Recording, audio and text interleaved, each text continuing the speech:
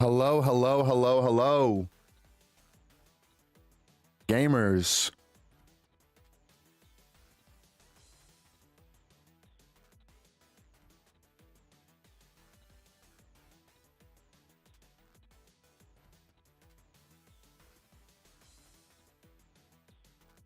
Welcome in, gamers. Anyone ready to watch some Nouns gameplay? I know the official broadcast is going on, but I don't know if they're going to be able to watch the Nouns games. They might end up watching some of the winner bracket stuff. And, you know, I want to watch some Nouns. Let's see if Nouns can break the 6th place Percy's. Who are they up against? They are going against Copy Babas. Copy Babas, they did pretty good. Let me show you guys a bracket real quick. Let me get you guys a bracket.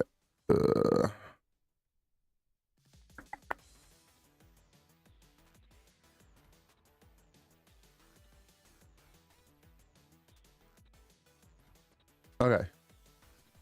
So where are we at? Nouns is in the lower bracket. Nouns got 2-0 against Yab Bingo earlier. I don't know how many of you guys watched that game, but Nouns kind of got picked up and put down by Yab Bingo. And they were the team that picked Buzz. I don't know why Nouns picked Buzz. I feel like Buzz is just not the Pokemon anymore that it used to be. All right, how's my hair look? Your hair looks great. Do you see Nouns picked Buzzswole and then lost? I don't really understand that. Why would they do that? It got nerfed. Maybe Gotlu. He's crazy. You know. Oh well, he's definitely crazy. But also, yeah, I don't know. Crazy good at the game. Potentially, allegedly. That was a question that Chris Heroes asked his chat. He said, "Who won the trade? Who do you think won that trade, Mr. Inger?"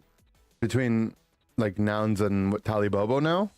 Tali Boo and Nouns. Yeah. I mean, based on the results, they both lost. They both got 2-0'd. They both. They'll come back, I believe. I mean, if they do come back, they're gonna have to go up against each other in the lower bracket, so that'll be funny. It will be very funny. I'm excited to see these matches today. I'm trying to make sure people add our spectators. Other than that, we have 2 hours to do so, though. They're prioritizing. I can tell you that Buzz is not it anymore. Like, there's no way teams were already considering not first picking Buzz last patch, and now it got giga nerfed, and they're still prioritizing it. Potato picked it in his game as well. So Yab Bingo game's already started. Tali Bobo RosterMania game's already started. It's just this Nouns game that is being held up for some reason. Oh no, they also started. We're just gonna be able to watch it very soon. Might have actually just happened. 5 isn't 5 the 5 is when it usually pops up. Just after 5. There it is. On Slim. On the Espeon. Oh, can you stream to me on Discord? Mm-hmm.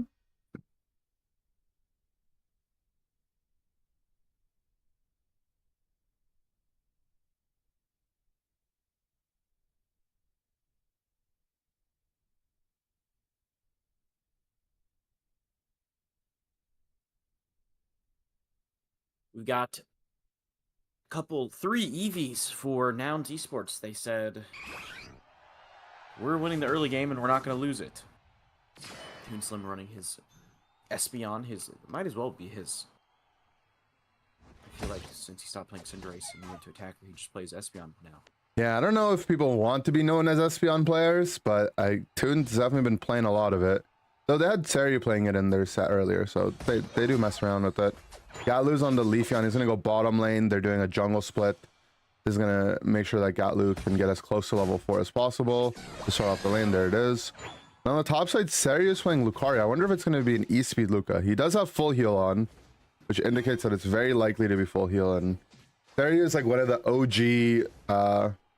OG E-Speed players. You know, like if we, in NA, we had Lutano, Overlord and ironically OG as like the original eSpeed players, Serio was doing the same thing in EU during that time. Like he's put thousands of games on the Mon.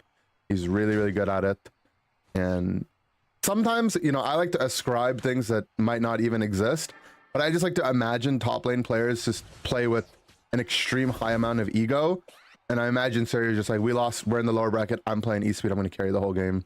That's what I like to picture went on in their comms. Sorry, I'm trying to ask you, just like when you do it again. Somehow I had audio yesterday, and now I don't. But maybe like the sounds next time. I don't know. If that's even possible. I haven't changed anything, so. No, okay, never mind then. All right. eSpeed though, yeah, you're right. It's a bit of a. I want to put the game into my own hands. Normally you'd see. I mean, Blissey is a bit of a support to really make that happen.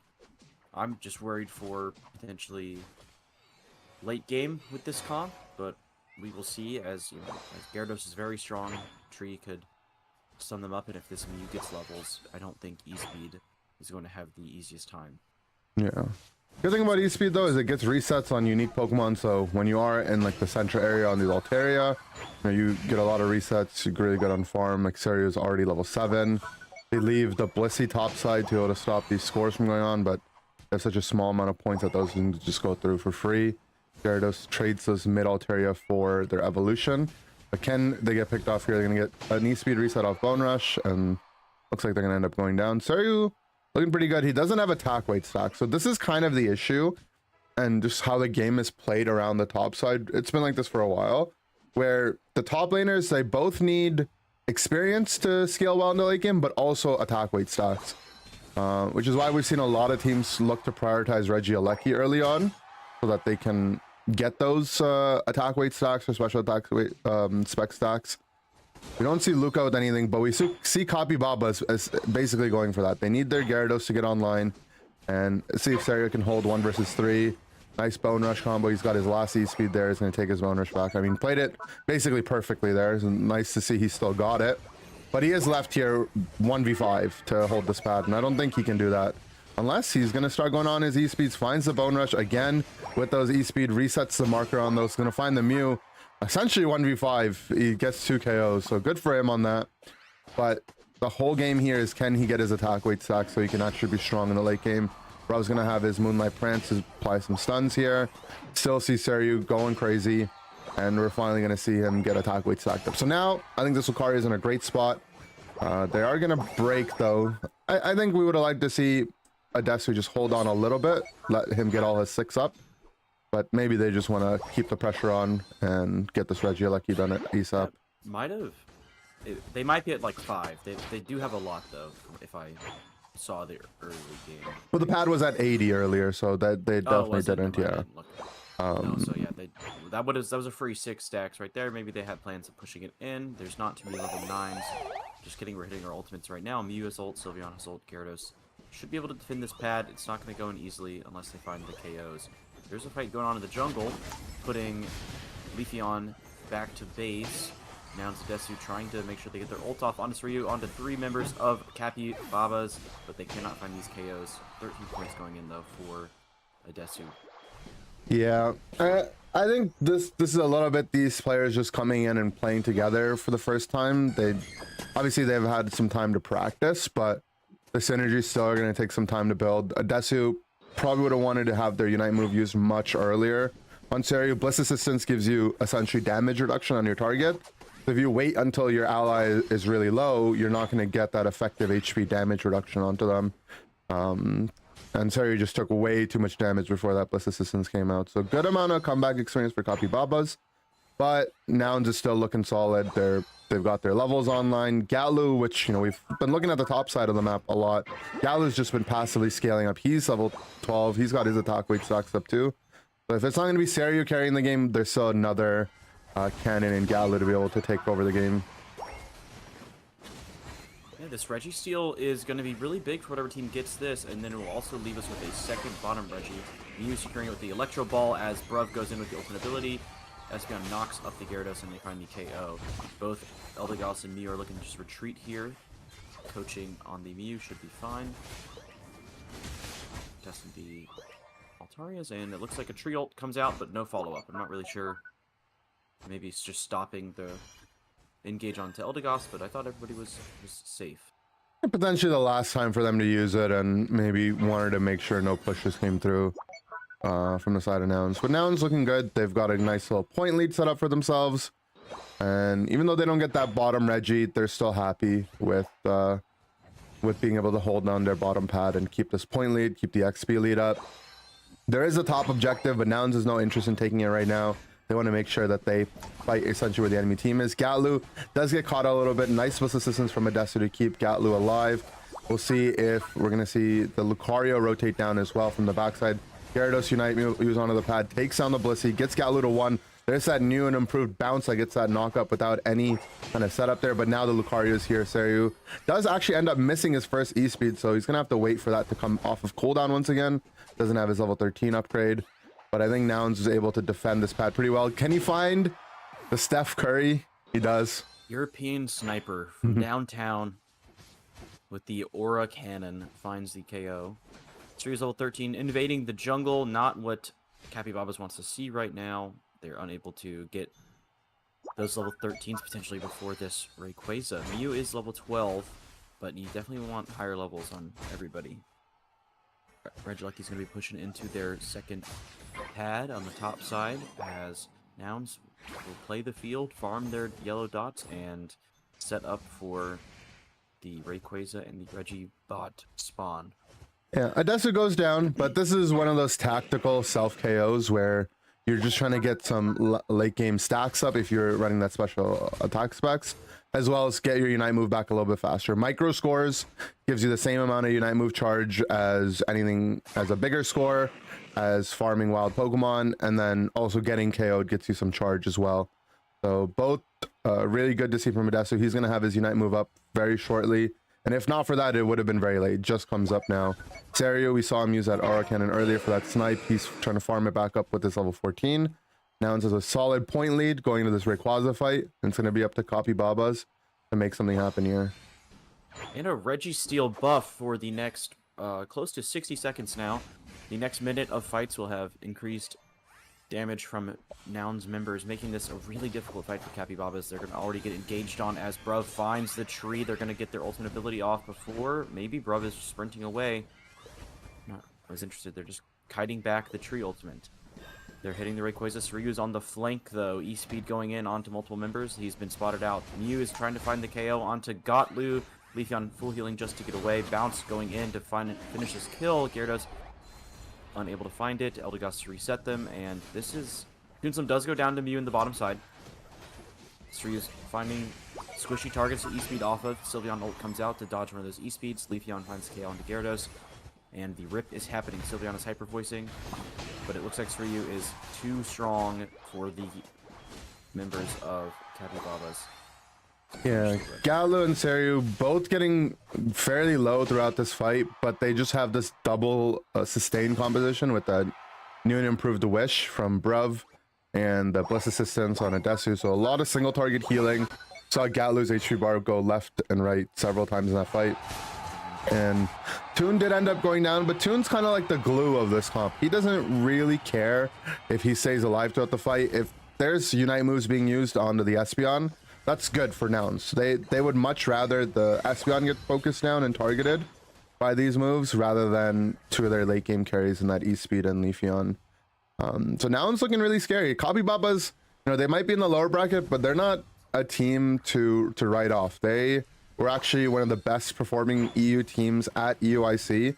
They made it through the Swiss bracket. They took down a bunch of really, really good teams, and they looked solid back in London. Definitely struggled a little bit to the E-Speed Seiryu Luca there. We'll see how they're able to adjust, if they want to maybe pick some defenders on the top side, something like a Blastoise or a Trevenant, which they did have the tree bottom, or maybe they just want to play a little bit strong in the early game, not let that Luca get online. Yeah, Toon might be the best stored power Espeon we have in the game. Fantastic gameplay. No, Nouns is playing really well there. That Ray fight, they had a Registeel because sometimes they're the main characters and they get the Reggie that they want. They won that fight. It was actually pretty close from Capybaras. They had some pretty good engages and found the pick onto Toon before they could get their ultimate ability off, but it just was too much to handle the E-Speed Lucario in the backline. What did you think about that draft overall with a bunch of cats and a dog in the top side? I mean, cat and dog comp, not bad.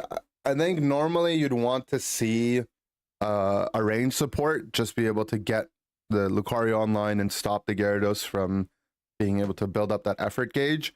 But it looks like Nouns went ahead and banned out the Hoopa. Looks like they were first picked, they banned Hoopa, ended up first picking the Leafeon, which made it through the draft.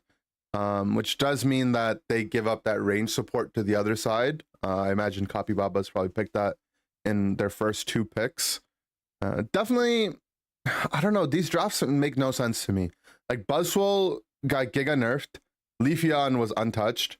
Prior to this patch, Buzz and Leaf were like the de facto strongest Pokemons of the patch. So if one of those 2 gets nerfed, why is Buzz still the one that's being chosen to be nerfed? I must imagine that these teams in scrims and just practice in general were playing a lot of Buzz and they probably thought it was still fine. But Buzzwole is one of these Pokemons that has the effect that when you're playing really tight, it's much harder to get value out of, right? Like if people are anticipating the eject combos, if they have good spacing, they're not going to get engaged on, they don't, throw away the early laning phase. It's really hard for the Buzz to come online, and that usually only happens in tournament play. So I don't know. I want to see these teams get away from Buzz. I don't think that is a sustainable way to draft. Or I want to see one of them actually pick it and dominate and show us why it's that good. I haven't seen it yet, though. Yeah, Gyarados, though, seeing a lot of play across all regions. I expect it to be like a top pick. Not exactly a ban, though. Or could you ban not Buzzwole and ban Gyarados away? What are your thoughts on that? I don't know if Gyarados can warrant a ban, just because there's also Blaziken. Right, both of those Pokemon feel equally as good, but I guess we haven't seen the meta get fully tested yet. If Blaziken or Gyarados are, if there's one clear outlier there, and then there's obviously things like Zoroark, which, we saw the Japanese teams that are banning it out because it's so strong. I don't know how it's gonna evolve in EU, but I know once we get to the NA games, we're gonna see some Zoroark bans. We're gonna see some Zoroark picks early on as well, just because that Pokemon is ridiculous. I do think he evolves the same way in EU, but I like at level 5, but I could be wrong. But there's daylight savings issues, so daylight savings issues, so he's like a level 6 maybe. Sometimes, yeah. I think Gyarados versus Blaziken, the Flash ultimate move on Gyarados is so strong. It just is huge AoE, and I'm expecting to see more Gyarados, but maybe some of these EU teams just don't have like a pocket Blaziken ready. I don't know. I'm not really sure. I do think it is a comfy diff too with Blaziken. That's what I always see the Twitter clips as, where it's like there's a Blaziken player who has a comfy ulting them and grass nodding and everything. Yeah, I think the comfy pocket can be good with Blaziken.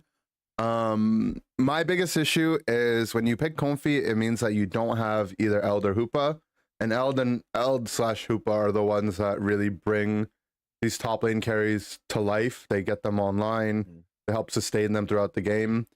Comfy, you do kind of, forego some early game strength. So it's a give and take situation. Definitely, it can be strong. Personally, though, I'm not a huge fan of Comfy Blaziken. Obviously, if the Blaziken's huge, it can carry in the late game regardless. But there's just something about the way that those Mons play. Like, I feel like Blaziken oftentimes wants to be on its own in the off lane, taking 1v1s, which means that the Comfy is going to be with the 4-man, right? The rest of the team. And then you also need to have a good Comfy target there. Whereas, like, when you're Comfy Zoro, the Zoro wants to be in the 4-man. The Zoro just wants to be fighting. They want to be in the enemy jungle. They want to go infinite, basically. So we'll see. I mean, I just want to see some Blaze. So if it needs the Comfy to get online, I'm down.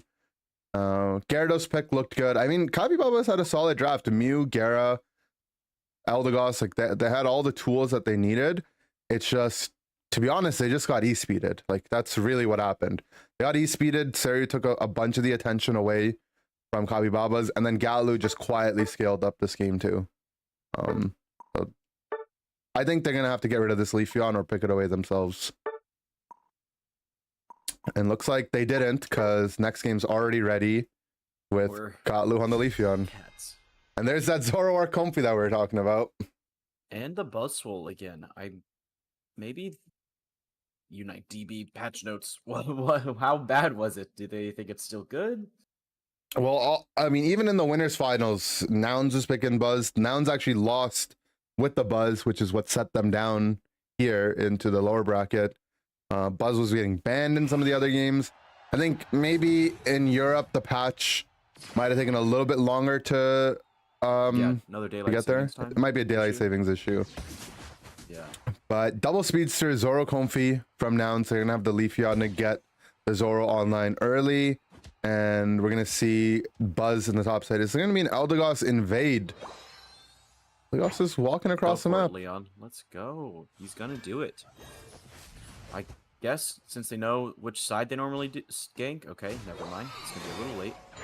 That's like me on my way to work. Leon just scouting. And I do think Buzzwole's going to go down here. Oh, no, Mystical Fire is here to stop this engage. Leafeon's half HP. Gatlu. Oh, wow. Gatlu going down from the Mystical Fire. And Buzzwole's going to get a bunch of stacks here, and that's going to be very tough for Nouns Esports to deal with later.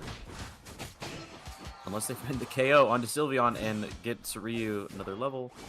This is an interesting A-Ram up top right now. Yeah, a little bit of a fiesta up here. I don't know what Leon's intention was with that invade, but he definitely confused us and Nouns as Capybaba was able to pick up some early KOs. Overstay their welcome, though. The Buzz going to end up going down.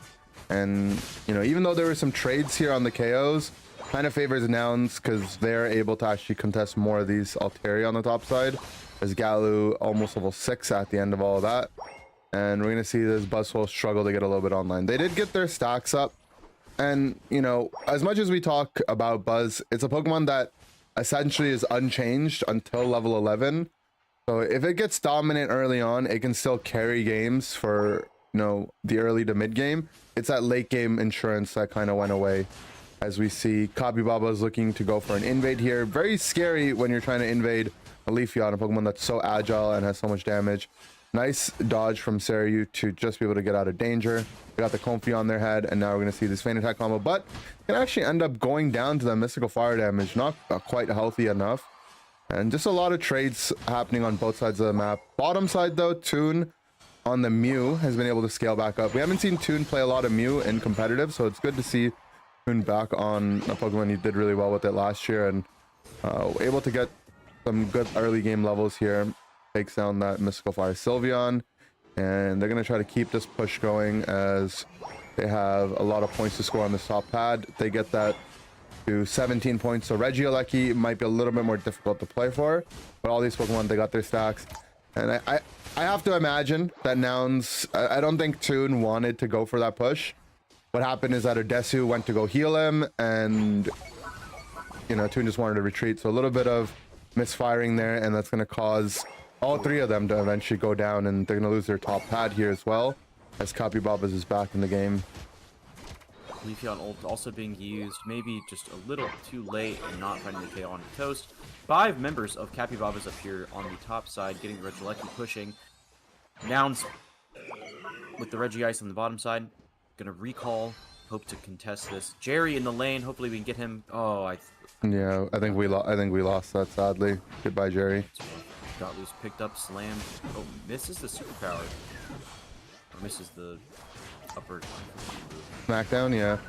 And Nouns is, you know, they are getting buzzed. So I feel like I'm in like reverse land now, where last patch I was screaming how broken Buzzwole is, and teams weren't picking it, and now I don't think the Pokemon's good, and it's looking like it's doing all right. But to be honest, Nouns draft is difficult to play into Buzz when you have these double speedsters. You know, Buzz is just a little bit too tanky of an all-rounder, and has that priority on their stud moves.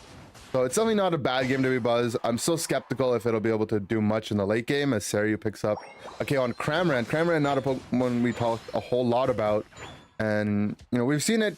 Yeetfan in NA likes to play it a lot. You know, he's kind of like almost like a 2-trick in a way where he plays either Inteleon and if Inteleon's picked away, he goes for that Cram. So I'm not sure if Copybobbas is a similar case here. Not too much of a fan of the Pokemon, but I've seen what Yeet can do with it.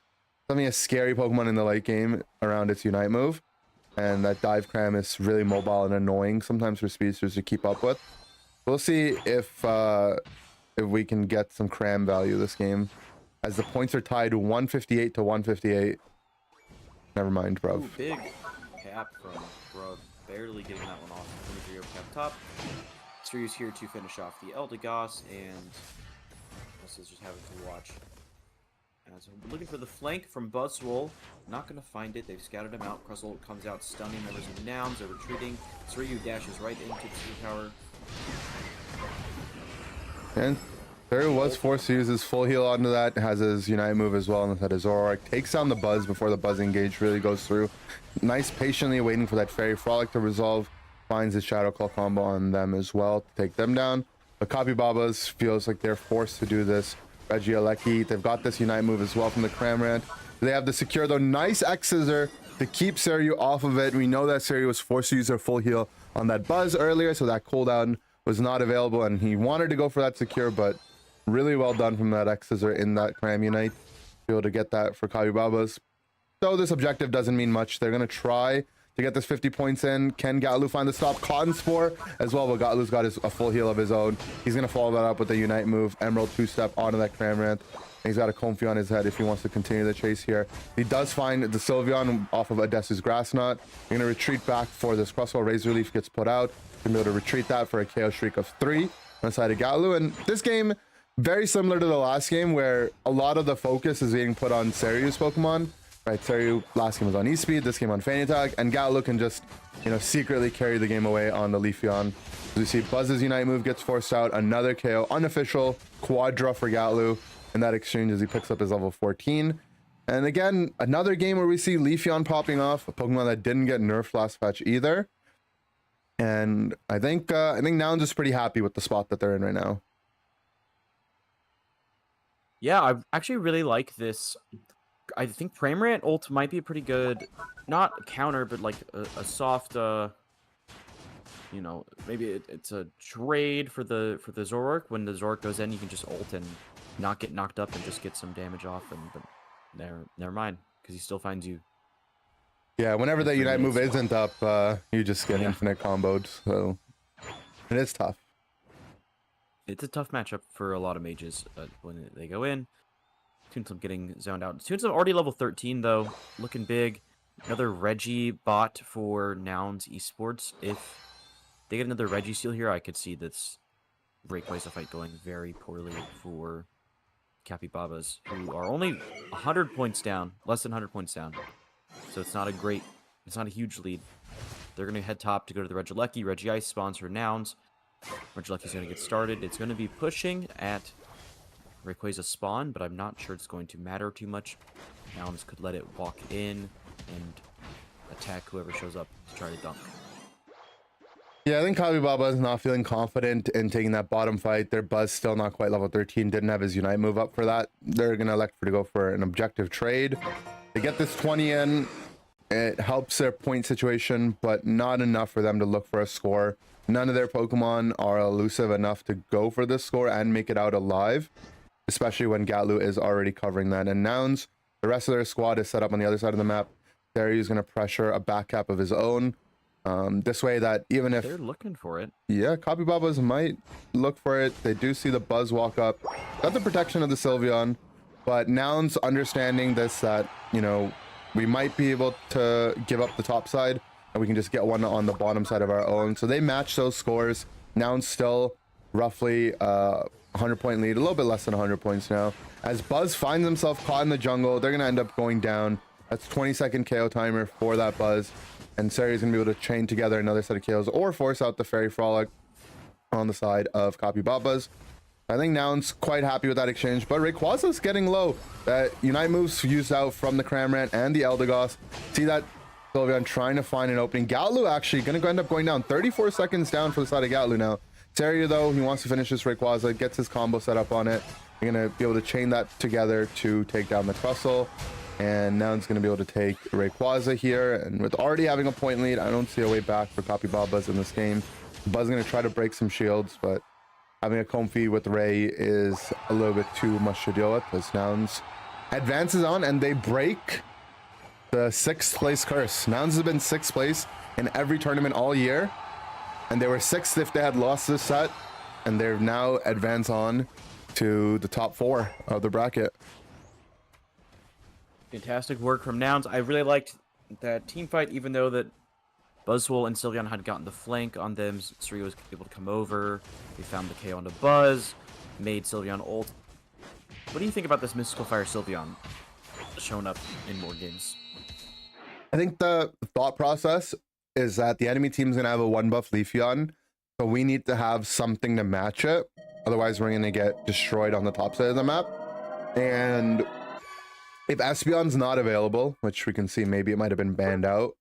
No, it wasn't. Maybe I think I would have preferred just an Espeon over Mystical Fire Sylve, but regardless, maybe they picked the Sylve. That's a Pokemon they're more comfortable on to match that early game from Leafeon. And if you go Hyper Voice into Double Speedster, you're going to have a bad time. They're just going to always be able to dodge your Hyper Voice very easily. You're not going to have any mobility. So I guess that's where the Mystical Fire wants to come into play.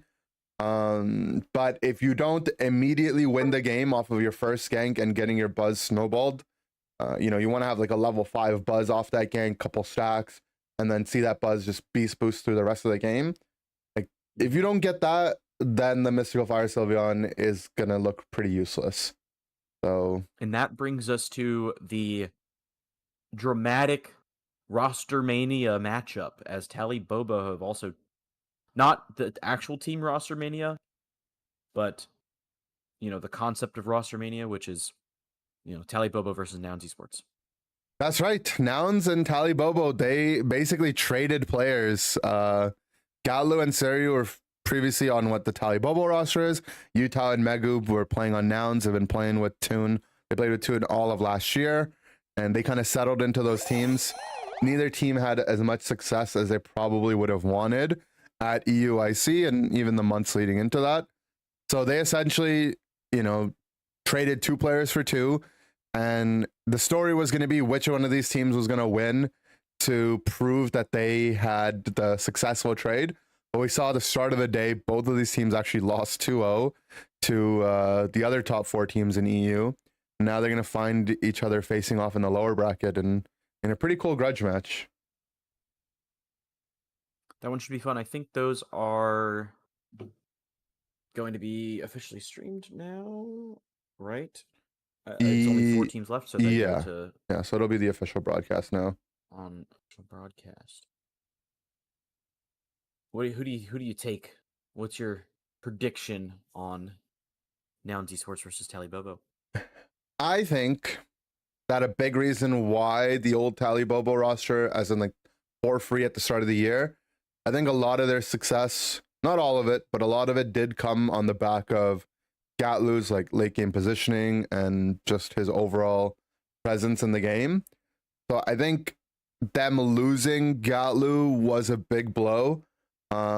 As for Nouns, they didn't have much success throughout the year anyways, right? So if you think about it, Nouns already has improved, right? They've been sixth all season. Now they're top 4. Whereas for free, which was Tali Bobo, had actually won in February with Gatlu and Serio. So I think just results oriented, it's easy to say that Nouns is the improved team.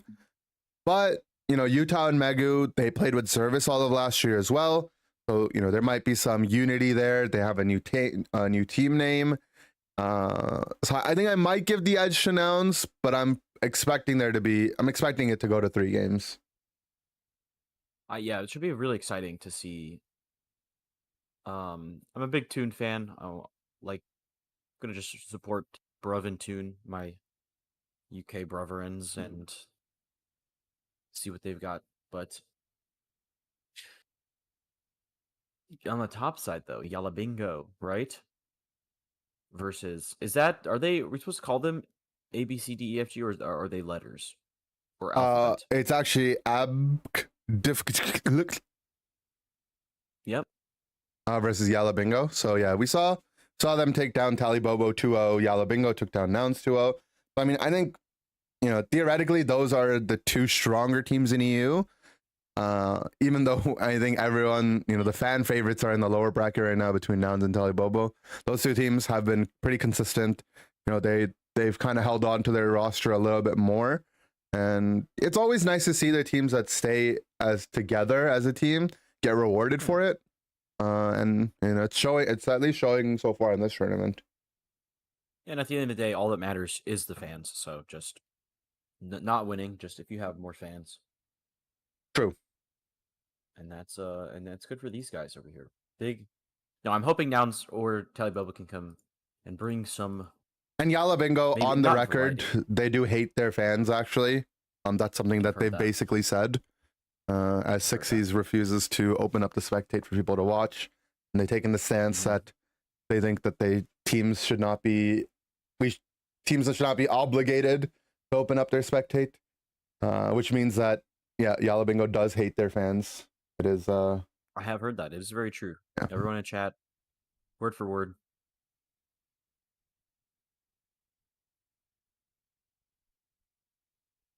Yeah, it's messed up.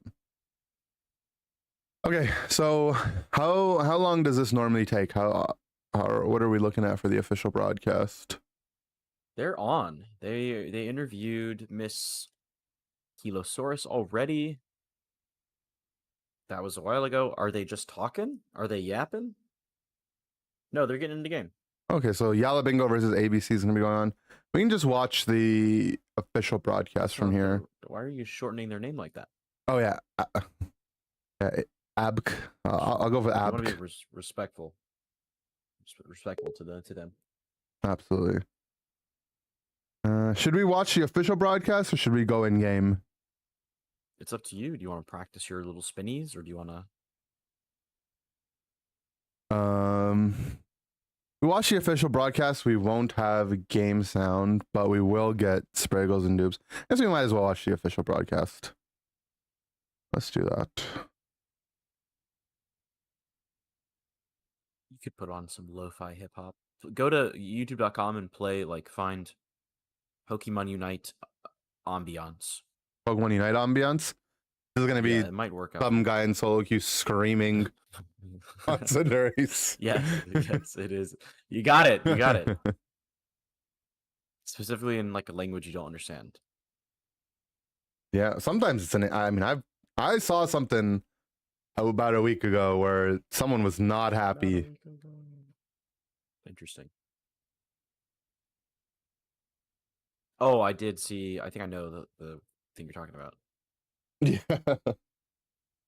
Very sad. Yeah, don't use bad words in the children's video game, guys. It's not very nice. Don't use bad words at all.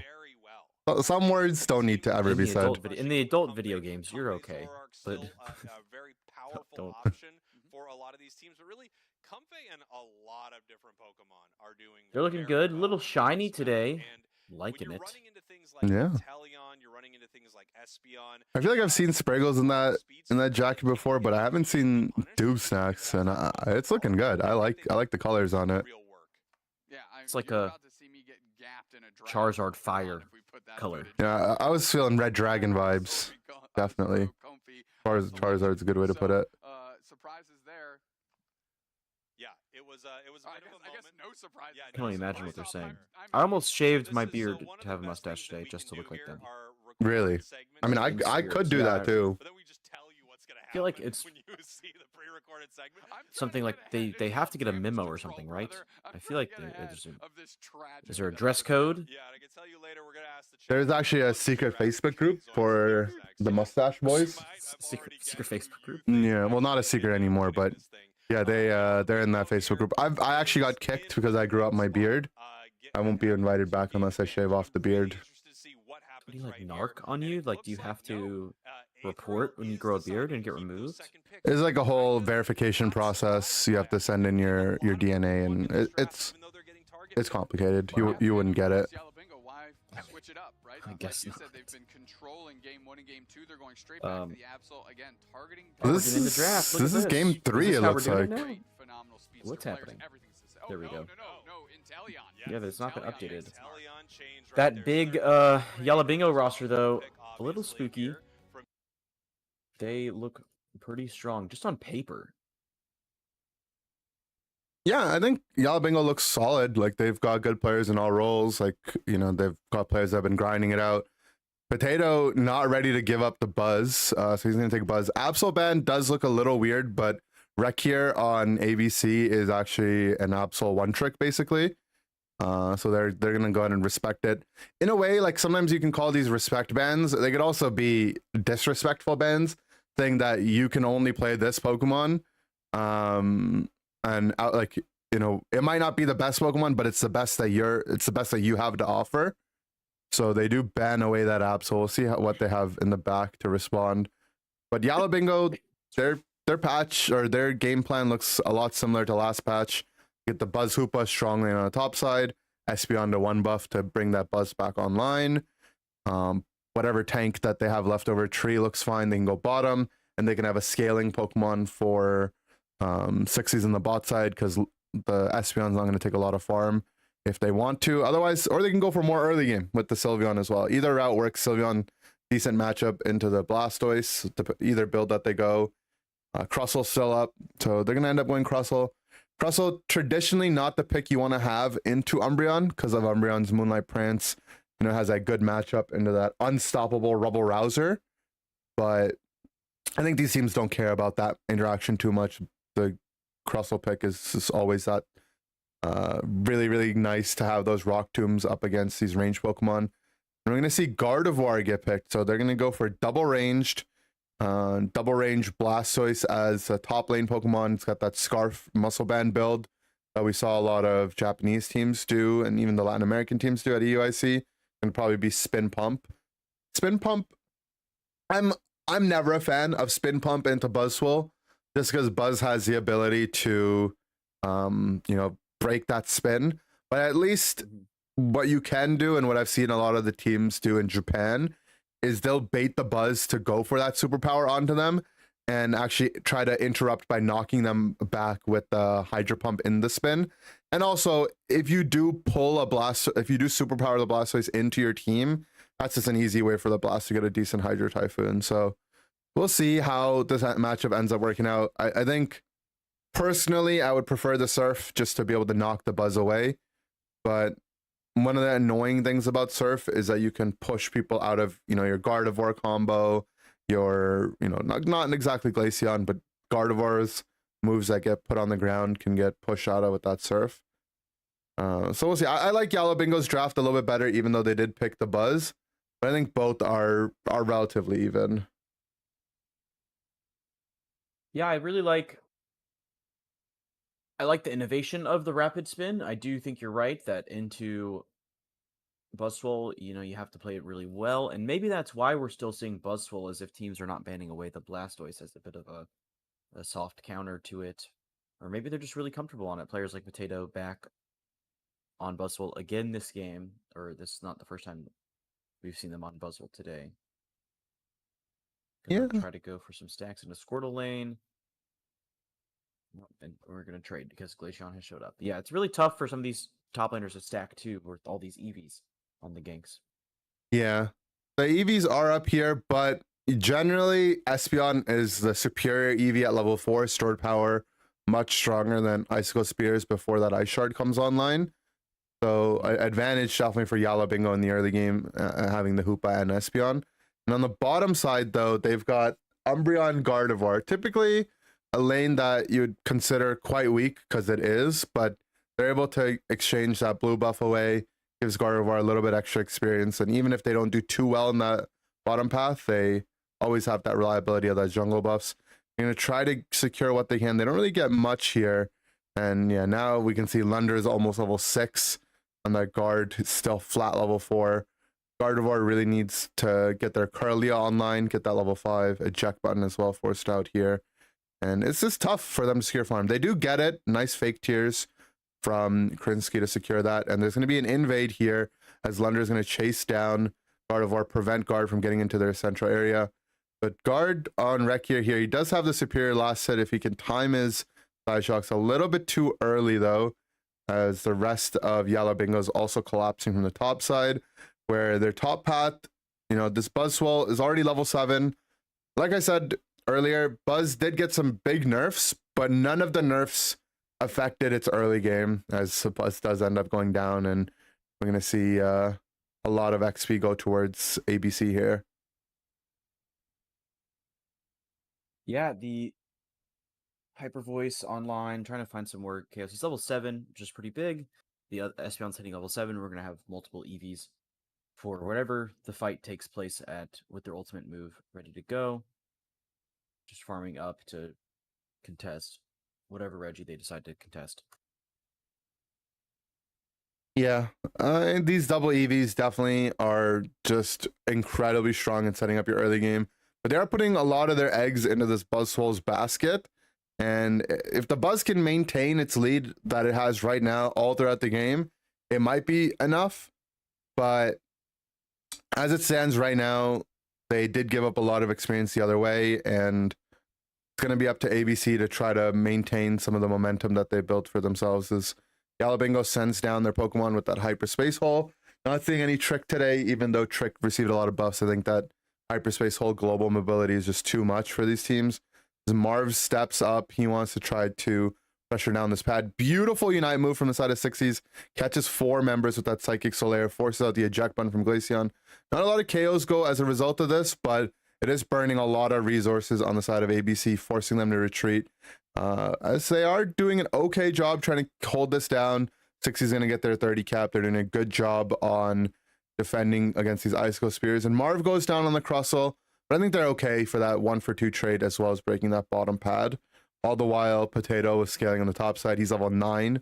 They're level 7 on Blastoise on the enemy side as well. Yellow Bingo looking really dominant in what is game number 3 here of the winners finals. 127-3. It doesn't. You don't want to see anything. You know, 3 points, right? They shouldn't have let those in, but it's fine. They got the rip going on to Regieleki to try to get anything going here. Gardevoir's in the bush waiting for members of Yellow Bingo to group up for potentially a great Fairy Singularity. It does, or sorry, wrong ultimate move, but they don't find the KOs. They're getting ulted by Buzzwole. 40s are going in. Big overcap as Espeon finds the KO. I'm not sure that ABCD have a great way back into this game, even with all those Ondinos spawning on their side. I think Yellow Bingo have been doing a pretty good job of making their way over there and taking some of that XP. Yeah, Yellow Bingos, they haven't really taken the foot off the gas here, but if they've got a way back into this game, it's off of that Fairy Singularity from the Gardevoir that you mentioned. If they can get in position to have anyone hold, they can't. And they're still going to try to go with the Glacial stage. Glaceon's here a little bit early, still waiting on the rest of their team to rotate up. And looks like maybe a little bit of miscommunication from ABC. They're not able to find a footing to defend this top pad. They're looking at being down 292-3. But this Fairy Singularity, Gardevoir's Unite move is one of the lowest Unite move cooldowns in the game. So if they can try to use one right now, get a positive trade, just win some experience, and then farm it back up and do it again, that might be their way back in the game, as kind of jinx them. Wreck here a little bit off the mark, doesn't actually land on anyone. Gonna get caught by the Buzz as well. And, you know, Buzzwole against squishy Pokemon, definitely essentially unchanged. You're gonna die in the first part of the Buzz's combo. It's just as strong as a Pokemon as it ever was. It's really just that, you know, Buzz going infinite on the tanks in the late game and the tankier Pokemon. That was the biggest change. And if Potato is going to be level 11 with attack weight stacks into a bunch of squishies that don't have ejects, don't have Unite moves up, still going to be able to make this Pokemon look solid. I mean, maybe this is why, maybe games like this are why the Buzz is still getting banned out in EU. And we'll see. I want to see some of these other teams have an answer to it. I think there's definitely a lot of answers to it. But so far, the Buzz is just looking dominant. Yeah, I expected to see less of this, maybe more Blastoise bans too. I'm not really sure. I'll have to look at what top laners are doing. More Blaziken because we've been talking about that. But they go on to Potato. Potato barely getting KO'd before they finish the reset. It's going to be tough for ABCD to finish more KOs off and get this Regilucky off in time. Let's see if they can secure, and Icicle Spear does it for them. Besides getting completely KO'd by the enemy team, do you think they have a way back into this game, even with that Regilucky's not going to really give them anything? There's always a way back in Pokemon Unite. The point lead is not insurmountable for sure. It's not like their draft is that bad in the late game. But the problem with their draft is that they really need their late game levels, and they can't afford the enemy team to get as strong as they have. That being said, though, Potato's only level 12, and a really dominant game might inch towards level 13. But level 13s are pretty standard for the winning side team. It's when they get into that 14, maybe even 15 territory where it gets really scary.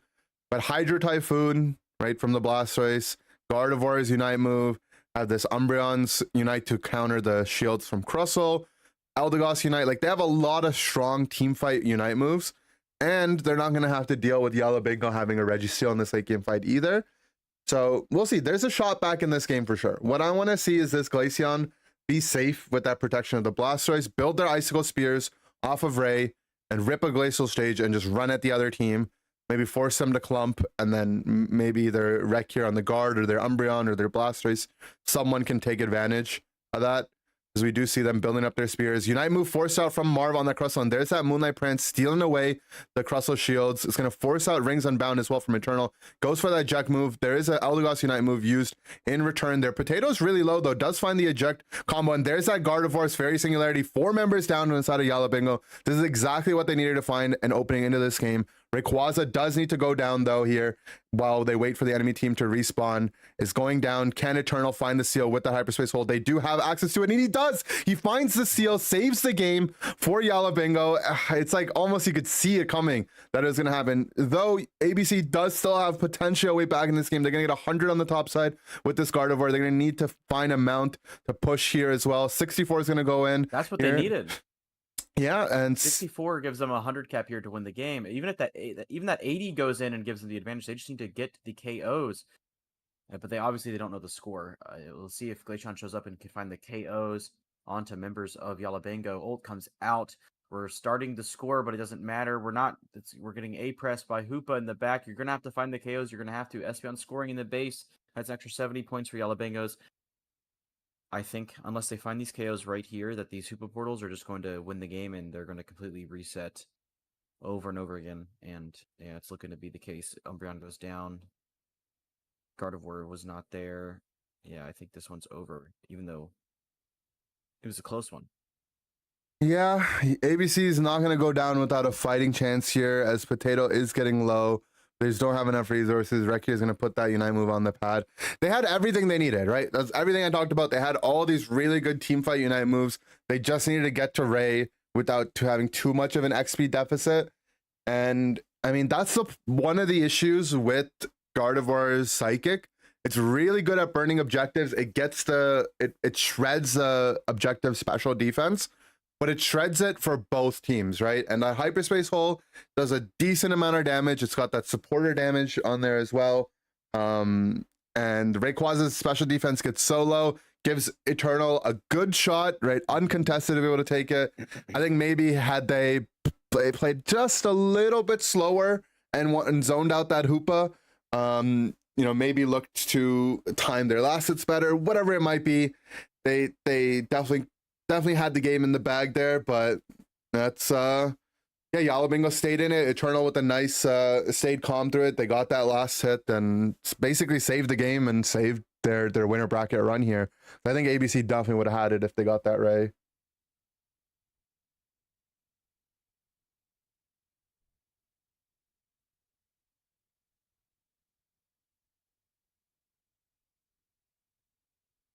Let's see if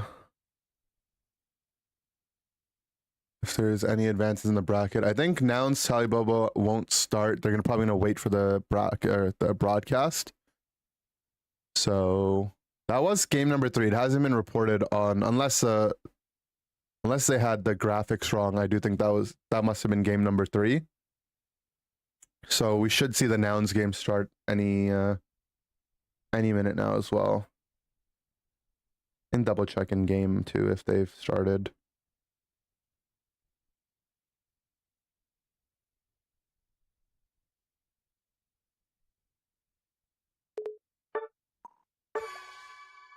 Crazy game though.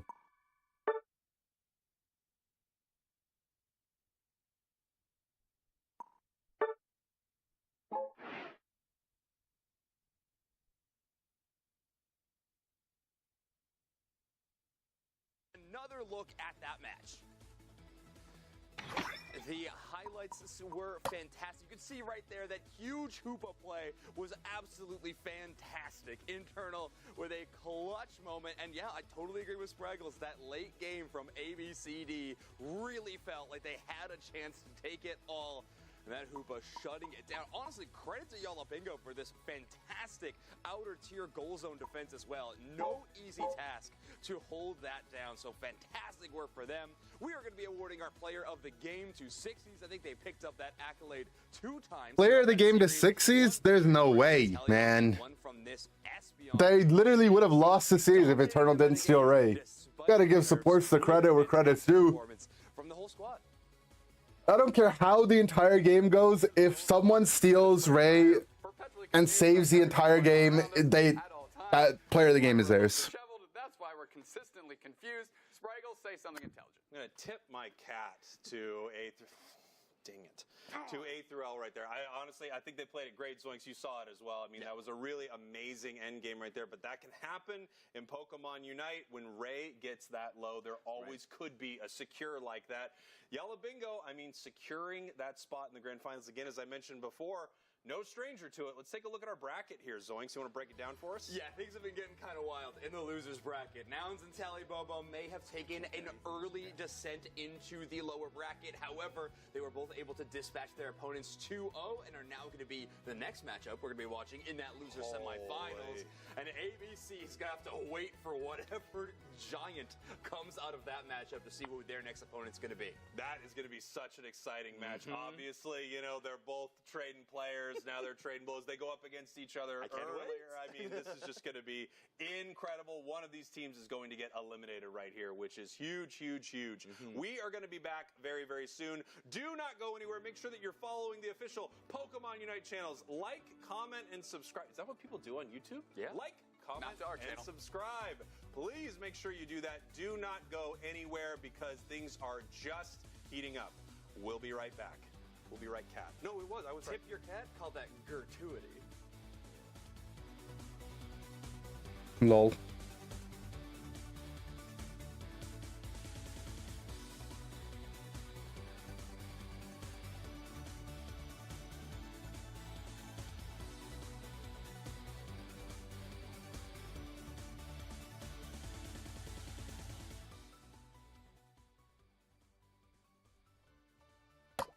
So Nouns, Tali Bobo has their game started. They haven't started yet, no.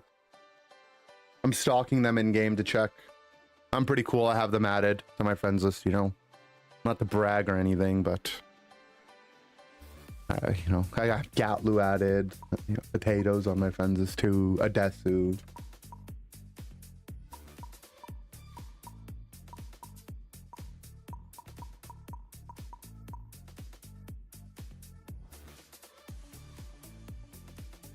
You have Ender? Oh, that guy sucks.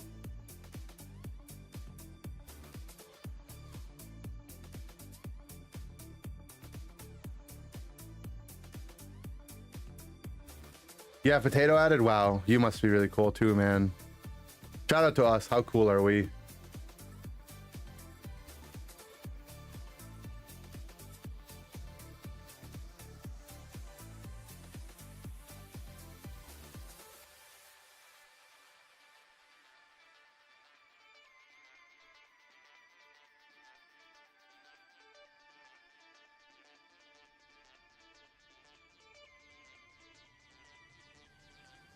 How many times have they shown this? What are they doing? It's just on loop with 60s capping 30.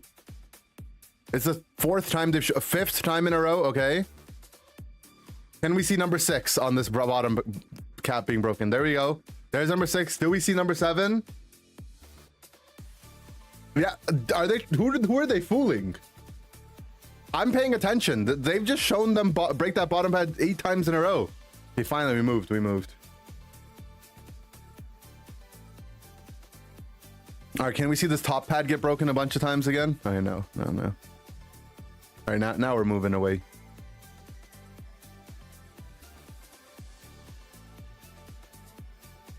Yeah, I mean, if you added up all his points, he scored like 210 there in like 30 seconds. Okay, so how does this rate? How do they actually lose this? I mean, we just Blastoise ulted a little too early and didn't have the. I mean, there's no way they should lose that. But Pokemon Unite.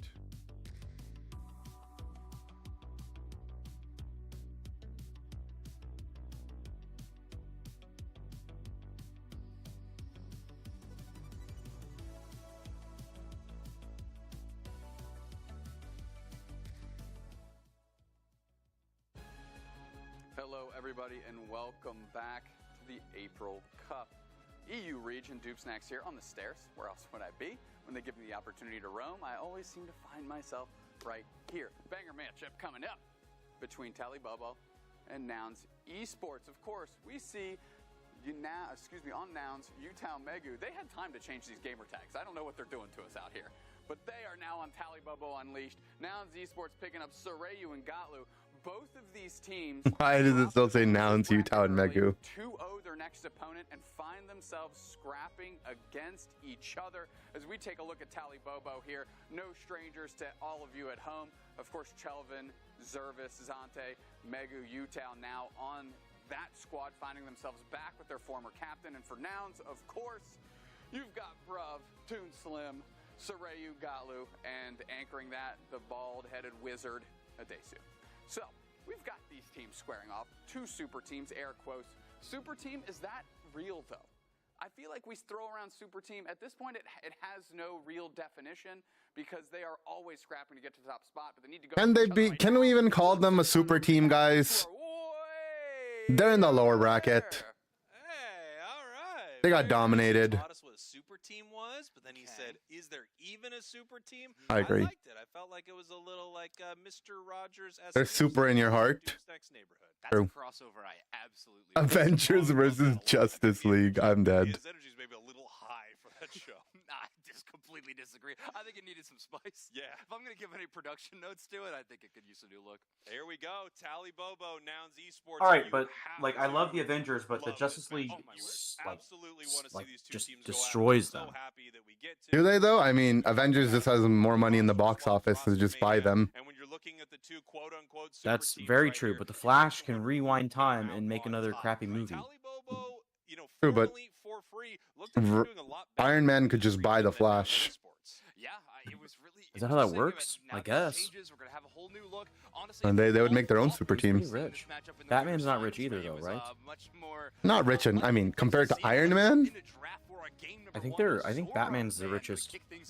Yeah, I know that Iron Nouns Man. has been toying around Money. a lot with Zoroark Comface. They're saying I don't know. If you judge based on Halloween, more people dress up as Iron Man than they do Batman. That's all I'm saying. Wait, okay, so Batman has an estimated wealth of 100 billion. Iron Man's is only 80 billion. But Aquaman's is apparently 150 trillion. So I mean, Jason Momoa is a good-looking guy, so that makes He's sense. very handsome guy. And there it is. It has been selected. But enough about Our first 2 selections on Now Esports are going to underwater and still people considering this as they lock in Blastoise. does open the option for a lot of very powerful speedsters for Another Sorayu to Blastoise handle, but Buzzwole they top do lane. not You know, have I guess just we the just Zoroark this connection. might They got be a the lot of norm for eyeballs NA, they maybe bring too. to I'm not really sure. Is Instead, Zoroark they banned? bounce on over to an early Sylveon right here. That's an interesting choice. Yeah, Mewtwo on the other banned. side. Zoroark did get banned though. That's what we were talking about earlier, right? I really feel like the teams that have the good Zoro players are gonna bait out some of these bans. So Tali Bobo actually bans that away. We'll see what Seryu wants to try to carry with this game. We saw him play the E-Speed. Galu's probably going to be on that Blastoise. Galu's got a lot of Blastoise practice. I think Seiryu does have the Eevee right now on, but Nouns is a late game Pokemon, right? And they have Defender topside and an Eevee in the central area. Your last pick has to be something that gets you that late game carry potential. Otherwise, you know, you're gonna get to this Ray fight and you're gonna get outscaled. So let's see, what do they have in mind? Pretty standard draft from Tali Bobo. And I'll pick Blaziken. That's a carry Pokemon. That's something you can definitely carry with. And this is what I was talking about. Blaziken, Gyarados being those like premier top lane carries in the new patch. I think Buzzwole being left behind a little. And yeah, I think probably we'll see Toon and Seiryu swap those. There it is. I'm excited to see this. Utah and Mega's just commitment to the bit. All right, just picking, you know, whatever anime is popular out there and just going with it. I hate it. I can't stand it. They're comedians at heart. They understand comedy. They should have at least gone for like Batman, Iron Man, you know? Okay, actually, you know what? We should change our names to those, or make a Smurf account. Batman, Iron Man. Batman and Iron Man, and we only play. Is there like a money champion? Who is it? I'm trying to think. The EX Pokemon. EX Pokemon. We play the Flash, and I only extreme speed. All right, and then. What else is who's like another superhero? Aquaman. Aquaman, and then who's like a Gyarados? Maybe? Or you Yeah. play water types. Yeah, you go underwater. Yeah, Aquaman notorious for going underwater.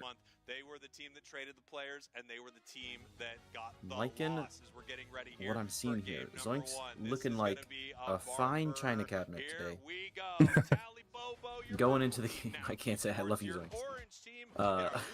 Buzzwole and Eldegoss heading to the top lane. We expect to see.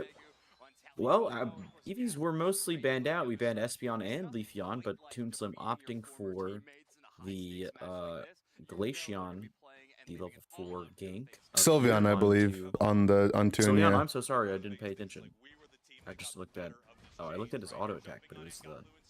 They use the same animations. Give me a break. It's all good. Nice eject combo from Gatlu, eject into Skull Bash, able to pick up that KO on the Buzz, and that's what makes Blastoise so much of a threat in the early game. You have those early KOs that you can set up. They have Astonish as well to combo on the back of that, and yeah, this is how you shut down a Buzzwole. You have the superior range support in the Hoopa matchup. You have a strong defender in the early game like Blastoise, and then you also have the one buff going on the top side as well. So nicely done by Nouns. They're able to get online here. They're gonna bring Seiryu up as well, who got some split jungle, and now they want to do this 4-player rotation. They want to get these attack weight stacks built up after this. They're gonna not even focus too hard on the Altaria. Gatlu finds another pick, nice hole as well from Adesu to bring Gatlu back. And they're not ready to give up yet. They need these attack weight stacks. Eject combo from Seiryu. Tries to find that Blaze Kick. But they're getting really low. Felstringer onto Gatlu. Picks up KO from the side of Megu, I think that is. And they're able to get that Beast Boost online and chain together a couple KOs. And Utah and Megu definitely looking to get their revenge, you know, against Nouns. I'm not too sure if this Buzz is going to be able to carry like we did see in that game where Potato did really well with it. But at least Tali Bobo's got something to write home about here. Yeah, you know, they went for that 4 versus 2 in the top side, and unfortunately when you have some awkward teenage starters, Combuskin and Wartortle, not exactly known for their damage. Once they evolve, though, they should be better off with pushing those pads, but Buzzwole, you know, strong base level Pokemon, able to defend that push, even with a very high level Hoopa and not even an Eldegoss. They were still the Gossifleur, that is, yeah. Gossifleur, yeah. Candles making their way up top, looking for anybody, but Adesu has spotted out Chandelure, overheat onto the Altarias, and it doesn't matter. Oh, big secure actually from Nouns on the big Altaria there, and that was making that not that bad of a trade. Yeah, Desu doing a good job getting that vision early on. And Nouns, you know, they did go down on that top pad a little bit earlier, but they've been winning a lot of the neutral farms, so they are up on experience. The Seryu's level 8 with his bottom objective here. He's got his fire punch over the wall. Nice attempt from Bruv on that Woodhammer eject. A little bit off the mark. He's going to go down to an Electro Ball on the side of the Mew, though.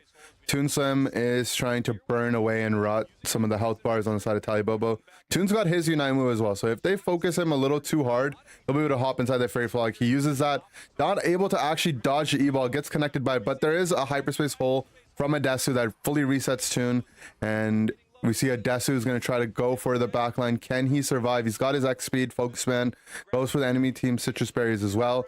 Reggie Rock gets reset. And I think Nouns not too disappointed with the outcome of how this plays out. They do have a good secure if their Blaziken was in position, but they're not quite there. Reggie Rock's gonna go to the side of Tali Bobo.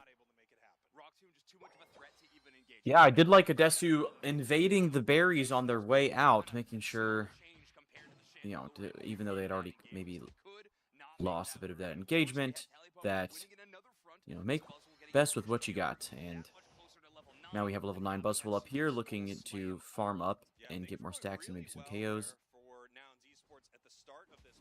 Tali Bobo looking strong in this current setup with that Reggie Rock buff for this Regieleki engagement. I'm not really sure. Tree and Crustle are farming alone in the bottom lane, leaving just a 4v4. We have ultimate abilities on no one on the side of Nouns, but Tali Bobo has the Candle ultimate and the Buzzwole ultimate for this fight. Let's see if they use them. They don't even have to use them to get that Regieleki.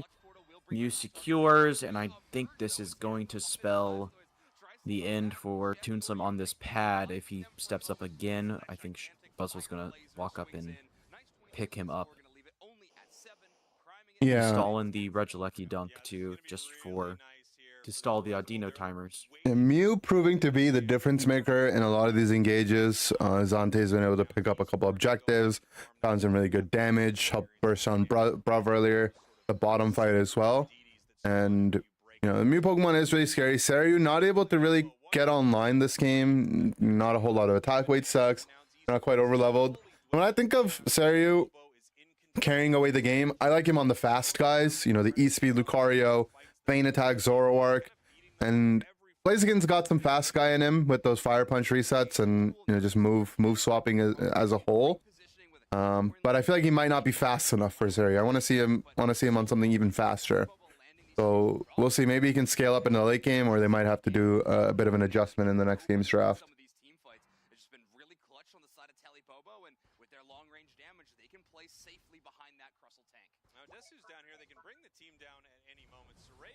They have the rings unbound to be able to bring down their team, though. Seryu's getting really low. Nice eject onto the Candle, though, but he's going to end up going down. There's a good Candle Unite move on the side of Utah there. Desu is getting down really low. He's got his Focus Band up, but not enough to bring down Utah. That does open up enough space for Toon to bring down this bottom Reggie. First objective of the game for Nouns Esports here, finally, as Toon gets that Reggie steal. And, you know, Nouns, it looks like they've been taking a beating this game, because they kind of have. But at the same time, they've been doing a good job on the neutral farm. Their XP is still looking good. Toon's the highest level in the game, level 12 on the Sylveon. Seryu's keeping up on their experience. Galu's not too far behind either. They have a good late game team fight composition as well. So if they keep their levels up, they can still win the Ray fight, kind of like we saw in that Yab Bingo ABC series earlier, where Yab Bingo was dominant throughout the game for sure. But ABC stuck through it. They had those, you know, big team fight unites like that Hydro Typhoon and whatnot that brought them back in the late game. And if it wasn't for a 1 versus 4 Ray steal, ABC would have had that game as well. Nice eject Woodhammer combo. It chains the Horn Leech from Bruv. Beautifully done by Bruv to catch out this Mew. Zante's been a real pest this game. But this Rock Tomb from the Crustle is so good at defending pads. You're going to be able to force down the Crustle to go down. They do run out of resources. Use that hyperspace hole for some mobility. The plus upgrade gives you some movement speed to kite away. Desu does go down at the end of all that. But I think Nouns still not too unhappy with that exchange. They get a lot of experience their way. The Mew goes down. Mew's probably not going to be able to hit level 13 here. Mew's level 13 gives them a huge bonus to their special attack.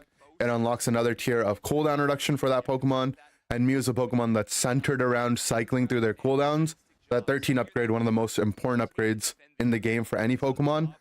And all of that being said, Toon's level 14, still the highest level Pokemon in the game. Sylveon, not your typical late game carry that you see, especially into a Pokemon like Buzzwole that can just grab you out of your Hyper Voice. But if Toon can dodge and stay away from this Buzz, he should be able to put out an incredible amount of damage. Yeah, as we go into the 2-minute mark, both teams looking for their positioning at the Ray Pit. They don't want to get too poked out by those candles overheats and those Mew solar beams. A good wall here. Toonslim maybe going to get hit by a... No solar beam to follow up the good Rock Tomb. Buzzwole in the top side looking to engage onto Blastoise. Finds him, gets surfed away off the pad, and is just defending their pad. I don't think Nouns Esports has a way into a back cap scenario. They'd have to potentially go for both back caps and maybe do a Hoopa ult portal in the middle to bait Tali Bobo in. Tali Bobo goes in, Chelvin getting really low, but having to use their Crustle Unite move to get out. Gotlu getting exerted into the fight and gets knocked out with a Mew boosted auto. Adesu has the ult out for the rest of Nouns to come back in, but Electro Ball and boosted auto finds the... Oh, huge invincible from reverting back to their normal Hoopa form to save their life and get the reset. Nouns starts the rip. Soryu level 14.5, doing a lot of damage to Rayquaza. Hyper Voice is on there as well. Sylveon flashing over the wall, getting picked up by Buzzwole though. The rest of Tali Bobo coming in for the pit. Let's see who can get this. And it goes over to a Blaziken boosted auto attack, I think. Or just an auto attack, sorry. The rest of Nouns looking to score. They're going to need at least 2. Mew on the top side looking to get 100 in, but Blastoise stops him, and the rest of Nouns should be able to score here and put this game... Oh, never mind. No, shields have been broken. Soryu and Bruv not able to find their score. Blastoise on the top should have their shield still. I hope they would pan over there and look. Blastoise getting their score, and perfect. Blastoise wins with that 100 dunk. Mew unable to break that shield in time. Good game from Nouns Esports, and good Ray secured from them. Yeah, that fight started off by Nouns. You know, they constantly was looking for that back cap. You wanted to force the Buzz to really be isolated on the top side. Come back through that fight with that Rings and Mount from the Hoopa. But Gotlu ended up going down to, you know, the Crustle and the likes of Tali Bobo before he got his Hydro Typhoon up. Regardless, though, Toon was level 14, got a lot of damage on the Ray before he ended up going down. And once that Ray gets that, you know, 40 to 30% range, it's really going to come down to the side that has the better secure. And Soryu had a good overheat on. He didn't actually end up securing it with that overheat, like you said. He did need a basic attack right after it. But Nouns, regardless, they're able to get it, able to put in those points. Gotlu with that game-winning score on the top side as well. And difficult game for Nouns, but they're able to bounce back in the end, and they do take game number 1. I want to see how close it was on Blastoise getting that shield. That it had to have been really close, right? With So Blastoise just respawning? Yeah, just respawning and having to like lose their invincibility so they can get the shield. Because you can be alive but not get the shield because of the whatever the invincibility from your respawn. That's right. Yeah, it does cut it a little close, and that was Adesu just getting lucky there on that boosted auto to live as their high frame times out. And Gotlu, we don't get to see when he respawns to get that, but thankfully he did get his shield, and that's all he needed to win them the game there.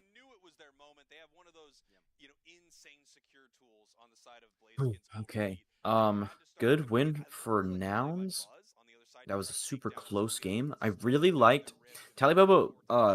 Sorry, excuse me. Tali Bobo finding a couple really good KOs in that fight early, but then just maybe losing their re-engage. Mew played really well, almost getting 2 KOs there. Yeah, I mean, a lot of this game was played through Zante. It was through some really good Mew gameplay. And even up until the end game, they, you know, found that KO onto Gotlu. They almost found another one onto Adesu as well, if not for that de-evolution from the Rings Unbound. And close game overall. I think Tali Bobo are really showing that, you know, they're still going to be a solid team after this roster swap. They had control of most of the game, but it's a bit of a deceptive kind of control, right? Nouns looked like they were getting beat up, but they did a good job winning a lot of the neutral farm. Toon stayed up in experience. He, despite losing all game, was still level 14 at Ray. And Zante, who was playing a solid game as Mew, was level 12 at Ray. And, you know, you can talk about draft, talk about power picks, but in Pokemon Unite, when you trade blow for blow, you know, even if you have an inferior draft on paper, if your team is up 2 levels on your counterparts, you're going to be the team that's favored. All you really care about is having a level lead. Your draft is meant to get you there and get you into that level lead. So whatever Nouns did worked for them that game. We'll see if they want to play around this buzz. We did see Nouns pick it earlier in the tournament as well. They didn't have much success with it. Megu looked all right. He was doing pretty well. Hey, Zoinks has changed out of their suit. Is that to make us feel like there's a 4th caster? It's an interesting tactic. Because I do think Mr. Wonder Chef was sick today and not able to attend. Why didn't they call you? I waited by the phone all week, like you know, maybe like a somebody expecting a date, and I didn't get one. Or maybe I sent it to voicemail because it was like an unknown number. Now that you and Saray were on the squad. I think Nouns Esports was always an aggressive team. Sadly, hey, I'm gonna call the our NA team real fast. I'm gonna have them set up their YouTubes, get mine set up to stream the matches to you later. Okay, I'm gonna call them and be right back. Sure. Now, something that I've been curious about, obviously at the start of the season or before the start of the season, there was the big shakeup in EU. You move from Nouns Esports, essentially dropped by this team, over to For Free. You start dominating on For Free. Then after AOS, there's another huge shakeup. You're back on Nouns Esports. I'm curious, emotionally, what has this journey been like for you? Losing Nouns Esports or leaving Nouns Esports and then proving yourself once again as one of the best in EU? Like, what has this all been like? It's been a pretty rough journey in the beginning because in the off-season, I had a hard time adapting to people.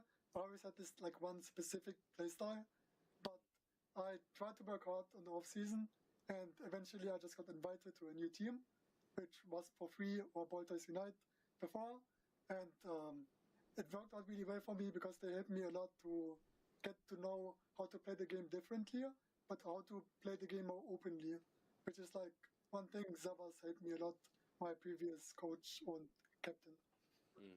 Well, that's awesome. I mean, it's fantastic to hear that you're able to learn from your experiences in multiple spots, and now you're going to be able to exercise those on a brand new team. Of course, Nouns Esports, already we can all decide this is one of the best teams in the entire region. But thanks to the AOS Cup, we got a chance to see some of these regions competing with one another even earlier than the World Championships. So, Gatlu, I got to ask, where is your read on who's the best in the world right now? Like, what regions are you? He's gonna say me, by the way, if you guys were wondering. Galu's gonna say Ender. I already have like a tier list. I think OC is the West region, then EU, then NA, then Latam North, Latam South, and then Japan. And Brazil is in between. Okay, so Yeah, I like he just starts with saying OC is just the worst. Amazing stuff, Gotlu. I'm so excited to watch you back on Nouns Esports. I hope you I think this was a pre-recorded interview, so they did this yesterday probably. Right, so this isn't live. They're just using this to fill in. And you might not know this, but that was actually us doing that interview. Confusing, I know, but we were over there when we did it previously. It was impressive. I don't remember getting over here, actually. Yeah. Why don't I remember so much of my life? Hey, we've got an exciting match going on here. Tali, Bobo, Nouns Esports. Nouns Esports, you know, they talked about that aggressive playstyle that they had. They were very aggressive once they had that advantage in the end. And I think you kind of need to be. This is kind of the second time we've seen teams try to freeze out their opponents and basically just give them more opportunities to come back. Yeah, and wow, taking a look from the chat, choosing who they think is going to be winning this matchup. So far, feels like safe money with Nouns Esports leading this series 1-0, but I'm honestly shocked that it's 73%. Me too. People like Nouns. I think that is what we can gain from this chat poll. The information, they are a very, very fun team to watch, a very exciting squad, and now that Gatlu's back on it, just kind of feels right again. You know what I mean? I agree, and Nouns has been one of those teams, you know, we've been watching them for so long, so I think there's so many people that are rooting for Nouns. You want to see them back on top. We've got this game happening again. Tali Bobo is going to get your first pick, and their first ban, once again, Zoroark. They do not want to see the Zoroark Comfey combo. I mean, they've played with and now against Sarayu Zoroark. I'm sure I fell quite a bit. They do not want to have to deal with that one. Espeon will be receiving the ban in this game. I mean, this Pokemon has just been dominating this region. We see so much Espeon in EU. Take it away. Once again, Slowbro here receiving the ban. Leafeon just making it through almost no games, honestly. Everyone is worried about this thing. Tali Bobo, with that first pick, they are going with the Buzzwole. Yeah, no surprises so far. I have to imagine we're going to see the Blastoise on the side of Nouns Esports. And they're going to double up with a secondary pick. I'm assuming a Desu's... All right, guys, so we're going to watch this Nouns game. Hopefully it's a 2-0, because I don't want to leave us on in mystery, because NA is going to get started very soon. And today's stream, we have a bunch of observers in the back that are going to be helping us be able to essentially watch every single game in North America. So we're going to have all the games being recorded simultaneously. And, you know, we're going to go back and be able to watch them, and we won't miss a single game in NA. It's going to be pretty cool. As well, so they're going to give up on that Hoopa pick, and they're going to grab the Mr. Mime to pair with it. Very, very interesting. Tali Bobo, while not having the Eldegoss, but picking up a different support, looking like the Blissey right now for Zerva. So same bands, basically, same picks. I think the only difference is Nouns took the Eld this game instead of Hoopa. Obviously, I have the Mime, which put Tali Bobo on the Blissey here for Zervis. And now Zaryu's back on the last pick. He's going to go for Delphox. I think it's going to be... I don't think it's going to be a Fire Spin Delphox. I think this might be a Mystical Fire Flame Charge carry Delphox. No, if Toon's playing it, it's probably Fire Spin. But never mind.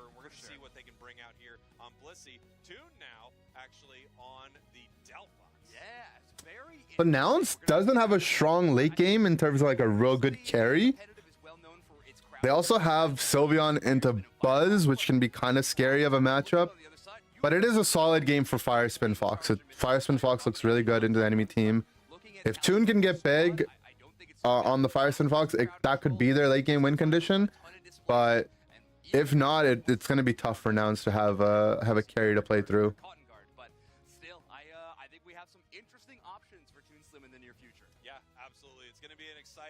Here, obviously, Tali Bobo needs to get a win right here, or they are heading home. And either of these teams losing in this losers bracket right now, it must be devastating. Again, this is the team you just swapped with. This is the team Here's the NA bracket. Let me just move this here. Now you have to prove it. And the championship points race is so tight, too, amongst the top 4 teams right now. I mean, Yab Bingo and Tali Bobo, they were highlighted teams because they are the top 2, but Nouns Esports is right behind them. So if you can put Tali Bobo down to 4th place and go on a run, that's a huge points differential, and of course the same is vice versa. So going to be really, really interesting to see who can win this and what it means for the region as a whole. That's right. Here we are in our losers semi-finals. Zoinks, Tali Bobo Believers versus Nouns Esports. Tali Bobo Believers is what I accidentally called. Whoa, yeah. Just Tali Bobo on the screen. Maybe we gotta just default down to that one. But Gatlu on this Squirtle in the top path again. Last match. Eldegoss invade. It looks like he just wants to slow down the Candle basically, so the Candle can't come out of the game at level 5. And then he's gonna stall it out. Looks like Sari is gonna be able to match as well. Gets that Ball Toy. And now there's a Mystical Fire, maybe even Hyper Voice. Yeah, Hyper Voice Sylveon. They're gonna get this red buff. So nice little jungle invade. That's a weakness of Candle, right? You can't just give it a free. You usually need like an Eevee or something to get it out of the early game, because stuff like this can happen. Yeah, doing this really aggressive push to the enemy central, basically in favor of a really aggressive early flank instead. So now our first fight of the top path is going to happen around 8:50. Back feels like a throwback at this point. We always have fights earlier than this. We're going to see it happening right now with the first burns. And they're gonna they have double red buffs here, but not quite enough to push. Candle's still level 4.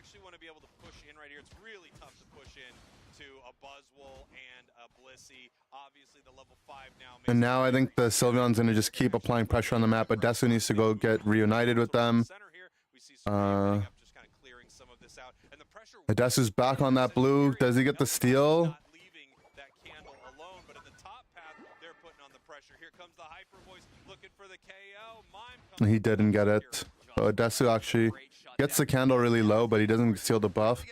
Looks, he's gonna go on the red, but he can't secure that on his own.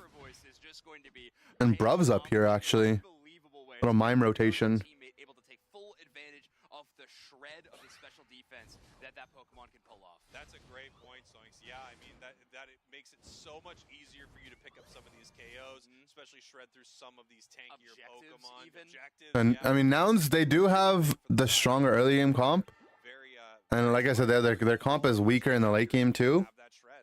Yeah, lean into it. And honestly, I'm shocked to not see Shelvin rocking the Assault Vest. But they're looking good right now. Defender kind of swap off one of their other defensive items for that more special defense focus item when we see a roster like this. But no one on Tali Bobo is supporting that. But Odessu with a huge call out. Megu finds them in that tall grass. And now it's going to be charging towards the goal zone. Yeah, Gatlu right here just really trying to buy time. They know that it's going to be almost impossible to stop them from scoring here. Yeah. And he's deciding not to fight too, which I think is the intelligent play. He's just going to get KO'd by this. They're pushing here, so Nouns is pushing in the bottom path. They're going to be trading objectives here, ideally, if both teams are able to secure it. We were wondering what kind of Delphox we were going to see. We do have the Spin Fire Blast, definitely the most popular Fox that is out there right now. Nice secure for the side of Nouns, and I've got to assume the same thing is happening up top. It is. Yeah, and with all the vision on that bottom side gained by Shelvin, it actually allows Megu to do a nice rotation into the central area on the Buzzwole. I don't know if they were able to steal any of the buffs, but just watching the minimap, and yeah, with double buffs right now, they were able to get both blue and red with a nice rotation. So Red Gialecki and the enemy central area going in the favor of Tali Bobo, and they're going to try to push that advantage. Toon's got that Delphox Unite move. He's ready to defend. Send Tali Bobo scattering. Yeah, speaking of, a rotation right there, Tali Bobo looking to make something big happen right there, but I think that's a very... XP kind of there by Toon. neutralized a bit. Like, Utah's back. He's level 9 already. The lowest cooldowns possible. And this is where it's kind of, for Nouns, if they want to, like, they need to get ahead early and stay ahead the whole game, right? They can't, if they fall behind, their comp is definitely not as good in the late game. Like, Mew level 13, Candle late game, Buzz late game, much better than Sylph Fox, even in this matchup. So, and they're Pokemon that are better at farming, especially the Candle. I mean, Mew's not that great at farming, but if the Mew's going to be level 10 here now, it's actually out-leveling Toon. Kind of scary. Yeah, this is a much better looking game so far for Nouns. I would say they Yeah, have this been is more a really early game some of focused the team. Hopefully moments they that don't they've fall behind lost in and have not been terrible for them experience-wise. lose this game. For Nouns wants to definitely finish this best of 3 as fast as they can. We also would like it to end because NA does start very soon. That's the other thing, is we're set up with 3 streams, by the way, so I gotta send you those in a second. Cool. After this game. Awesome. But for the side of Tali Bobo, even though they are a little, they're not behind in points, but maybe a little bit in XP, what do you think they need to do to take this fight in the bottom path, and win the fight? They have good teamfight Unite moves, right? Need the Sylveon to live here as he gets focused on the Crosswell. Nice Unite move, though, brings him back into that invincibility and some healing as well. They have the fancy fireworks from Toon, so they're going to drop this on the Reggie Rock very soon. There it is. They're going to try to burst down this objective. Secure, though, is going to look tough. Can Zante find it in between that? No, they can't. Seru burns it down with that Hyper Voice and that Delphox Unite move underneath it as well. Plus assistance from Zervis, forced to keep Zervis alive. In the meantime, though, Gatlu is fighting Buzzwole on the top side of the map. He's up to full level, so I would imagine that Gatlu probably winning a lot of that neutral farm, and then also has access to this backside farm. And this is what, Nouns needs. If they want to win with their more early game oriented comp, they're going to need to have an XP lead. And with this Buzz only being level 9 at the 4-minute mark, actually the Buzz is the lowest level in the entire game, tied with their support and defender on their team. So even when Buzz now gets their levels, unless they get a huge comeback KO, they're going to be extremely behind in experience. Yeah, they're going to try to get this Regieleki down to maybe push some pressure on the map. It's going to let them just farm up some levels, but at the bottom of the side of the map, it looks like Toonslim finding some KOs onto members of Tali Bobo. Bit of a stalemate here as they both take a KO and get out. send it back to base. Yeah, I like Sports Gatlu. resetting. I like Gatlu going for Surf this game into the buzz, you know, not playing into that spin interrupt and just having an extra source to be able to peel away their for their teammates and just keep people locked down. Sylveon's just going to go top, forces their Unite move. Not too long ago, Sylveon did receive some buffs to that Unite move cooldown, so they're able to use it a little bit more aggressively here. Zones the enemy team off of this Regieleki temporarily, and knowing that he does have access to some farm in his central area, able to farm that back up and slow down Tali Bobo's pushes there. Toon at the same time going to be taking down the blue buff, and Nouns looks like they're going to have the XP lead that they needed. They had the early game comp.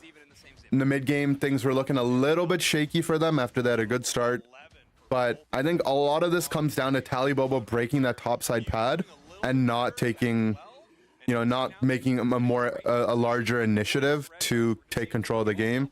Nouns just farmed away those top side Ndidis. They turtled up, and now we're gonna see, you know, pair level 13s as they get this Regi Ice buff in the late game as well. It's gonna provide them with a little bit of sustain. Nice fire spin from Toon, anticipating there to be a buzz here. Megu's gonna take a lot of damage. They lose their eject and focus band, so we don't see the buzz go down, but Buzz losing 2 of their major cooldowns might as well be you know, a win for Nouns from that aspect as well. The problem is though, Nouns doesn't have the point lead. They're down by 30 points, and they know for a fact that they're down, even though the game does look relatively close. So because of this, they're gonna need to find some way to force a fight and win it, or look for a back cap. But Tali Bobo is prepared on defending these caps, so Sari is gonna get things started, burn down this Rayquaza, force Tali Bobo in to respond, and that's gonna be Nouns' way back into winning this game. Last game, Chelvin found a very good rock tomb to get the engage. Let's see if we can find another one with the combo with the Mew. They find Blastoise actually in the backline. Blastoise not getting a chance to ult, finally gets it off, flashing forward, misses the surf onto a couple members of Tali Bobo with a reset. Eldegoss Pollen Post come out, and Nouns now has the pit. Mime completely walling off the enemy team. They've started the rip. Mime ulting onto multiple members of Tali Bobo in the back, potentially. They're not. They're now just fighting. Thought they were going to go for the flip. Resetting a little bit. Pollen Puff heals. Mime goes in, finding the KOs onto Mew and Crustle there. Now they hit the Rayquaza a bit more. Buzzwole on the top side, though, still posing a threat. Only level 12, though. They're going to need the Smackdown and Superpower. Smackdown goes out. They do not follow up, and the 100 points go in for Nouns, giving them the lead and positioning in this fight. This is still a one-cap game, though. They're not hitting the Rayquaza. They're looking for the top side to dunk, but yeah, Fire Spin onto Buzzwole is going to stop their recall. They can't reset their HP. Gatlu stunning, not finding the score. I think they just have to defend pads. Nouns should have this one in the bag. We will see what happens on the bot side of the map, though. Yeah, Nouns still needs to defend this bottom pad, but it's really hard to push off of Fire Spin Delphox. And I don't think Tali Bobo is going to have the opening to be able to find a way back into this game. And well played by Nouns, you know. I think even we were expecting that flip to happen. Maybe Tali Bobo was expecting them to go for a flip, but Nouns held on to their Unite moves. They said, hey, you know, maybe our secure isn't the best. If we can guarantee some KOs, that bottom pad is going to be open for us, and we just need one score. Basically, anyone on their team to score would put them in the lead, and enough time had elapsed that the Rayquaza wasn't going to be able to go down for Tali Bobo either. And they're able to take the game away. And, you know, 2-0 in their grudge match. So they get the revenge on their former teammates. Both sides do. And Nouns not only breaking the 6th place curse, advancing past 4th place, and now they're guaranteed top 3 in EU. Basically making Europe's points look about all the same there with everything going on there. Are we ready to get into yeah, NA? so actually the yeah, that's up to you whenever you're ready. The games are not technically started yet, but you have 3 stream links here. So let me exit out of here to show you. So when we are ready, I think you want to start with, what are you feeling? The Luminosity Orange team matchup. A couple of your buddies. Sounds like a good one, right? We could start there. Okay. I'm going to hold the Nemesis matchup. like on my stream. So we have a few links for you. I'm gonna just send them to you directly right now. So you might want to just have them all up. That's gonna be Buzzer Bobs. This is gonna be the Sneaky Seals. And sure. Okay, so for those of you guys watching, if you want to continue watching EU, I recommend tuning into the official broadcast. NA is going to be underway. We're going to start up with NA. And the way we're doing it today is we're going to catch every game. Normally, the official broadcast can only catch one of the simultaneous games that are going on. They don't even get the first round matchups. But we're going to get every single round matchup. We'll have them all ready to go. And yeah, just give me a second while I get everything locked and loaded. This is the Onion. And so they are watching the bottom bracket games. So it is up to you to tell me how you would like to do it. But I can tell them to pause their games. I imagine they're going to play without us, so we can watch everyone in full, like, after it happens, though, and maybe the results. Or maybe we want to just get updated, like, live. It's up to you. Let's just go down top to bottom on the bracket. So let's do Nemesis, Exile. Then we'll do Luminosity, Orange Team. We'll just go down. We'll just go top down from the bracket. That way we'll always know which game we're doing next. And then Gotcha. Okay. they can just have the game streamed on their broadcast, and I can skip to wherever the broadcast was and have it paused on my end when they start. So awesome. All right. So another thing you may want to do then is let's potentially. Do you have any mods to like ban spoilers? I definitely don't want anyone to spoil in the chat from the bracket. Yeah, we can do no spoilers from bracket. I'll pin that message. And then do you want to keep the chat on the screen in that way? Well, that's up to you. That's just we can kill that. Just so they don't go, oh. You're right. That off as well. Okay. Awesome. I'm gonna let them know that really fast, and I'll be right back. Okay. Cool. They can just watch it normally and then spectate. Yeah.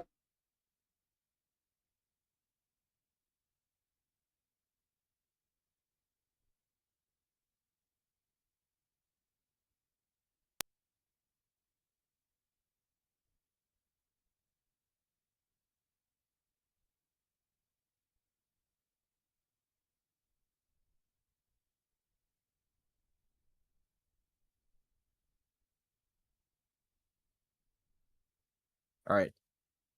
Poggy. So they are saving everything. So you want me to do so you're gonna go to my stream first, and you want to do Nemesis, Exile. Yeah. And you want me to do the stream first? Awesome. Okay. Yep. Let me. YouTube is pretty live.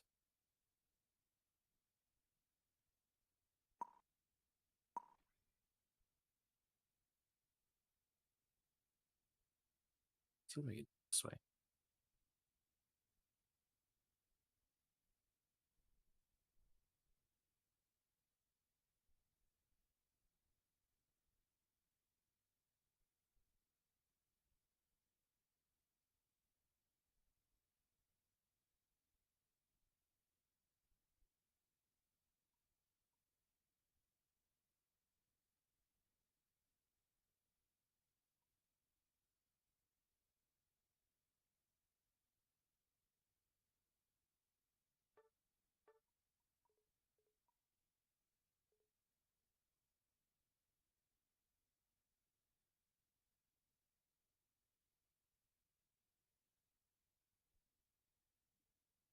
And you're gonna be on Nemesis?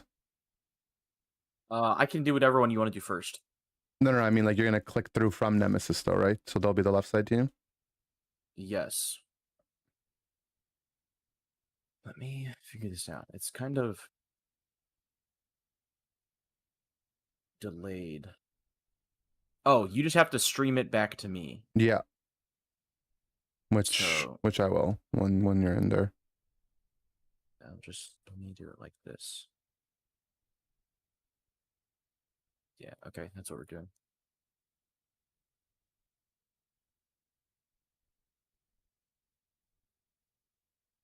It's going to be a little funky. I'm going to say lead a lot of the comms for this one because I am a little bit ahead. So I'm just be like moving the camera and stuff.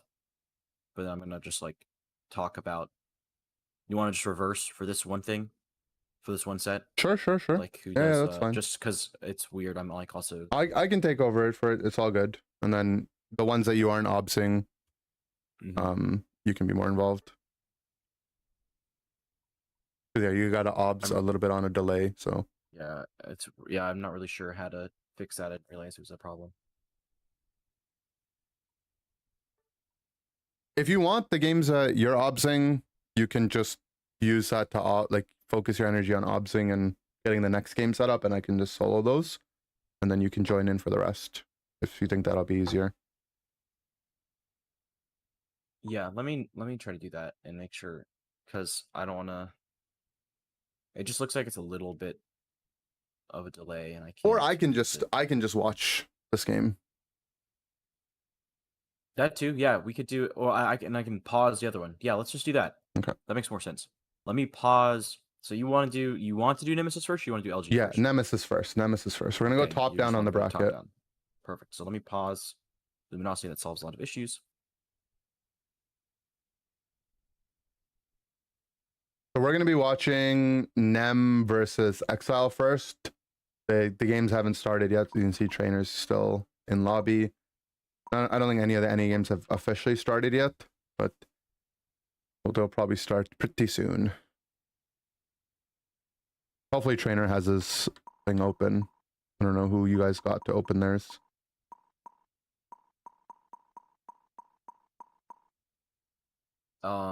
Yeet fan. You got the Yeet fan added? But I know Yeet fan always has his on. But do you have just Yeet? I don't know, but we'll get trainer to have it on. I message him. Okay.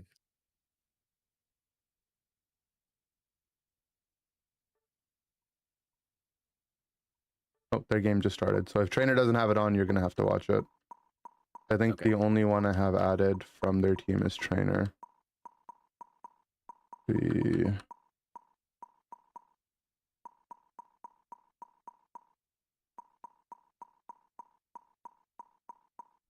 Toxicity, man. He doesn't add randoms. True. When does it start? Their match just started, so we have to wait for it to be open in the spectate client. Oh, no, so shoot. Hey, I think, okay, for this to work, I think I have to pause. You have to watch what you can. So, like, I think you might have to watch Luminosity first. Okay. You know what I'm saying? Because then I'm going to have to pause the Nemesis games and watch those. Sure, we could do that. We can do that as well. Sorry, yeah, if you can't have one, I have to have the third one, and we only have the two other guys.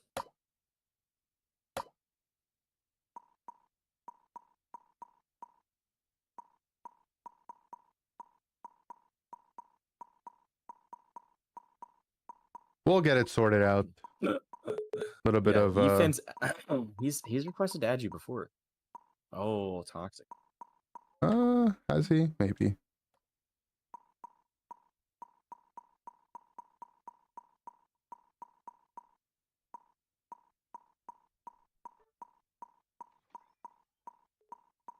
I had a talk with Otter and Lutano the other day, and they're trying to change their name to LG Otter, LG Lutano, and I denied it. So, you know, if they didn't change it yet. I don't know if they're required to by their contracts or whatever. I have no idea, but yeah, we'll see. Yeah, so we'll watch the LG game first. That's what we'll do. And I'll have the and then you'll have the Nem game right after. It's like I'm gonna be spectating it a bit too, just because the dog is sleeping right behind my chair. I'm gonna spectate it like and kind of pay attention to the game too, just so we don't have so you don't miss it. And but I'll try to talk about the other game. But after this, we should be okay with just following the like couple games at a time, or we could use our observers instead of us having to multitask. Cool. So yeah, we'll watch LG first and then Nem after.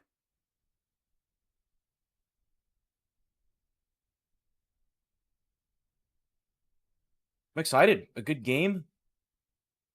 A lot of good matchups today too. We get to see some good losers runs as well. You got any predictions, Ender? What are you thinking, man? I don't know. I think the pressure is on LG to win. I think on paper they're the stronger team. Obviously, you know, Overlord, one of the best players in the world, getting, you know, Otter and Lutano, really solid damage dealers. JL and Joey on, you know, some of their respective Pokemon, world-class players as well. So really star-studded lineup for sure. That being said, though, it's not like the people on OT are bad at the game. You know, they have Zug, who historically has been a demon in the bottom lane. Kratos, you know, who's just been around the scene for so long. He's subbed for some of these Worlds teams, made it to Worlds, basically season 1 as well. So they've got a lot of strong team players on their team. But Chisel, who balled out in February, and that Machamp kind of showed, you know, these two teams basically played against each other in the finals, very different forms of each other. Some of these players were on opposite teams. Zug was on LG. You know, JL and Joey were on the other team. So kind of like Nouns, Tali, Bobo, where they had some player trades. Similar idea here. And I guess if you want to draw the illusion in this comparison, LG is what Nouns was in EU and OT is kind of what Tali Bobo was. But, you know, if we're going on that, I think LG gets the advantage. But anything, and honestly, anything can happen in this game, literally.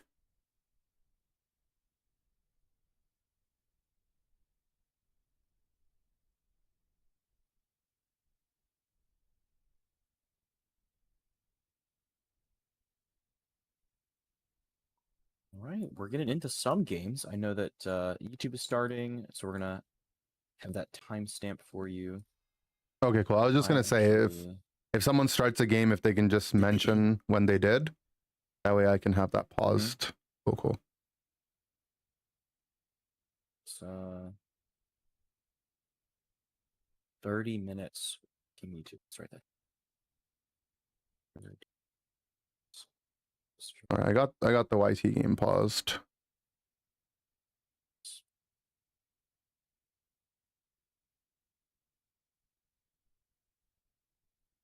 Where Slash and Curious playing now? So Curious not able to play.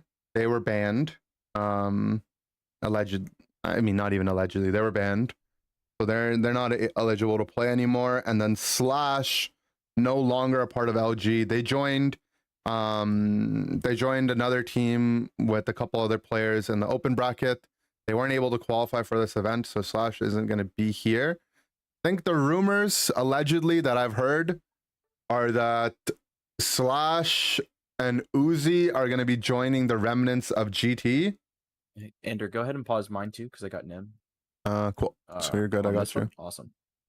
So that, yeah, we might see Slash make a return on that roster for regionals.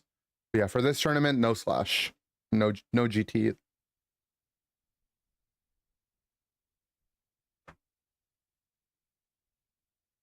Awesome. So I'm just going to kind of spectate a little bit.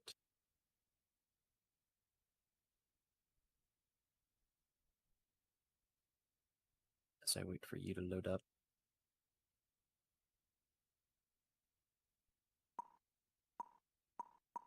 Do you know who on LG opened? No, not yet. Do you know who on LG has their spectate open? Lutano said so, but it looks like they failed their start. Okay. Lutano's not even online unless he's on a different account for some reason. I don't think he should be though. No, that doesn't sound right. The rest of them are not in game, so. And then Zugrug said also. Zug, okay. So I can go to Zug. Now, worst case scenario. Your friends are also trolls, so we'll see. We really don't want to spectate through Zug because Zug's team name is Orange Team. And if I spectate through Zug, in game he'll be Purple Team, and it'll be way too confusing. Yeah, that's super confusing. Maybe blame.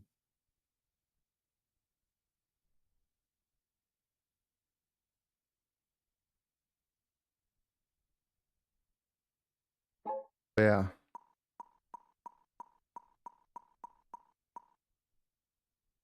The LG OT game getting trolled out for a little bit. I don't know what's going on.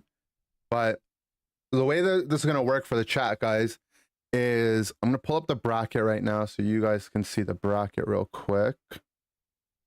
So normally all 4 of these games go on simultaneously, and most streams would only be able to cover 1 at a time.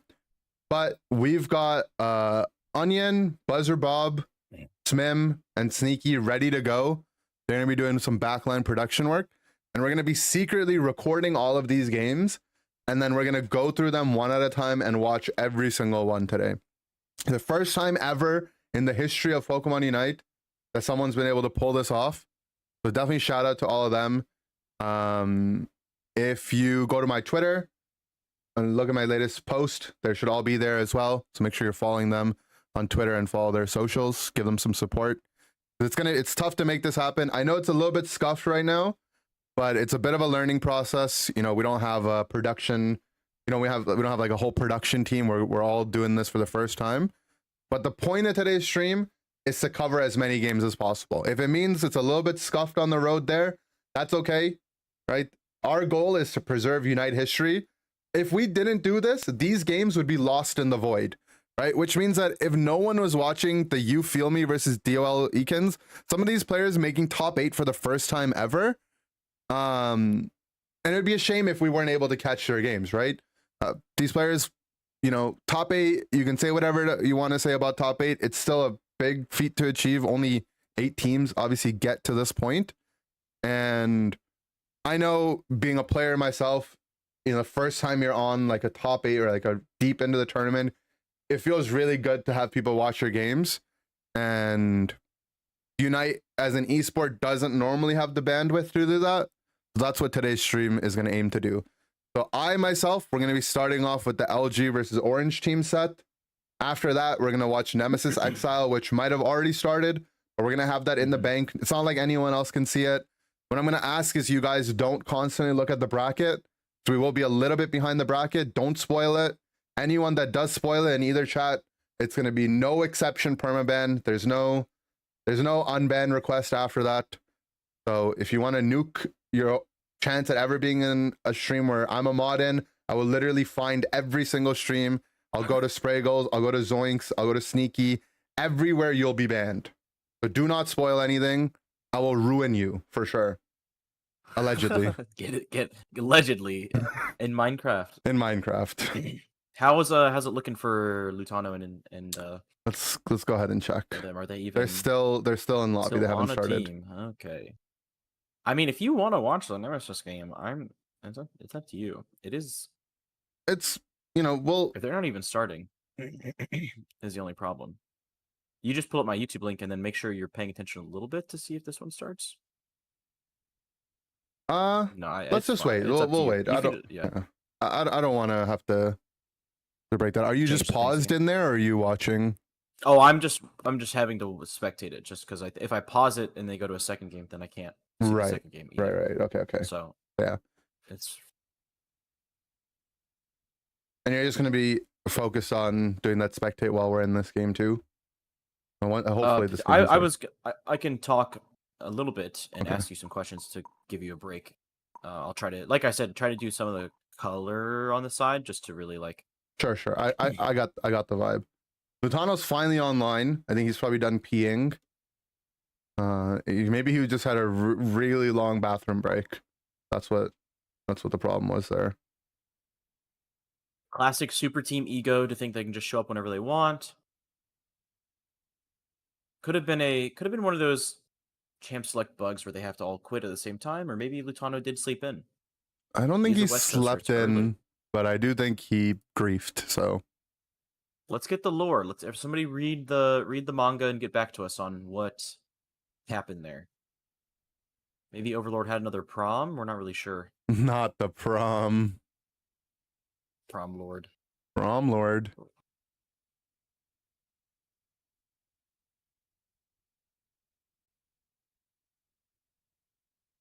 there's a count sharing joke somewhere in there about that, but I'm not gonna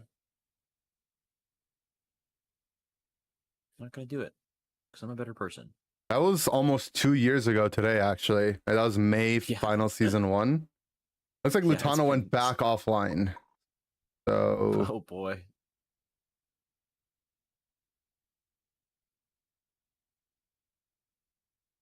Maybe some Switch problems. You gotta play on mobile, maybe.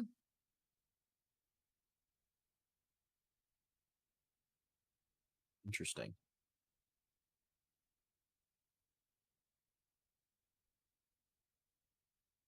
orange team gonna win it all. What do you guys think's gonna happen? I think, and I know a lot of you guys are fans of a lot of these players, whether it's Zug or Lutano, Overlord, whoever it might be.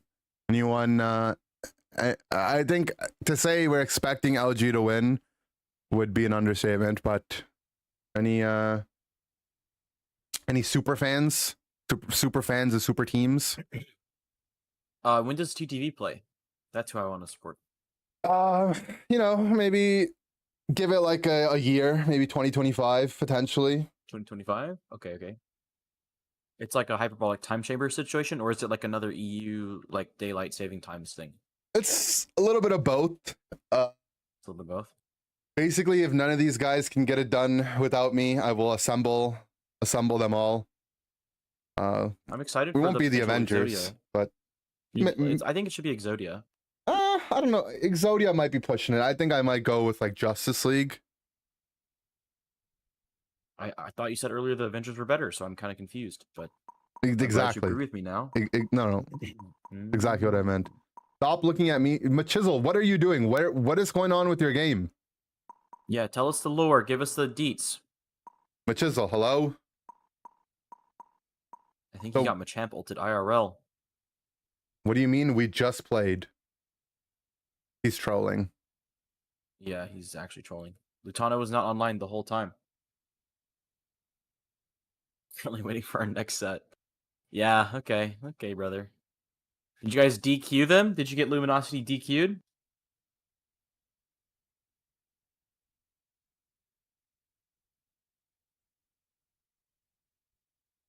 They're already in the finals, I think. I don't. What do you mean? None of the games happened.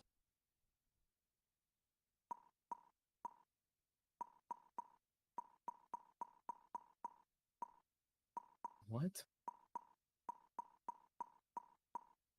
Our game is ready, Griefer. Who is If you give me breakfast, I'll tell you, brother. This guy's he's a memer. Oh, Take it seriously, man. Zugrug. It's April finals. It's April finals broadcast. It's the Bobcast plus Ender, so I'm not sure what the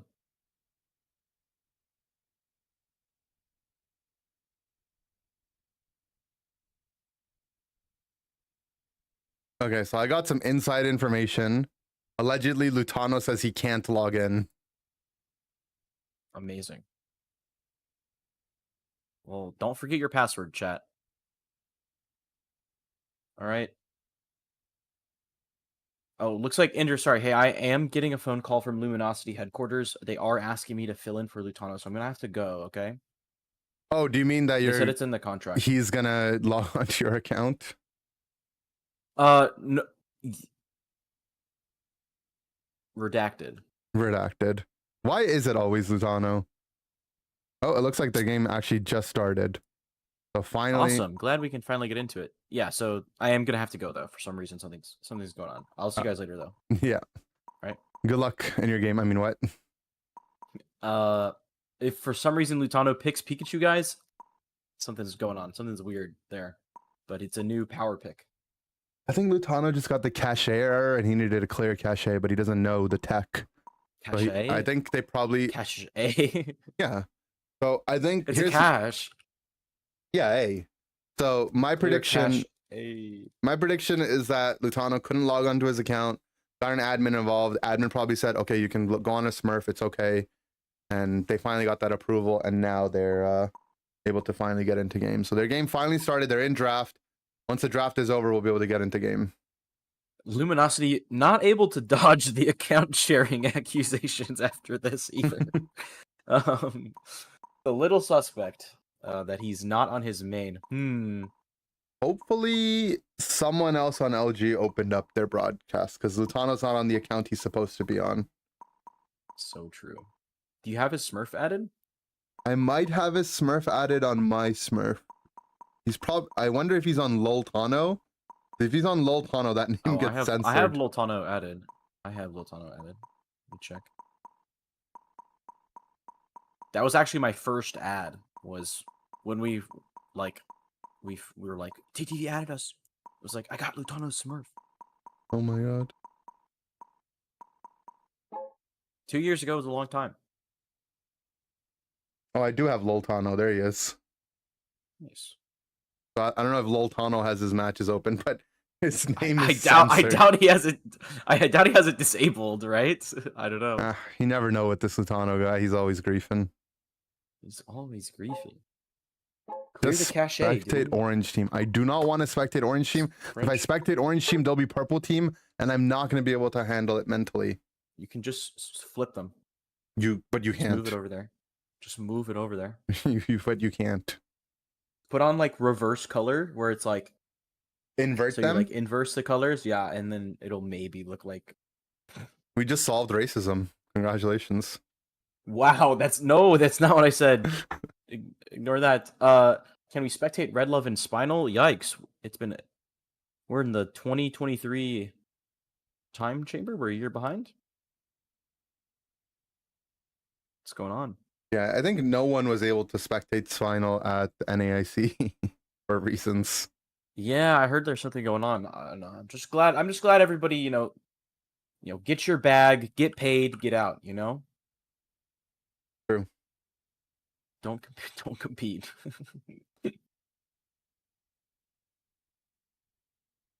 Oh. That's so funny.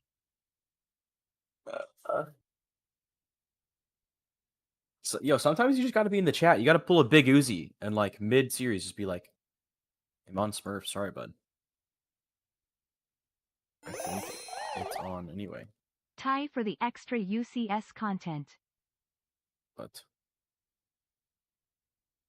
so just to remind us of the schedule, we're gonna go LG versus Orange Team into Nem versus Exile, then You Feel Me, DOL, and then Hades Team YT. Thank you for your if casting I would say service, for 07. time, we might have to speed run. We'll definitely have to speed run. The game we decided to watch on Direct was the one that got giga delayed. Mm-hmm. But because of this delay, the rest of the broadcast will also be delayed anyways, right? So we'll catch up. So true. It's actually an inside job. See, Zoinks has changed again. What's going on? I think he's just probably in his that's like the pre-recorded fit that he was with. He's in his Taylor Swift era, yeah. Yeah, that's right. Changing for each era. Yeah. Good for him.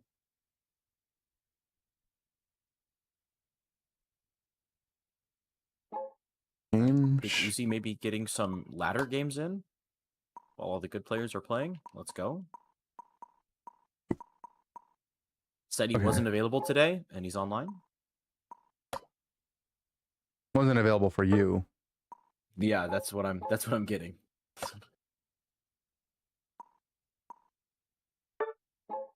Okay, what do you mean? I think because of I don't know, there's no way Zug would have his open, right? So worst case we can go through Zug if Zug remembered, because they are 5 minutes in match and they're not popping up.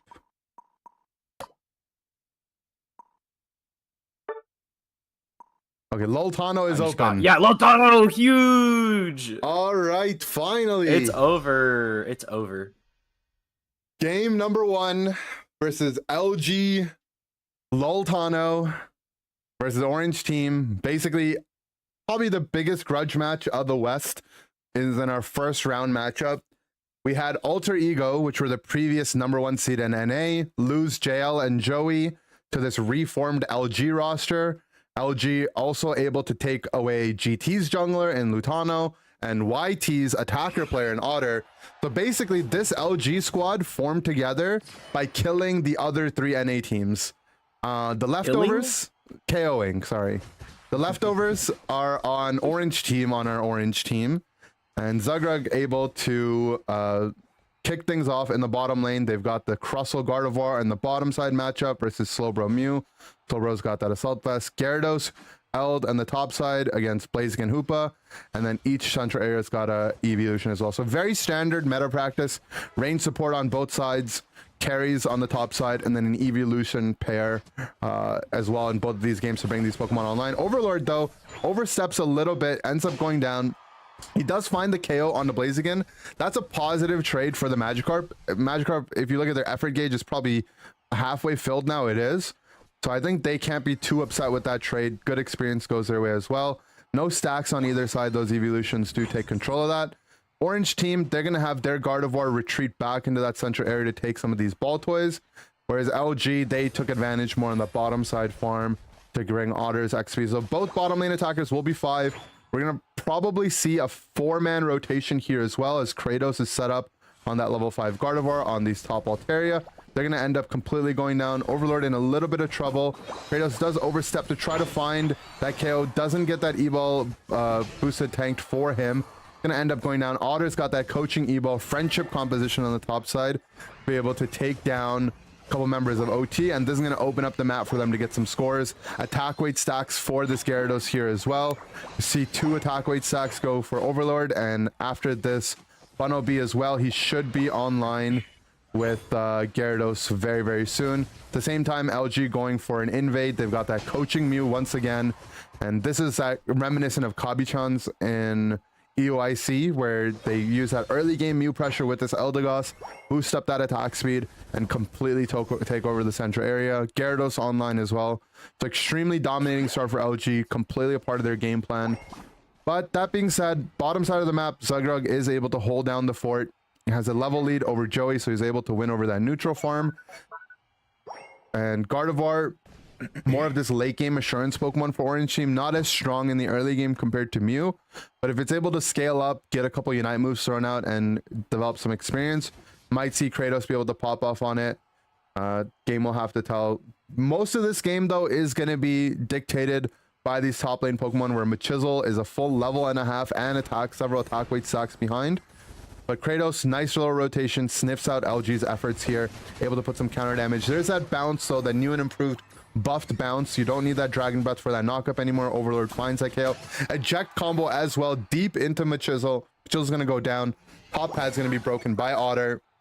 And this is where we're going to see LG continue to apply the pressure. A little bit of misstep there. Overlord does end up going down, though. A lot of comeback experience goes to the side of Kratos now. And if not for that mistake right there, I would say LG was in a really, really good spot. But that one KO can turn the tide so easily in this game. Can Joey find the steal? No. Kratos is there with that secure. Orange team's going to play around more of this bottom lane experience, and they want to scale well into the late game. LG, though, they did break that top pad. They have to do something to prove this top pad break was worth it.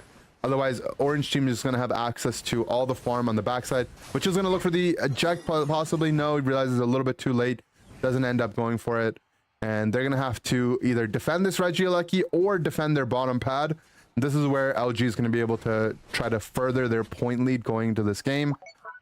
As we see Orange team retreat back to their pad, anticipating the push from LG, getting some damage onto the Slowbro. Overlord with that jump in on that bounce. They've got their Unite move. Fairy Singularity as well, catches out JL, so LG is now without their healer. Rock Tomb X's are from Crustle. Zugrug catches out Overlord, and they're not ready to go down without putting up a fight. At the same time, Orange team was able to make some stuff happen on the bottom side. Zugrug with another beautiful catch, gets Otter down really low as well, forces that move reset. Machizel on the top side, able to get their scores going in. And now we're going to see this Blaziken come online, where they were struggling all throughout this game. Yeah, Overlord is big, but they just keep getting caught out. They're fully stacked. They were doing a lot of damage with their bounces. Flash engage on that top side was helpful to get the second pad a little bit of scores on it on the side of Orange team, but you know, they do have a way back into this game, Orange team, because of those top 3 Audinos. We'll see what they can do. Yeah, this is the problem with breaking pads early. It can definitely be good as we see Overlord go down for the 4th time this game, possibly even. Zugreg's just been catching Pokemon out with his Rock Tomb and X Scissor combos. Joey's going to go down as well, force out these pads. Now, LG's game plan is to break that top pad and continue dominating throughout the game, whether it's through jungle invades, pressuring with this Regieleki. But that first KO that happened to Overlord on that top pad completely swung the momentum here. LG is going to need to win a fight to be able to come back to that game. Very Singularity onto that Rock, but Overlord finds the secure with his Dragon Breath. And this is what I was talking about. If LG wants a way back into the game, it's going to have to come through winning a team fight. They're going to get some scores on the bottom side here as well. Massive overdunk. Hoopa did use their Unite move. Rings Unbound on the top side, but they're only able to score 5 points. So I think this is just a little bit of misfiring when it comes to this side of Orange team. I think they probably had 2 different ideas at the same time, with the Hoopa going to the off lane, wanted to maybe score. Orange team thought that they had the secure, and missing that secure does mean that this is a big momentum shift for the side of LG.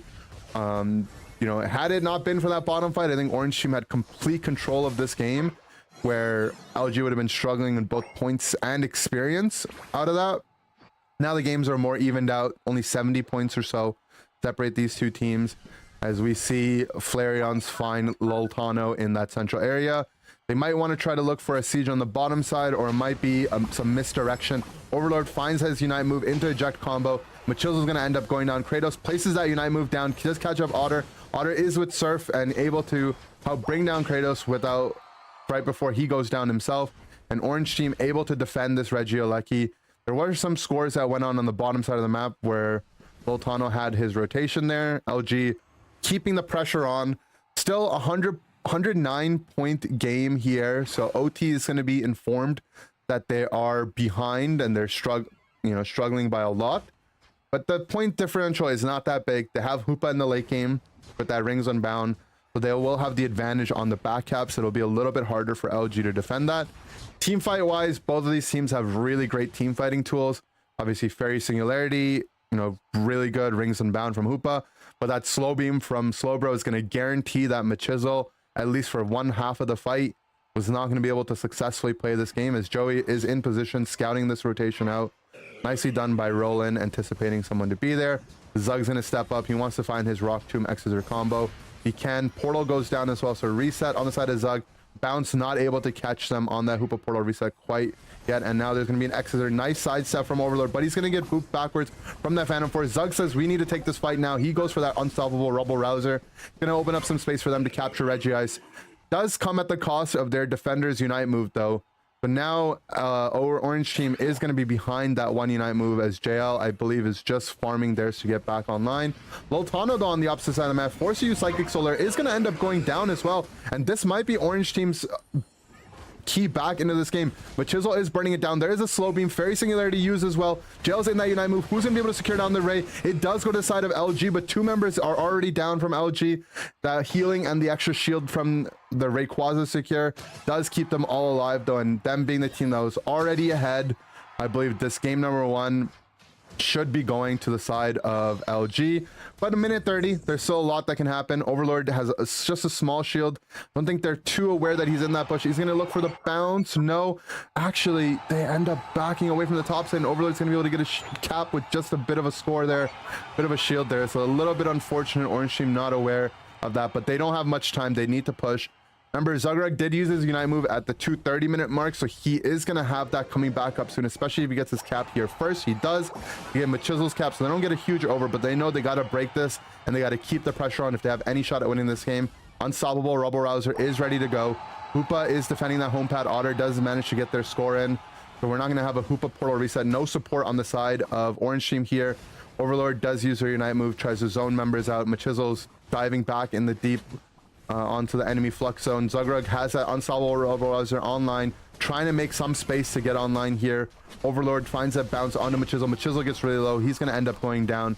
Fairy Singularity might be coming up for the side of Kratos. Loltano finds that Unite move on that Espeon. Is he going to be able to take down Kratos? He does. And I think with those KOs and this end game fight here, that's going to spell the end for Orange team in game number 1. But such a close game and such a hard fought game. I think LG had complete control of it. Overlord maybe misstepping a little bit on that Gyarados, pushing the limits too much, gave Orange Team a good chance.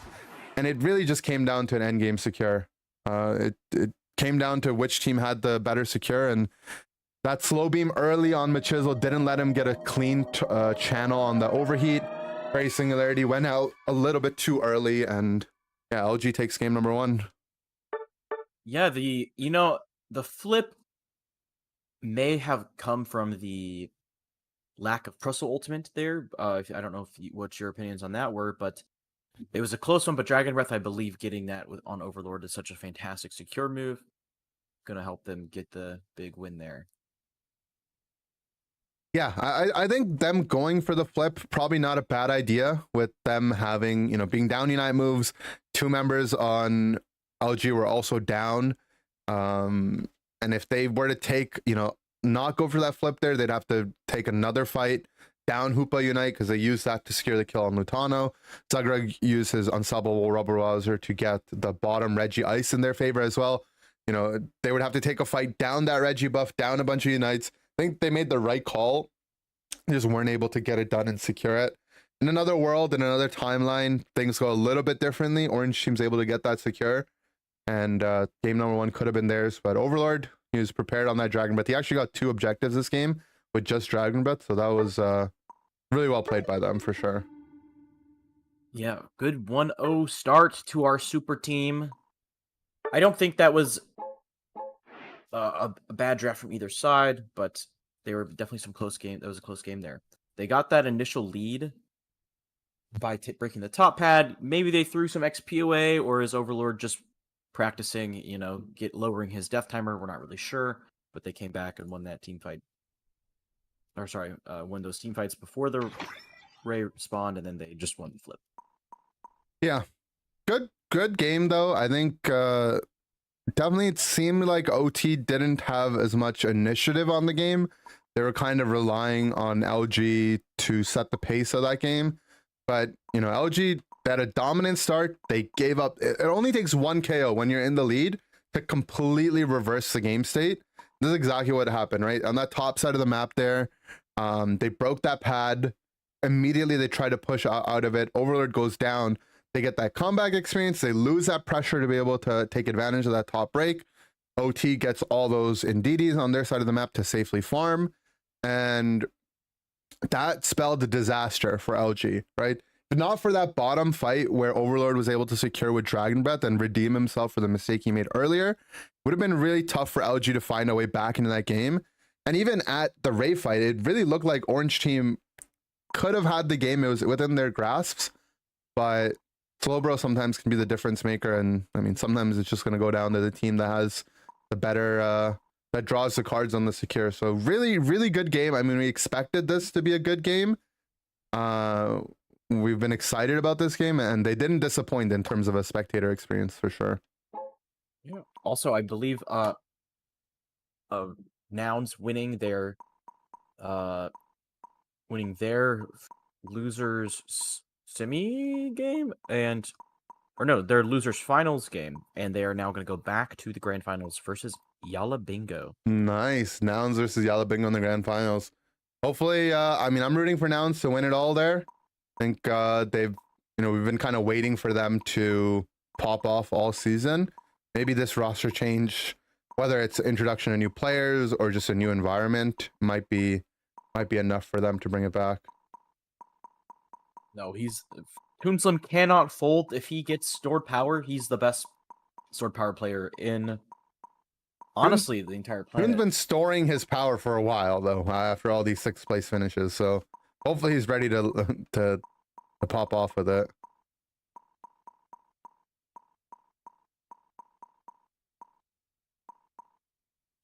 So their game just started. We're waiting for their draft to finish, and we'll be able to get in there very soon.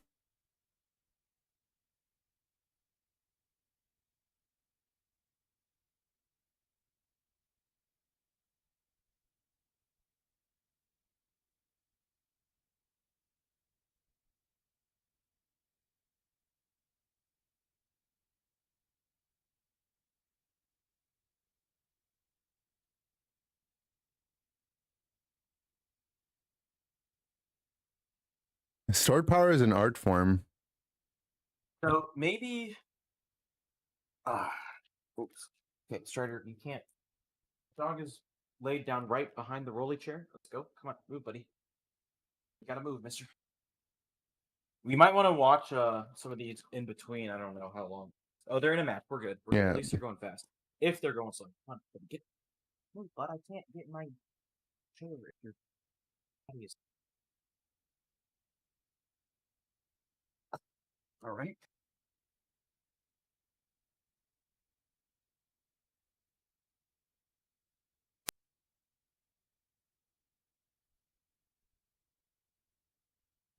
Getting some good games today. Nouns, I can see them getting the reset. Let's go versus Yab Bingo. Yeah, I think after a lot of these roster changes happen, you know, both from like the fans and the community, there's that pressure, but even internally, right? Like when you, especially if you're a team that had some kind of success and you left it behind, for maybe, you know, some greener grass on the other side, there's that pressure. Like, you know, we abandoned our old teammates. We really need, like, we need to prove to everyone else and ourselves that this trade was worth it. And maybe for the side and the existing players on Nouns, that might not have really been the case because they were perma 6th place this year. But Gatlu and Seryu, they won in February. They were in the finals in March, so they were doing fine on their team on 4-free. And, you know, they probably could have stayed on 4-free the whole season. Ended up getting, they would probably get a Worlds invite, almost certainly based on their points and their performance at EUIC. So, you know, the pressure really is on those two to say, hey, we went to the other side of the grass. We really need to show things and make things work. And it's the same case in a way for JL and Joey, right? They were on Alter Ego. They won in February. They had, you know, decent showing in March as well. They did okay and on the global stage at EUIC. Obviously, didn't end up winning, and every team wants to win. But they did leave behind a team that was #1 in North America in terms of points for this allegedly, you know, potentially stronger team. And on paper, it does seem that way. But the pressure is on them. And I think anything but a first for both LG and now Nouns in EU is probably going to be a disappointment. As hard as that to say, I think a 2nd place finish from both of those teams, they might be content or okay with. But first is what everyone is kind of expecting. And I think that's the expectation they have of themselves as well.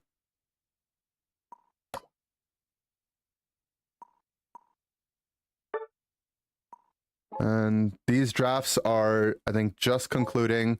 Last game, we saw Pokemon like Leafeon get banned out. We didn't see a Buzzwole, I think, picked or banned in that draft. Buzz still a Pokemon that's really popular in EU. Not so much in North America. I'm not sure how much of it we'll see from the top teams in NA. I've been, you know, subbing around in scrims for various different teams. Played a little bit with these teams in in-houses, watching some of the gameplay. I don't think I've really seen Buzzwole as much of a threat in the North American meta. But we'll see. Game's up. Let's go. Let's go. Loltano versus Zugrug. Former teammates. Otter in the mix as well. Zug was playing with LG last season. JL and Joey, or start of this season, JL and Joey were on the other team with Roland and Kratos. And we're going to see Loltano on the Blastoise. Overlord playing the Dragonite. So they're going with a little bit of a comp switch up where we saw Overlord on that top side last game. He's going to go into the central area as Orange team snags away the Gyarados for themselves, and they're able to get Leafeon through this draft as well. I'm curious to see what the bans were that led to this outcome that allowed Leafeon to make it through the draft, but we will see. Both teams, they've got the range supporters on the top side, Hoopa and Eldegoss respectively, be able to lock the farm down for this top lane players. Orange team does have the central area advantage with the Leafeon, with an evolution in the early game. And Otter is going to be on the bottom side here to hold down the fort as Espeon. So no one buff shenanigans from the side of LG. They're going to play an honest early game here as Joey is able to secure that central Indeedee. Otter is looking for that secure, a little bit off the mark on that Swift. We point our direction to the top side of the map here. Kratos is ready to go with that Solar Blade, and they're going to try to get Machisel as large as they can here. Lutano struggling a little bit in the early game. They were able to get some secures and basically hold down the fort for Overlord to get here, as we see a 3 versus 3 on the top side. And this is where LG has that early game advantage. Otter might even look for a potential steal. He's got Psyshock. Can he find it? No, a little bit off the mark. You know, almost a year ago, Psyshock received roughly a 20% damage nerf. And maybe Otter's playing on a patch, Daylight Savings patch from a while ago. Yeah, Daylight Savings patches keep coming in for a lot of our players today. Maybe they got to clear their cache, I think. Might be a cache situation, you're right. Sorry, I got to say that right. Yeah, of course. So Orange team not able to actually get as much of the early game farm as they would have wanted. Lutano beating out the Magikarp to level 5 there, as they're still working on this effort gauge. I think a good benchmark, you're observing competitive Gyarados gameplay where you have a support helping you throughout this game, is if Gyarados can get online for the 8-minute mark in preparation for those central lane Altaria. And Machisel not quite on pace. You need to see them do some splashing around and some basic attacks on their pad to farm that effort gauge. And we're not going to see much of that. There is a bottom lane rotation, though. Kratos was looking for potentially some scores here. We see Flareon's actually on the candle here. Recent first time actually for Flareon's to make it into a top 8 of a monthly cup. You know, kind of a newer player to the scene coming out of the more in-house meta of the off-season. Excited to see their potential here as we direct our attention to Machisel on the top side. Still not a Gyarados at 7:30-minute mark. You don't become a Gyarados by 7:20. That's when you get to real critical territory, as we're going to see a nice hyperspace hole keep them alive out of the Solar Blade from Kratos. And focus bands were expelled there, but LG not ready to alleviate the pressure here. They want to get their scores in. They want to get online in terms of their experience. No stacking Pokemon on their side, but they do want to open up the map.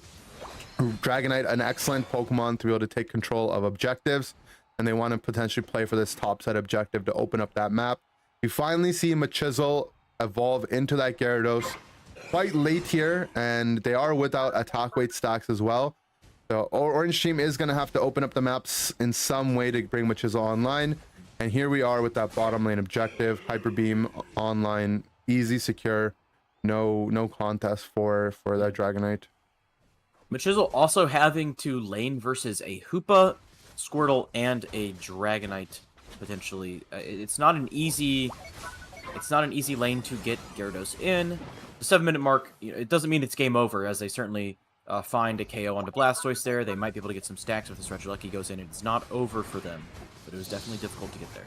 Yeah, Regieleki does get secured by Kratos off of that Solar Blade, and it ends up walking as well. They're not able to bring that Hoopa Hyperspace Portal on time, and might look to reverse it here. Huge Hyper Beam and Surf corralling them all together as Lutano Overlord find that synergy. Lutano playing one of his old school picks, Blastoise on the top side. Haven't seen him bring that to a tournament in quite a while, so nice to see him find that Surf, brings them together on that Hyper Beam. Overlord able to pick up a bunch of KOs. And at the same time, we have on the bottom side of the map, nice little JL versus Joey matchup. Joey known for his Trevenant play, I think arguably one of the best trees in North America, maybe even the world. We just see his expertise when it comes to that Woodhammer scooping up and whatnot. So good to see him on that pick. But Orange team and LG going blow for blow here. Points relatively even. XP though is favoring LG as they had that early game advantage. But Machisel's back online. They got their Unite move. Handful of attack weight stacks as well. It was all on the back of Kratos finding that Solar Blade secure on that Regieleki. We're 20 seconds away from the second basement Reggie of the game, Sneaky. Yeah, it's a close one here. Points are okay, but the levels are looking a little bit better for the side of LG. But that Gyarados is looming in the back of LG's minds. Is this thing going to scale up? It did get a few stacks in the top lane, giving it a more powerful Dragon Breath and Bounce with that Energy Amp Ultimate. Should be able to do some damage here. Overlord secures Regice in the bottom lane, giving them more XP, but finding the KO onto him, they're going to have to maybe back out of this fight. No, ults engage. Espan ult finds multiple, and Lutano finds the other ones with their ults. Wombo combo, sending Orange team back to base. And Roland actually able to pick up a KO on his own on that Eldegoss. Not even phased by some of the nerfs that we saw earlier. Cotton Spore as well, trying to find another pick. JL just able to get through their hyperspace hole. There's flamethrowers ready to go on that portal there as well. And Overlord during that time able to get the Reggie Alecki topside. And that's what this Dragon Knight is built for, right? It doesn't really care too much about fighting. He just wants to go from objective to objective. And that's just that's going to be the story for LG if they can secure every objective. The main one, though, the one that the game is going to be decided on, is Rayquaza. The goal of these two teams is to be as strong as possible going into this Rayquaza fight. And if we're going to give the edge to either one of those teams right now, it's LG. They've got the level lead on their counterparts.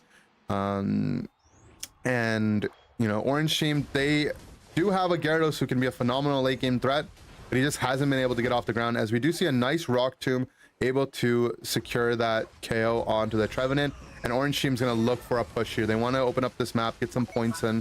Flareon does lead the way with their Unite move on that Candle. Blastoise Surf into Hydro Typhoon, dodged by Machizel's Unite move on that Gyarados. Goes for the backline, does find Otter on that SPN. He's going to try to be able to run away. Overlord is Dragon Dancing. Does he have the Hyper Beam? He does manage to get that KO onto Machizel, while Orange team is looking to defend this pad. Joey in position, potentially looking for Scoop. I'm gonna opt for the Altaria instead. There are about 45 seconds left between Ray spawning. There's going to be a final basement Reggie in the form of a Reggie Rock. This buff, whichever team gets it, they will be favored in that endgame fight. As we see Orange team potentially conceding this objective to go for a back cap instead on the top side of the map. Eldegoss gets a 40-point cap, so they will be weaker on the point in terms of their combat power. Orange team is, that is. They're not going to have that Reggie Rock buff where LG does. However, Orange team with those 40 points does put themselves in a sizable point lead here. It's going to force LG to make something happen in this end game. LG is going to have to either look for a back cap to put themselves in the lead if they want to win this game, or they're going to have to win a team fight and then secure Rayquaza after it. Yeah, that level 14 Dragon Knight is looking scary. Overlord securing all three Reggies this game in the bottom side, giving them the XP lead, and these team fights have just gone in the way of LG. It's going to be really tough for Orange team to find their way into this fight, but it's certainly possible with a good Rock Tomb and some poke from Candle as they find the engage, or LG finds the engage onto multiple members of Orange team. The reset comes out. Otter actually going down to Leafeon. The Ray has been hit for Dragon Dance stacks. I'll let you take over, Indy. Yeah, so Machizel actually ends up getting caught out by Lutano Surf. He does get forced down to use his Dragon Current on that Gyarados, and he manages to bounce out. So Machizel's still alive on just 1 HP. His has the bounce. He actually goes in with the bounce instead. He's going to end up going down. 2 members down for the side of Orange team. Members on LG are quite low. Lutano forced to use his reset. Not able to come back through that Rings Unbound either. Kratos finds that snipe onto the Hoopa with that Solar Blade. And Orange team, they were able to find a cap throughout all that mess as well. So they're up a sizable amount here, as LG, without their support with 1 minute left, they're going to be forced to get this Rayquaza down. Lutano's looking to zone out any potential snipes that he can. Flareon's getting really low. Otter's going to go down once again to the second Solar Blade here, while Overlord really low. Hyper Beam is their secure. If Overlord goes down, that might be the only option left for LG to win this game. He gets his Hyper Beam off, not quite enough. Lutano is one of the only members alive. Can they secure it? Goes to the side of Machizel. Orange team able to bounce back with the point lead and Rayquaza with 30 seconds left to go. We're going to be going into game number 3 between probably NA's finest grudge match, probably we're going to see all year between LG and Orange team. I imagine these two teams probably will be facing off against each other in future tournaments, maybe even later on in today's tournament as well. But they're definitely giving us a show with game number 2 going to Orange team off the back of some really good Gyarados gameplay from Machizel, really cleaning up in the end and pushing that character to its limits. Yeah, Otter just getting caught out a couple times there, leading no heals. I saw going over to Overlord 2, who was getting chunked out. Maybe just not a big fan of, well, I saw the draft, but I don't know. Overlord just unable to finish that flip there and stay alive long enough to get the Dragon Dance off. Yeah, I think the problem, so Kratos played this endgame fight really well. Normally, you don't see a lot of resources be used on the Espeon Pokemon, but if you look at LG's draft, it doesn't make a lot of sense in terms of late game prowess, right? Like the typical bread and butter comp right now in the Western meta is you have an evolution that helps you get your top laner online. So if we look at Orange Team as a framework for this, Kratos' job is to get Machizel online. Machizel will be the late game carry. They have their secondary late game carry in that Candle, right? A little bit greedy in the Candle. You don't always see a level 5 late game kind of oriented Pokemon in that role, but definitely can work, right? And they have a healthy balance of early game into late game. Whereas we look at LG's team, right? You can definitely opt to run something like a defender on the top side, right? The defender top lane, Blastoise or Tree, when it gets played top, its job is to hold down the fort and allow someone else to carry, right? And they opt to go for Overlord as their carry here. Now, the problem is what would make LG's comp come together, right, is a Mew. Right? Mew with the coaching gives you a little bit more late game assurance, much more mobile, harder to bring down in the late game. Also brings that Dragonite into the next level through that coaching, and just overall brings that comp together. Orange Team recognizing that, they actually go for the Mew ban, and Otter left to play Espeon, which, you know, is a Pokemon that's designed to get your team ahead, but it was played in that more bottom side role, and they were just never able to really get as far ahead as they could. And in that endgame fight, if they're not really, really far ahead in terms of XP, right, and they also don't have a stacking Pokemon, no one's stacking attack weight or cookie or special attack specs on the side of LG, they're just going to get outscaled. And that's what it was. Machizel had a couple stacks. Kratos had some stacks as well. They had their levels, found a couple good KOs. And if LG doesn't dominantly win that fight, it's going to be tough for them to secure that Ray. I imagine LG is going to probably go back with a similar draft they had game number 1, where they had a lot more control of that game. In game number 2, in game number 3, that is Orange Team tied up that set 1-1. Yeah, you know, I liked what I saw from both teams. You know, LG had that big lead, but yeah, Kratos played the team fight amazingly, found the KOs that let their team win and get that Rayquaza score at the end there. Do you think we'll see more Leafeon? You think we're gonna let it through again? They banned. So I imagine LG gets first Inteleon. pick this game after going down there, which will probably put the initiative on Orange Team to have to ban away that Leafeon. If they're gonna pass the priority of Leafeon to LG, that might be troublesome for them. So it is going to be a tougher draft for them to play from second pick here. But game number 1 didn't look that bad for Orange Team. The one common factor that won both of these games was Gyarados. Gyarados, just that premier top lane scaling Pokemon. We saw Machizel struggle throughout that game. He had a really late evolution, and this overall game state wasn't good for the Gyarados side in game 2. But in that late game, we just saw, you know, uses his Unite move to be able to invuln some of the damage. Bounce instantly gives you that stun now. You don't have to charge up a Dragon Breath beforehand to get that knockup. And in these late game fights, that really makes a difference, you know. Having that bounce shield and to knock up, you can combo your spells off of that. Your team can combo off of that. You're so elusive, you're so tanky. And I think Machizel and Kratos were truly the difference makers in that endgame fight. So yeah, I don't know if Leafeon or Gyarados are going to go to the side of Orange Team in game number 3. We'll have to see. And I really anticipate LG they're gonna go back to a similar draft they had in game 1. If they can get Otter back on Mew, Otter can keep that team kind of gelled together with those coachings. Overlord probably wants to get back onto more of a traditional carry. You know, something that carry to the top side, Blaziken, Gyarados, Zoroark, whatever it might be. And we'll see. I think another Pokemon that gets thrown around in the mix as well in these drafts is Mimikyu.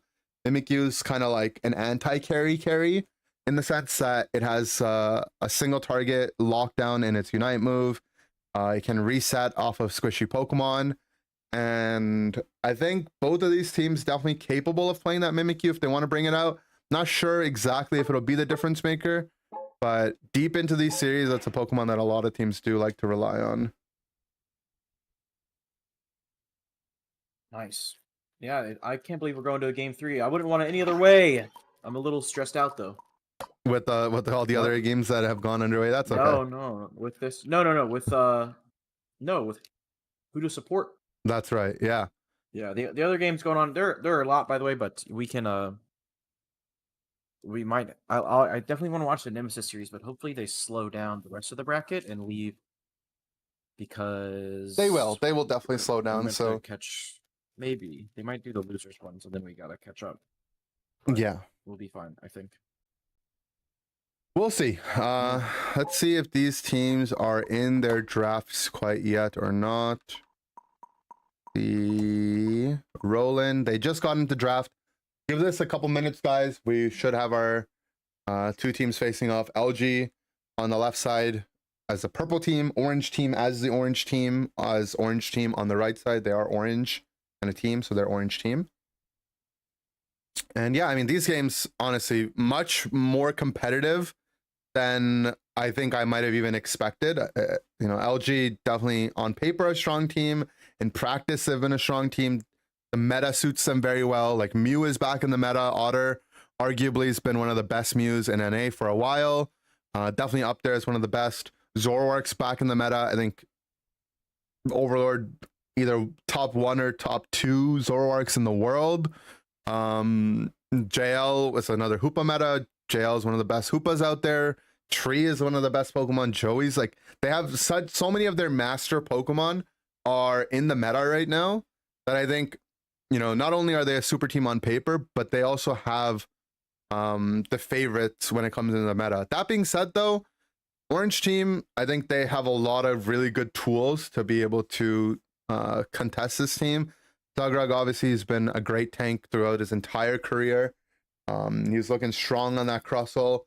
I know Umbreon is a Pokemon that got buffed in this patch, so we might see that Pokemon come back out as well. Snorlax got buffed. You know, if there's a person I associate with Snorlax the most, it's Zagrug, going all the way back to season 1. So if he gets to get back on Snorlax, that'll be a treat to watch. And just a lot of these players doing so well. Kratos looked really, really good on that Leafeon. I think if Kratos can be on a Pokemon that can control the tempo of the game, so basically if Kratos can be on one of these evolutions, I think that suits him the best, at least in this set. He's able to move around the map, find secures. I think Leafeon is probably the best Pokemon for him to do that. We're probably not going to see him play Leafeon again from second pick unless Orange team lets something like Mew go through the draft and LG opts to go Mew and they don't ban the Leafeon themselves. Probably won't see that pickup come back online. And then there's some new faces to the scene as well. Machizel and Flareon's both making a mark for themselves in this season. Machizel already has a tournament win under his belt against his former teammates that he's up against. And he did struggle early on as a Gyarados, but I really think he brought it back. And there's someone that I was going to give the MVP to at least that Rayquaza fight. Probably Machizel, MVP of the game, probably overall to Kratos. So yeah, exciting game. Almost done with that draft, so we should be able to watch them really, really soon.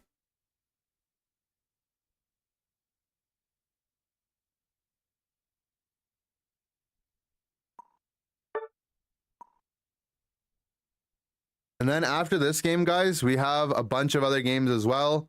We'll be able to catch Nemesis, Team YT, and Hades, DOL Kittens against You Feel Me. We have all these games banked up to watch. I recommend sticking around for that. Try not to get them spoiled. These games are being watched live, but because they're happening simultaneously, we can't obviously watch 4 games literally at the same time on our stream. We're just banking them away. We might be 10, 15 minutes behind on some of these sets, but we're one of the only streams where you're going to be able to catch every single game today. The first time it's ever happening in Pokemon Unite. So a lot of action for you guys to be able to check out today. But I'm excited and I'm happy that we're able to get things started off with LG versus OT though.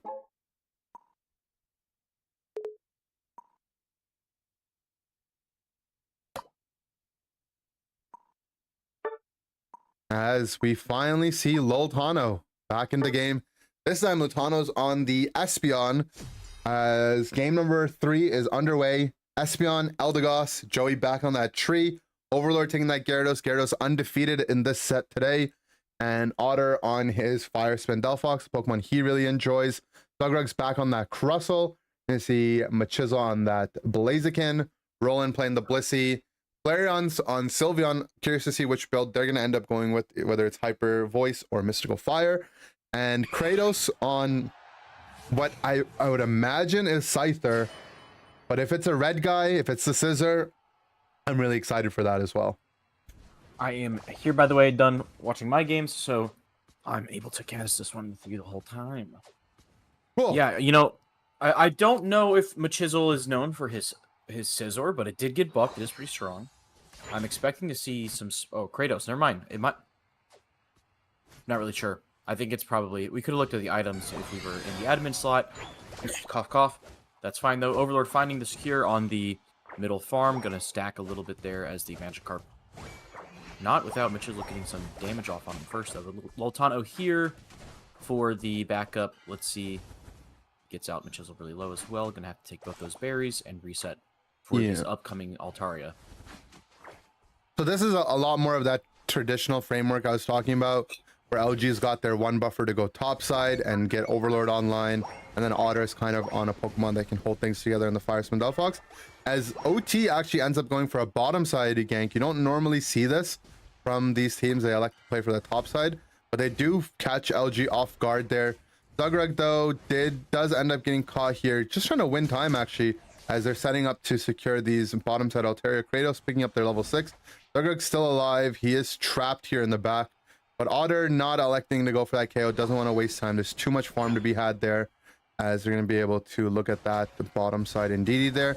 We're directing our attention to the top side of the map. Overlord was able to pick up a lot of effort gauge, and this is what you want to see from the Magikarp. You actually build your effort gauge while you're doing, while you're inputting actions, even if it's to the air.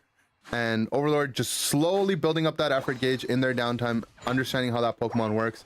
We're going to see a potentially 8-minute evolution for this Gyarados. There it is. So they'll be in time for the central lane Altaria if they want to go for that fight. Kratos, though, like I said, he likes to be able to be in the front seat, taking control of the game. His Scyther gameplay has been looking good so far. Able to find a couple successful KOs. As we see LG versus OT here. Overlord steps up, does find the KO onto Roland, and Machizel walks past. So a little bit of scores being traded out. Definitely advantage LG as they're able to get more points in and more stacks. But Machizel able to finally get themselves online as well. We'll see which objective these teams want to elect for, as Overlord finds another stack for his attack weight. Bottom side or top side, both are valuable for these teams. It looks like LG is going to heavily prioritize this top side. We saw in game number 1, they did a similar thing where they broke this top broke this top pad to push that Regieleki in. Overlord ended up going down in that siege, and that kind of gave the advantage back over to Orange team. LG able to still clean it up in the end game, and they were able to win. But we'll see how they want to approach this game. So we're going to see Otter go for that break.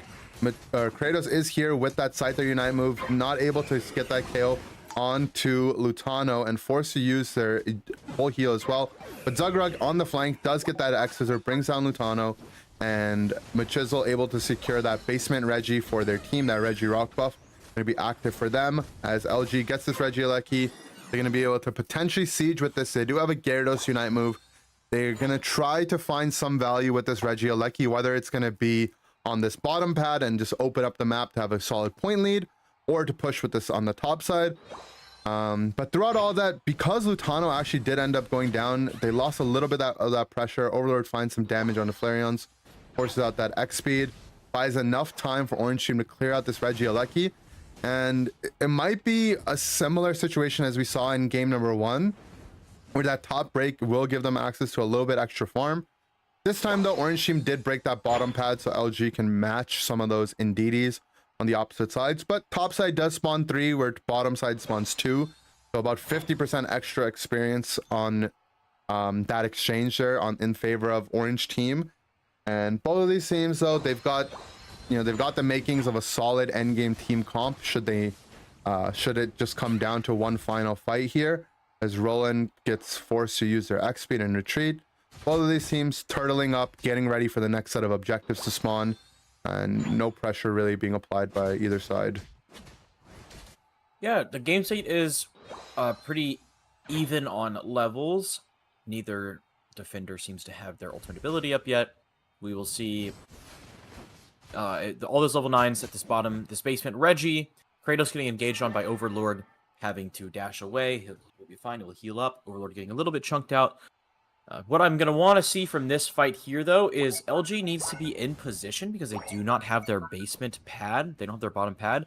And so it's a bit of a longer walk for them as they go for the engage first. Delphox ulting the bottom pad, finding only Zugrug really in it.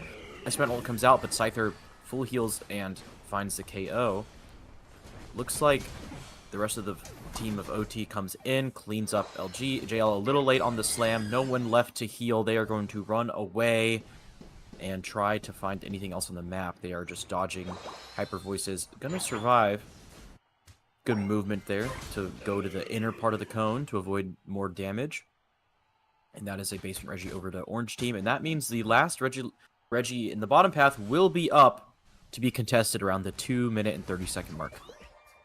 Yeah, this Scyther Blissey combination, even though the Bliss Assistance wasn't able to get that bowling ball knockup, like we sometimes see, just Scyther Blissey giving Scyther that extra source of damage reduction and that damage amplification is oftentimes enough to enable Scyther to get some resets with their moves here. And Kratos looking really good in that team fight, able to pick up some KOs. And we actually saw the Crussell bug fix come into play there, where Zugrug was able to get their Unite move off despite getting fire spun.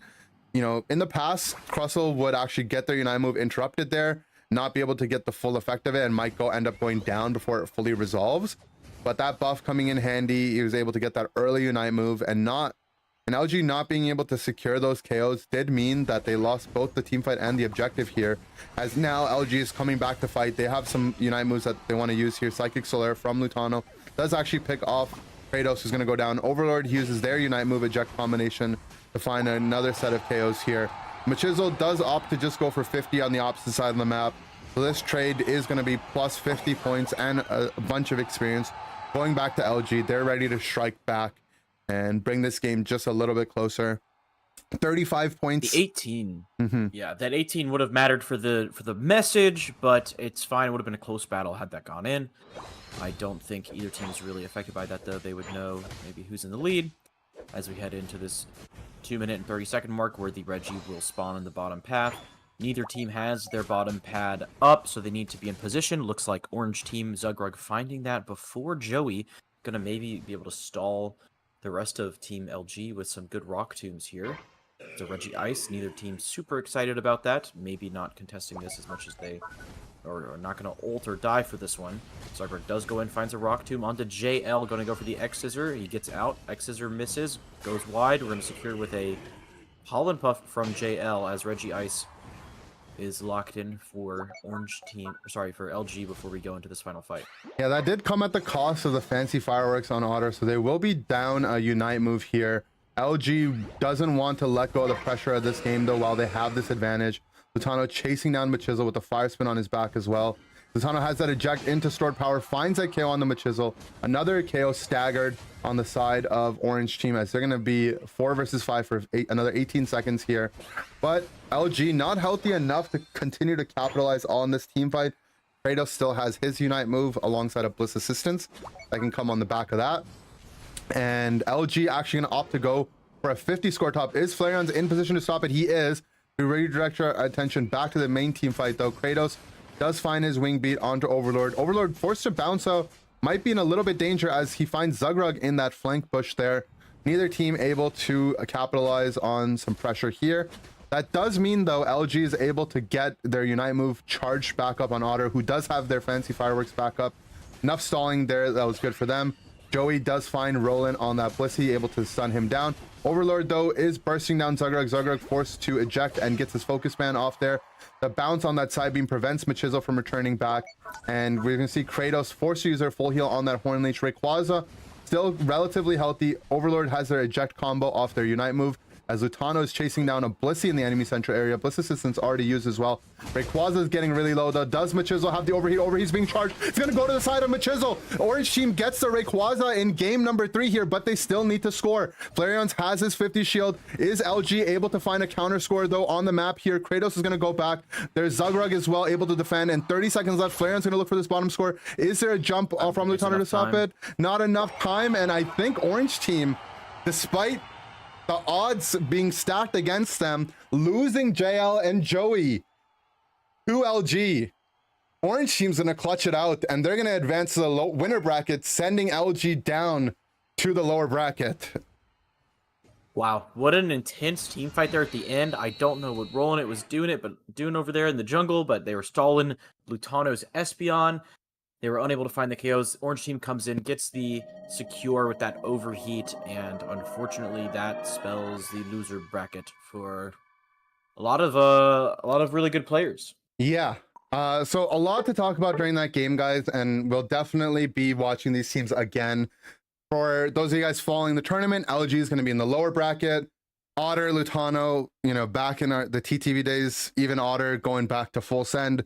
These guys are used to being in the lower bracket. They're not going to be phased by this loss. So I don't think it's going to affect them mentally really at all. It is going to be a little bit stressful, obviously, if they end up having an early out of this tournament. Orange team, though, momentum's favoring them. They're probably riding this high.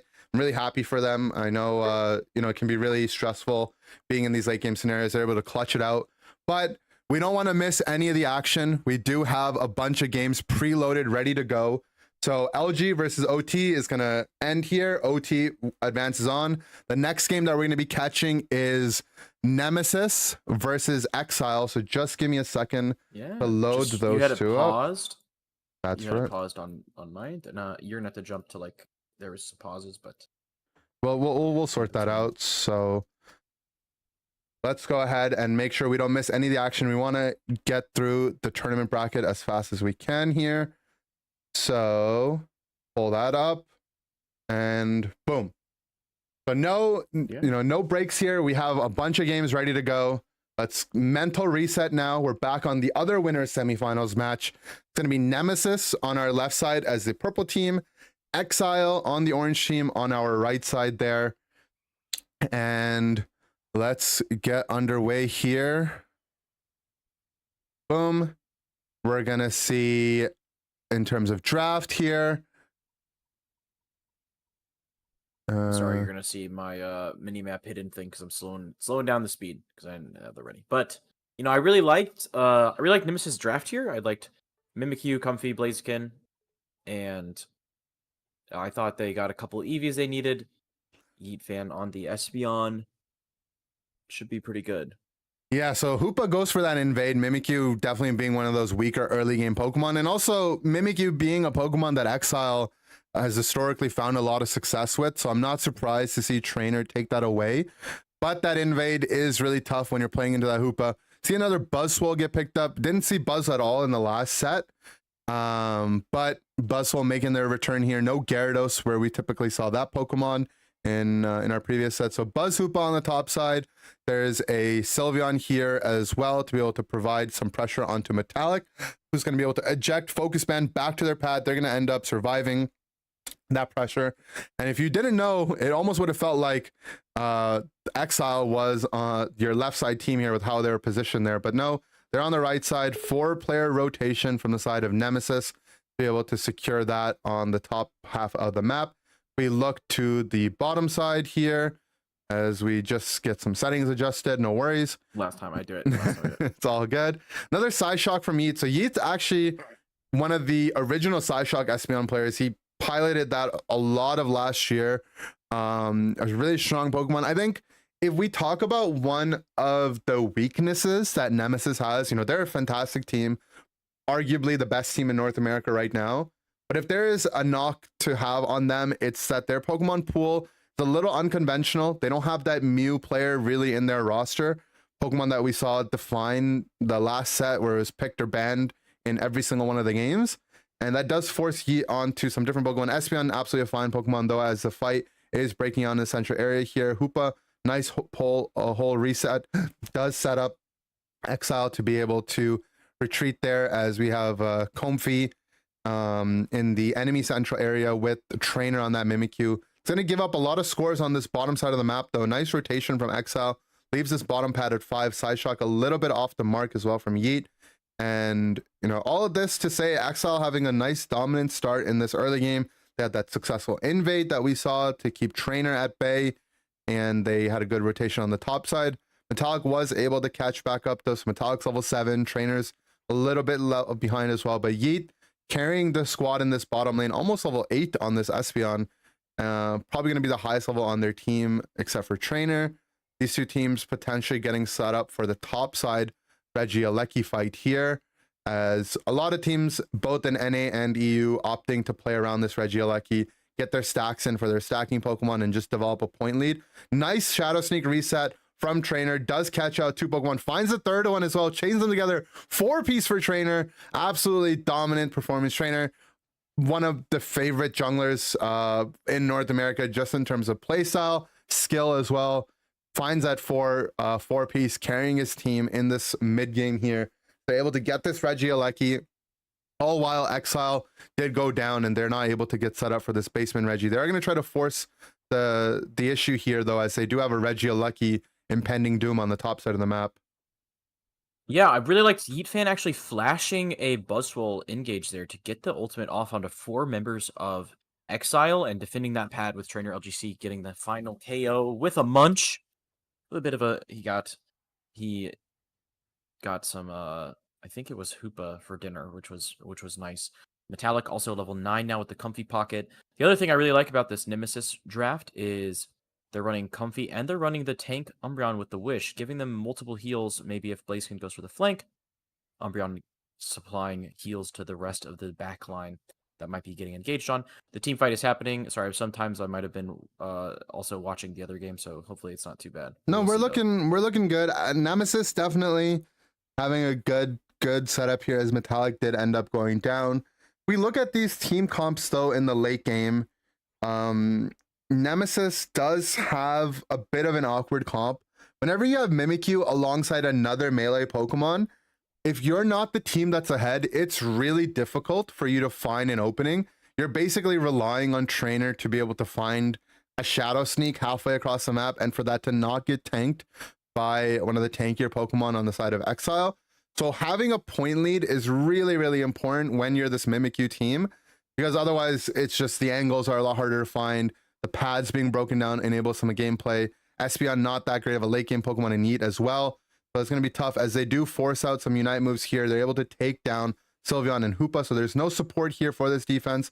But Simp does have that fancy fireworks, going to buy some time for his team as he puts that on the pad. But he does get caught by Trainer Shadow Sneak into a Unite move combo to get that reset. So Trainer has another Shadow Sneak, finds it onto the Blastoise in the thick of it all, and able to potentially get the reset. No, Hydro Pump and Hydro Typhoon comboed on the side of the Blastoise, and that bought enough time for Neon to get that Rings and Bound and bring their team back with this Hoopa, as Exile is able to flip the script here, and they're able to bring back the game a little bit. Points still favoring Nemesis, but experience pretty much evened out now. Unfortunately, probably the last Reggie bot of the game for either team, really. That's a Reggie steal, so it's going to give Exile a little bit of an advantage here in this Regieleki fight.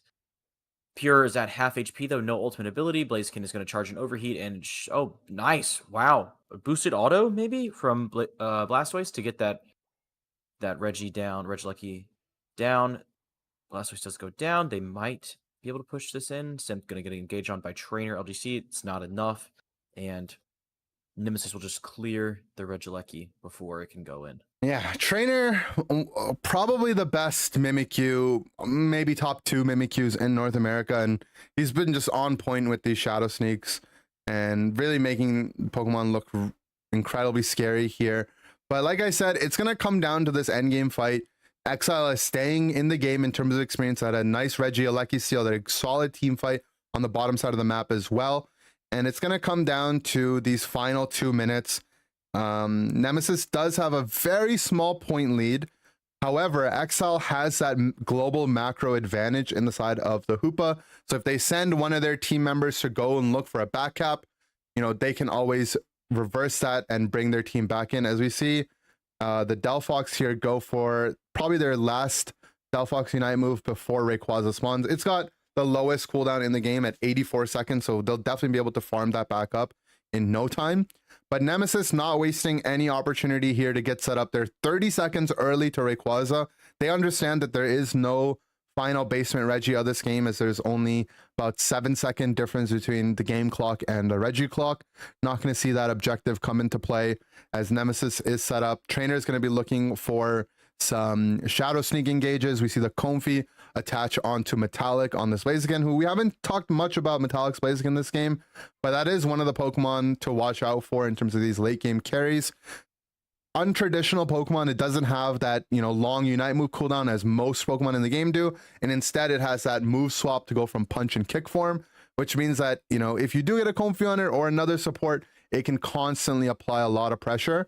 As we see Exile, they're the team that's forced to make something happen in the end game here and start tapping Rayquaza, maybe build some muscles up for Oblivion on that Buzzwole and take some damage, force to use his Hyperspace Hole. But Nemesis, they've got the point lead. They understand that they don't need to make anything happen. They need to defend their pads and defend Rayquaza. And Exile, they're going to need to find an opening to be able to win this game. 30 seconds go by. They're just trying to find any opening they can. Nice mean look onto this Blastoise. Hyperspace Hole reset force out there as well. Shadow Sneak, Trainer finds it. Does he want to use it onto the Sylveon? No, elects to not go for it. Machisel though, or sorry, Metallic able to flank this enemy backline with that Comfy on his head. Nemesis's job is to just buy as much time as they can. Another Hyperspace Hole used as well, but not able to get that reset. Surf in from the side of Pure. There is AZ's Unite move here on that Moonlight Prance to go. Oblivion on the Buzzwole did end up going down throughout all of that, and a fancy Fireworks used as well. Hyperspace Rings Unbound from the side of this Hoopa. No members down on the side of Nemesis. 45 seconds left. They understand that they got to get back to their pads. I'd like to see Metallic go and continue to play the point game here. And, you know, as time whittles down, there's no real initiative happening for the side of Exile. That being said, Trainer does go down. Trainer's going to be KO'd for the rest of the game here. And now it's going to be up to Exile to burn this Rayquaza down and look for a secure. But Metallic is ready. He's got that overheat locked and loaded if he wants to go for that secure. They're trying to zone him out with the Surf, but damage needs to go onto Rayquaza. 15 seconds left. Exile needs to end the game here if they want to have a shot to win it. Still not able to bring down Rayquaza. It's living on one, and it goes to the Focus Blast over the wall from Metallic, able to secure it. You know, we talk a lot about Blaziken securing Rayquaza and objectives. It's usually with overheat. You don't normally see it with that focus ball that they throw over the wall, but nicely done. That was such an insane team fight. I don't know if you saw the last second there where multiple members of, I think one member of Exile goes down from the Rayquaza, leading to Metallic to get that steal from over the wall. Blastoise scores 100 bot, but Metallic follows up with the last second cap to get that Nemesis W with only 25,000 damage that game. Yeah, nicely done. And you can speed up to where you see the next game start, because it does a bit. Awesome. All right, cool. So no time to waste here. We're going to be into game number 2. Nemesis are victors of game number 1. So they're up 1-0 against Exile here in game number 2. If we're looking at the draft, a lot of the same Pokemon's being picked away. Blaziken this time going to Exile, taking that away from Metallic, who basically secured them the game there. And Tali on pick, haven't gotten to see much of this today either. Some EVs on both sides as well, as we see this Clefable go down. Clefable Pokemon we haven't seen a whole lot of lately after the nerfs and kind of just an overall meta shift, but still obviously a strong AoE team healer and can present to be some counterplay into things like Blaziken in the form of their Gravity, as both of these teams kind of settled down into the second game over here. Yeah, I'm liking the drafts from this one as well. I do believe that's I do believe that Simp on the Solar Beam Venusaur, big fan of that one. It's not as strong as it could be into Clefable's healing, but it's still a strong pick. Freak on the Jungle Blaziken, or no, sorry, they're top lane Blaziken, but Sylveon taking that first rotation and ganking the bottom lane. Interesting levels. Level 4 gank, I'm not really sure. Oblivion's already back down, and Klabuskin's going to go to the jungle to try to get their Blaziken levels. But I'm not really even sure who you would say is in the lead. Who's got the best advantage right now? Yeah, I'd say right now it's pretty even, maybe slightly favored for Nemesis, as they did win more of that bot side neutral farm with their Inteleon. And Glaceon is the weaker evolution in the early game. So seeing Trainer survive through that hyper early part of the game without any KOs is solid. Nemesis did lose their Crustle on the bottom side of the map, and they lose their Inteleon as well. So nice rotation from Exile to go for that pad. It's a bit of an unconventional play. You typically see teams get set up for these mid Altaria. I think Exile had a nice cheeky play to get themselves set up down there. As Trainer's getting chased down in his own central area, Clefable's going to end up going down. And now, if I'm thinking more about this draft, I think Nemesis is a team that's really relies on their Blissey gameplay. Rek's really good at the Blissey too. I'm almost certain, I can almost guarantee that Exile banned away the Blissey in game number 2 here. And, you know, maybe Rek's not feeling like playing the Eldegoss. Maybe that was banned away as well. And forces him on more of a weaker support pick. Even last game we saw him on the Comfy. So, yeah, we'll have to see how these picks kind of come to fruition here.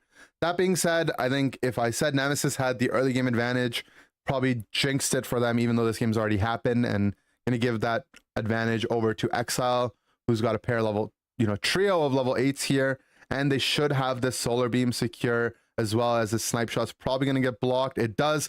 Nice block on the side of that Sylveon, sets up that special defense shred to make that solar beam just even more potent. Russell's going to live on just 1 HP. But this is where this Hoopa hyperspace hole comes in handy. You get that bottom objective, teleport your team to the top side of the map. You have this Umbreon hold down the bottom pad as your defender. Defend that defending goal, as Exile is going to be able to secure this top Reggie Alecki here as well. So both primary objectives going to the side of Exile. And now they want to try to push this Reggie Alecki in. This is where they're going to get their Blaziken stacks. His top pad still at 80, so nothing on the side of this Blaziken. Overheat eject used as well. Verdant Anger from the side of this Venusaur buys enough time for this Reggie Alecki to go in. One stack goes to the side of this Blaziken. Gravity used as well to prevent this Blaziken from being able to get those moves off, but it's not quite enough pressure. Clefable, not the Pokemon that it once used to be from the pressure that it applies. And Exile looking really dominant with a full 150-point lead at the 5-minute mark here. Yeah, Oblivion almost getting taken down there by Nemesis members, but just getting the recall off, and still goes down to a nice flash exit from Asnable. Verdant Anger comes out though, and the Solar Beam follow up with the Giga Drain with the Energy Amp boosted should find Simp that 3 KO streak. Let's see if Exile can push this bottom pad though. Hydro Typhoon comes out. Good snarl from Pierre to not get knocked up. The rest of Exile shows up. Simp is really low in the backline, though. Yeet Fan dashing in to try to get the KO onto Venusaur. Does not find it. The rest of Nemesis shows up. Asnable giving that Rubble Rouser ultimate move and defending the pad. Still at 3 for the side of Nemesis. They are now able to start hitting this bottom objective. Sorry for not moving the camera. Sometimes I was watching other games. Let's see. There we go. It's a Reggie Steele. Yeah, so Reggie Steele set up here on the bottom side. Yeet tried to find that no scope earlier. They did end up going down. Exile had complete control of this game. Even when Nemesis finds a couple KOs, Exile is able to bounce back. They've got some good secure set up their way here, as well as they try to bring down this Reggie Steele here. Hydro Pump, actually the Unite move that Rex was able to roll, and he gets the secure off of it as well. So Nemesis able to flip the script here, put the pressure onto Exile. They win that bottom basement Reggie. That's going to allow them to get a big 50 overcap. Fantastic. Yeah, fantastic. It doesn't get better than that. The math was so done. 49 overcap. It doesn't get better than that. Nemesis back in this game. They're back, and roughly 20 points separating these two teams, where just a minute and a half ago we saw that 150-point differential here. And now that the map is opened up a little bit, it is going to be tougher for this Venusaur to find all those angles to be safe.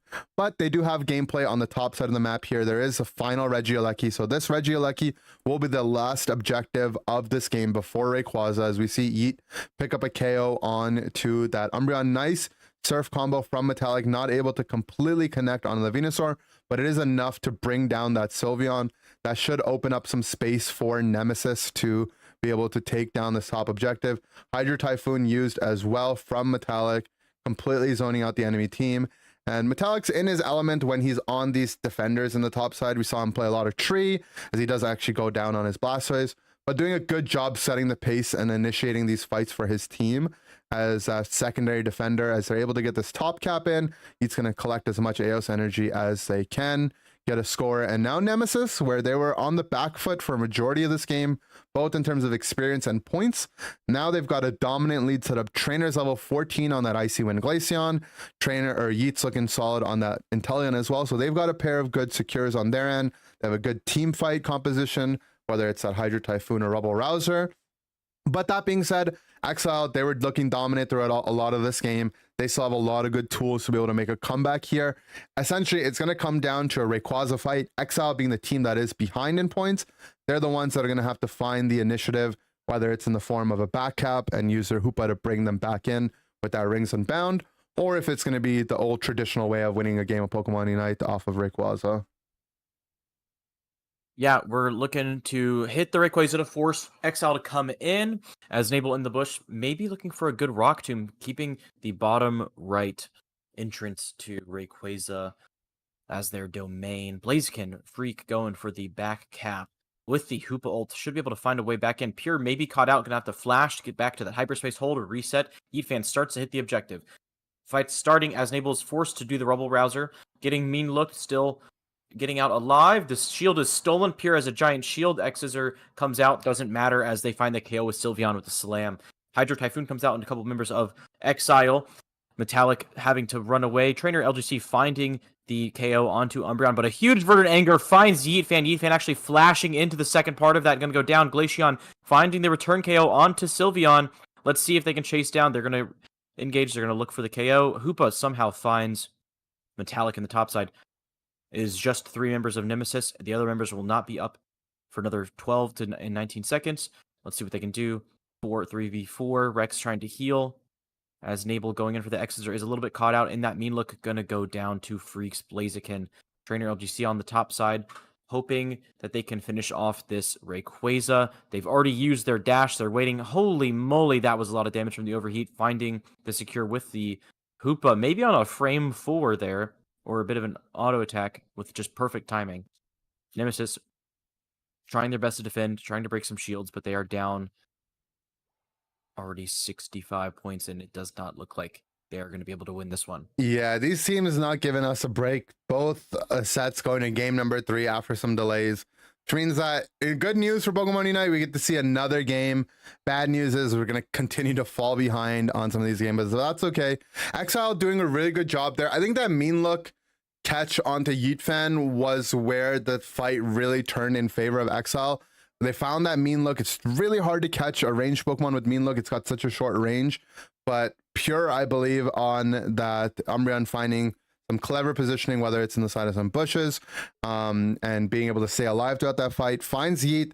They get that Verdant Anger on top. Even with that eject button, it's a little bit too late. And once that Inteleon goes down, the Blastoise gets low. The Crustle had gone down as well. It was a little bit too much for the side of Nemesis to be able to handle. And they end up going down as Exile ties up the series 1-1. And we should be able to skip ahead and get into game number 3 here as well. So that's quite exciting. You love to see that. As these two teams... I wanted to bring up the last thing I thought for that team fight was when Yeetfan does go down, I feel like they had the rip and the positioning, but the Verdant Anger, you sometimes have to stand still, but I think Yeetfan flashes into the seed lands and then explodes into 4 different ones to the sides of it. And sometimes you can keep walking. I think he flashed directly into a second seed, knocking him out. Is either that or take the Solar Beam. So it might have just been a really well-placed Verdant Anger and Solar Beam combo from Simp. As we head into game 3, Aegislash top lane after a second cooldown buff to Sacred Sword on Metallic. What do you think about that? I'm a fan of this Aegislash Pokemon. It might even be Shadow Claw and Ironhead. That moveset did get buffed too, and that moveset's just been constantly getting buffed. It's a solid... Aegislash is a good Pokemon to counter other melees, and it has a really, really annoying matchup for this Mimikyu to deal with. As, you know, those constant mini-suns, whether it's with the Wide Guard or the Shadow Claw or the Sacred Sword, can oftentimes interrupt what the Mimikyu is trying to do. As you see, Metallic, that being said, is struggling on the top side. But this game, Nemesis was able to pick up their Blissey. think this is a Pokemon that they really rely on to find a lot of success. Gives them a good matchup into the Hoopa with the Egg Bomb to interrupt the portals. Gives them that late game, you know, Bliss Assistance to be able to use on the trainer, oftentimes to let him carry through that end game as well. So yeah, I'm excited. I think it's a fine game to be Aegislash. They do need to get online. It is a player off Mimikyu. Just speaking from pure experience here, player off Mimikyu into Aegislash is a nightmare. You can't actually player off an Aegislash in wide guard because the wide guard stun will trigger before the player off lands. And if you get stunned as Mimikyu mid player off, not only does your move go on cooldown, but you don't get any of those invincibility frames and you're left completely vulnerable into the Aegislash or whatever it might be. There's also a slow beam from the side of the Slowbro to catch out this Mimikyu, so I don't imagine Mimikyu is going to be able to find much throughout this game. And if I'm looking at their draft, they have a defender on the top side and a Delphox on the bottom side. So, and we were talking about this framework of compositions where you want to have a good balance of late game and early game Pokemon. Mimikyu being their late game Pokemon being hard countered by Nemesis's draft, I'm really, really afraid of Exile and their ability to find a footing in this game. So we'll see how it ends up going out. Nemesis currently is the team in the driver's seat as they have a 4-player rotation on this top side. They want to get their stacks and scores in. Only Rex able to find their 14 as a hyperspace hole is ready to go to stop any of these pushes here. Shadow Sneak a little bit off the mark. Rex is going to run right. It might look like the Blissey is throwing, or you know, it might seem a little weird, but their job is to revert that attention from their team and direct it to themselves on that right side. So well played by Rex, able to essentially make some space for their team as Nemesis is looking solid in terms of experience, but Exile is keeping up. So far, only 3 minutes have gone by. Teams looking relatively even, both in terms of XP and points. Yeah, you know, we're seeing Nemesis with a little bit of an early game lead. Blaziken's online. They're going to secure that Regieleki in the top side. And once again, sorry about the cameras. We're going to figure. I was watching some of the games, but the Aegislash pushing back. Exile, the Regieleki's going to walk in. We're going to get some stacks maybe on Trainer LGC. Let's see if. Yep, perfect. Exactly what you want to see. They can do one more off the Bunnelby here. And thank you for Pierre for leashing that for them, and they're going to get that stack in. Trainer LGC is online, going to escape this gank from 3 tanky members. Good portal stop there from Rex. Let's see if they can find the KO with it. Overheat onto nobody as they all walk out of it, but Aegislash shows up, finds the KO into Anon. Or Neon, sorry. That's right. Who's the... Neon is on Exile. Yeah. Anon is the jungle / top laner in for Antic Esports in OCE. Easy, you know, mistake to make. Both great players. Yeah, different. Watched him last night. Yeah, different sides of the world there. Nice. That was a good stop by Rex, like you said, on the Egg Bomb with the portal. Really able to set the tempo there on that top side.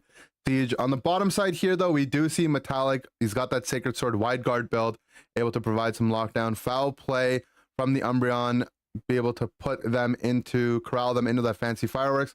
Mimikyu Unite move used to lock down that Blissey, so no Bliss assistance going to be viable in this fight. As we see a Shadow Sneak onto the enemy backline, Freak trying to get these resets, not able to chain together those KOs. We do see them Shadow Sneak onto the Aegislash, but that was what I was talking about. This Aegislash Pokemon can be very difficult for Mimikyu, especially in that player off build to deal with. As Nemesis able to pick up a couple KOs. They do lose Trainer on the Blaziken, but that objective is what they came down here for. They're able to secure that, send the rest of Exile back towards their base. And that being said, both of these teams looking pretty close. 5-minute mark, not a whole lot of points, not a big point gap for either team, not a huge XP gap on either side as well. But a lot of what I was saying is Nemesis has this draft advantage, in my opinion, with the Slowbro and Aegislash into Mimikyu. And see Rex actually get caught by that Shadow Sneak. There's going to be no healer for the side of Nemesis on the top side, as they did pull this Regieleki, and they're going to try to defend the push from Exile here. Hydro Typhoon, used on the side of Blastoise. Oblivion puts down that Unite move with a fancy fireworks on the back of that as well. They're able to get a nice overdunk on this top pad here, as they're going to look to start over this Regieleki as soon as they can. On the opposite side of the map, Exile is getting another 40 on the bottom pad as well. So finally, some points being broken through for both of these teams. A 70-point lead for Exile XP still, though, relatively even. I think there might be some stacking going on from this Umbreon. There is an attack weight on that newly buffed Wish. It does actually boost up that healing considerably, as Exile is able to break this bottom pad as well. Up 120 points, 4 minutes left. Basement Reggie not quite respawned yet. And we will see those teams potentially set up for that, and which will be the final objective before Rayquaza. Yeah, we're headed into the 3-minute mark here. The last Reggie spawns, and I think Exile has the positioning advantage here with their Umbreon walking up, doing a snarl onto Snable, just kind of scouting. Freak in the bush, gonna get the Shadow Sneak off. Gonna get Slowbro ulted though at the 320 mark. Gonna go down and get KO'd. The Delphox ult comes out onto multiple members of Nemesis. They are not able to easily retreat, and they are going to fall to the rest of Exile as the Registeel starts to get hit. Trainer Sheet goes in on the Blaziken, finds the KO before they can get reset. Who's going to get it? I believe it goes over to Yeet Fan on the Espeon. Metallic's ult comes out, finds the KO as well onto Blaziken, to Blastoise, and we are going to continue this push. Hopefully they get some big scores in here. They're going to need the points to come back into this game. 40. Now it's going to be a pretty bad overcap here. Rex griefing the overcap. It's fine. They had some great math earlier. We're allowed some mistakes. Yeah, too many points on their side. It would have been really hard for them to get a sizable overcap. But that being said, they do find themselves bringing back the points here in the final fight of the game, as we're going to have Rayquaza spawning very soon. And good experience for both teams, as even as it usually can get for an endgame fight, though the advantage is on the side of Exile just because they've got that point lead. They're going to be informed that they're in that point lead because they have more than 20-point lead, and they have a Hoopa on their side of the team, so they can do what a lot of teams, what even this team has been doing in this set, send someone on one of the side lanes to go for a score. When that team fight breaks out, use that Rings Unbound to bring them back. So Nemesis, the team that needs to make the initiative. There is a Mimikyu Shadow Sneak used onto Yeet, but nice slow beam in counter from Freak. That Hoopa portal not able to resolve, and Freak's gonna end up going down. Rings Unbound forced to use now on the side of the Hoopa. Blissey went down as well without getting that Bliss Assistance up though. Metallic forced to retreat back. They do have their Sacred Sword backwards here, as these two teams might be able to put the foot off the gas just a little bit as they get regenerated back. But all of this is to say advantage slightly to Exile because they're still in the point lead. However, Nemesis has the secret weapon in Trainer's Blaziken here. Pokemon that doesn't have a traditional Unite move cooldown, so in the refights, you always have that advantage, and there's that Bliss Assistant still ready to go for Trainer. So that's what we're going to be expecting to see. Mimikyu, again, not able to make much happen. Wide Guard and Egg Bomb onto these portals to stop that reset from happening. So another Mimikyu KO does go down, and Nemesis able to secure that, and now they have this Bliss Assistance onto Trainer to provide some damage amplification. There's an Overheat to be able to provide this secure if they need it. Blastoise Oblivion is trying to provide some time, open up the game if they can, for Freak to come back with that Shadow Sneak, but Nemesis wants to finish the game here. They don't want to give Exile a chance to come back into this game. Do they have the secure? It goes to the side of Yeet and Nemesis. They still need to score. 40 seconds left. They have a huge shield on the side of Metallic here. He's going to walk towards the enemy home pad. Yeet's going to get that top cap, and with 30 seconds left, I think this is going to be Nemesis' game to secure. Close game number 3. As predicted, the Mimikyu not able to really get much done in this endgame. We see them teams forfeit out here as well. And well played by Nemesis. Good patience by them. They had the better draft in the endgame, and they're able to make it work and finish out this game to advance themselves, where they're going to be facing up against Orange Team a little bit later in the day. Fantastic work from Nemesis to find those KOs. Still have that Bliss Assistance up for the refight. And even though Simp was in the bottom right bush ready with that Delphox ult, they were still able to find that secure. It was close. I will say that you do have Bob's set ready to go. I think you had that one saved as well. I don't remember. That's right, I do. Let me just... And then I can get you Onion's timestamp for their VO3 if you want to watch the one afterwards. So we're going to Bob's stream where we have YT versus Hades. Is that right? Yep. YT versus Hades. Just throw that up on screen.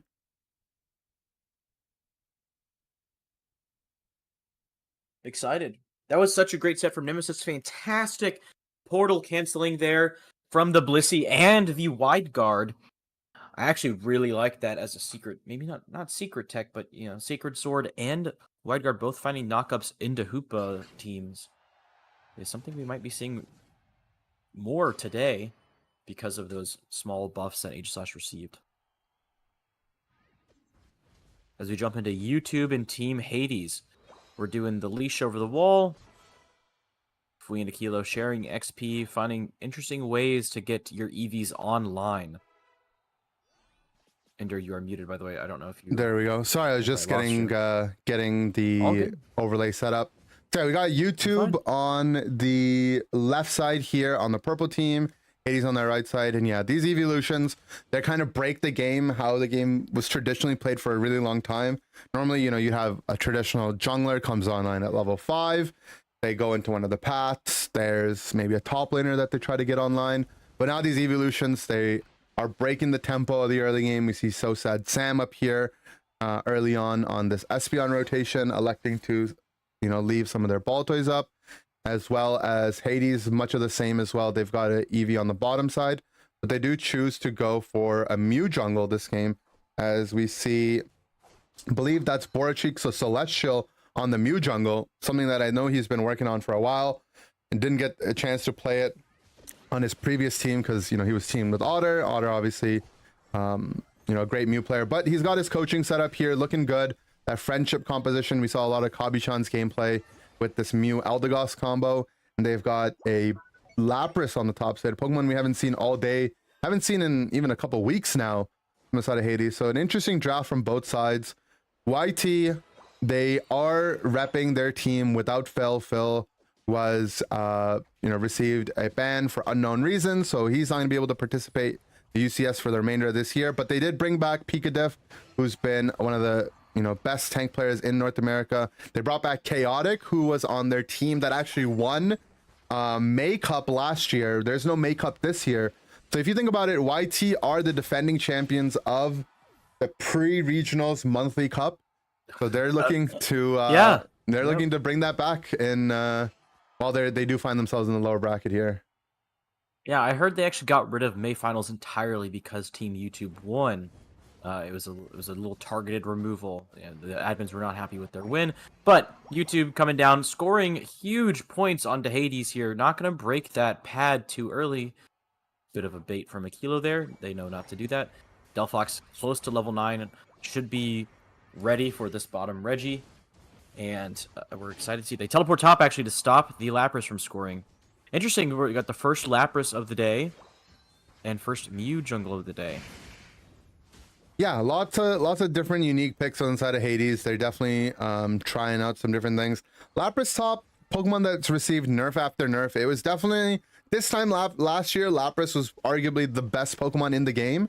But after several nerfs to pretty much its entire kit, from its passive to each one of its moves and its Unite move, definitely a shadow of the Pokemon it was in its past. But it's stacking up in the top side, as we see Celestial here on the Mew. Finds their Unite move. Are they able to get the secure? No. It goes to the side of So Sad Sam and Team YT with that Espeon. They already got this bottom pad really low from the earlier siege. Now they're going to look to see who has the most points here. It's Sam on that Espeon. They're going to advance to tier 2 as well.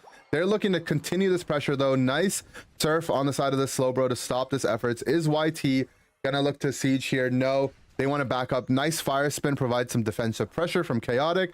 They're going to leave the central area with a blue buff on their way out, exit through the blue buff. Very famous movie, actually, directed and hosted by Team YT here. Yeah, they're going to reset now, farm up the yellow dots on the map. They have the XP lead, even though the Hades has a couple members of their team with low level ultimates, so level 8. We're going to have Sylveon ult online. We're going to get our supports leveled up to maybe contest this Regieleki. It doesn't look like they're sending everybody for it. Slowbro's going to jump in and try to farm some bees, but it looks like Hades has gone up to the top side of the map. They might want to pressure this Regieleki before, and coaching right into the fire spin. Going to put down 2 members, or sorry, Mew getting out. Going to just get the Mew of Hades, and the resets in the back. Going to re-heal YouTube and get them ready to fight this Regieleki. Yeah, Team YT looking strong. They do pick up a couple KOs. It does come at the back of Chaotic, level 11, the highest level in the game, going down. But they do pick up some great experience here, and they're going to try to secure this Regieleki. They just need to get it low enough where they're secure. Solar Blade is there, but not quite enough damage, and it goes to the side of the Water Pulse Lapras, who did get some special attack spec stacks in earlier, we saw, so that the damage is boosted up there. They're able to actually secure that Regieleki for their team. Doesn't mean much for Team YT. They're able to clear it up, but the opportunity cost of them not having the ability to push with that is bad, as we see Hades setting up, waiting in the wings on this central area here. They find the eject slow beam onto the Leafeon. Do they have enough damage to finish him off? No. Eject button gets used. He has his counter unite move. Emerald 2-step pulls off and gets that KO onto Slowbro. Pikadiff is here set up now with these rock tombs. Eject forward as well, and Team YT able to completely turn that around, where Hades had a good setup. They had the engage, but just not quite enough burst damage, and YT finally able to take down this top head. A Kilo as well set up on the bottom side with their Rings Unbound, brings down their team, and YT looking very dominant. They don't have Otter, who they had last month, and Otter was able to do a lot for this team to help them get a lot more competitive, especially after they lost Phil. So missing some key members of their team this year, but saying that that doesn't matter.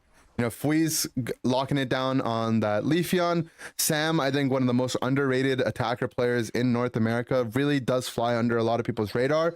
And the rest of their squad, everyone's looking good. Dominant early game performance, but still game number 1 here. Anything can happen. Rayquaza, about a minute 30 left, as we're going to see the final pre-Rayquaza objective of the game is going to be a topside Regieleki. Hades stepping up forward. They want to try to get some of these resources out, whether it's an eject button or a focus man. We see that Lapras surf there as well. Unite move used onto the pad. Pikadiff's going to end up going down. Fancy fireworks used in defense here, but there is a small window there where they could look for a cap. Fire spin does find for a reach, but they get that 50 on the side of Lapras, and they're going to get that perfect maximum overdunk 49 on the top side, as Hades is saying, we're here to fight back. Sneaky loves to see those perfect overcaps. Is one of his favorite things. 49 on Hades. Perfect math there. Let's see what they can do, though, for this top Regieleki. Both teams do not have their pads. It's going to be a little bit difficult to make their way over there. I think Hades needs to farm some ultimates back. Mew, Laura Cheeks not with their Mew ultimate. Definitely a big one for the Ray fight. Neither team taking positioning at that Regieleki. Do we see neither team go for it? It might be, it's a possibility. They might just want to both farm their side of the map. That fight, while it did go very well for Hades, both teams expended a lot of Unite move cooldowns, and it's likely that both of these teams want to just retreat back, farm up the neutral Pokemon on their sides, be able to get their Unite moves back up. Nice engage from Pikadiff, does find the Rock Tomb onto Hades there. There is a hyperspace hole for them to retreat to, and throughout all of that, Sylveon actually ends up going down through the collateral damage, and with Team YT having the 70-point lead, they're going to be able to have control of this endgame team fight. They're not going to waste any time, though. They're getting some damage onto Rayquaza while Pikadiff zones the rest on the side of the defender. There is Boracheeks on this Mew, diving the enemy backline. Are they going to be able to find a pick onto a Kilo? He uses his Unite move. This is going to go down. Rings Unbound, though, does it provide their team with some resources to be able to come through. Leafeon on Fui did end up going down throughout all this as well. Slow Beam does not connect on the side of the Slowbro, so Slowbro is going to go down. They'll respawn with that slow beam. 30 seconds have passed by. Nice little flank from this Lapras. Does find Chaotic on the Delphox, who ends up getting caught out. They've got a 20-second death timer, as well as Pikadiff going down throughout all of this. And now Hades is in the driver's seat. Rayquaza does need to go down. They've got this 12-second window where they can burn down Ray. They have slow beam as well for anyone that looks to try to steal this. Slowbro in position, understanding that they need to zone out that Leafeon. There's that slow beam onto Leafeon. Does Chaotic, or so said Sam, find that secure? No, they don't. It goes to the side of Hades. They still need to find their scores, but with this bottom tier 1 goal open, it's going to be very easy for them to find their first one. Pikadiff's going to try to stop some of these scores. There is a counter score that Team YT is able to do on the other side of the map, but Eldegoss, with just a little bit of a shield, able to get their score in. The full 50 on the side of this Mew as well. And looks like Hades is going to be able to pick up game number 1 here between YT and Hades. Yeah, do you want to speed run? They are... We definitely can speed run. It looks like this game likely will be over. Let's just go ahead. Check. Bob's stream. I do think this one. Okay. One of these games apparently gets reset. Okay, so if you look at the damage or the bans and the damage here, we do see Comfy being banned out on the side of YT. Interesting. Wonder if they're just afraid of some Zoro Comfy shenanigans.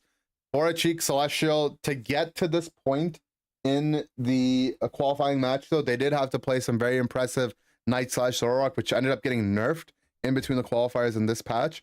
And, you know, Comfy being one of those Pokemon that enables that Zoroark. Not too surprised to see that ban. But Lapras picking up its first win in this set here, as these games just had happened a little bit earlier ago, guys. Benefit of that is that we get to skip ahead and immediately get into gameplay. So, keep going. Keep going. This game gets remade because I don't think any of this is what people wanted. So go to like one. It looks like an hour 20. Another 10 more minutes. It does not. The game does not get played. It gets reset. Cool. All right. We're in game number 2. So Hades was able to pick up that game 1 here, as I'm going to adjust this overlay. Thinky, why don't you tell us what these teams got in this draft here?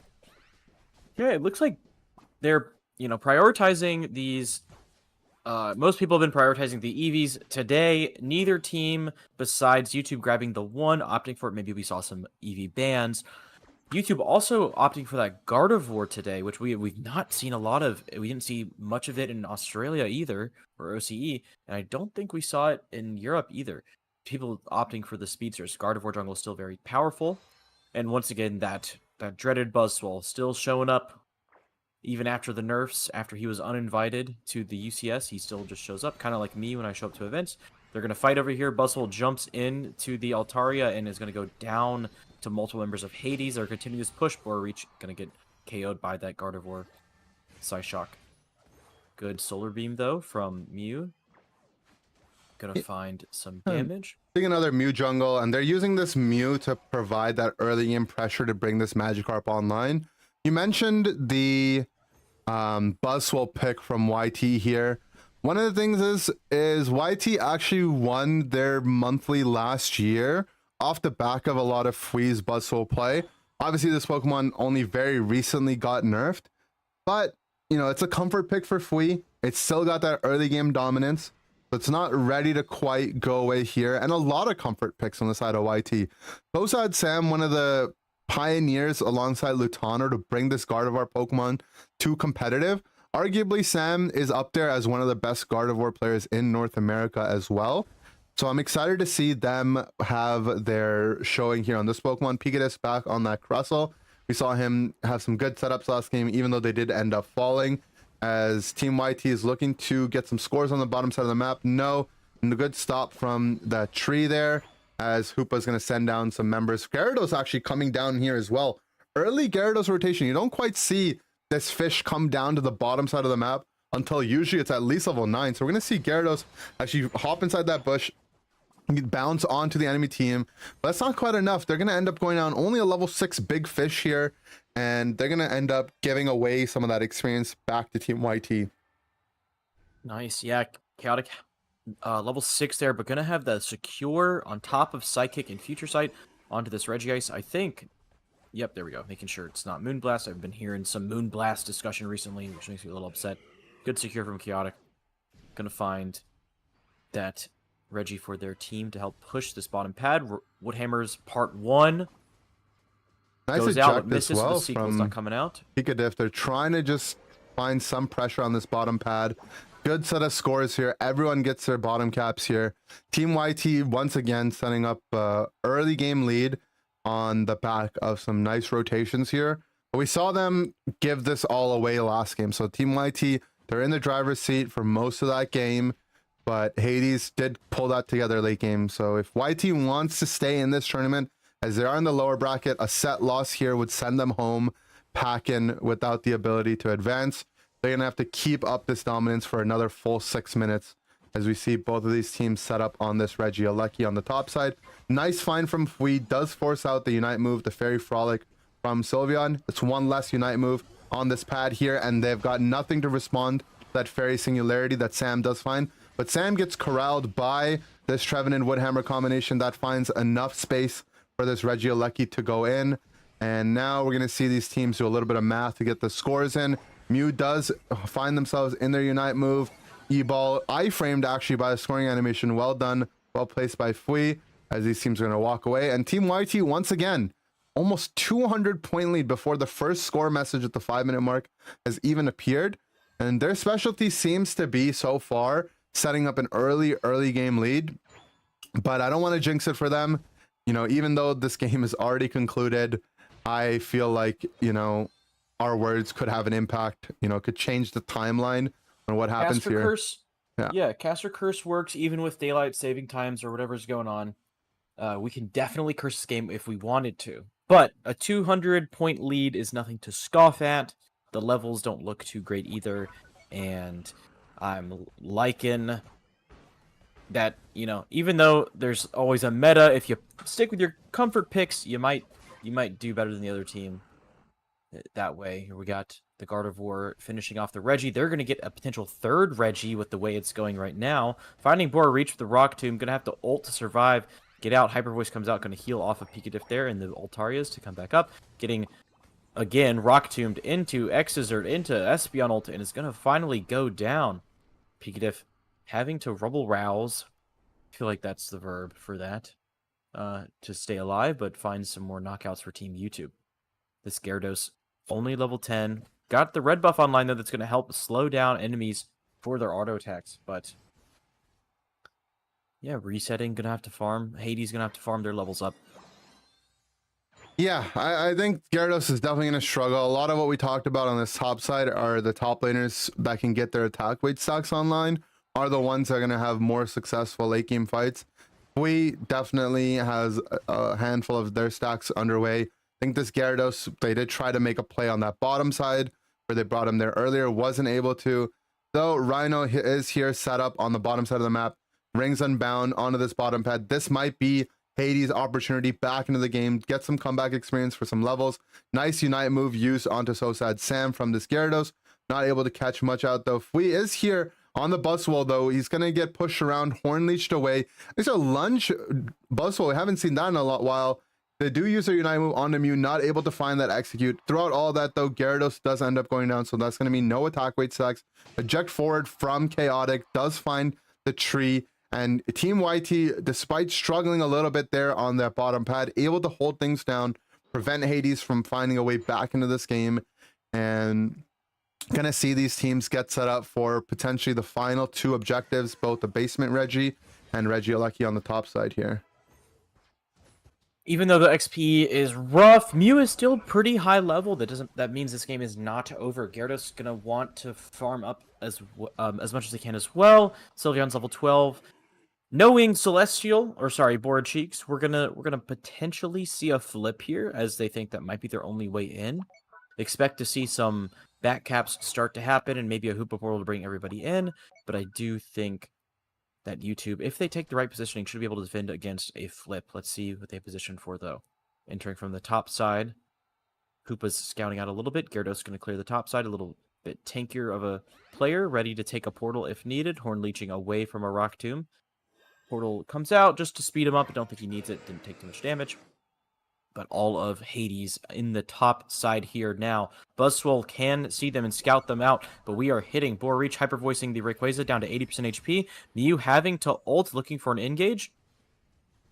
Hoopa portal comes out for the top side. Bora Reach gonna ult to stay alive here. The rest of Hades comes out. Surf comes out, but unstoppable from the Buzzwole ult. Still finds the KO. Chaotic really low as well over here. Gonna go down to Bora Reach's Hoopa. The rip starts. Hyper Voice comes out. Looks like there's some fighting on the left side of the map, but it does not matter. Hades opting for the scores instead in the reset on Rhino. Almost going down to Rayquaza. Would have been really tough. Mew is here to find some KOs potentially. Gonna find one on to Eldegoss. Just Electro Balling whoever they see. Getting those boosted autos off onto low targets. Gonna jump into and find Buzzwole in the bush. They might just go down here because of that jump. Big Surf to maybe get out. Boosted auto onto Buzzwole. Fui goes down again. Yeah, and Team YT, it's been a story of the same as they had in game one. Dominant early game performance, but they do start to fold in the late game. Their early game provided them with such a lead though, so despite giving up a full 100 score here in the end game, they're still up in points, but nowhere near that point lead that they had earlier. Gyarados a little bit off the mark on their Unite move. They're going to try to chase down So Sad Sam. Rayquaza's getting down really low. Who's going to have the secure? And it goes to Sam with that future, with that Psyshock Psychic combination. Looked really close. There was a Solar Beam from Mew on it as well. It could have gone either way. But Sam proving that he's got that Gardevoir mastery in his bag and able to clutch it out, get that secure for his team. We're going to see a Kilo on the top side get a score. Fui and Pikadev on the bottom side holding it down as well. And Team YT, they gotta be careful. They're definitely good at setting up these leads in the late game. Dominant first 8 minutes. But if the early game did not go as well as it did for them, they would have completely crumbled under the pressure that Hades put onto them at this endgame team fight. So close game number 2. YT, through the thick of it, does manage to pick up a win here, prevent themselves from going home as they tie the series up 1-1. Yeah, your next one's going to be like a 108-39 is where I have it. But I will be right back. I'm going to go talk to the observers really fast. I'll be back. We'll get started here. Alrighty, guys. So we're in game number 3 between Team YT and Hades. Much of a similar draft. Sam's back on his Sylveon, Sam's back on his Gardevoir. Chaotic once again on the Espeon, and we're gonna see Fui, instead of getting his Buzzwole pick or a traditional type all-rounder, he's gonna go to the top side here on this tree top lane, and enemy team's gonna have a Blastoise top. So both teams electing to go for a defender top. Once again, there's another Mew jungle pick for the side of Bora Cheeks in the central area there, so they're going to be able to provide some early game pressure. And if I'm looking at these drafts, late game for Hades, it looks quite weak. It's going to have to come for the side of a Mew carry.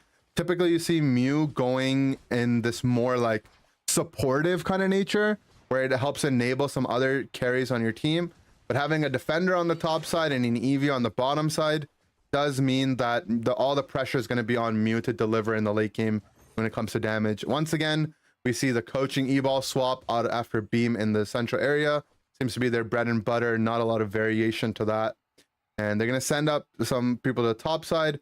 Hard to pick up some KOs when you have a tree defender up here as your all-rounder kind of tree pick.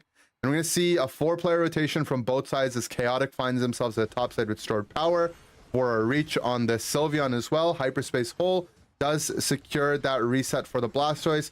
We, throughout their passive and focus band, is going to end up going down. Move swap into Beam Light Screen on this Mew here as they're trying to find a footing to push here. Not able to find quite much. And actually, first time, I think one of the first games that we're going to see a Water Spout Rapid Spin Blastoise that carry Blastoise build. So maybe that'll be where they find their late game prowess in terms of damage. They'll get that Shred from Hyper Voice as well to make that Water Spout do even more damage, as both of these teams are set up. Not a lot of points going one way or the other, not a lot of XP either. Pretty relatively even game as these teams are getting set up for the middle Altaria here. Pikadev matching the Snorlax on the bottom side. Central area does get completely bursted down. Pretty even trade there, I think, favoring Hades just a little bit, as both of these teams are kind of playing the game slow. We saw YT apply a lot of early game pressure in the last 2 games. Despite it going to game 3, YT definitely were the team in control of most of these games. This game, though, Hades able to match a lot of YT's pressure. Actually, the only team to pick up a KO so far has been Hades on that top side. But a lot of this game is going to be defined around which team can get their stacks in. I imagine both Fui and Luis here are both trying to get stacked up on these defenders, whether it's Curse Pain Split for the tree or Rapid Spin Water Spout on the Blastoise there. Both of them do want to scale well into late game, and they need the extra stat bonus from that item. Hyperspace Hole used to bring down Hades. They're going to bring 4 members of their team down here.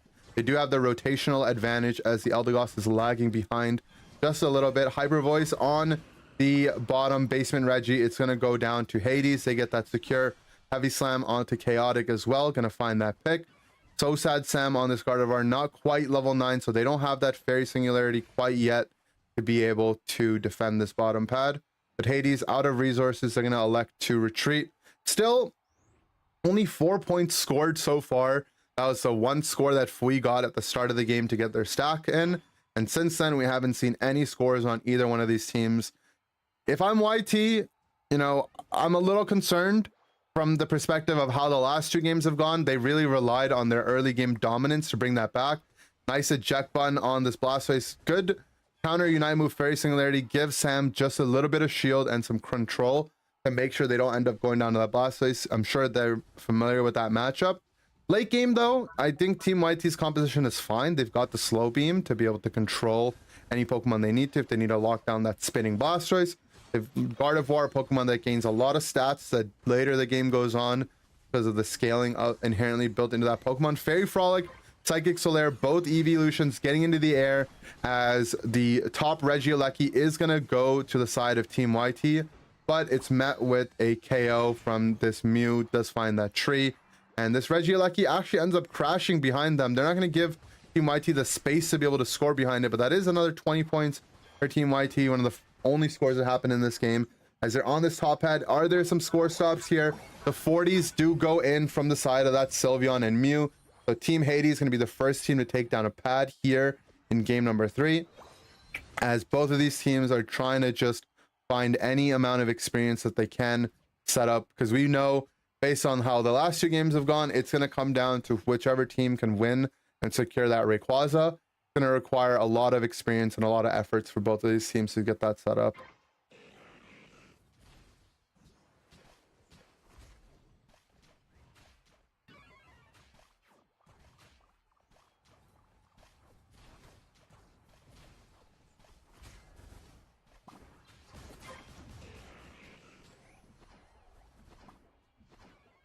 These teams bottom side being set up. Unite move, Rings Unbound used from this Hoopa on Rhino to lead the pressure here, as Hades is trying to make some efforts, but beautiful Psychic Solaire from Chaotic finds 4 members of Hades, sets it up for the rest of their team, and the Team YT finally able to find a footing into this game.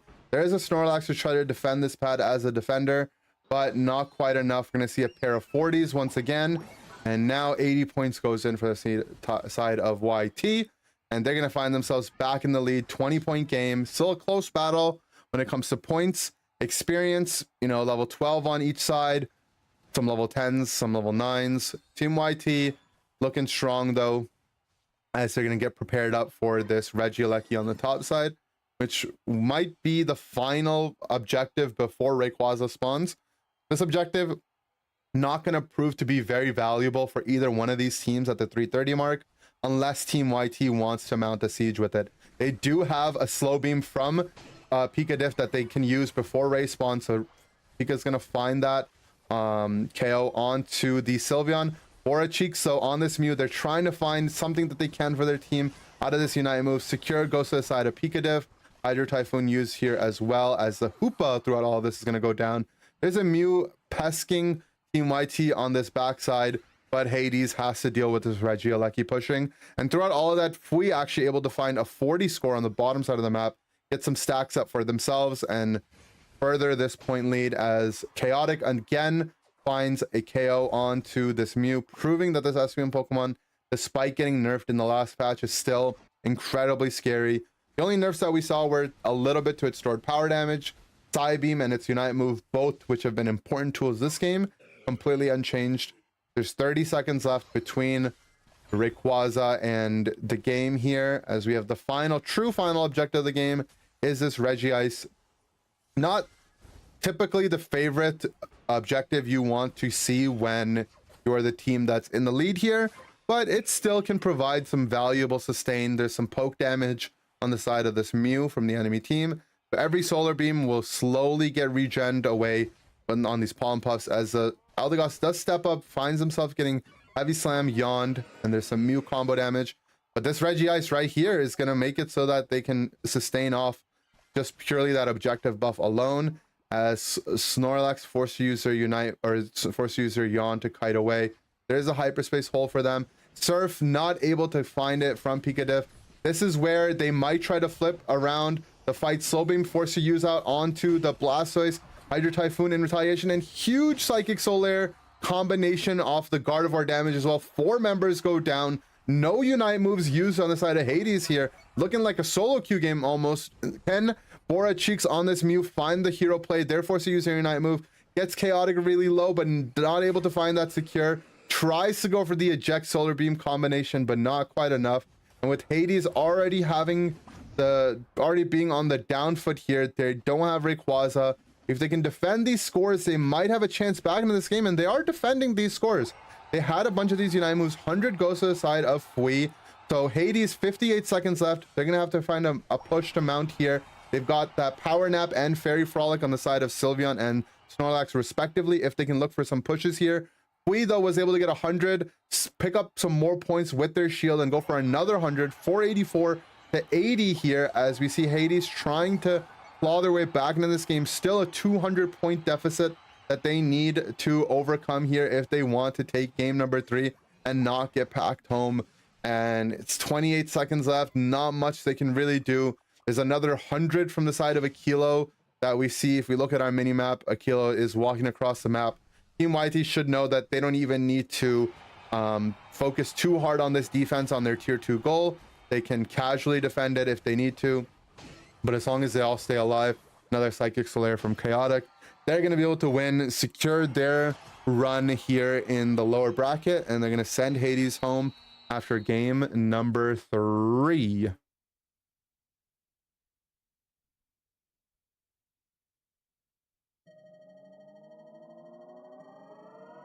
All right, guys, we're in our stream, though. We're bouncing back between the action. So Team YT takes that set, and we do have another game here. As let me just get that loaded. So we're gonna have You Feel Me versus DOL Kittens. We're not gonna miss any game during the NA broadcast here. So let me just get that loaded up between those two teams.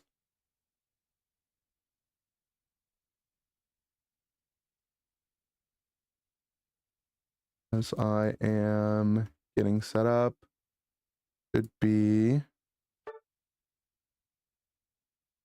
You Feel Me on the left side and DOL Kittens on the right side.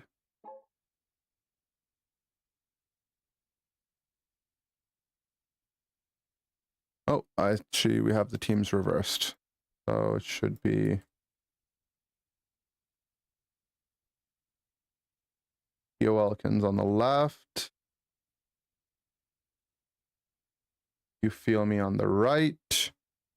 And Boomage. Cool. Ugh. Andrew, I'm back. We're back. That was, yeah, I just did my interview. Oh, It cool. was a little spooky, a little scared, but we did it. We've informed the viewers about some of the games they missed. Nice. Nice. We're on to you watched that YouTube game, I'm guessing. So I see that YouTube won that best of 3. So was that a good game, Ender, there? It was a great game. Close game. Came down to some beautiful Unite moves used in the end. Sam and Chaotic on their signature picks. As now, we're jumping straight up into the action between DOL Kittens and You Feel Me. Both of these teams featuring players that are making their mark first time in the top 8. As we see DOL Kittens picking up a Dodrio, one of the first Dodrios of the day today. Definitely a strong Pokemon, but it is a Pokemon that finds some trouble into this Mew pick, as Mew's gonna surf reset, get their agility, and they just barely get away. Nice play by them there, as You Feel Me is going to try to defend their topside pad here. They've got that Magikarp, that Mew, a lot of these Pokemon that we've talked about earlier in the day as being the meta-defining picks of the day. So nice to see that. And DOL actually was also asked to play with a sub. They had Zen, who played some unorthodox builds to get them here. They had their Pursuit Absol, which they dominated with in the qualifiers. They had a Aerial Ace Fly Talonflame as well, but they needed to get a sub. I think there was some work issues there for them, so they did have to pick up this Dojiro player here who seems to be piloting the tri-attack build just fine. So we'll see if DOL Kittens can make a mark for themselves here in their first top 8 for I think all 5 of these players actually, climbing through that open bracket and making a mark. Actually, Muck on this team, he's been around the block definitely since the start of UCS. So, you know, Muck getting them that veteran presence. Yeah. He's going around. But you know, he's back in the top 8, so happy for Muck there as well. As both of these teams are set up here. First objective, we'll see which side they want to play on. There is Gyarados online already as well on the side of Beast, but he is quite underleveled compared to this Dojiro. Yeah, let's see what's going on with we are getting into, by the way, they are starting winners finals on the broadcast. If you want to fast forward a little bit of this, or do you want to watch all of it, it's up to you, of course. Yeah, what we can do is we can play back speed. We can go 1.5 times just so we can catch up a little bit, because we are definitely behind. And we can speed through this game to try to get to at least Rayquaza, and we'll slow it down there. Mm-hmm. The Regieleki goes in, Mew getting that big overcap for You Feel Me. Sabi with the counter 30 in the bottom lane. Nice to see another girl in the scene. I think this is Sabi's first top 8 UCS appearance. Happy for them. For sure. I actually don't know every player, so if I get something wrong, let me know.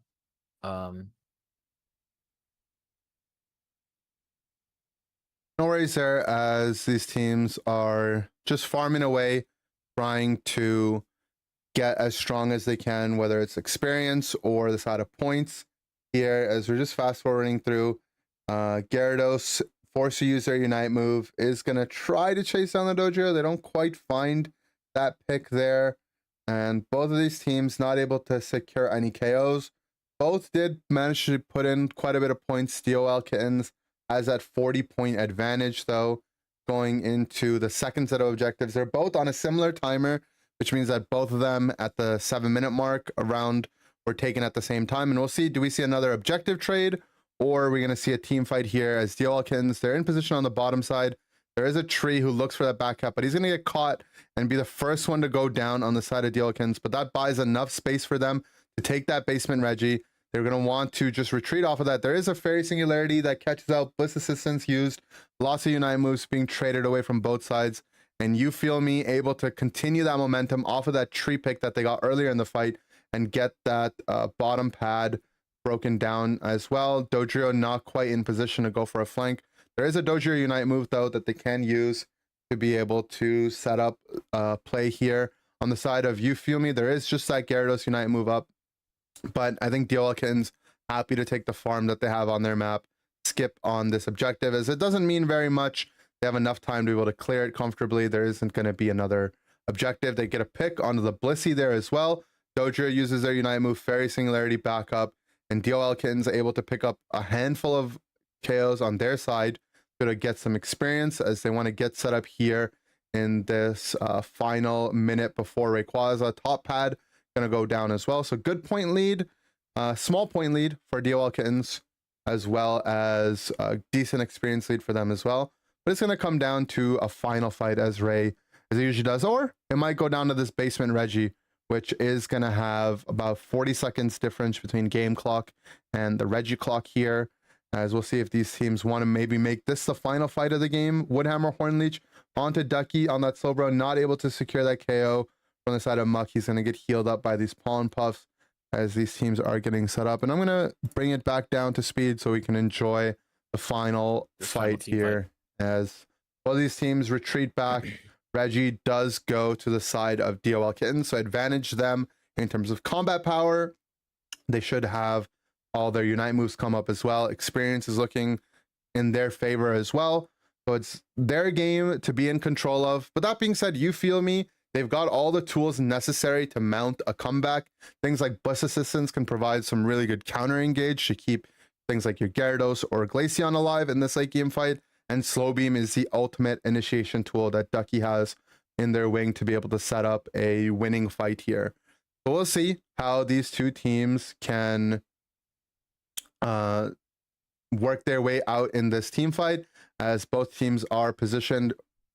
The initiative is on You Feel Me to make a play, whether it's a back cap or Rayquaza here, as Hayu is going to start to build up their icy wind stacks onto this Ray. Muck's going to take a lot of critical damage. They can get pollen puffed back up, but this might open up a window where You Feel Me can look for an opening. You know, if they can find an advantage, that might have been their window right there to pull the trigger, where they're going to constantly apply this pressure. Rayquaza is getting low as well. And if at any moment they want to pull the trigger here, You Feel Me is in the driver's seat in this team fight. As we're going to see 5-man Unite move from the side of Muck on that tree. Fairy Singularity only able to catch that Slowbro, so not quite enough from the side of the Gardevoir, who's going to get flanked by the Gyarados as well. Slow Beam used onto the Dodrio. 3 members down from DOL Kittens, as You Feel Me is going to need to still mount a way to finish this Rayquaza with 35 seconds left, as they're the team that is behind. And Muck on the tree is going to step up, try to make something happen. They've got 27 seconds, enough time. 5 members down, a full ace. DOL Kittens actually ends up losing everyone on their team, and that's probably going to be it in game number 1 here. In this game, a lot of the end game just comes down to getting poked out a little too much. Muck took a huge amount of damage, which they were able to recover off of, but that Fairy Singularity only catching the Slowbro, not quite enough of pressure, opens up the map for Gyarados to look for that flank. DOL Kittens going to go down in game number 1. Nice. That's awesome. The DOL Kittens, a kind of, I don't want to say up and coming, but just, you know, solid gameplay from not exactly household names, but everyone's looking so strong. Barnwell, one of my favorite defenders I've had the experience to play with / supporters. And they kind of took that game 1 strong Gyarados gameplay. I expect to see more Gyarados throughout the entire day in North America, as we jump to another Gyarados game for X Beast, and kind of similar picks in general. They got. What do you think about this Talonflame though? So that Talonflame pick was what brought DOL Kittens to this deep into the tournament, right? It's not Zen playing it, who was playing it last time. Fly Aerial Ace, definitely an unorthodox build. I'm not sure if that's what they're going to go with here. I'm a fan of this Talonflame Pokemon. I think it has a good matchup into evolutions. And I think just in general, Talonflame into double evolution Gyarados, it's tough for You Feel Me to catch out this Talonflame. So if this Talonflame gets online, it definitely prove to be really scary. The issue though is that they don't have anything in the early game to bring them out. They don't have an evolution that they can reliably rotate with. So the Magikarp does get to have more of a free lane early on, where we're going to see this 4-player rotation from both sides. Sylveon and Mew are going to move up. These Altaria kind of just get traded out. And there's not going to be much action here, as these teams are going to retreat back. No invades happening from either side. Both are going to look to just secure some farm. There's a scuffle happening on the top side, though. Not much to write home about, though, as Hayu on this Glaceon just going to retreat back into their central area. They want to get all this farm done in preparation for the central lane Altaria. This Gyarados, though, is trying their best to evolve. Not quite, though. And DOL Kittens, nice job finding the pick on the top side. They get the central lane Altaria as well. But it does come at the cost of losing 30 points on the bottom side. So relatively even trade. You Feel Me looking fine here in the first couple minutes. They still don't have this Gyarados online. He's hitting air, he's punching air, as they say, to try to get their evolution before the next set of Altaria. And there it is. Yeah, the auto attacks on the pad and sped up look really funny, but no, it's not. That is sped up and it still looks slow. Is the funny thing. Finally getting that Gyarados, giving them some sort of option to tackle one of these Regis, depending on where they decide to go. DOL Kittens starting the rip on the Regirock in the bottom side. Going to land the Moonblast onto Ducky there. Interesting Moonblast pick here. Not going to be able to shred some of those tanky Mime and Blissey players late in the game, but able to stun and stop players such as Ducky from flashing onto them. So interesting choice that's kind of situational. We'll see what happens. Mystical Fire goes in, tries to steal, but they secure with Gardevoir. Yeah, looking good for the side of DOL Kittens here. They're mounting a siege here. They've got the Fairy Singularity as well. They can find it onto this pad to enable a siege. Though the Gardevoir is going to actually take a bunch of damage. They do get confusioned by the Mime. Fairy Singularity a little bit off the mark, but they're still able to pick up KO onto that Blissey. Muck's going to end up going down. So not able to get a clean push here as much as they would have liked. Nice Flame Sweep from the Talonflame to keep their team in it. But this team fight, the problem is the first rotation of Pokemon you KO'd have now respawned, and because you didn't get a clean fight, you're not able to get that break. I think they really would have liked to break this bottom pad just to get themselves a point lead here. But yeah, they're going to be forced to retreat. Fairy Singularity will be formed back up, so we can see potentially it used again on the top side here from the Gardevoir. All the tools from the defender and supporters from the side of Dialkins already. But they need to get to this objective in time if they want to contest it. Both of these teams, we see the Talonflame, the Eldegoss flying in the air, Gyarados going underwater. Nice Fairy Singularity catches out that Glaceon as well.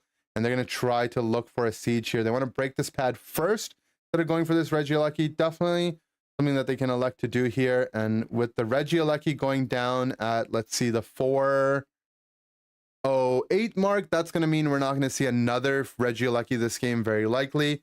They do trade that Regieleki pressure topside, though, for a bottom Regi that does provide some experience. So if this Regieleki does walk, that'd be great for DOLkins, but I don't think they have enough time, as you feel me, able to secure that bottom objective and then come back in preparation of defense. Now, though, the focus is on this bottom path. If you feel me can clear that top side and get back to defend, that would be great. Otherwise, DOLkins are going to try their best to try to find a siege here. Fairy Singularity, nice catch from that Gardevoir. Does get a couple members in there. They're able to get a nice big overcap as well. And they're back in control of this game. Gyarados able to match that 50 top. Equally as important for them to break that pad. So now that Gyarados has some map opening on the map to be able to play around this game, and another attack weight stack for them as well. But yeah, exactly 100-point difference between those two teams. As we mentioned, there won't be a final Regieleki as well, roughly 8-second differential on those timers there, as these teams are going to get set up for Rayquaza. And we are speeding through this just so we can catch more of the action, but we'll slow it back down for this Ray fight just so we can analyze and watch it in depth. Yeah, Muck in the bottom right bush here. Gonna Horn Leech into the barrier. Great walls from Ducky there. Gonna have to back up and heal off of those pollen puffs. Looking for some sort of engage. Gyarados controlling the entire top side of the map. Dolkitten's gonna want to try to hit the Rayquaza to force some sort of engage, because they are not the ones who need to make the first move. They just need to exist and wait for the other team to make their move. Woodhammer's coming out, keeping Muck alive. Big pollen puffs. Kind of just using moves on each other. Moonblast lands onto Sylveon, chunks them out. Sabi going in for the flash. Actually, agilitying away. They can't see where the target is, but missing Sylveon for more damage. Sylveon keeps jumping in and out, having to flash now away from those solar beams.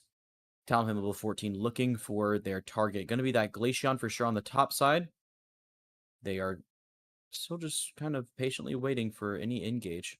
Red team. There's that engage from You Feel Me, though. A lot of Unite moves, Mimes, Showtime being used out as well. Gardevoir gets picked onto their bottom pad. That flank wasn't protected adequately for them, so the tree is going to try to apply some pressure. Muck is going to try to peel for their teammates, but this game is looking like much of the last game, where this Gyarados is able to get onto that back line, and the Gardevoir is not able to shoot out as many moves as they want. Muck doing their best to try to keep things afloat here. We're going to see another ace, You Feel Me, getting back-to-back games of 5 KOs on the enemy team. And with Rayquaza going down and only 30 seconds left, I think this game is going to be much like the last one, where we see scores go out and You Feel Me is going to pick up a 2-0 here. I know the scores look a little bit reversed. It's just a spectator bug. But yeah, You Feel Me does pick that up. Interesting team fight. Every ultimate looked like an Overwatch fight there, because every ultimate move came out at the exact same time. Unfortunately, Talonflame going down, I didn't really see how they even They missed their dive. I felt like they had the level advantage, but maybe they just didn't hit the right ultimate moves at the right times. Yeah, unfortunate there. But that does conclude the first round of games for the April Cup here, as You Feel Me takes that 2-0 in the losers bracket here. I think we should have another game loaded up, if I'm not mistaken. Where are we at now? So if it would be which best of 3 you would want to watch. You would want to do Luminosity versus You Feel Me or Exile versus Team YouTube. We can do. I believe Bob covered Exile and Onion got Luminosity. Okay, let's do Luminosity then. We can run back the game for You Feel Me. And let me find the I can find the timestamp for you. Sounds good. So LG actually moving down to the lower bracket, not what most teams would have expected after they put together that team. And they do find You Feel Me, the team that we just saw take down Kittens in the lower bracket. So they're going to be going up against each other in a best of 3. And I got the timestamp of about 31:03 or 30:58 left in Onion's video. I got that. Let me just put up here. Awesome. There you And go. we're in. We're in. Cool. So we saw LG lose their best of 3 to Orange team to get down into the lower bracket. I think what worked for LG though was Otter on this Mew. Otter brings together the team really well, provides a little bit of supportive power for Overlord, get Overlord back into the game, and it also gives the opportunity for Lutano to kind of be that, intermediary kind of carry, kind of also supportive in nature. So Lutano's on the Glaceon, a lot of comfort picks here. Overlord's on a typical carry Pokemon this time instead of the Dragonite, which I think was a big reason why they had lost that Dragonite game. Just didn't have a good formulated comp there. You Feel Me, they found success in their lower bracket run off the back of this Gyarados, and they're going to run that back. So see a Gyarados on the top side here, as Hayu's going to end up going down on that guard. Gardevoir was a heavily contested Pokemon in the last set, but was the Pokemon that did end up losing each one of those games. You see this Gyarados is just trying to get some effort gauge stocks. We're going to go and speed this up just a bit too, just because there's a lot of games that we still need to get through. But we'll bring it back down to normal speed once Ray gets along, but I do want, unfortunately we had some delays, so we're going to have to catch up one way or another. It's hard to watch every game in general on time because we're going back to the exact same hour of best of 3s. Even with delays, it's a little tough, but otherwise, none of these games would have been watched. Yeah. Or no, we're actually on the second hour, which is nice, but it's not that bad. There's some delays in general. I like the Feel Me comp a lot, actually, but the LG comp just has maybe that Blaziken pocket carry, and it's going to come down to these two players. By the way, Joey already has the Umbreon Battle Pass skin. Did you have to buy that? Yeah, he had to spend a bunch of money to unlock that a little early, but he's put on a show for the fans, looking good, dressing. They say dress for the job you want, not the job you have, right? So looking good. So true. We have but it's going to be a matchup between bruisers. In fact, I'd like to see. That's how I would kind of classify this entire finals here: is which team's bruiser is really going to carry you to the finish line? Is it going to be your Blaziken or are you going to be your Gyarados? And I think you stated that at the beginning of the day, and it's just been more and more true as we go through this bracket into the later and best teams left in it. Yeah, that's right. Those two Pokemon, definitely the defining Pokemon. And a lot of it comes on the back of some of these Buzzwole nerfs, right? Buzz was a Pokemon that took a lot of attention in the draft, whether it was drafting supports around it or completely banning it. Buzz being out of the pool now, or much not favored, at least by these teams. And plus Gyarados getting some buffs, Blaziken just always being strong, constantly staying within the meta, means that, yeah, the game's going to be played around these guys. And I think LG has some better tools to set their Blaziken up. That being said, though, they did lose their pad early, as JL is going to go down in this fight. Lutano is on, I believe, the Icy Wind Glaceon this game as well.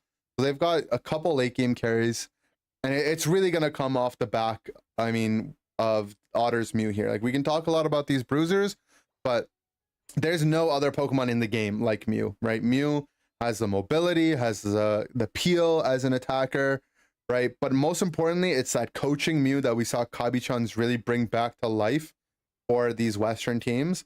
And it's a Pokemon in a damage dealer role that gets to set up your team, that never has to worry about getting KO'd because they can go invulnerable on their own. And it's what I think was going to be the difference maker even in this game here, as Overlord's going to start that overheat a little early, but trusts in his team to put in the damage while he channels it, and he slams it down for that secure, dodges that Bliss Assistance damage as well, living on 1 HP, ejects forward, has that Pollen Puff from JL and Cotton Guard to keep him alive, Resonant Guard shields as well. He's going to be able to advance here, gets that fruit, not able to get that score to go completely infinite, but he applies so much pressure onto this enemy team, as we see You Feel Me set up here on the top side of the map. 3:30, minute 30 before Rayquaza spawns up. We'll slow it down when that Ray fight starts, just so we can take a look. But LG, they've got a dominant point lead, 100 points or so. XP, not as much in their favor as maybe they would want. This Gardevoir is level 13. Does look for that Fairy Singularity a little bit off the mark, as Registeel is going to be the point of contention for both of these teams. Overlord on that Blaziken is going to go down early in the fight. Is going to force LG to back up, as You Feel Me going to be the team to get this objective. Otter, though, from Florida, finds that Solar Beam, and Downtown Florida gets that Solar Beam secured, and nicely done. I mean, can only sing Otter's praises as much, but this Mew Pokemon, so versatile and does set up nice steal. And I mean, we'll see how this endgame fight goes out, but if anything, it might just be the difference in that Reggie buff here that LG is going to have. Yeah, Joey in great position to find good foul plays onto multiple members of Feel Me. They're entering in through the top side, though.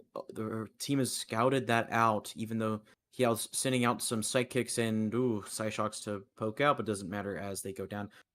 Not able to heal them up from the poke damage that Otter applied. Otter actually ulting in with the Mew, finding a target. Sylveon's been hit. Gonna boost it auto. Electro Ball agility out of there. Eldegoss ult comes out. Overlord is gonna go down from a Fairy Singularity, but Mew finds a return KO. Umbreon ult out onto Blissey, and the flip is gonna try to be started, but it doesn't look like there's enough damage there.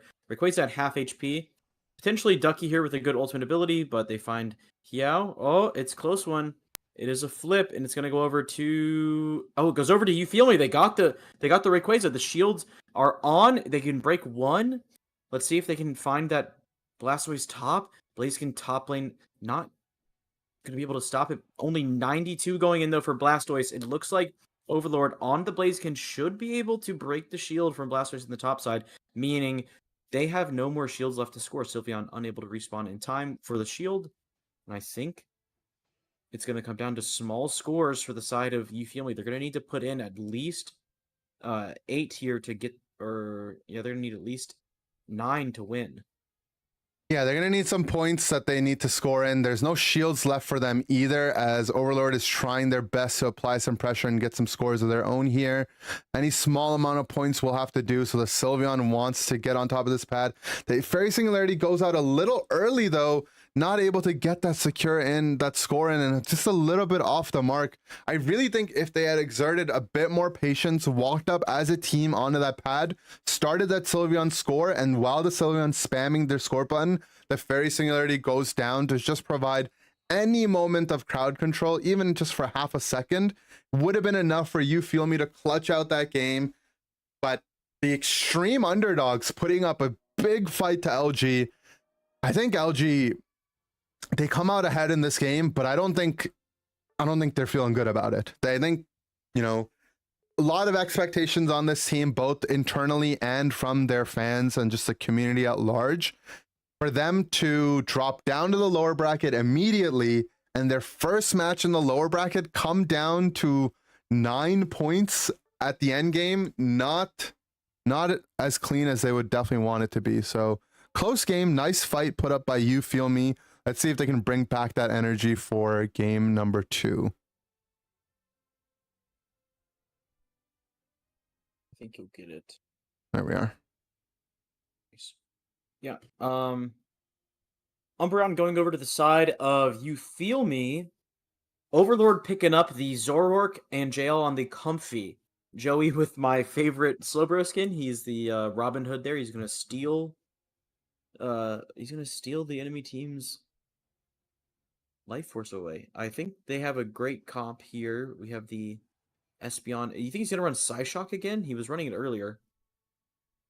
I'm looking at this game. It depends where Otter starts. If he starts in the bottom side, it might be Psyshock again. Could also still be Stored Power. I imagine Otter's probably going to move away from this bottom lane quite early on. And let's see how these teams want to get set up. We actually see JL on the Comfy might look for an invade or potentially defending an invade. Scared maybe that their Zoroark might have some pressure onto them. And this is what I was talking about at the start of the day. Like Zoroark, Pokemon that for the Feint Attack build have received 0 nerfs in the last patch, and they're such a dominant Pokemon in the meta that it's only a matter of time until a team picks it up and dominates with it. And Overlord, you know, one of the best Feint Attack players in the world, arguably the best, definitely in North America. They do take that spot. So we'll see. We'll see if they can take control over this game while JL is supporting them with Comfy. Otter's moved up here as expected. He is Psyshock again. Like we mentioned, Otter, big fan of that build. He's going to end up going down, actually. And You Feel Me, you know, they're prepared for LG's efforts here, where Overlord is well getting down really low. And You Feel Me is putting up a good fight. I mean, shout out to them, you know, being the underdogs. Definitely a lot of pressure on them as well, but they're not letting that get to their head. They're playing solid. They're meeting LG halfway every time, and they find themselves ahead in this early game as they're going to get a Gyarados perfectly at that 8-minute mark. Not quite enough though. Nice illusion from Overlord. This is where the Zoroark Pokemon can take over the game, but no illusion on that second E-ball. They're going to go down as JL gets mean looked as well. And You Feel Me, I mean, every time LG has something to offer, You Feel Me is there to answer it, you know? It's definitely a good performance from them, as Overlord just needs to get his attack weight stacks up. And he's unfazed by it, still trying to take over the game. Nice illusion once again. Boosted auto dodge, absorbed by the Comfy on JL. So both of these Pokemon, both of these players understanding their Pokemon's roles and the ins and outs to try to protect themselves into this Mew. Final part of Feint Attack used to try to secure that last hit. Comfy does pop out to try to absorb some damage, but there was no booster to take, just an E-ball. JL's going to end up going down, so Overlord without their pocket now, going to have to go through it raw. Finds that illusion onto Mean Look, nullifying that Mean Look, and, you know, Overlord's so good at being able to play the game around these, you know, pressures that they might be onto him. Still manages to survive throughout all of that, gets that objective as well. Another illusion dodge on the Mean Look. And this is what I say when I say he's one of the best Zoroarks out there, right? There's a lot of Zoroarks that are really good at their Feint Attack combos, but there's only a handful in the world that can consistently illusion that in the middle as, you know, while all the pressure is onto them. And I mean, You Feel Me, they're doing everything they can. They're doing everything right. They're playing the game well. And, you know, in sports broadcasts, one of the things I often hear is, you know, great defense, but just better offense. Sometimes, you know, the good players are just going to hit their shots, and that's what we're seeing Overlord do right now on his Zoroark. Yeah, it's a little bit of a Caitlin Clark from Beyond the Arc. Like, you're not able to defend some of these shots, and sometimes you just get Shadow Clawed 3 times in a row and stunned, CC'd, and sometimes they just illusion your Mean Look. I don't even know how you can. I would lose track of where the left stick is when I was trying. If I tried to illusion a Mean Look, I would have to look down at my controller and find it. Great play there, and kind of giving a big lead, getting his, I believe, 6 stacks. Maybe looking for 1 or 2 more. Steals the red buff away from Hiao. Gonna go onto that Sylveon. Gonna ult and find the KO. Yeah, and this is just gonna be the Zoroark show from here. LG's got the draft that they want. They've got the Slowbro locked away as well. You Feel Me does secure that bottom objective. One of the answers, right? If you're looking for an answer to this Slowbro, an uncounterable answer, it's that Slow Beam from Slowbro, but LG in that draft takes it away. Another answer is potentially Mimikyu. They've got a similar tool set there with that point and click lockdown. I imagine LG either banned it out or the way the draft flowed that they only picked that Zoroark when they knew that had that advantage. Nice Hydro Typhoon as well from Lutano to try to set some stuff up for his teammates. But you feel me? They're staying in this game. Like they're putting up such a good fight. They're not being phased by the Zoroark on Overlord, who's honestly Overlord's dominating the game. He's playing close to perfectly. He's had a handful of mistakes as well, but it's as good as it gets, and you feel me staying in the game. Yeah, I think we've got for being against previous world champion and a lot of other world's caliber players, they're playing very well. We're looking for positioning at this Ray pit down less than 100. Should be fine to step up and maybe try to get. You got to get a good mean look onto Overlord first to bait out those illusions or any other type of CC, and then you have to find that comfy Zoroark combo and shut them down. What mean look does land exactly what I said. No illusion pop though, or maybe it was. I can't really tell at the speed. Sorry. But they do find Overlord on the mean look. They get some poke damage out though. Comfy's gonna heal up. Slowbro a little chunked out. Gonna need to use some of that blue health there. Breezy landing another solar beam. It's exactly what they want to see is more of that. Mystical Fire waiting for anybody to come in and slow them down. As soon as Lutano decides to step in, Sylveon should be on top of them, shutting down their special attack. Let's see. We're hitting the Rayquaza. It's down to 60% HP.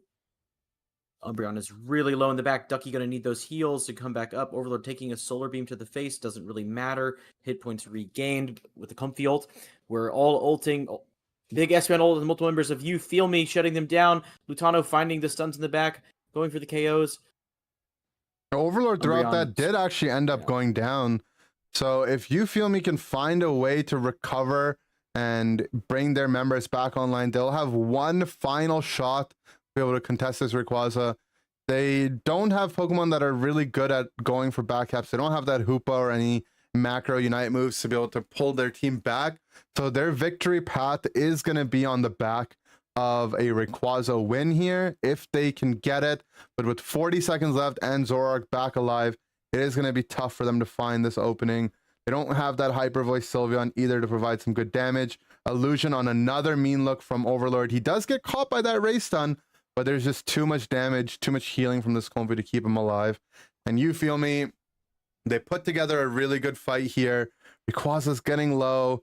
Even if they get this Ray from here, it's going to be a tough victory back, and they don't get the Ray either. It's going to go to the side of LG. LG is going to win 2-0, but it doesn't really feel like a 2-0 for LG's first game in the lower bracket here. I feel like they were tested a lot by this team.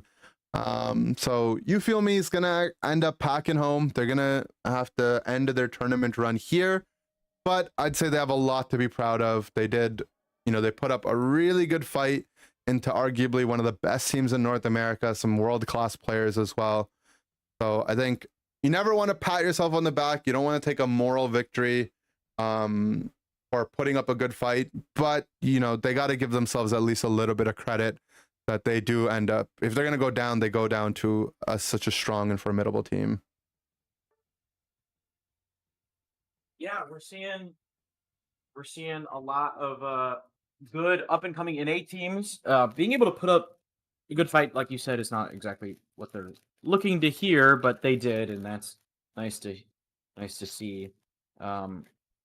We are the last one before you just follow the main broadcast is going to be the Exile versus YouTube matchup under Onion's stream. If you wanted to find that, I can start helping you with the time frame as well.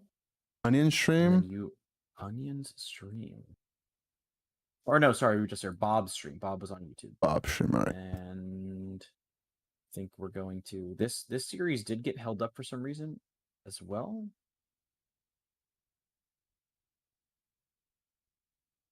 But Bob doing great work finding that for us.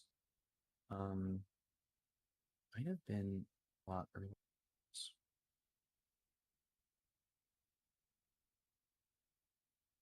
It starts at 1:47:40, is that right?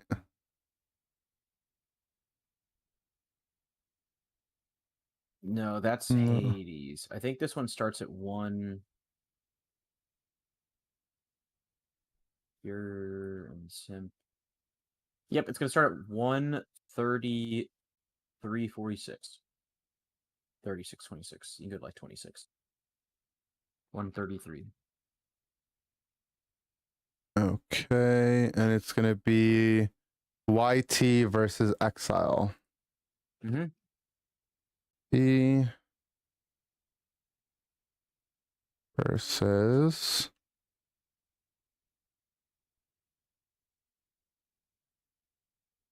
all right. Okay, cool. So we got YT on the left side here against Exile.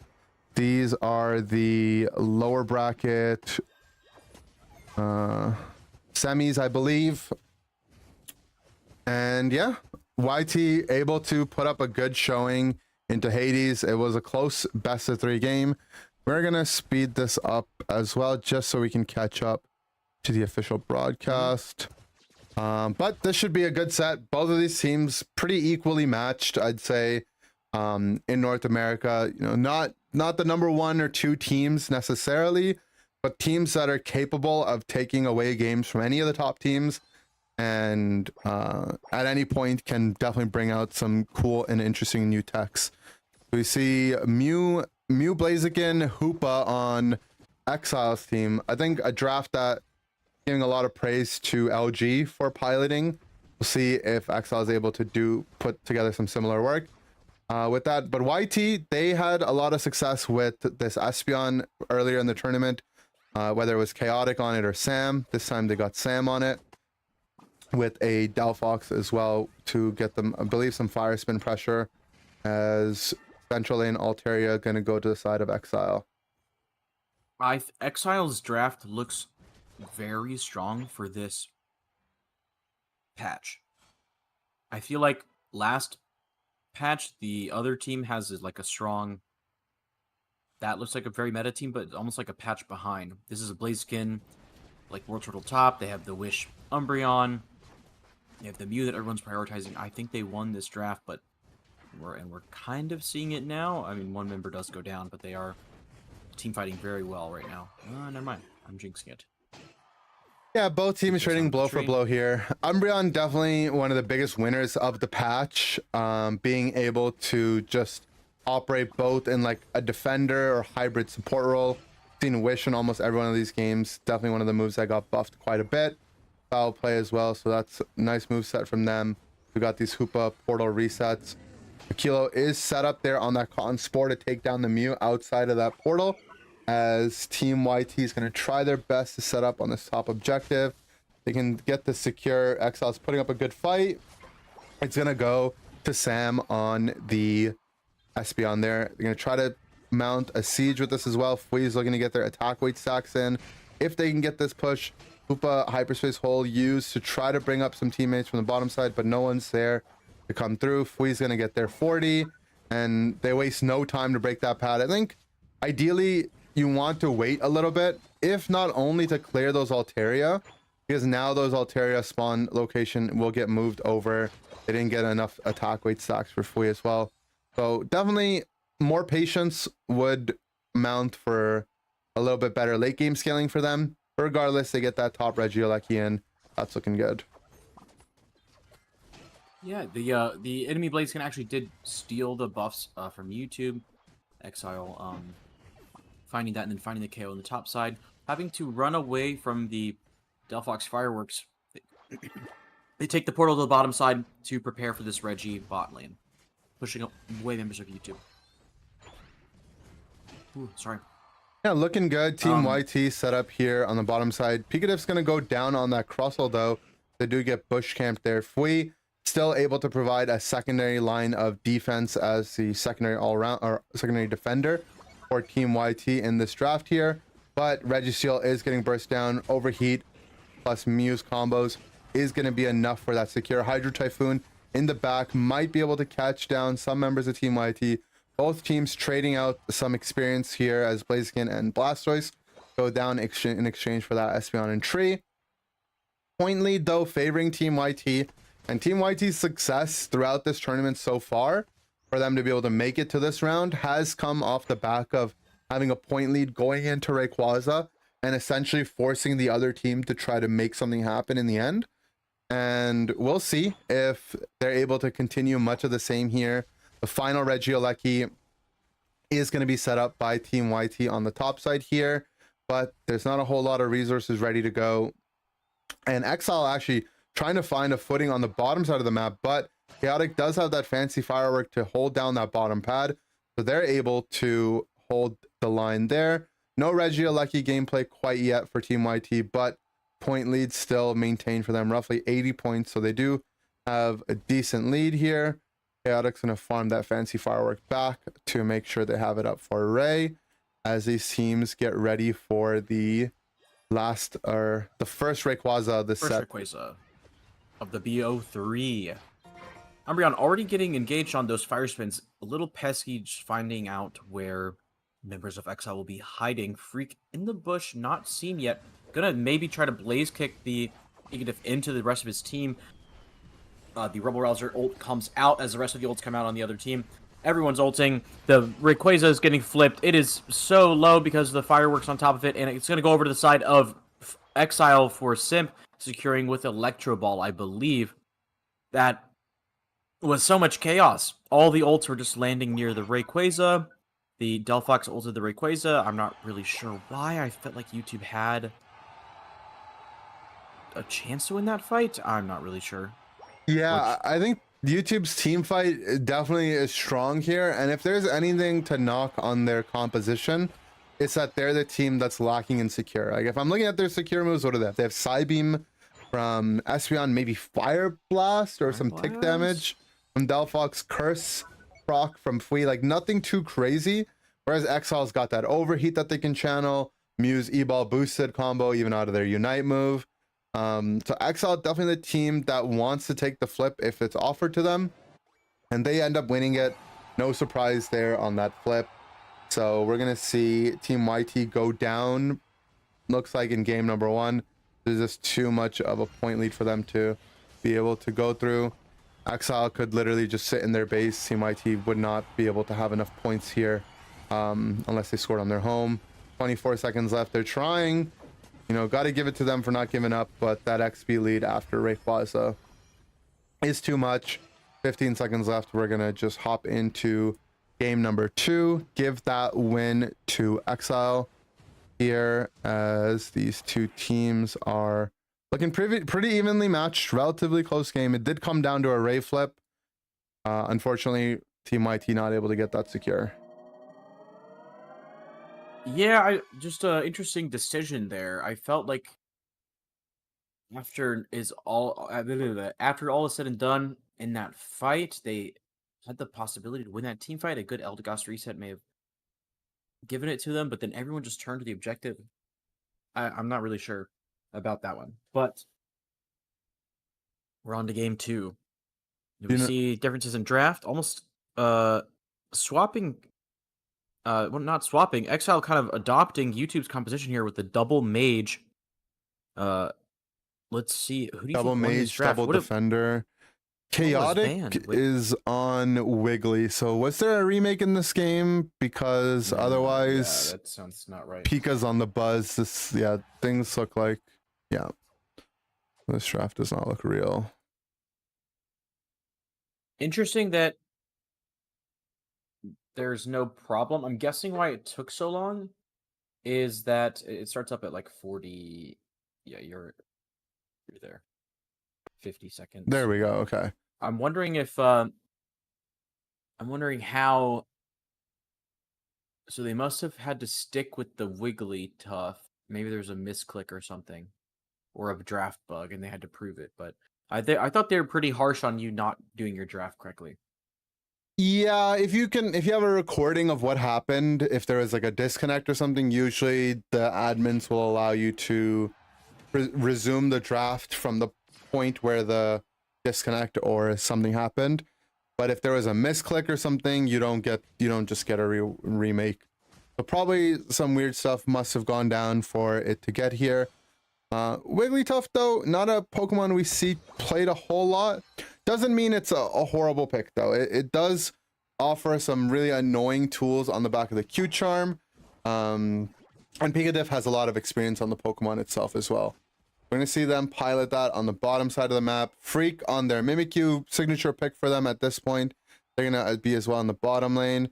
We see another Espeon. So, you know, Team YT's picked the Espeon a whole lot in today's tournament. It's been a Pokemon that they favored as well. Delphox making a return back in this game, as both of these teams are set up here in the early game. Are we going to see a 4-player rotation anywhere? Seen a lot of that during today's tournament. Not quite. They're just going to go ahead and send some of their members downstairs. Not much to find there. Both teams are going to retreat back into their central area and look for some farm.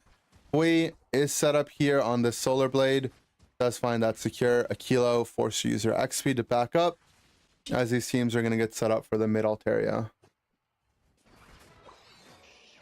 Yeah, we're going to see some... It's a bit of an even game. Doesn't look like either side has gotten to stack anything just yet. These mid Altaria spawn. Simp, level 6, no Solar Beam activated, but they're going to head to the jungle with Freak staying in the bottom lane. Now we're going to get Solar Beam online for whatever Reggie they decide to attend. Whatever invitation they accept. And we've seen a lot of teams, you know, traditionally the meta was to prioritize the bottom Reggie going as far back to Dreadnought days. But with the game changes and meta evolving even more, more and more teams prioritizing the top side, as we see Exile with a 5-player rotation on the top side of the map, finds that pick up there, able to get a bunch of their scores in. Team YT, though, they understand that they need to make something equally happen on the other side of the map, so they get the break on the bottom pad. They're going to secure the Reggie Ice, which will give them some combat power throughout the next minute and a half or so here, while Team Exile, after breaking that top pad, they're going to try to push along with this Regieleki. They have that Verdant Anger online. They're trying to farm this Mimikyu Unite move as well. They might use this Regieleki as a source of misdirection and divert their attention to the bottom side, which is exactly what we see them doing here. Team YT anticipating this. They're set up Picadiffs here with the defense. Shadow Sneak does catch the Wigglytuff, but not quite enough pressure for them to follow up on it, as Team YT able to successfully hold down both pads and defend against that Regieleki, which means that, you know, the experience advantage does go to the side of YT, but not by that much of a difference. They do get those top side Indeedis. On the top side, you get 3 spawn. On the bottom side, you get 2. So if this game state were to just be played out to its natural finish, Team YT would be ahead on some experience, as Mimikyu gets caught out by that fire spin in the middle part of the map, and now YT suddenly finds themselves with a bit of an experience advantage, level 10 on that Espeon. They're going to get into position. Either objective they want to play for, they can set up for, but Exile has the macro advantage with this Hoopa. They can send some of their team to the other side of the map, take care of business there, and then Rings Unbound to bring their team back should they need it. And we're going to see Team YT, they don't want to waste any time. They're going to start hitting that objective to force this Rings Unbound.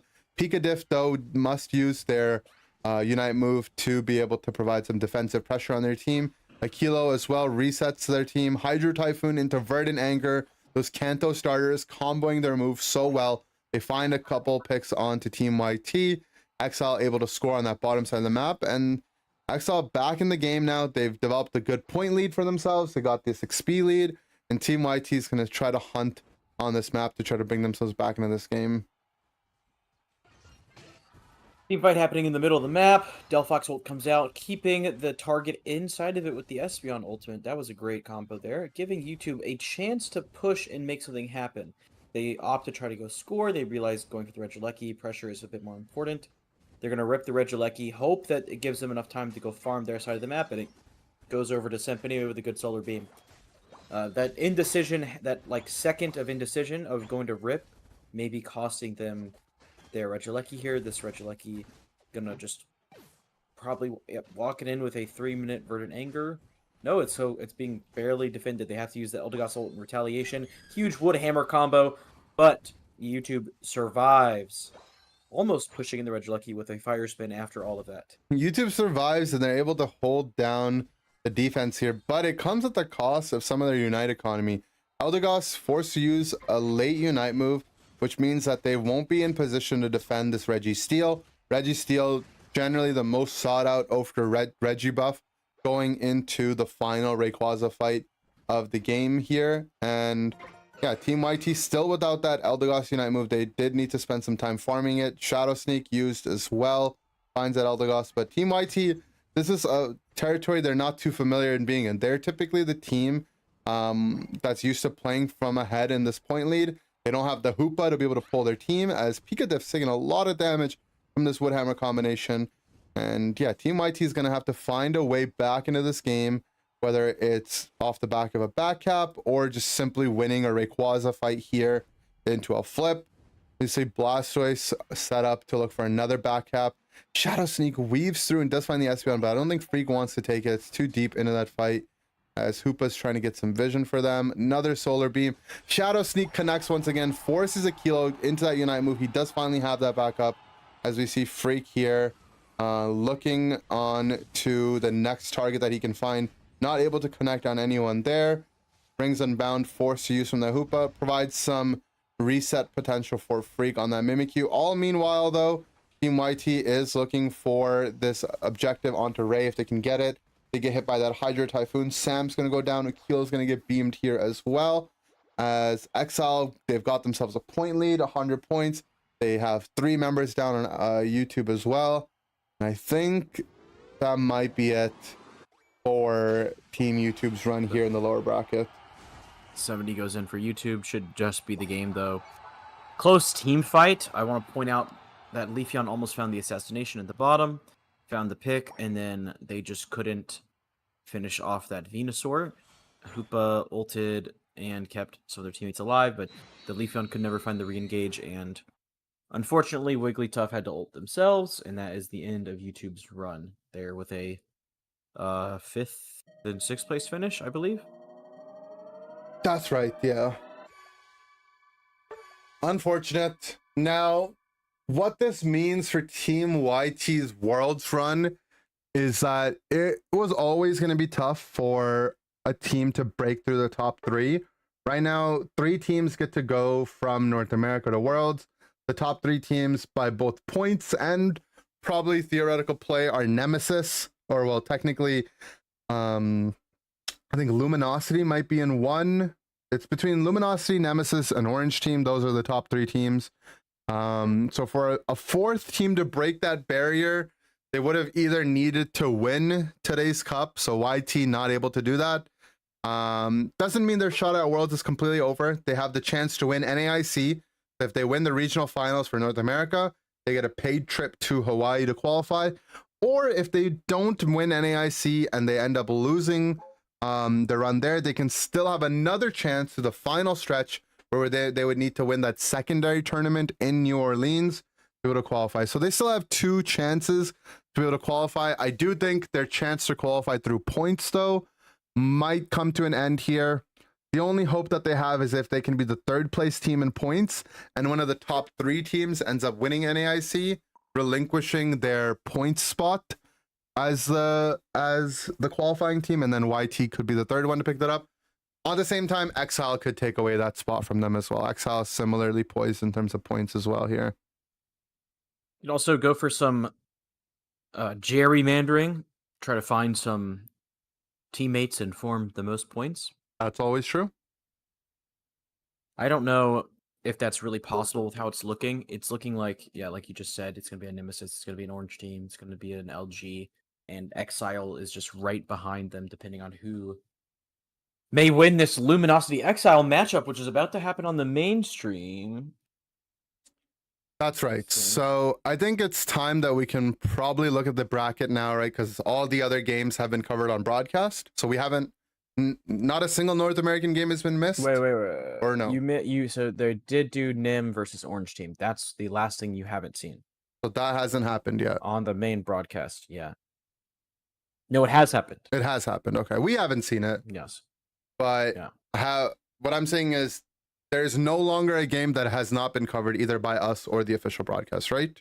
Yes, you're caught up. Okay. Exactly. So if Okay. you want to spoil yourself from one best of 3, you can certainly go ahead and do so and catch up to the mainstream. Yeah, let's do that. So our goal today, you guys, was to not miss any games in North America. So if you've been exclusively watching this stream and you want to go back and watch some of the sets here, they have already happened.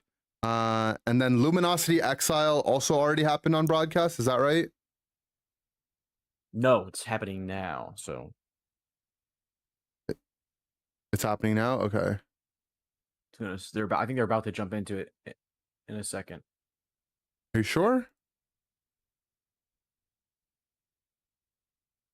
Oh, it did happen off stream. Whoops. I don't know if anyone got to see that. Okay. We might have missed that one then. That stinks. I guess they just did it. I What? guess- Why I would guess they do that? They they- normally wait for the last 4 teams.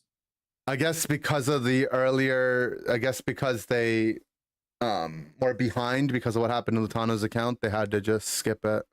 That stinks, man. So unfortunately, we did miss one of the games, but we caught everything else.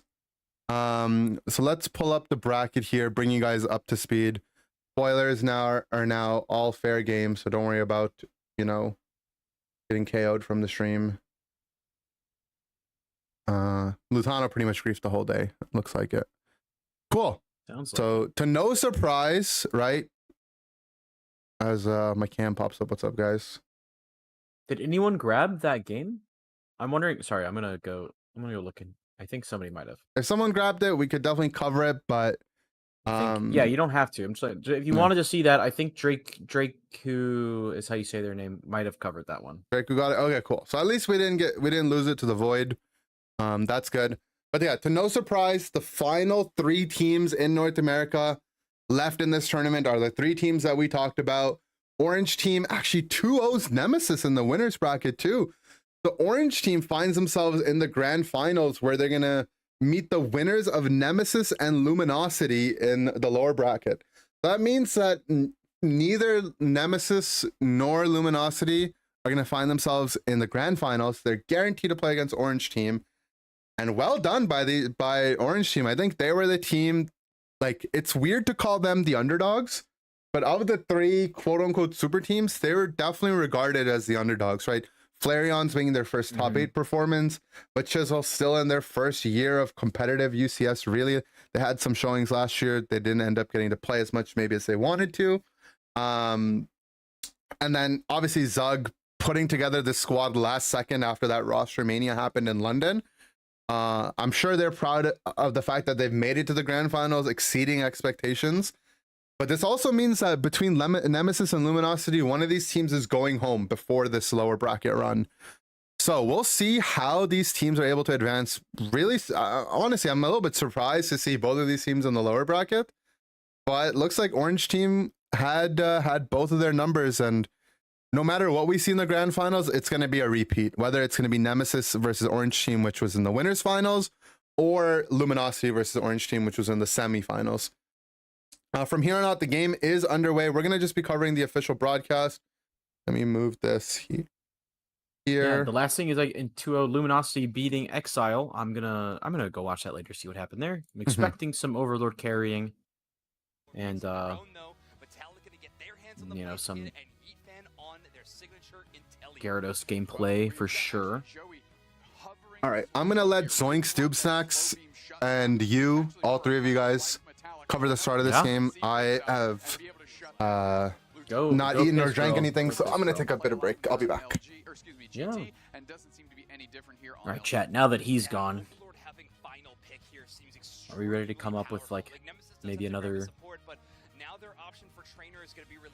rumor about Ender? Anyone want to start one? Give Overlord an option for something else, or do you go with an attacker and give Overlord the chance to kind of counterpick that speedster into you?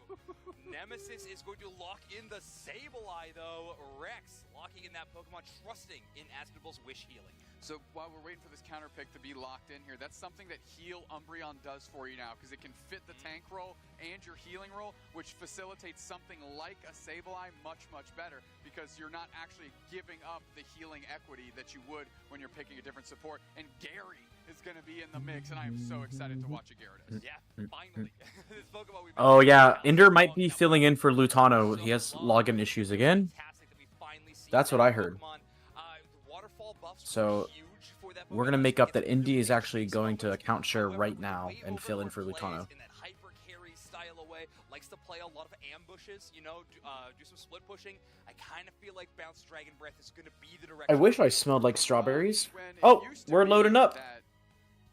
Gyarados had to rely on scoring to evolve. Nice. Sableye played a lot better into that with the knockoff to grab the money out of their pockets, even receiving early. But now Dupsnack's showing his ankles on stream. And I don't think Is he allowed to do that? Gonna find historic value that Sableye does in the Gyarados matchup. So they're going to have to get clever in a different way to try and shut down, because obviously if Overlord hits Gyarados too early in this game, it becomes a real problem. It's so tough. I mean, that's the trade-off you get with Gyarados, a horrendous couple of minutes, but once you get that evolution, you get both your moves, a huge power spike, and it is a game-changing level Pokemon. So having access to that early would be phenomenal for them, like you mentioned. And I mean, that's a lot to ask of a support player like Rex. To keep a player like Overlord down is no easy feat. However, Rex, one of the most prolific Sableye players in North America, so if anybody's going to do it, it could be Rex. We're about to jump into this game in just a matter of moments, and let's find out how they shut down this Gyarados. All right, Rex on the Sableye. I'm interested in what we're going to do with this. He's going to try to cook. Let's see if he can cook and what he does cook.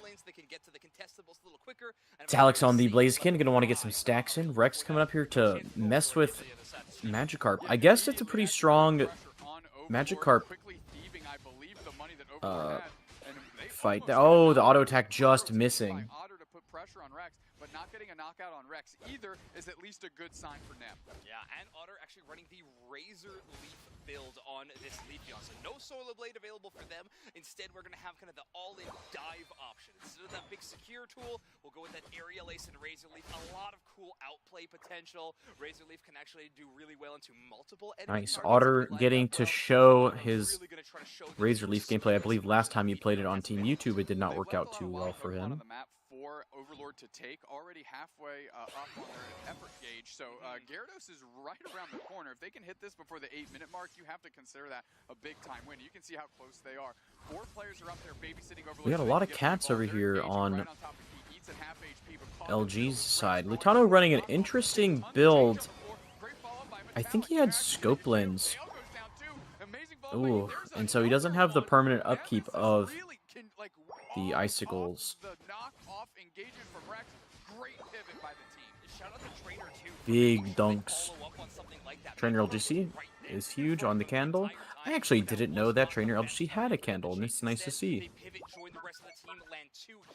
Joey with the Assault Vest into a candle and Inteleon. I really like the pick from Joey there. Might be the... Is that the first grand... Are we in the first, like, top 3 teams left? Is it the first Assault Vest ever seen? Maybe. That boosted auto before it as well to get that fear combination. The chain crowd control that Sableye has access to is phenomenal, especially in the hands of really good players. Trust me, Sableye, tough to master, okay? I've been putting in some hours. It is a difficult Pokemon to get that combo always on lock. Rex, though, no stranger to utilizing it well. Yeet down here by themselves, just going to take inventory. Who's Otter only level 5 right now. Finding a Razor Leaf, but Rex just stunning them forever. Candle gets the KO. To feed the belly of that Gyarados, it gets knocked out quickly, and now JL is just hanging around as Nemesis is doing whatever they want. Imprisoned to line up that moment first as well, so Gyarados has no mobility moves available to it. Instead, it has to just naturally walk out of that imprisoned targeting area, and it's right into Mean Look, and of course Trainer just constantly flamethrowing off cooldown to get that KO. Huge play by Nemesis on the top side, but at the very least, they always got that silver lining, is Otter being a nuisance Otter's this whole game. gonna get level 8 off this invade here. Asnable level 7 gonna find them. Foul play may be coming out for a Mean Look. Mean Look, there we go. Gotta pick one of the 2. Misses the flamethrower. Was that a flamethrower or an overheat? But just one. Alright, so Otter gonna have to retreat all the way back. Registeel now available. Glacial Oh, he's a Stage flamethrower player. Nice. I've always been a fan of flamethrower. I always thought it was a lot more fun. In prison, misses a little bit. Oh, we're ulting. Okay. Oh yeah, flamethrower with mean look. That's a super fun combo. Lutano, who's really their secure tool, right? Leafeon's nowhere to be found. They weren't even pressing their buttons. They were literally just running in their face. Lutano couldn't get an icy wind on a premium target, and yes, Rex goes down, but that bought the time that Nemesis needed. Absolutely. Now Nemesis is going to try to make a quick rotation towards the top side where Metallic has been this entire match already on the blade skin. That Registeel attack buff and giving them some favors to KO this Regieleki a little earlier, and nobody from Luminosity can make it in time. Too busy just trying to level up and get some experience because they certainly haven't been earning it in team fights. All right, how's this game going? Oh, it's going, man. I thought you were playing for Lutano, though. Yeah, it's just daylight savings. You just like left the call really fast. That's fine. Yeah. Big Blitz Yield coming out to keep JL alive. Otter on to the candle. It is a flamethrower candle. Ooh. Big snipe from Yeet fan. Icy wind right on Metallic. Egg bomb for the spacing, and Nemesis looks like they're going to settle it out. Great call by Rex. Look at that mini map where they're rotating. What'd you get to eat? Had some chicken, rice, and potatoes. Meal prepped yesterday. Meal prep king. I wish I had the patience to do that. It's difficult. I mean, it's either that or delivery when it's days like this, right? Like, and Or DiGiorno, yeah. it's not delivery, it's Ender. It's Delivender. I'm gonna make it work. I'm gonna figure it out. The Nemesis with Sableye this game. Sableye.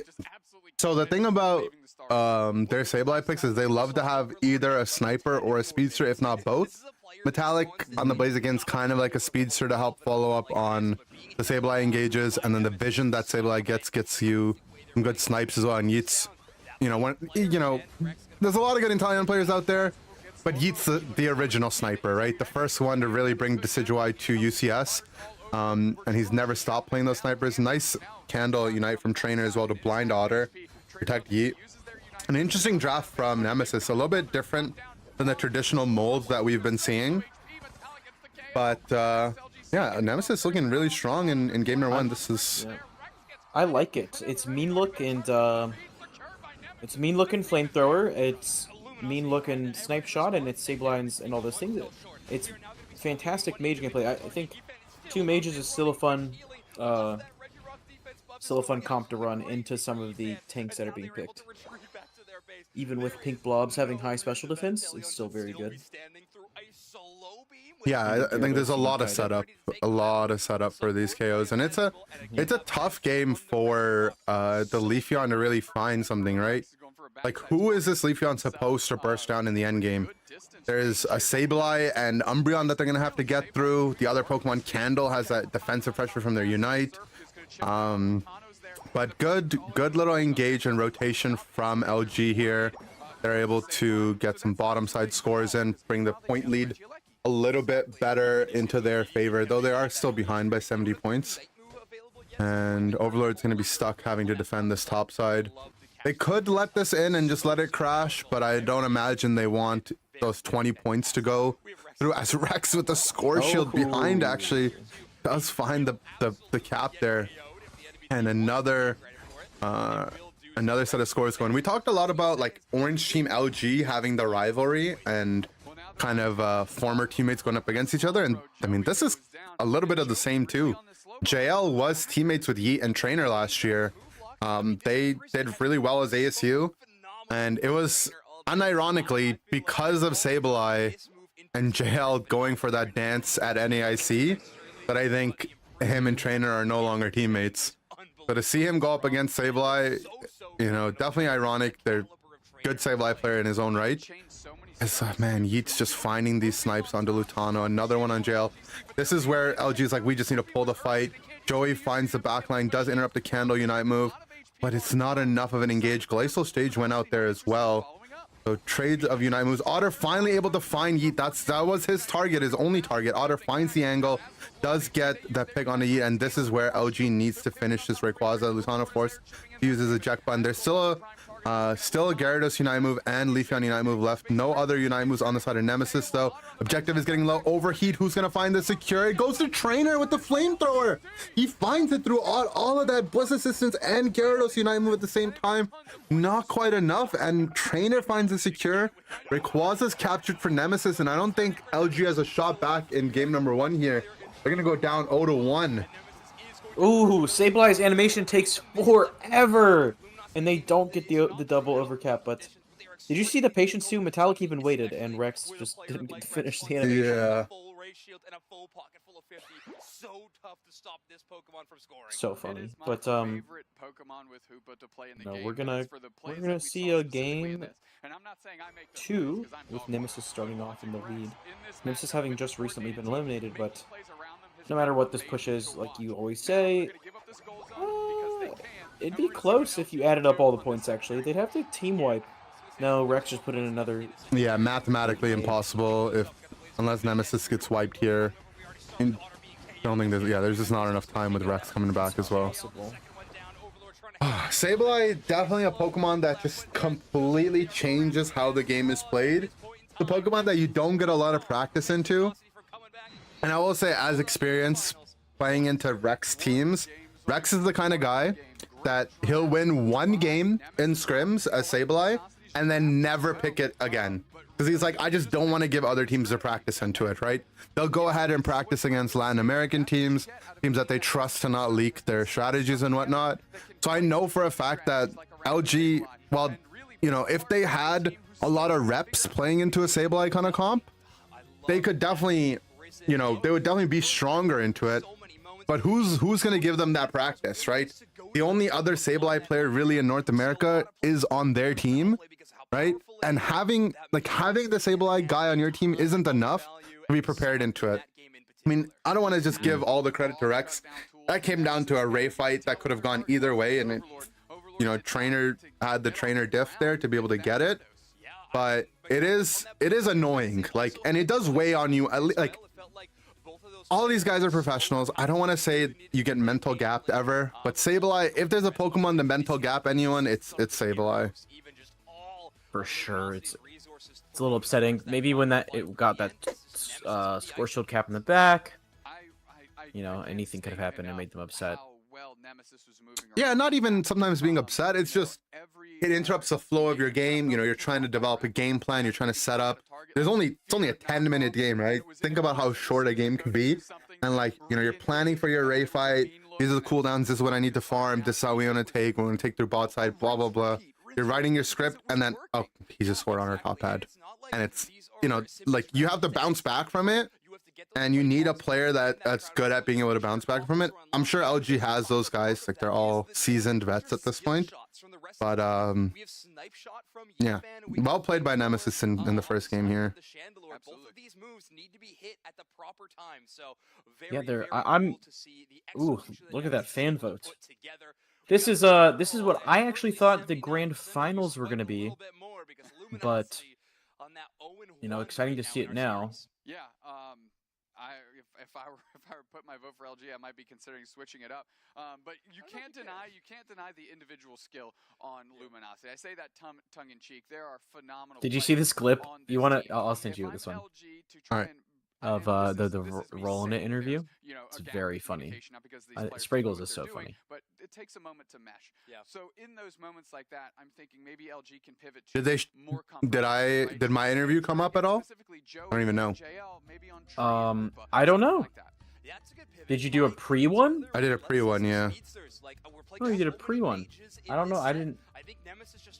Chat? I feel like they would have told you. Right?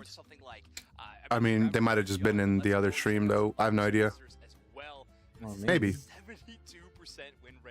Well, I'll go back and check later. They've had themselves a great season, you know, especially what did you talk about? I talked about the meta. I talked about Blaziken, Gyarados being the meta-defining picks, and I mean, mostly I've been right so far. That's good. No, you're super right. You're super right. Glaceon and Leafeon, average scores. That's not really what those characters are there. Those I don't know if I could give 2-0 to either side. I mean, that game literally came down to like a frame photo finish, right? It could have, like, Luminosity could have won that game, and then we would be like, oh, Luminosity's just gonna 2-0, right? Like, when the game is that close, I don't know. It's hard to give either team the edge. I'm just gonna be cocky though. True. Day two of Worlds, I was like, psh, to all of my friends, I was like, LG doesn't drop a single game today, and they all yelled at me. Was I wrong? No. And so Nemesis is gonna 15-0 Luminosity. Oh, what happens against the Orange team though? They're gonna I mean, S tier players without 16-0 them. Let's talk again a little bit about Luminosity. You know, we were calling about In the pivots. You repeat. mentioned some speedsters. I mentioned, maybe getting Joey and JL on really kind of what It's gonna be the so Pokemon many they're extra known games. for in They're the gonna year in the NAC. break because of What bugs other maybe, but they would have adjustments won. could, LG possibly make here?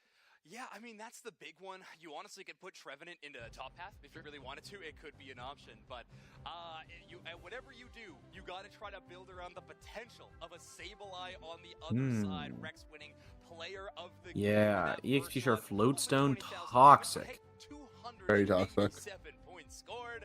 That is a very important Sableye. Nem just has a chemistry, yeah, but the game came down to a Ray flip that honestly you could not predict who was gonna get it while you were looking at it live. I didn't even know how Trainer got it. Another kind of Like, the details type maybe of Nem just clears 2-0, but it's gonna be close. incredibly critical to keep Otter from being able to collapse and help LG try and out secure on that Ray. Yeah, it's really cool. And with our metagame that has been developing in both in Europe and in North America, it feels like getting a last hit secure on Rayquaza is extremely important. We're back to the days of the rip damage that we have from a lot of the popular Pokemon are really, really good. So we're getting into potential where Rayquaza could be KO before the team fight even occurs. Sure. We need options around that. And something that is a great option, that Confuse Ray from Sableye can cause absolute crime scenes in the Ray pit. You can steal away some big secures with the power of your enemy's Pokemon. Exactly. I think it's, I think it was a lesson learned, specifically, in my opinion, out of AOS Cup. I think NA and EU teams were usually like brawl out around the objectives, take convincing team wins, then pivot to it. It kind of felt like the angle that NA and EU were taking. And Kabi-chan's kind of flipped that script a little bit. Whenever they had any sort of percentage equity, they would go for the objective itself. And just the raw conversion percentage on that from a team like Kabi-chan's was so high that it kind of becomes an undeniable strat and something you need to kind of build into your compositions moving forward. Yeah, and I think you do need to specifically build it into, right? If you're going to go for that strategy like that, you need to build a roster of Pokemon that is exceptional at just that. Why we see certain Pokemon like the Mew. If you look at Otter's trainer card, I think he didn't submit one in time. Because they have a default one for him and just put in Otter, right, without his trainer ID there. Unfortunate. He should have not done that. Has he tried that? Nemesis, do you think that they'll be willing to bring it He out might for the have. second game? Or is it He's a bad boy though. It was fun, it was niche, but let's go back. So there's Maybe his was probably bad. LG side, right? Knowing him, Only having Maybe, yeah. like it's probably him spanking like Espeon or something. The higher the HP pools that stack up on the side of LG, the harder. Am I wrong? So like JL Honestly, kind of could second be. highest as the Blissey still kind of makes it easy to work because the targets you want are still ones that you can actually get to and shut down fairly easily. Let's go look at it right I now. don't know. I think Pull it up. Nemesis truly doesn't play Sableye. We could actually go look at it. Let's see. They play Sableye I'm pulling when it up. makes sense to, but that's why they probably dirty and prioritize gross. Umbreon, because Yucky, Umbreon yucky. makes that decision so much more mysterious, if Of you will. course. Yeah, you have access to other options. But a reminder of what has happened all His trainer info is set to private and cannot be displayed. He got banned for it. We've gotten a few of these on broadcast so far already. That's probably why they couldn't. They probably might have like gone in to search for it and they still couldn't get it. No, you have to. Don't you have to submit a photo when I Yep. signed up to the sub? You have to submit a form, yeah, but if they can't get it, I'm sure they would just go into the client and just do it on their own. Advantage in that 1-0 lead. Yeah, it almost a little bit of deja vu from what we saw in the EU bracket, right? Yab Bingo sent their counterparts Nouns down. Yeah. Nouns fought their way through, and it got to a point where the last two teams scrapping in the losers finals They're having were so much teams fun that over the there. winners, or the team waiting in grand finals had already beaten. However, that didn't work out too well for Yab Bingo, and I think Orange Team wants to change that script a little bit. Right, yeah. We're hoping it's not a prophecy, just a random chance of circumstance. But we will have to see what actually goes down. We're still set in this losers finals with a gameplay or a game plan like Nemesis executed in that first game. I think Luminosity is very happy they've had this time to breathe between game 1 and 2 because Nemesis had every answer. But already we're shifting things up. Luminosity will be taking the first pick position, giving last pick over to Nemesis. Purple, to me, feels incredibly strong right now in terms of a draft position. So unsurprising that LG will go there. Banning Blissey and Mimikyu, and we have Mew on the side of Nemesis banning that out. I love this Blissey ban because last time we saw Luminosity feel like they needed to take it away in the draft screen instead of having it as a ban spot. But now Luminosity... But all of these bans are basically target bans. Like Trainers, Mimikyu, and Rex's Blissey are like really important picks for them. Mimikyu also shuts down whatever Overlord would want to do, so it's a good pick for Trainer.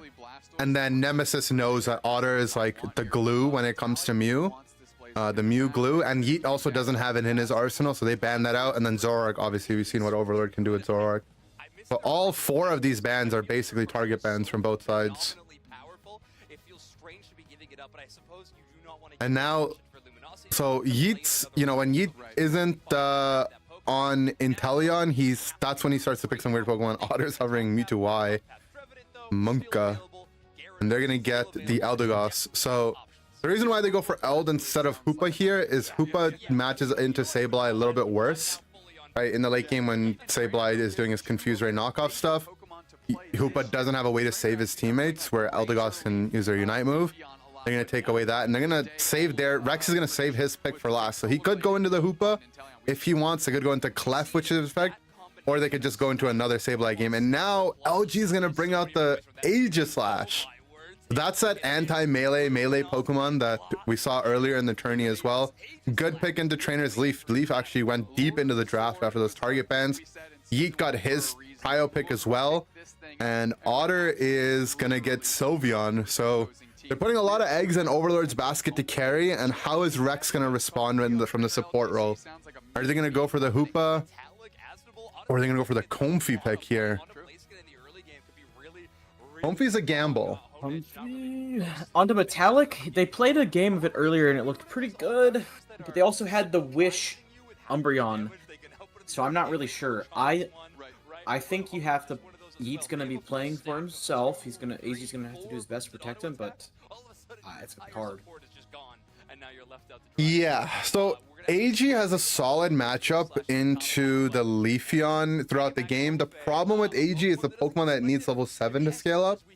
And Leafeon kind of excels at that part of the game right before the AG can even get online. The Comfey play to kind of set up for Metallic could work.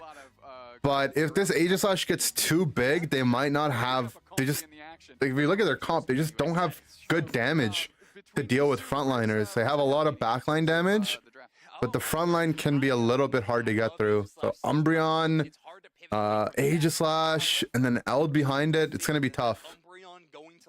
Good drafts from both teams. I think both teams kind of got what they wanted in a way. Not like they didn't get all their power picks, but I think both teams are probably happy with the draft. Oh, for sure, yeah. I'm liking I do think that Joey locking in that Pokemon both is of what I'm seeing very there. big sell. The biggest thing going for Nemesis, though, is they have that Leafeon and Inteleon duo. That is just something that looks so good for them. I like to call it the hammer and anvil. You always have Inteleon hitting the snipe shot. If that doesn't get the KO, Trainer surely will. And these players have been playing together long enough that they got that synergy. Well, we're going into this thing. We can see what this Comfey can do. We can see what this sword can do. Zoinks. LG needs to win this one to keep their hopes alive.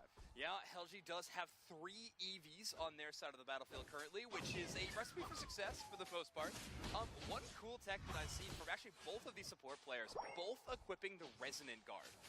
So we have the Buddy Barrier Resonant Guard EXP share on the Comfey. I love that option. We used to see a lot of stacking Comfeys back in the day with the special attack specs to get that additional healing and a little bit more damage. But personally, I think the Resonant Guard's a really cool tech, and I like that evolution on the support side. Here comes Trainer looking to make an impact here. Let's see if they can get Otter. Their primary Ejects, try to get that Razor Leaf damage. Otter has the X speed and Focus Band as well. LGC on the chase still Wait, there. I think Otter's Focus Band Resonant Guard on Sylve. Button and Yeet gets credit, and that's a He's playing good double play tank for item there. Sylveon. Interesting. They're gonna get a KO. And Yeet ejects forward to try to get the KO, but Lutano's here as well. Trainer's waiting in the bush. Joey on that Battle Pass speed run. What is that for, you think? Otter's build? Bank account. Yeah. It's mostly just for him to be a nuisance to, like, Otter's Mystical job. Fire? Okay. Yeah, Otter's job is to, like, basically bring attention to him and be on a Pokemon that's really hard to kill, and then get Overlord online, let Overlord and Lutano carry. So Otter's playing more of like a supportive attacker, and that's what the Mew works so well for their comps, right? Like Mew's the best Pokemon in that role. But Mystical Fire Sylveon with these tank items can definitely do something similar. Use their abilities to get out, and at least in this moment are successful. Yeah, and now they're gonna have Trainer to Yeah, fight it's with. a Trainer catches Otter on that flank. interesting Immediately pick jumps for on them. sure. I guess, yeah, Mystical Fire in the Draining Kiss, giving it some more heals. But look, Trainer's the type of player that plays off feels, right? Like he feels like he knows he has a matchup advantage into a Sylveon. He can KO it whenever he wants to. But Otter has this like extra tank build that's making it so every time Trainer jumps on him, if he doesn't die off the initial burst, the Draining Kiss slow and the Mystical Fire damage just chases him down. So twice now that it's baited out Trainer. I don't know if Trainer's gonna be able to adjust as quickly as within this game itself, but I think he must have realized by now that Otter's playing a tank build. There it is again. Like he jumps onto the Sylve, and I mean this time he gets it. Like, and he has the Comfy to back him up as well in the snipe shot. So doesn't really care. Overload's gonna go down. This is the problem with Aegis Slash, right? It has like the theoretical counter matchup if you can get online, but Leafeon is just too good in the early game that sometimes you just never get to that point. I don't know if they know Metallic is here. Metallic has been unbelievably patient. Trainer's already got his Unite move. He's gonna take down Otter. And now that Sylveon is gone, there's less LG is for just them, and they can, of course, crumbling now. this plays again with their attack win. I imagine they have not gotten any at this point. If you're Orange team, who do you want in the finals here? Back and forth with this Eos energy. You did already beat Nemesis 2-0, but they were close-ish games. They've beaten both of these teams in this tournament, right? They had a hard run to the finals and they already made it there, right? But I think their Nemesis games are a little closer, maybe? I'm not sure. Trainer as well, right? Yeah. They threw out the Razor Leaf, but Otter was able to outpace the Leafeon. So the only way that callback of the Leaves would do any damage is if they got to the other side of them. So you see Leafeon charging forward and trying to eject. with how these games are going, I think Leafs can land, but I'm sure Nemesis are the scarier team. But I feel like Luminosity has, I don't know, both of these teams have a lot in their bag, so it's tough to really call. Wish on Overlord. He has his Unite. He's gonna go down. I don't know. This AG pick, it's a big gamble to bring it out in an elimination game. Again, just a fantastic defender play from Asnable. Joey's going to be your main engagement Pokemon, but they're going mean look, so they don't have that foul play to really push. Like here's the thing, right? Their entire comp is set up to have a hyper carry, right? They have their defender has Wish. They have a full support healer, right? Double support moves, Palm Puff, Con Guard. Their attacker is running a tank build in, Resonant Guard Focus Band. And their other attacker is Espeon, which is a Pokemon designed, right, balanced around getting your other teammates online. And the Pokemon that they have to enable all of that is an Aegis Slash, who has an okay matchup. Like, it's not a great matchup for AG by any means into any of these Pokemon. But it's still an Aegis Slash, right? It's not like Trainer or Overlords on like Zoroark or something that can just completely take over the game. AG is going to be tough, and he just gets popped by the Unite again by Trainer. This game's not even looking close so far. The two-step sorting it out, breaking it down. Joey pivoting back a little bit. They're sitting, and those Razor Leaf, look at all the, just stops everyone in their tracks. Do you want to jump in front of those? If I'm Zugrug though, I think in the back of my mind, maybe I want to beat Luminosity in the finals, right? I think it would be more, I mean, winning period would be rewarding, but maybe that's funnier, right? And sometimes you just gotta go for the funnier play. And AG finally finds a kill. Maybe they want to just I feel like they But there goes Lutano. JL split can away from Joey. ban and deal with it more as they have like more personal experience. Nemesis a longer like running roster, right? You know, it just kind of comes down to what you think is best to beat. Not overextending, and they're just playing it patient. Yeah, I think without Asbel in that fight, you don't have anybody to push them off the goal zone, so you really can't afford to play that out. Also, I believe before you were looking at that beat, look, that's 2 times in a row. For me though, like, So and perfectly timed. oftentimes a lot of decisions I've made in my career as a player have been around what I think the audience in my head would find more enjoyable and funnier. And I mean that, like, so if I'm the team in the winners finals here, I want to go up against my former teammates. I think it would just be funny. Finds a snipe shot bullet in the back of their neck. They get buckled, and now a goal zone's gone. Nemesis is in the lead by almost 90. Yeah, but they just recently got that. We've been watching a lot of the bottom path because I wonder why they didn't just pick Gyarados though. Like, Gyarados has been working for LG. Gyarados was up. They went for Sword instead. Yeah, I agree with you on that. That's a little interesting of a decision to not. Sorry for seizing. It's okay. To not go for it, you know. You retreat back, you farm up, you get that level lead. We're playing it safe. We're playing for that final fight. In this case, good work by both teams here. Nemesis is a little bit ahead on that experience league because some of those bottom path push wins that we've seen, and now they're just grabbing kind of this contestable farm in the middle. It is kind of funny. I obviously the drama matters, right? But I guess you have to also consider points-wise, right? I think points-wise, Orange Team probably would rather Nem advance because I think LG has more points, if I'm not mistaken. Because even though Nem won in March, Metallic wasn't on the team then. Actually, I don't. Wait, is Nem number 1? No, Nem is number 1 in points. Nem is, well, that's the graphic that doesn't have the updated Luminosity roster together. Well, on here it says Nem 1, Luminosity 2, so I'm gonna assume Luminosity's 2. Okay, yeah, is that? I'm wondering if that's actually. Oh, find the pick on the Metallic. Nice rotation in the enemy central area. They have to flip Ray now.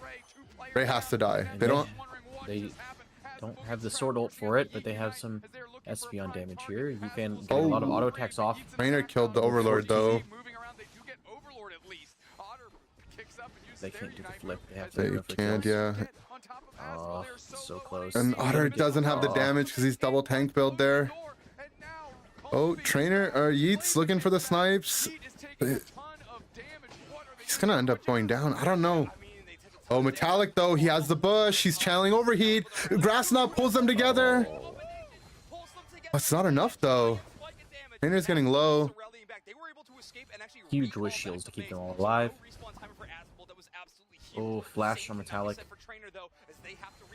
This might be LG's big chance to push. There was a Metallic just used their eject button for an overheat that didn't hit anybody. Surf comes through. Oh, Easy's gonna go down. Azimul gets absolutely gutted by the 3v1. Now Otter's playing forward on the mystical fire. There's no eject on Metallic, so he can't secure from top side. Metallic's gonna go down. Yeats coming though. I mean, Yeats found the snipes before. Eject from Otter. They gotta block the snipes. It's gonna go to LG. They have enough time, so it's going to game 3. Wow, Luminosity Gaming playing that so well. There was a moment that got very, very spooky for them. Oh, close game though. But despite all that, they played that team fight so well. They group up together and utilize the Eldegoss as best as they possibly can and take out Nemesis one by one. Nemesis wants to brawl. They want to force these 2v2 skirmishes. Luminosity not having it, trusting in that AoE, and it pays off in dividends. What a fight by Luminosity. And I mean, you could see the trap that they were setting up, and they were ready to go. Whether Metallic moved in there was 4 players stacked up ready to engage. If anything, Luminosity winning game 2 was definitely the funniest play, because it gives us another game. More games is always more better. The fact that they were able to get there undetected is a crime. Like, Metallic was just forced to farm their own wild Pokemon in their own side, which means they had no presence on the top side of the map, and they completely lost where LG was. That cannot happen. It's why we see a lot of the times we're casting, we'll see a big team fight around the bottom side of the Rayquaza, but the whole time we're reminding everyone of the two little dots on the mini-map on the top side. They're just standing still because there's so much tall grass on that side. You gotta have constant vision of that. And, well, certainly Nemesis did not. Luminosity Gaming taking full advantage of it, and it looked fantastic. I mean, Nemesis had a great start to the game, right? They were certainly in this bottom path, right? Yeah. That's where our focus really was, but here's that huge pick on Metallic. I mean, no chance. Metallic had no chance. Neither He did used Rex. so many ults for that kill, too. Deal. Whenever you get a good pick and the Comfey's just sitting out, hanging out to dry, you get that one for free. Yeah, what a good ambush play. Maybe one of the best we have seen in the Unite Championship, at least in this tournament so far. We, of course, have the Unite move from the H/Slash for the secure. That's not the build Otter was on. 100%. I saw the guard proc and I saw the focus man for sure. Also not his profile picture, but they don't seem to care. But they probably just don't have it. It's not real. It's actually big Pokemon government doesn't want you to know. Otter and Lutana with absolute They had to make sure they were cards, but they their were on the call and play they were last like, game was pretty "Hey, are all those in the background official Pokemon and stuff?" And I was like, "Yes." Yes. Well, no, they are, but I was like, "Oh gosh, you I saw the crown. I didn't even see the. got to be on top of it, I guess.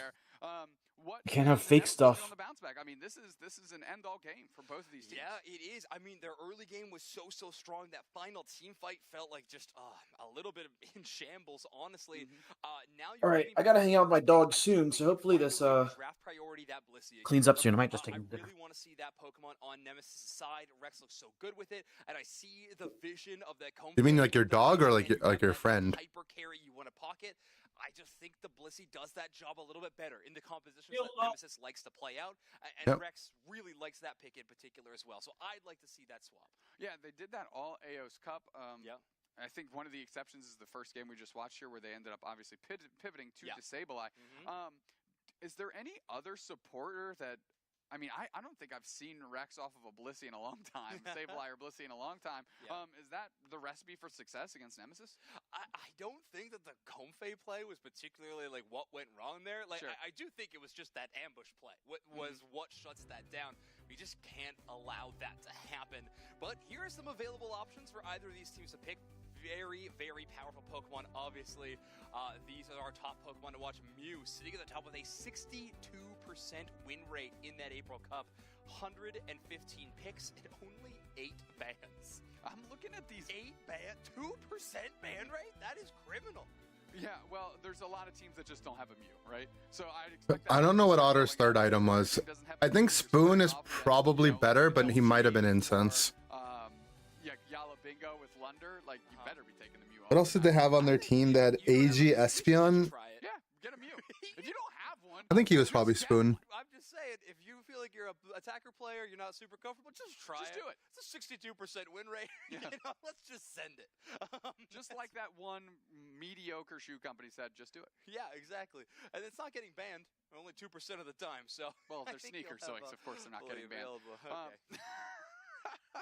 The other thing that was super impressive was the ban rate on Trevenant. Almost 300 times it's been banned so far, with like an 80+% ban rate. Obviously, we haven't really seen that materialize today. Yeah. But should it be? Like, should we see that? I've honestly been shocked that we haven't seen more top path Trevenant in our matches that we've been casting today. It was something that was talked about a lot leading up into this tournament. And I think in the qualifiers, we saw a ton of top path Trevenant, but not seeing it this time around. Something I do want to see, though, Dupes Max, is we asked all of you to showcase some of your trainer cards on socials, and you absolutely showed up. We got some new ones to take a look at. Yo, Sith Lord with that gold badge decoration. I like that. Gold badge and Mew. Probably a Mew player. So, you know, just do it. Like and we got ZZ Ray's trainer card on here, too. Woo! Absolutely goated player from Apex. So, awesome to see. Winter Tournament participator, Unite Championship Do you have a gold lover. Big Oh yeah, we know them. I love ZZ that Ray. sticker on Mhm. I'm so jealous. The Winter Tournament one? Yeah, it's so sick. Okay, well, I guess I'll never get one of those. LG loses. Will they reform once again? I don't think there'll Oh, be any gosh. more changes now to the rosters, to be honest. They're probably in such a great position for points still. Yeah, with I mean with the same with the all three of the top three teams making top three here, they basically like all guaranteed that they're going to be the ones to qualify based on points. The only thing that could knock out one of these teams is if a different team wins NAIC. So if LG, Nem / Orange team don't win NAIC, the team that gets third here, the team that loses this set, is going to be the team that likely won't make it through as well to Worlds. So it's going to be tough. We'll see. I think they're all happy with their point situation, but a win here basically makes it so that your world spot is guaranteed unless you fumble regionals completely. It's top 2 in points and then the winner of NAIC. So like imagine one of these teams doesn't win NAIC, then 2 of these 3s will qualify off points, and that third team could possibly not make it to Worlds. Luminosity, of course, they had the Aegis Slash. Overlord had that. You wouldn't mind them going back to that well. But is there anything in the second game that you felt maybe wasn't up to snuff? Yeah, I mean, their early game struggled there, so maybe that's a credit against me in that Aegis Slash pick. But the 3 EVs were really phenomenal at what they did. They were covering their bases quite a bit. The Umbreon pick, I love it. I love it in that priority. Ender, you want to open bracket in AIC? Do I want to open bracket in NAIC? Okay. No. Just run it back, dude. I'm doing it for a player bag. Let's take a look here at the region comparison. I'm gonna get a nice. I'm gonna get a. It's not even a bag. It's just the loot. Worlds though. How do I get a bag? That shouldn't be a surprise to anyone. But Espeon finding its TBD. way in a lot of matches. Yes, Pokemon's everywhere. And then, of course, we have our championship points leaders, Nouns Esports, newly minted as the championship points leaders of Europe. We may have a new leader in North America, but Nemesis has got a pretty phenomenal lead in that regard already. So I think they are probably going to be holding on to it despite the winner of this tournament, wherever it does land. They're feeling very comfortable about their season so far. Yeah, well, they've got one What more do they game say? to try and get to the grand finals here and get themselves another win. I wonder what's going on with these delays. We've been waiting quite a bit in between these games. We've got to watch a couple games Yeah, I think Lutano got hacked again. I think he just had to go pee. A true classic. Yeah, their game just started. Oh, could be underway soon. But the ability for Luminosity Gaming to bounce back so well in game number 2 is impressive. And one of the strengths of Luminosity Gaming, we talked about super, that word gets thrown around quite a bit, right? It's the super team. It's because of the individual prowess of all these players. So when you see drafts like that, where it's just comfort pick across the board, that is when you expect Luminosity Gaming to pop up. You don't even necessarily need too much synergy in the draft, just as long as you have haymakers being thrown from Otter Leafeon or Lutano Espeon, things like that. Well, quickly, you and Zorak are banned from Nemesis, and we got Mimikyu and Umbreon on the side of Luminosity here. So they LG banned Umbreon. Yeah, and so far we've seen a lot of So Blissey might make. Is Nemesis gonna 1P Blissey? Something like the Blissey. They are. Looks like they are hovering that. Take that away, and one of the best benefits of this pick. But now Luminosity gets Leafeon. So nice draft setup by LG. They basically make it so that either Nem doesn't get Blissey, or LG can get Leaf for themselves. Going through the whole roster here. Yeah, wow, they are cycling as quickly as they possibly can. We might finally see If they want it. Maybe Joey's just saying, give me the tree. so much about how He is. He's saying, give me the tree. They're going to pass over the Leafeon. that Pokemon. Nemesis probably very safe to hold on to that Crustle now. As the series, Or do they not even want it? They don't want it. But I can be wrong sometimes. Leafeon making it through the whole draft. Oh, there it is. I'm concerned because JL can now. All right, are they going to take away... I think Nemesis should have picked Intel there. But we'll see. Does Luminosity want to deny the Inteleon pick? In the second game, but JL actually going to Eldegoss, and maybe a sign that Eldegoss, No. although got hit with some nerfs, didn't impact how useful it can be among teams' compositions. Muscle Band is still a really good. All right, what does Metallic play? I mean, they're still slow, bro. But if they go, I mean, sorry, they're still Blastoise. If they go Blastoise, though, Heat's gonna need to be on more of a late game Pokemon. If they go Gara, they could go Intel. I think Gara Intel is good here. I don't know about this Candle pick. Really greedy. But maybe, I mean, they can make it work. They have the Leafeon. Gyarados, we saw it in game 1. I'm happy to see it back. Yeah, like this comp from Nemesis once again. I Mystical Fire Sylveon is not selling me, even on he's got This game, it might be Hyper Voice. his build would have changed back to what it started with, right? It doesn't it? Yeah, it always go back to what you had before. Like what you had when you loaded into the game. Focus Band. That, I mean, Oh, Resonant Guard. Oh. but he was playing. He's running it again. Yeah. So yeah, that's his matchup, I guess, into Leafeon he wants here. Be as tanky as possible. It worked last game, kind of. I'm assuming Trainer is going to jump straight into the top path here. But again, like their comp is basically like set up so that Overlord kills everyone. Like Overlord carries the game, right? Like their two non-support defenders are playing tank belts. Like the 9-minute mark. Yeah. And the game just felt over after that. It was like 9:10. It was a kind of absurd. All-time speed record. Oh no, it was you and Spraggles, and we're talking about it. And I was watching your broadcast. You were covering the qualifiers, but man, if they pull off something like that, it almost feels like it's over. Yeah, it is so good. I know our good friend Inder, who was covering a lot of the earlier games today, he's talked about the benchmark being that 8 minutes. If you he shouted me out. That first spawn of birds in the middle of Big the shout out. That feels like a successful pick on that Pokemon. But if it's any later, it is very, very concerning. Wow. These days, though, Gyarados Ender. Pokemon pretty frequently. Magikarp evolving quite fast. Who's that? Some of the recent changes, not in the most Who? recent You know that guy? following one, Ask. the Flail and Splash doing it a lot. Who asked? Oh. Favors, yeah. Here we go. Nemesis, LG. I've been murdered. Game 3, winner of this goes to the grand finals. I've lost. On the line here for these squads. LG specifically really needs to put this feather in their cap to feel like these changes. You know what you haven't done in a while, though, Sneaky? See how it shakes Oh, out. what have I not done in a while? You haven't lost the game. Oh, that's a throwback. I actually just defeated you. And the rest of the chat as well. They just lost. Don't we all lose? They lost the game. Sylveon is 100%, so very, very confident draft for the side of Mothering right now. You're mothering. No. 100% the highest percent we can have. We've asked this question before, and All right, how's this game looking? it is difficult. We haven't gotten Bot side. crunch those numbers. We'd appreciate it. Otter and Joey actually able to get a lot with just Mystical Fire itself. Now Otter's gonna do the 4-player rotation top side. This is where Nemesis's comp falls flat though, because they can't move the candle up where Otter can move up this 4-man rotation to contest the Carp. Nemesis should be expecting it to come. Lutano finds the engage. Carp's gonna end up going down, and this early game is going much of the same. Yes, 100% is the highest percent. That rotation, 4 players versus 3, is exactly what Nemesis And, did oh, Trainer missteps forward too. last game.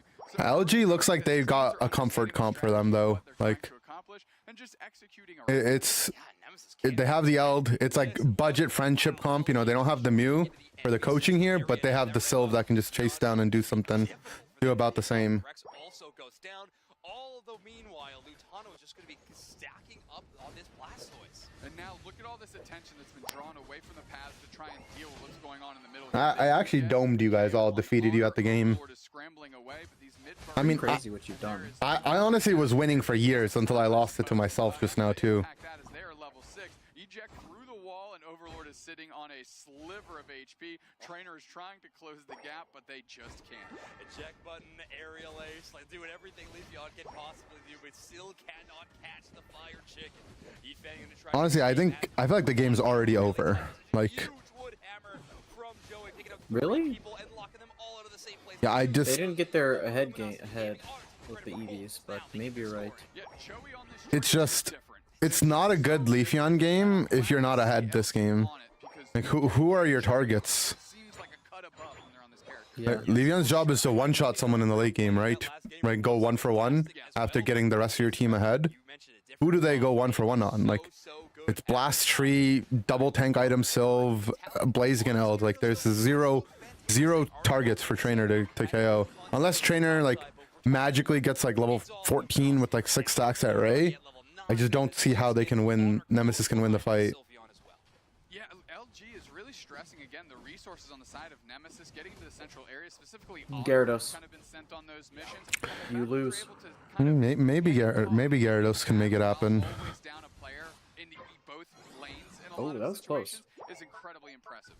Yeah, Lutano trying to Hydro steal Pump looked that kinda one. good there. The Hydro Pump gonna come up a little shy as Metallic earns that Regieleki, but that team, they really need those levels like we mentioned, so now both Trainer and Metallic need to immediately retreat and just try to get more EXP from the safe farm.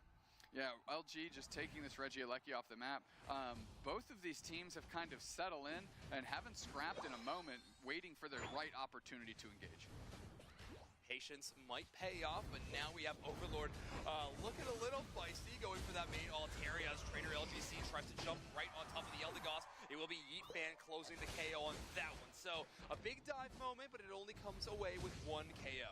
Yeah, and the Eldegoss nonetheless. Not a premium target that you would like. I know you and Spregus were talking about that earlier. If you're going to have one player go down and it's your support, you don't feel as bad of that exchange. If this is a 2-level disparity, you just get almost no experience. You barely feel it when you get a KO like that. You honestly Oh, get more eject from Overlord. that moment like What a that, weird. right? So you do want the supports who are running that EXP share to be the ones jumping in the way of their carries. I'm already seeing this Imprison out of Chandelure cause some problems again, like we saw in game 1. And, you know, just from cutting off Overlord, from securing... Okay, I mean, Nemesis found their way back into the game. Candle's level 10, Trainer's 10. Gara's got their Unite. Wait, what did Gara? Oh, I guess Gara ulted earlier. I didn't see it. Well, he'll get it back pretty fast. He has Amp. This Imprison is so annoying for Overlord, though. My God. As often, but it's going to take quite a bit of damage, but that's all right. Pollen Puff is going to easily get them back up to full HP as they retreat back into their own central area. Like I said, for LG though, it's all gonna play through Overlord. They were looking so dominant, but I guess they just weren't able to break this bot pad. Pivoting to the middle here. 4v3, 4v4. As these teams are trying to do some work around the basement Reggie, and we've got Metallic and Otter in the top path, worth keeping an eye on here on the mini-map. Oh, Nice double start. ejects. Out of the Hornleech back to their team, and that keeps Azadable very healthy, as Regirock is doing the great support role here, throwing Oh, rocks down. big tree unite. Plus assistance. Use on AZ. I think Rex misclicked. Overlord gets Sloper ulted in the top though. He's gonna go down to Leafy on ult. What a dance, what an absolute dance move hit by Trainer LGC as they are smothering Lutano now. KO streak of 2 there. Right. I don't think Otter has the damage here to take care of this. No. Yeah, like I said, the game is over. I just picked the wrong team. I think there's no way LG can win now. First, I thought there was no way Nemesis could win. Now I think there's no way LG could win. Everybody else to get there with this soft foil. Absolute dedication that you love to see. Well, here comes the Gyarados Unite. Spins up Overlord and JL. JL is very low. Nice. Trainer's capping top. He's gonna get his ult back pretty fast. JL's gonna go down. Metallic can jump away. Tree. Oh, Tree kidnapped AZ though. That's good. In that mix, flamethrower comes out, and now finally LG is backing up a little bit. Man, you just can never play it too aggressive with that flamethrower. The damage is so immense that you gotta be so careful every time you are walking around that Chandelure. Not to mention, if you turn around and try to dive them, that Imprison is gonna be so painful. I really do think we're seeing so much Imprison because of specifically the Blaziken. It feels like this is a perfect on-paper counter. Ooh, big Woodhammer Ooh. flash engage. He's gonna maybe He has his own eject though. flash. Very Yeah. low HP. Right on top of their goal zone is Nemesis. They're looking to make a stand. 250 left on the clock, and I went from what both these teams were incredibly passive to now just won't stop fighting. Look, he gets caught again. Joey's just finding the combos. Yeah, like I said, there's no way for Nemesis to win. I don't know. It's just gonna come down to a Ray fight. They're both looking good. Joey's just finding every combo. Metallic uses a late unite though. It's on their bees. He gets a lot of the farm back immediately, but they're so tanky with Cotton Guard. He has to use his eject as well. That's a lot of resources that aren't going to be available for Metallic, and Overlord's getting top 3 in the same time.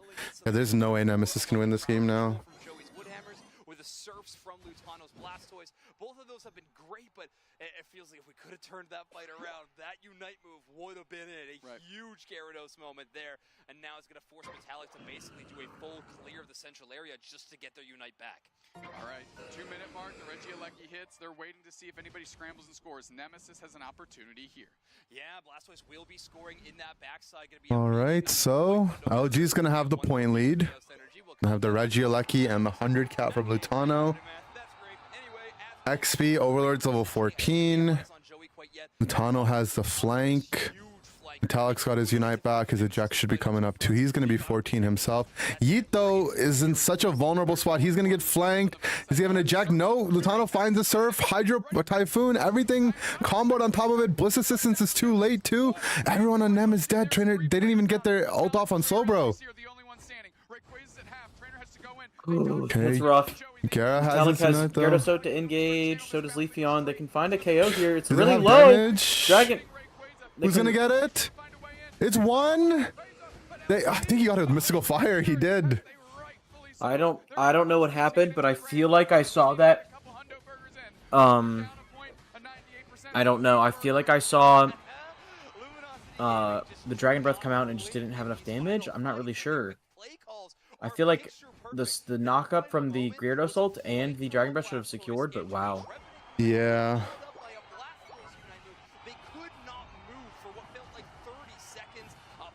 I mean, Lutano found such a good flank, but how did they just let him walk all the way around and no one's covering it? Nemesis, and at that point, it's all Luminosity. LG are going to be sending Nemesis. That's Metallic's job to cover that flank. Moving on to your grand finals. What a showing by LG. Oh, Jail's dancing on Trainer, and the Obs looks away from the dance. Man, that Lutano flank was He's still dancing in his ult. on Nemesis's radar. And you said Oh God. and on cue, Lutano surfs in, Why are they all- smashes the chandelier into the wall, shattered glass okay. everywhere. Unite moves are popped and Oh God, why? They're supposed to be the good guys. Why are they being the bad guys? Are they supposed to be the good guys? They're TTVers. They're supposed to be the good guys. It's you're allowed to dance once per year. You get one dance. Per year? Yeah. Okay. Finals match. They're going to get the run back versus Orange team very, very soon. I must say, for me, again, the difference was Joey on Tree. Yeah, It looked really just good. felt shades different. Yeah, it looked fantastic. His Umbreon in that second game was good too, but they got the win. But you're All right. right, Nem there is goes just a down. Level of change you feel in the map whenever Joey is on that Trevenant. Looked so fantastic. But we got Spraggles over there on the stairs. So take it away, Jake. That's right. Huge, big time win for Luminosity. That was close. That was pretty close. I really liked it. Can we do it again? Win for Luminosity. Can we do it again? Win for Luminosity. Can we do it again? We'll do a win. Oh, we're going to highlights. Here we go, everybody. Regular What is troll. this bit? I like They're such trolls. I like it. This last game was incredible. Zoinks His bits are Noob too Snacks obviously powerful. calling out this amazing final moment when Lutano sneaks around. I'm sure we'll see it here in just a second. What a More back and TTV forth versus game. TTV. It felt like Nemesis really had this thing. Yeah. Yeah, they were, Either way, I'm winning. You know?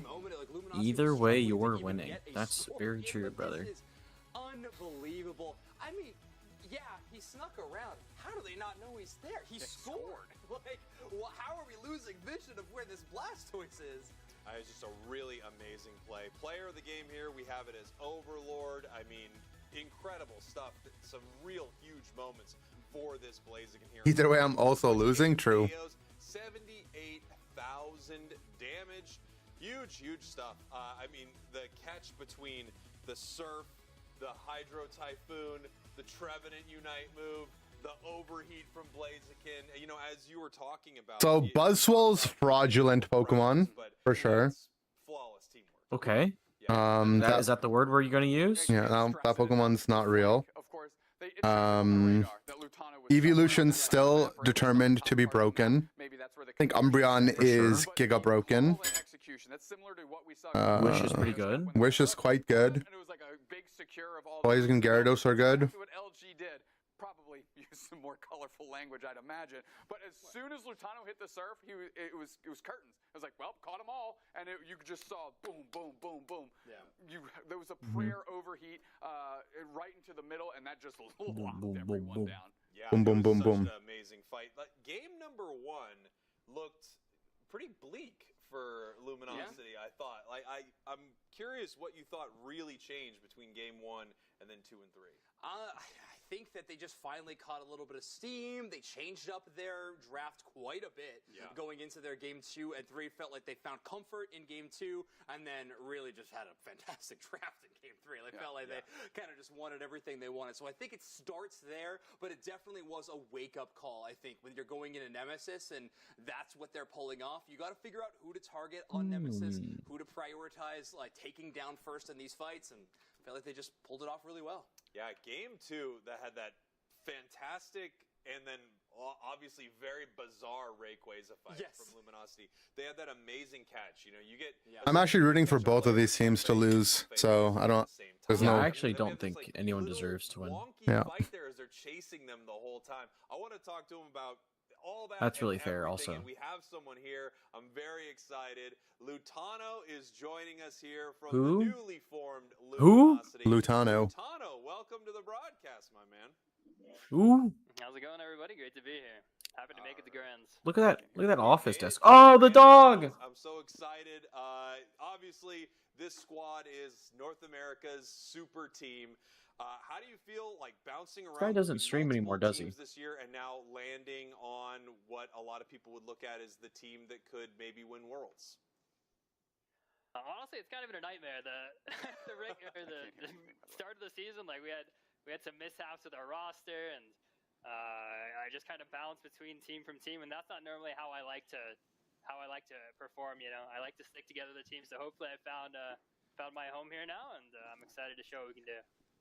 How do you think it feels? Obviously, you're moving from a team like TTV, where it was a friend group that was all really cracked at the game, and then you kind of became this free agent. You move over to GT, and now you're playing with some players that would be considered the best of the best in each of their roles. Like, what does it feel like for you making that transition? Like, how different does this feel from, say, playing on GT or playing on TTV?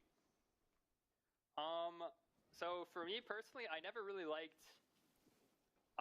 For me, like my play style, what I like to do the most as a player is enable my team to shine. Like I know I play a lot of carries. What's happening? And Just doing Is it. the dog throwing stuff around? how I would like to play the game is to just be like a support player. I go around, I say, here, you take this farm. Here, you take this farm. And I think the best player to do that in Unite is probably Overlord. And then I think the second best in NA has got to be Otter. I mean, the guy's cracked on the sticks. So I'm really happy with how the team formed and how it played out. And honestly, JL and Joey as well, they're so good at enabling everything along with me. So I'm excited to progress with the roster. Amazing. So now that you're going to be heading up here, you're going to be facing off against OT. What do you think could be different for you guys going up against this squad in the Grands? I think going into the tournament, we might have had a bit of a bad meta read. Like in scrims, we kind of got everything that we wanted, and now people are doing specific bans against us that were expected, but our adaptations to the bans weren't as good as we thought they would be. And I think we kind of AKA every team banned Zoro Mew, and I think there'll be a different series. they didn't know what to pick after that. So now Otter's playing Tank Sylveon. I'm not going to lie, this is the matchup I've wanted to see all day. So good luck to you, Lutano. Thank you so much, and we will see you after the grand finals, possibly. There you go. Lutano from Luminosity, ready to head to Grands. Bye, Lutano. The Guac Bowl has to be proud. The Guac Bowl's freaking out right now. I love being in the Guac Bowl. Lutano, a phenomenal player. We got to talk to them quite a bit at the AOS Cup and what their sights were for the rest of the season, and it's materializing very well for them right now. Yeah, let's take a look at our bracket here. We just talked about it. We're heading to our grand finals. It's going to be Orange Team versus Luminosity. Orange Team sending Luminosity down to this loser's bracket. And, you know, Orange Team and Luminosity are just... This is the RosterMania from NA. Somehow we get to see them clash in Grands. I cannot wait. Yeah, this is the mashup, right? It happened off broadcast to begin the day, and it was a 2-1. Apparently, Sneaky in our interview was saying it was super close, like came down to some last-second heroics. So I imagine we are looking at a very, very fun grand finals. Yeah, I think so. I think this is going to PTV be on the top. best It's match true. You're going to see today, and it's the one I'm the most Who? excited about. I mean, Do not go anywhere. PTV in the No, finals. they said my name. America Who's has me? to offer after all of this RosterMania. Who's who? We will be right Who back. asked? You will stay 100% put. Not again. I can't. Leave me alone.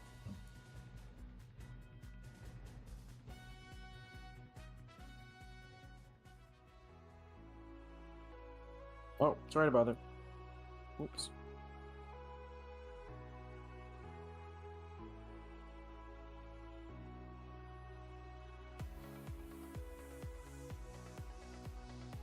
TTV won in EU as well.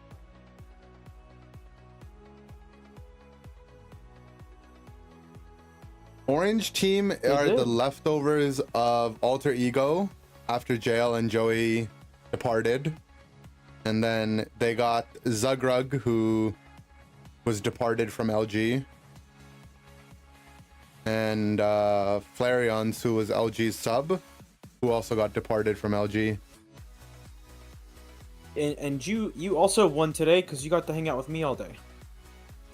Who? Dang it, chat. I keep falling for it. I fell for it 3 times. It's gotta stop. I can't fall for it again.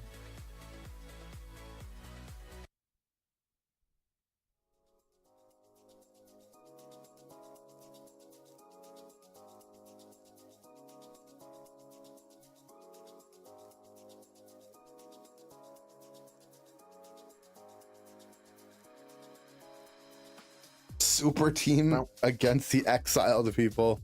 That's one way to put it for sure.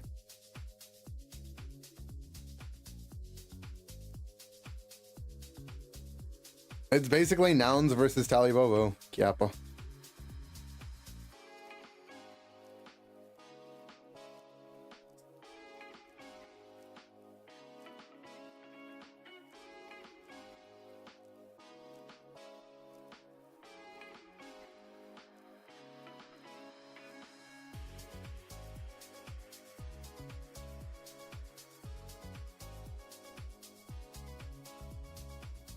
What do you think I should do for dinner tonight? What did you have yesterday? Oh, I had pizza. I went to my restaurant, had buffalo chicken pizza. Let's not do pizza again. I feel like pizza 2 days in a row is No, it's damaging. Not a good. You're right. Maybe we get some protein, a protein centric No, for meal. sure. It is the pizza tends to be. It's a thin, super thin pizza for my work, and I put like extra chicken and peppers and onions on it. It's a pretty solid buffalo chicken pizza, which isn't horrible for you. Yeah, it's just Yeah, it is what I'm it is. thinking like a bowl of some sorts. Maybe you had like a burrito bowl. I don't think I've had one of those. Oh, burrito. It's grand finals time for North America, the Pokemon Unite Championship Series. And we have 2 incredible teams for you. Brand new squads of the North American region. Orange team versus Luminosity. We just got to see The orange team is not the orange team. Griefers. in that top side, looking fantastic against. I can't believe they let them get away with this Now, of too. course, their opponents are Orange team. and this I matchup think has it's already messed up. happened It should be on illegal to field call one yourself that. today. We had a Orange team 2-0 victory over Luminosity Gaming. But 2-1, LG wasn't it? has momentum. They're coming into the They grand 2-0'd finals. them, not They, of course, Luminosity. have the potential to really shift this up. Looking at Player to Luminosity, watch is Kratos and 13 Overlord. Nice, 2 nice. In total in our cup this time, with a Reggie secure rate of 54.3%. And now, of course, our player to watch has got to be Overlord on this team. And of course, on the other side, Orange team, that matchup is going to be really interesting to see them versus Kratos in particular. We got Flareons, the young demon, joining this roster. I can't wait to see this matchup. So let's send it on over to our 2 beautiful casters, Spreggles and Doopsnacks. That's right. Here we are, grand finals time, baby. In North happening? America Oh my gosh. for the April Cup. They're so Orange team versus Luminosity, two awesome. of the most beautiful casters in the world, according to Zoinks, who's kind of like our mom. He's so sweet. Notable mom. Can you drag Tune in here? I think the channel's full. Oh yeah, let's go. Gave you a hug earlier. Zoinks gave me the pep talk. I'm ready to go. Grand finals and hopefully a grander final. Move me in. He just yells. What am I, Hello. Zugrug? I'm not moving you in. This is the matchup I've been wanting to see all day. Hello? One second. Orange team, One second. Luminosity. I'm Luminosity turning my are camera. world champions, but there's only one member This is of not- the championship Yo. Luminosity Let's team see your there, camera. right? And that is God, he Looks looks good. cool, man. Overlord. Get that on stream. Orange team, you have multiple members who are all broken up essentially to They're so form the new Luminosity. Thumbs up. Angular. Thumbs You up. have Kratos, you have Roland, So you have angular. Chisel, who all came from the destruction of Alter So how are we Ego. feeling about these You games have today? Zugrug and Flareons who are just playing with Overlord. Almost as good as you in those sunglasses. You know, they had to adapt to the draft because their picks got picked, banned away. Who's they? Luminosity, the super team. And I asked if I could script it, and they said no. You Zug can't is the read super or team, bro. Yeah, that was Oh. for me. Oh, it was LG's the Exile players. For me, it kind of made sense. But for you, it was just cool. Like, you That's can how I sit hit it and went get on. through some of those words. True. Some of them. Don't do it now. Well, I mean, obviously, don't do it now. Well, Yeah, I like, mean, need to we had force to change our myself draft up a bit over the day, I'm but not gonna put him on the spot and make him read. All right, here we go. Player my main player, adjustment we've was, I got mean, Kratos, we've got Overlord, we, we've got Pokemon so we lost our first set, Pokemon Mhm. Blaziken, although and I Unite API'd every team that played the first round, and I said Buzzball won, like, Again, one game out of 10. these MVP Oh, cards are a little it took you guys enough time to realize the mon is trash. I know if it's bad, but, you know, I was just saying that maybe we try without it and we readdress it after the tournament. That was a good adjustment. I don't understand why everyone is speaking Buzz. Were you guys just practicing it all week and it just looked good? Yeah, I mean, Buzz still buzzes, you know? I mean, Bzzz. You had a moment where you pushed the Regieleki that we were like, maybe they're cooking. Bzzz. I mean, the problem with our Buzzball game is we fucked up the invade, and then we're behind on Buzz and Mew, and it's just like, ah, well, you know, next game looks good. I'm down for next game. what about the game where you guys were pushing top and then I think it was into Tali Bobo and you got burned down by Utah 2v4? Been down by Utah 2v4. Yeah. All the top pushes were, I'm pretty sure, guaranteed to work, and then shenanigans happened. Shenanigans? True. And take a look at this. I mean, 3 defenders banned outright here. I love First pick that you just heading on have over kept to them on the Leafeon. screen too. Now you wonder if they're going to snatch up some Why other not? popular defender choices on the Put 'em in the middle. Luminosity right I'm now, or watching they this, want Zoom in to and homes. then they wanna I'm get ordering right pizza, away. and I'm Take watching Sylveon, and it LeBron looks like lose to the Destiny's Nuggets. taking Blaziken. Nice, man. Are they in the play-ins now or something? Or No, they're in the playoffs. Oh, the it's the first round of the playoffs. Oh. I'm down to watch some LeBron lose to the Nuggets. LeBron versus the Nuggets. I mean, the best first round, I think, is the Mavs versus the Clippers. And everyone is healthy. Ooh. Walking in, no, we have Eldegoss That's basically LG versus Orange team. and then we do have the Gyarados locked in Kind of. inside of How are we OG. feeling about these drafts so This far? has been a really powerful pick, but What do you think of the Mystical Fire Otter build? It's fine, bro. The items are fake. I mean, Items are fake. it's basically the closest thing he can get to Mew in this tournament, right? Without Mew. Bro, like, it doesn't matter, man. If you're not voice, the items don't matter. Like, I mean, Adasu thinks you always need Missile Bend on this, which maybe there's an argument for that, but, like, who actually cares? Well, so true. I think the tank builds, they're picking it into Leaf, though, because it makes it so that Leaf doesn't always one-shot you with Razor Leaf, right? Maybe. Allegedly. What if the Leaf just doesn't go Razor Leaf? Allegedly. Kratos doesn't normally play Razor Leaf, but he's... Yeah, Razor, I don't think Really Kratos will big play guy. it. But Zug's on Lapras. I think Orange Team won. Zug is on Lapras. This is a good Zugmon. Why do you think he's gone Lapras here? Crossel Umbreon banned. What else would his pick be? Okay, Tree Crustle Tree- Umbreon banned. Tree Bro Crustle Umbreon. taken. Yeah. He wasn't picking Bro anyway. He's not picking Bro. And you just, like, he coin flipped and got on Lapras instead of Lax. I mean, Lapras looks good here, so it's probably like, oh, what? Lapras is very hard to kill here, yes. Yeah. And I mean, That's, they that's also probably have the reason why they intel. did it. I think if they didn't have intel, they also might not have, right? But Yeah. I mean, the thing is, even if they didn't have intel, they could just put the Leafy on bot, right? But I just don't think they would play it. I mean, you could just go Espeon instead of Intel and then just have the Leafy on bot lane, Espeon on top. Same shit. Maybe. Your carries are like tanky Lapras and Gyarados. Time will tell, but specifically for OT, it's going to be how. Oh, is JL playing his hood on Blissey, man? Is it going to be like a big Not the hood, bro. Oh, I have my hat as well. Do those moves at the same time to really give your opponent no Nice hat. opportunity for escape. The follow-up has to be there. Flagged for out. them to kind of break through this double defender setup that This LG was has from, put together, especially because they don't have that many. Who is this from? This was from Zervis. Oh. And then you sent him to the dogs. I didn't send Zervis anyway, bro. You sent Zervis to the dogs after he got you a hat. That's messed up. OT versus LG. Wow. OT, your purple team. LG, your orange team. Wow. Here in the grand finals. Again, Luminosity coming True from colors are losers showing out, bracket, man. Meaning they're going to need to win 2 best-of-3 series. Okay, I need to take the glasses off so I can watch the game. I'm turning the camera off. You Oh, can't no. see. It looks like you can only see through like half of it, right? You can only see to the right. You can see it's just like, dark. So really, I mean, these Pokemon will be able to switch back and forth where they are on the map with real efficiency. Yeah, I mean, you Go. are not sure exactly where they're going to push these Pokemon, how they're going to try to get a lot of... Orange team has yet to see a Regirock today. It's a good fun fact. Fun fact. Oh, which team is the orange team? Do they mean yeah, I don't know. Orange team. I suppose is what that means. It's kind of crazy. You know, it's kind of... It is fun. They didn't pick Zoroark though. Thoughts? I'm telling you, like, some people will say fun fact. Kabuskin Prio maybe instead. They didn't understand the meta before the tournament started. They said on the interview. Someone hold me back. That's a fun fact. Here we go.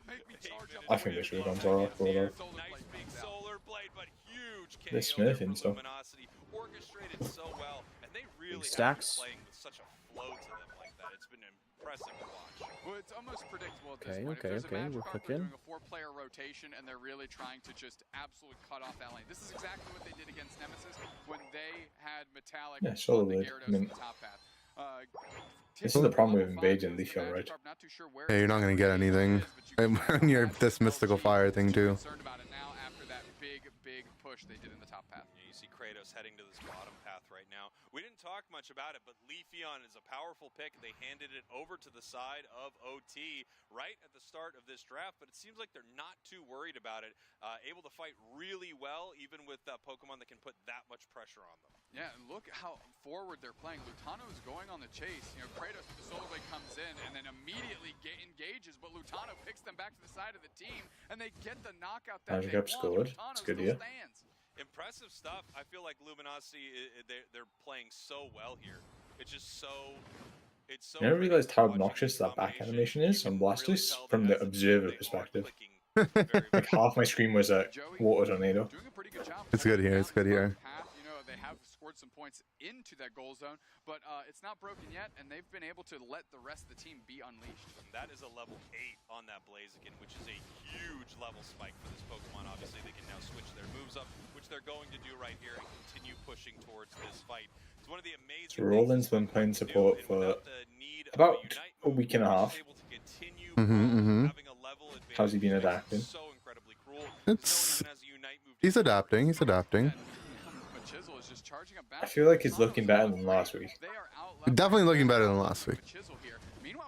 They sent the people down with Hoopa Portal. They have overheat. Someone needs to damage we're for full him. flipping, we're bubble beaming for fun. Maybe bubble beam was bad this game, I'm not sure. Oh god, Blaziken's one-shotting us.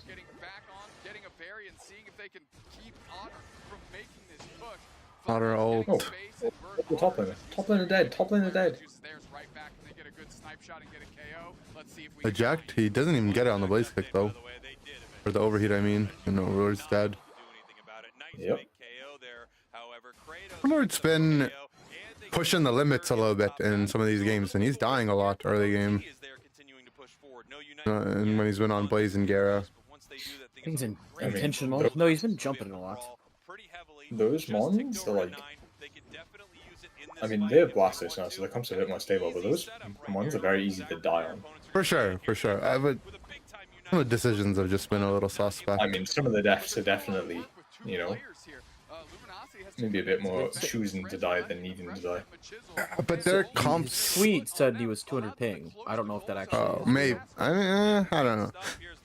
Some of these have just been, I think, weird decisions. But either way, I mean, like... people, if they are, people make worse decisions when they're on ping, yeah. That's true.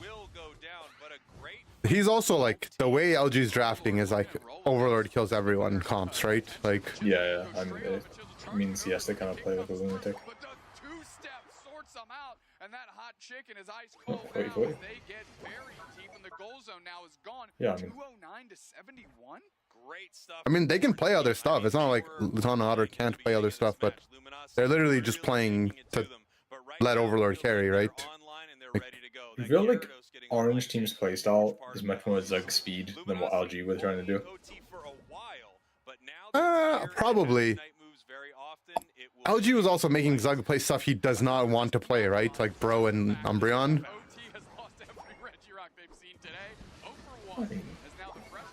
I don't know if I believe that your tank player shouldn't be able to play Bro, but yes, I agree. I'm not ascribing fault to anyone. I'm just saying it just is what it is. Yeah.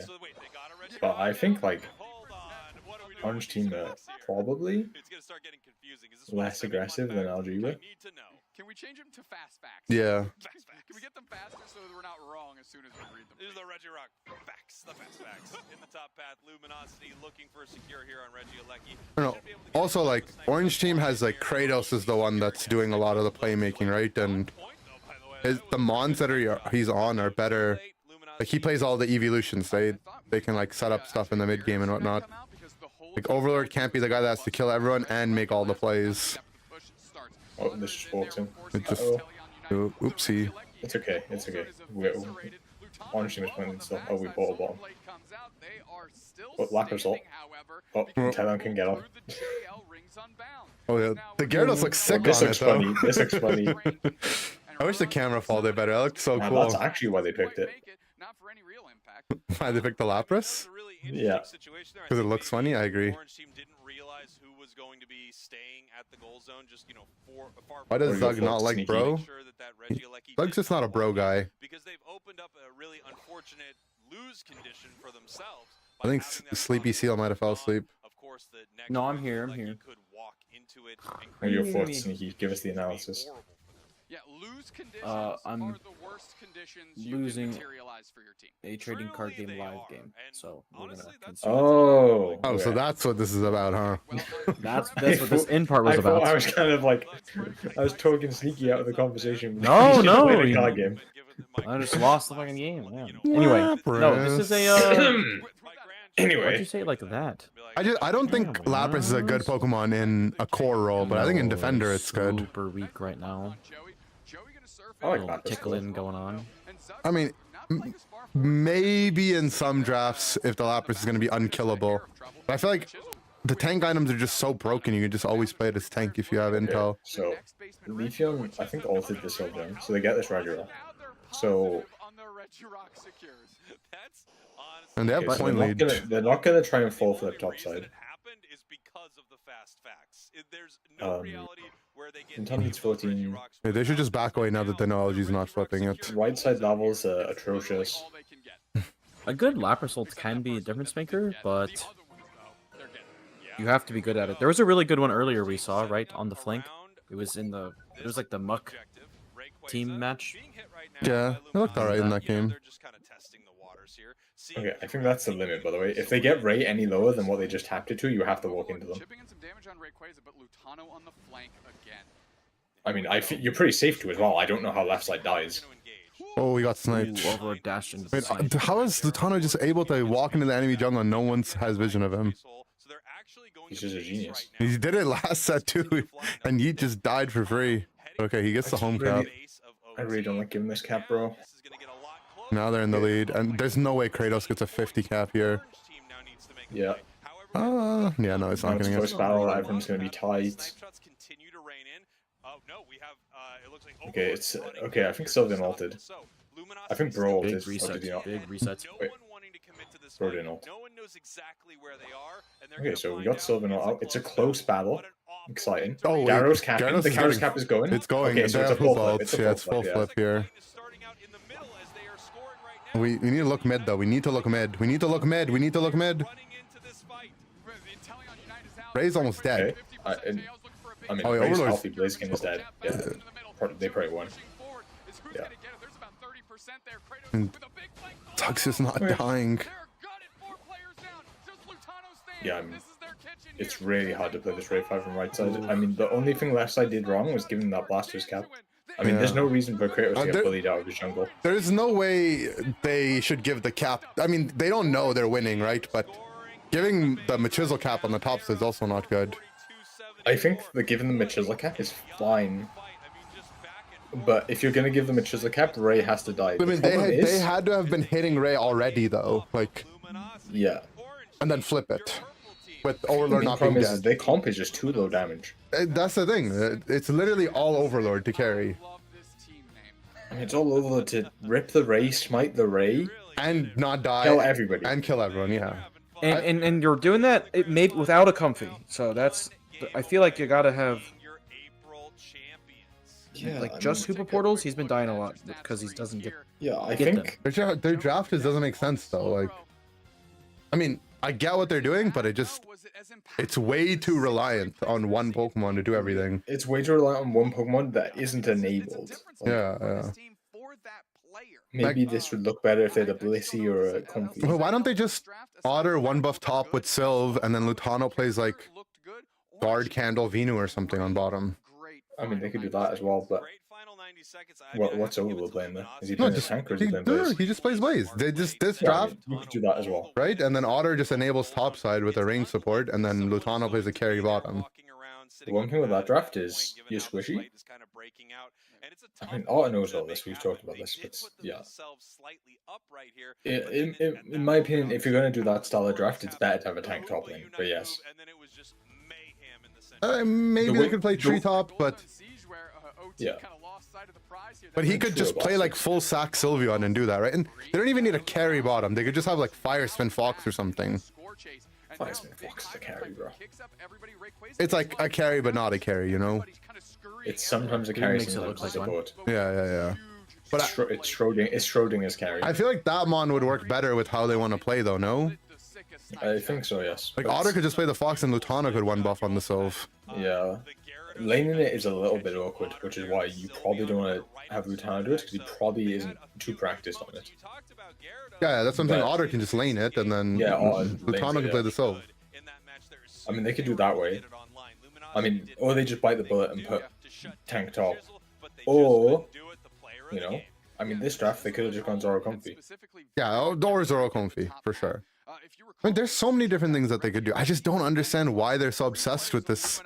Like, Lutano plays tank, and then Otter also plays tank Sylveon. And we have hyper carry Blaziken with a Koopa support. Yeah. Yeah, Is that one damage is any low. different if you have a Blastoise spin? Like, or no? Probably not. Spin is fake here. The adjustment needs to be, like, Otter needs to go to a build that does more damage, or Otter goes to Espeon, or they change ones. I mean, they probably could also win that game as well if they play better. I don't like what their draft is. Yeah, really. I don't. Obviously, you can win a lot of games, but I just don't like this build. Yeah, that This one is ended up setup. like in a flip fight anyway. So It's just because, like, you know, And the way sometimes they're when you say this drafting, stuff, yeah. people are like, "Yo, you're saying they can win." It's like, no, you can win every Unite game, but I mean, your draft is it also makes Lapras Thanos with the way they're drafting, right? Like, yeah. they have no damage for Lapras. I mean, one adjustment they could have made is when they see the Lapras, he could just go voice straight. He could go voice, but I don't know. Weird. It's not like voice blasters is bad. I don't think it's weird. It's a lot of you have the CC. It's just you're into like Leafeon or whatever, right? And I think they're picking the Mystical Fire so he can run at the Leafeon. win a couple percentage points. Orange team, however, taking maybe the percentage lead in the category that matters most, which would be that Rayquaza cap. Rayquaza capture is extremely important here. Highest score is just for fun. Right? I don't know if they want to play tank top lane though. Overlord can play like a mage carry, right? Like they can all play the Mons. Overlord could be Candle. They could go Lutano top. They just need to get to a comp that they feel comfortable. There's no way this comp is good. Like the more I think about it, the more I hate it. Like There was a way to just grab Zoroark comfy there too, so maybe he's on ping and doesn't want to play that. Yeah, this might also just all be ping. Like, true, I guess. I have no idea what ping it is. I mean, this is the one issue with NA. But the thing is, if Overlord's on bad ping, then Lutano should be on good ping, and Lutano can play the carries, right? Oh, that's the issue, right? They have Lutano and Joey were both west. And Kratos is west too, right? Yeah, Lutano, Joey, Joella west. And then Kratos pulls it west. Well, Kratos rolling. Kratos, yeah. And then, yeah, I mean, it's just west games. Okay, but then if Lutano's on low ping, why doesn't he just play like Dojo or something, or something he can carry on? Yeah, you'd think if the Overlord is on the bad ping, they would just change comps and put him on a tank. Yeah. Between these two teams. All right, Orange team. I mean, he's played a lot of Blast Tree as well. He could play it. With that idea, maybe it makes more sense why they didn't go the Zoroark one. But then, I guess have Orange team checking the ping before they start the draft? Yeah, I mean, they're probably both checking the ping. I imagine the reason Orange team check the ping before they start the draft and then just let Zoroark through. Fucking 5-head, I like it. Oh, it's so silly, bro. It reminds me of Hots. And I'm pointing straight down because that's what you should be. I guess Otter's ping's probably pretty bad too if it's going west. Yeah. Overlord is central, but central east, I think. If you want to see, Phil Yomu's posted the video of the DC, and now they're fighting about it. Oh, we can look at that after. I mean, we can look at it now, I guess. I mean, what happened? The chaotic locked in Wiggly somehow, and then they're all fighting about it. Exile.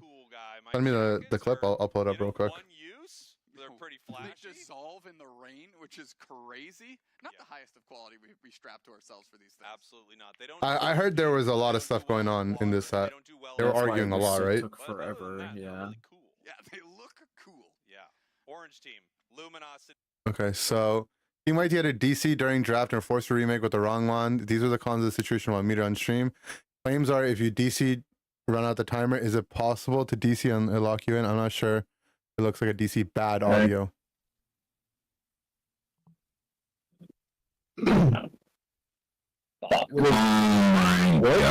Okay, this audio might as well be fake with how bad it is. Wait, why does it sound like what? I don't know. Okay, I believe it's real, but it might as well be fake with how bad it is. I don't even want to watch it. Why is it slowed down like that? Okay, we see a draft adjustment. The Gyarados is banned. Gyarados Blaze banned. Just take the carries out of top lane. Overlord plays a tank maybe, and they just play a game. Oh, what is that audio? They play a game of Unite. Play a game of Unite. I mean, they're gonna give up Leaf. Yo, you have to pick Leaf. Oh. I mean, they were dropping Leaf against Nemesis, but surely they pick Leaf. I mean, who's gonna play Leaf on their team?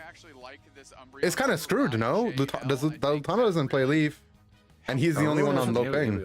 You don't need ping to play Solar Blade Leafeon, bro.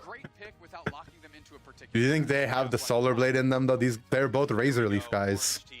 Looking to lock in their next Pokemon, we possibly have our defender selection. Leafeon's going way too low. We do have the Leafeon coming This is criminal draft. Of that last match, Leafeon absolutely maybe it's a Zoroark comfy angle. I'd like to know why we're going. They banned the top laners. Wait, why didn't we go Leaf? Yeah, but they didn't go Leaf. No, I'm saying why didn't they go Leaf now? I know. Okay, let's just see how far Leaf goes. What? Okay, please don't pick. what exactly Urshi? we've got the Urshi. Is he Red Bear? He's just over? It's always Red Bear. He switched to Fluffy Tail.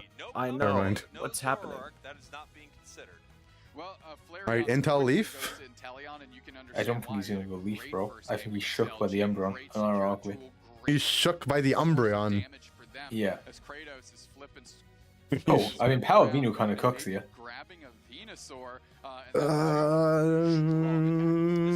I mean, maybe. Utano can go Glace, though. Can Good go Williams too. in. Yo, we won our Urshi game, bro. Relax. Yeah. Okay, so I don't It hate no this longer looks like a flippin' pedal dance ship. game, though. Like a good pedal dance game. Flip and ship. you can play Battle Dance to this. Probably not The the Glaceon voice. might be fine. I mean, is he not going voice? There's not a lot of times where your team's locking Glaceon, you go, that was 100% Nope. incorrect in that moment. Glaceon has been incredibly strong, both builds. I wonder what adjustment happened that Otter started locking himself into the last game.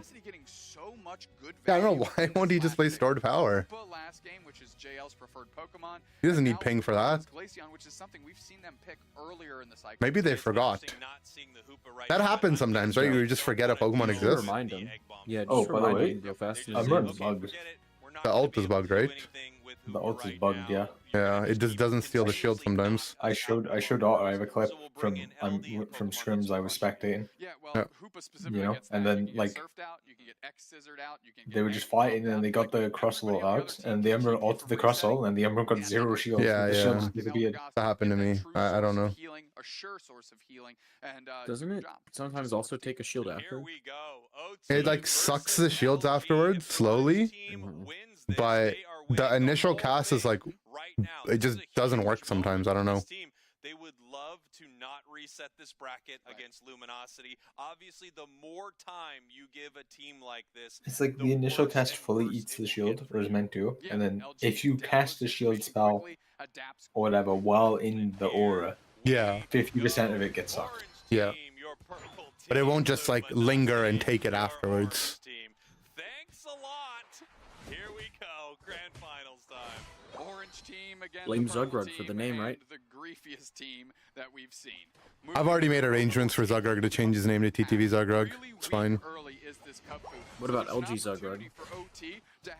I think Zug changed that really fast after the roster swaps happened. Chisel got the last hit. Running up here early, putting the pressure on. I think the Glaceon pick was really good though. Yeah, I think this Yeah, I is- like Icicle Spear still. This is kind where of we should be moving if we're on ping. Orange team is yet to see Registeel today as well. Or which orange team? So have they literally only seen Reggie Ice? I'm confused. They have, yeah. So every game you were looking at it, we watched them. They would get like third Reggie every time was Reggie Ice. Nice. Is it Reggie Ice or Reg Ice? Reg Ice? I don't know. I feel like Reggie Ice. How does he say it? Can we get a Cry. verdict from the chat here? I think his cry is like. Is it Reggie Ice So or you Reg can't Ice? tell. I think it's Reg Ice, but it should be Reggie Ice. Because how can the other guys be Reggie Rock, Reggie Steel? They're not Reg Rock, Reg Steel. It's so fun to go. I know where they are, and they don't exactly know what I'm about to do to them. See how they It's say it in gonna the anime. really mean that wicked blow. In Japanese script, it's clearly Reggie Ice. A lot of Pokemon that require obviously high skill, but also a high level of patience. You know, things like Aegislash. You have to be very patient. I with really how like you're going to the way use Reg your Ice Pokemon. sounds Same thing better. with something like Wicked Blow or Shifu. The level of patience, the ice water in the veins, so you know exactly. Why did when Kratos not play to Leafeon? It's they're impressive Pokemon to win with, and he's Okay, an impressive player, this is... so I'm not sure. not Like, surprised. you won't agree with this, but this is just an opinion some people have. There's some people who believe Black Bear count as Leafeon. I've heard of this before. I've heard this many times before, actually. And Roland just level 3 can't even contend. I guess you just I don't- punch where he lands in the old. Fundamentally, it can't be that way, though. You can't be banning Leafeon if it's just as simple as getting an Urshifu. Right? Like, Yeah. you would just pick Urshi. You would just never ban Leaf and play Urshi lines, no? Yeah, I mean the preferred kind of long-range shooter here is. Oh, I really don't like the Neva team pick Leafeon. But Overlord is level 7, and look looking to make a mark here. They're charging up a wicked low straight into the birds, quickly taken.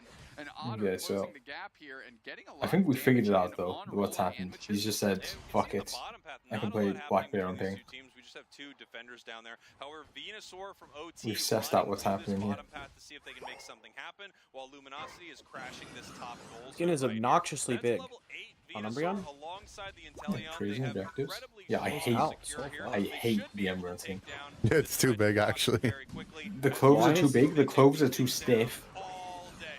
Considering they finally saw them. 75% conversion rate on these Reggie Rocks. And now they're going to see if they can get on top of this goal zone, because at least leverage some points. This Reggie Lecky's on the doorstep. We have a spin pump Blastoise out Spin of pump. with Chisel, trying to hold Do I down like spin this pump top this game? path, but it's Not really. going well. 3 players have shown up. The It's Reggie okay. Lecky has hit, and That now is they have the opportunity big math. for 28-point overdose. How did we one Yeah, people really lost? Nice overcap right there in this top path. Mm. Very good I stuff don't for the mind Ishifu. the 1P 99, blasts, okay? 126. Luminosity. Like, 1 obviously gold I zone prefer down. Leaf, but OT, 1 you know, the gold 1P zone blast, down, but no with the sins were overcap committed. right there, The sinning started Luminosity afterwards. is ahead after that nice executor I think It seems I think like Umbreon is too powerful, man. I don't know. to fight, we're going to just see them scrap for the rest Oh, of the bless game. his We just dead. haven't quite had the scales tipped into that direction quite yet.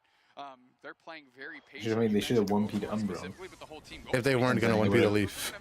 And then they had a Leaf. Okay, so we put the Black Belt. Okay, so we don't hold the Venusaur, so now the Venusaur has to die without the Black Belt. Kratos is trying to make a push the other way. Overlord picks up an It's full health, bro. JL saves them for the moment, but catching the receipts of the entire team is Lutano as they are taken down by the grass dino. Yeah, great stuff This there is gonna from be the an Venusaur. awful You know, game. they pushed them all They back. have Glaceon to deal with it though. It's fine. Retreat by Luminosity in that moment. Your It's like awkward, like Instead, solo damage Glace to kill it. It'll get Black Barreled. Yeah, premium target, a great use of Yeah, the the United Black Barrel Move gets out matched by of Overlord Blissey, the with, crosser just sits on the Urshifu. Glace. And again, not overextending your welcome. Not giving That's up, where the otter Ooh. factor comes in. advantage that you just So picked the up. auto factor comes in, is gonna exist. He's gonna rot them. Close game right here. And again, Orange team could be That's my 5 he's my minutes white away knight from right now. closing Okay. this whole In his thing out, armor. winning How long would the it grand take finals here in a April mystical for via America. invincible Mr. Luminosity via is looking Sylveon to to kill stop Battle them Venusaur? right now. Heading up It's not Does about Venusaur how get to hard you Giga hit. Drain? It's about how hard you can get hit and keep moving forward. plenty of damage. Wow. Chisel could try for something, but it's really hard to Well, the beat. Giga Drain is gonna Blow heal like less this, he decides to back because of the cursed Yeah, they're incense. actually just going It's after true. Otter, just And trying the to drain SP the reduction. prevent what can be And a the SP very big reduction. push here. Rock Tomb is spacing, but the Oh, Red look at Shield this back cap though. charging. That's a heads-up play Is from eligible Kratos. to push Wow. I get Overlord the is over right under there to see. Yeah, we're gonna see what they like wanna I do give here. I give it like Walking away from this, under heading 5 to the minutes, bottom but path, it's still like a really long looking for time. some of the experience Take and down the experience thing. as well. With the Giga Drain happening, yes. Oh, heads up play. Nice score here. Not much of a heads up play. Heads up play from Luminosity to go for the bottom score. 4 minutes left here. Oh, Nice Unstoppable score. Rebel Started the heads-up Rouser? play thing. Right back the other Unstoppable way Rebel with a Rouser? Unite move of their own. Was it Didn't Doob who catch started with the heads-up rock play tomb, thing? however, Someone did. Otter jumping on up into the I air, like saying making it. I'm a that big Unite heads up move guy. vulnerable and able to get That was a away heads from up play. jumping through a rock tomb there with the Nice heads up fire. cap from a Obviously, chisel. Hyper Voice would not be able to Really make good, really plays good. like And they that. were He showing was it stuck anyway. in that rock tomb. Clever scoring just moves There's across the the move map. again. This is- Oh, shoot. We stole it though. We flash stole it. The Umbreon got the shield? I'm gonna say the Umbreon didn't. I think he didn't actually. I think he didn't. I think that was a case of the bug. Punched it out of the shell. Maybe that's how they'll nerf the evolutions. Like half the time their ults just don't work.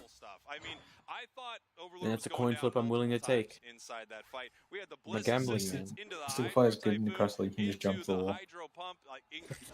Yeah. I mean, it's good at living into Castle. You can jump the wall, man. I don't know if it's good into Castle. With that rock tomb, keeping the rest of Otter slapping him up. Support, but at least they didn't overextend once that happened, right? They said, okay, we just got to give up. Okay. but Oh, he chisel got in this the moment he got the and B. hope that Who we can find wins? some value somewhere else. That was a heads up play by Zero with the X, was it? Once again, looking for this Reggie Alecki. All right. The snipe shot's coming out. From this snapshot game state, which team would you rather be? The dark, basically. Right There's not now? much they're gonna be Yeah. able to do with that. As Orange team is heading to our bottom path here to I'm see just if biased they can towards secure left side. Reggie I Steele. mean, right now I'd really like to be left side. Players are here, and the commitment, of course, is Orange team's 3 up a on the game, rip because, and I want to well, go get dinner, so I, Chisel is trying you to know, find the damage Orange that team they for need. sure. Going forward, though, this I- Reggie Lecky Even if I'm the is enemy flying team, I'm like, towards I'm tired. OT's tier 2. Yeah, this is Okay, you not let this good in, for OT. and you just full team fight them. They don't Why is that choose to into walk, but they 11? don't really have a great What's choice happened here. here? They're already behind Flareons. on points, so someone from Luminosity could peel What's some away sinners and on the score farm in in this front? top path. Yo, who's We taking this also blue know buff, that bro? they're Holy shit, that's already good. ahead. A great Okay, position for Otter's Luminosity to be flat in. 11, If Orange team surely. wants to do something about this Rayquaza, they have the Wicked It doesn't Look. matter. He's If the they wanna tank. fight, It's they have a fine. lot of Pokemon that are happy to brawl. This is a Bro, great position here this is for gonna be Luminosity. Joe extremely caught a little awkward bit to with a right snipe side. shot in the rock too, but it's an Umbreon with Wish, and it's doing okay. Yeah, it healed itself right up. Otter with another key flank, maybe going to actually score here. And now Otter, yeah, possibly running for the score. They're already up Honestly, right now. he's more 1 useful minute just back 38 half. seconds on the clock. Yeah. Orange team could win So the what do you grand do with finals left side? right I mean, now. you have the They're red starting shield, to so hit this fighting's nice, Rayquaza. but They're right seeing side if there's no anyone incentive wants to to fight move you. in and fight. We have Glaceon No, Zug's gonna take so much damage here. Zug pushes I forward, mean, pushing Joe fine back though. right now. Sturdy's The OP. snipe shot doesn't find any Sturdy's target. OP, Rayquaza and, is you know, resetting its HP. Orange team needs to They, make a they don't play actually here. have the They damage need to make finish it off. something happen. Their tournament's not on the line, but the victory is on the line. Heads up play not to unite there Right from now, Zuggerug. if they And just from make Roland, a heads up play. Hitting Overlord with a snipe shot could be the start of it right here. Yeah, Machisel is going in. Nice. Just put the 50% and everyone will get dizzy, bro. Oh, Glacial Stage is out. Otter's Force Uses Unite. Spears on the Blissey. He kind of gave it all to Flareons. He doesn't get the shield stolen from Kratos. Is LG hitting? They're not He hitting. can't see him. LG aren't hitting. I think they needed to hit there. If we have full heal, we're fine. If we don't have full heal, we're fucked. Oh, big Vino ult. Doesn't really hit that much, so Fizzle Unite. Nice counter from jail. She's dead. We're kind of fucked. Oh, Do it. Lutano's burning Kratos, though. Can they keep him alive? He's alive. He's one. Roland, where are you going, Roland? Rowling. They're gonna block the snipe. Can Flareons get it? Auto attack? LG did He it. didn't get it. That was so close. That was close. Wait, Heads up. Heads up play. Glaceon was a Heads big up play pick from there, Lutano, actually. right? And the Alright, pedal well. dance Vinu just. Dude. Beam. Roland also Right, could have maybe. just chilled though and not run out the foul play Umbreon and kept healing his Vinu. Blackbeard and ult. Still wasn't much time on the clock either way. Luminosity taking He didn't need it. game number 2. It's a heads up play to save your ult for next game. Alright, here's my prediction. If it goes to bracket reset, Luminosity's gonna win. And if it doesn't, then they won't. No, Zugrug's Okay. the mental god. Put OT in a terrible position. His and mental 0 is kills, insane. 0 assists from Zuggerug. For central position, Okay. knowing that they That's were just- the leader, that's not OT that- would have that- to that step ain't into it. the middle and try and make something happen. And the moment they tried to pivot to It's do 'cause he's that on for themselves, purple team. LG It's forced because the they switch picked Sylveon, and took the whole actually. team down. Maps and facts is right. I feel like the Venusaur Oh, it's 'cause Unite they- move, it looked like it they- could the have been a wall big got game jumped every changer, time. and it just seemed to miss Icy a Wind lot and of Mystical targets Fire there. both jumped the That wall. could have been huge had that Unite move hit. They move in for that Out here fight. teaching Take it like look at some a of these big obstacle moments here course. from game number 2 and how Luminosity was able to pull out I'm a right nice back. victory. Well, here's the Regirock, of course, the third one of 4 that OT was able to take for themselves. And we are dwindling in time here as we are just moving through, chasing LG around the map. Yeah, and here we go. There's a Reggie steal. I've heard you don't see those every day as it gets secured in the bottom path right here. Here's this fight, going back and forth, really. A lot of amazing plays by both of these teams. Snipe shots missing a little, and now we have the moving on for this fight. We have Lutano putting out an insane amount of damage right here, and we also have the Umbreon moving in to help clean up those KOs. Player of the game is Lutano. 140 points, 91k damage. Man, Glaceon's so good. Glaceon is very good. Lutano was very, very good on Glaceon. It was an impressive match for Luminosity, and it felt like it was controlled chaos around that Rayquaza. There were a lot of moments where it felt like it could go either way, but these are two top teams. They both played it very, very well. Who needs a Leafeon?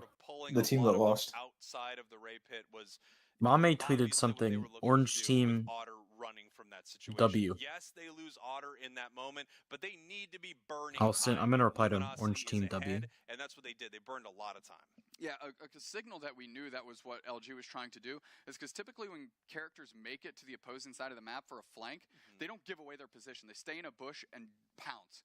But Otter left the bush and was making themselves known, trying to get somebody from Orange Team OT W. to You leave hit the it central from pit. Mame. And OT, to their credit, in that moment, did a great job not taking that bait because waiting for them in the bushes was Overlord right there. Dune, are you last They chance did it a qualifying? different way.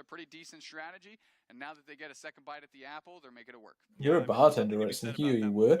Right? We see this a lot. I am. With a team that is You're like an qualified expert. through winners, It's sits, they're waiting, you maybe can call me a they're, doctor legally. as Nouns talked Legally? about before, maybe they're not So, like, warm okay, I have a anymore, question, kinda right? coming into these games Sure. How many bartenders drink a lot? compared to the other team that's on fire, ready to go, In my playing experience, right most now. of them tend to We're seeing be. that happen. It's like one However, of the top OT took game one. professions So of I think in alcoholism. that moment, It's up there with like the lawyers and the doctors. Kind of squash there for Luminosity. Do they drink on the Now job? it's all tied up. It's I know some people that do. I was taught to never do that because that's how you mess up and you lose your money. Oh, so they don't actually drink on the job. As a team, I've been specifically. I mean, if you had to give a percentage of them that drink on the job, how many would you say? It just depends on the place. Like For sure. I work at like a dive bar right now, and so most of them do. Like towards the end of the night, they'll just like have a couple drinks when they're closing and then go out. So they like they're pre-gamed. doing a great job. Flareon stepping up onto the stage and performing for this brand new team. But like the fancy places, they're not. Or what? No, They do because less? they gotta. No, they're So like they'll not. be They're probably not professional. allowed to. Jizzle's been playing really well with a lot of the picks there. Who says they're not allowed to? We've seen really fun Probably their picks from boss Kratos as or well like. inside of OT. Is he breathalyzing them or like what's going on here? Yeah, how are we enforcing this?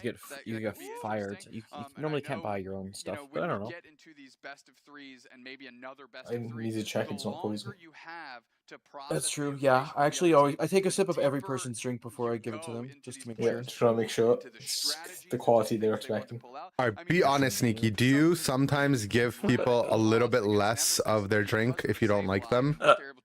Like you pour them like a And- 0.75 of a shot? And the reverse. No, no. There's the reverse though. Is if I do like you, you get a little bit more. But that's keep that on the DL. That's on the DL. And Mm. we're going I to tell people- categorically deny the other thing. Yeah, I tell people I forget how to count sometimes. With a 50% win rate. I gotta say, for me, This is a weird top Pokemon to watch list. Trevenant looks more like number It one. is. Yeah, I mean, higher ban rate, higher win rate. The pick rate is 1% below. I mean, I'm glad they took Why? Leafeon off the list because I'm sick of watching Leafeon. And it's not getting picked. So. Tree. Yeah, I mean, it is Is getting Tree banned out a little really? bit more, right? Which I What think about is pretty the ones you interesting. said? Trevenant, Ingrid? Where's it's always Blaze Gyara? really isn't a team What was your team list, sport. Ingrid? It can play Give me a top path, it can Pokemon to play watch. bottom path. It's an I mean, amazing tank. Leafeon, Blaze, Gyara, That all-rounder Umbreon, type as well. We're gonna see what these bans are. Espeon. Mew, No shock right Mew there. is good. Well, that's, we're not watching it. We're not watching much Mew. and then Zoroark, I guess, obviously too.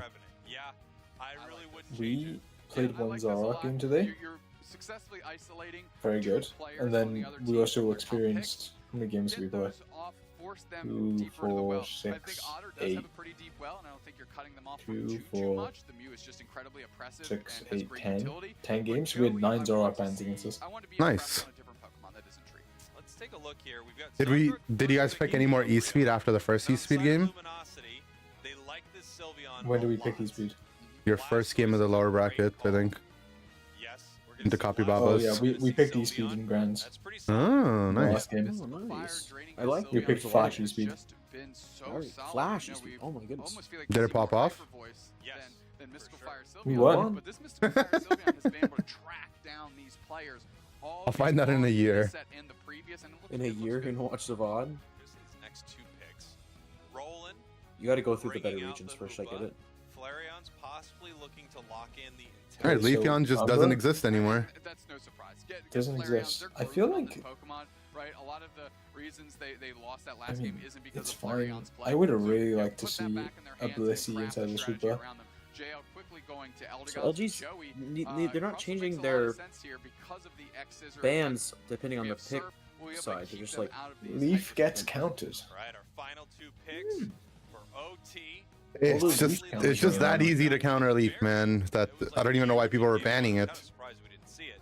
And then Machisel. Please don't Am I- Machamp am I- here. Bringing it out. Am I alone in this? Like, I feel like if this Hoopo is a Blissey, I'm loving left Gonna side. find out here in just a Dude, couple there's- Probably, do they but- know that Otter is running like tank? I mean, like I don't know. Maybe not. You I should guess I DM can them. look at the stream. Yeah. No, I'm saying like I'm not going to, but that's like, do they check the stream? Like maybe they think. No, but you can figure out the items in your, like, you know, his Focus Man procs, his guard proc. Okay, okay, for sure, right? But also, what if they're tight? Too tight? They're too tight to towel items he has on. Maybe.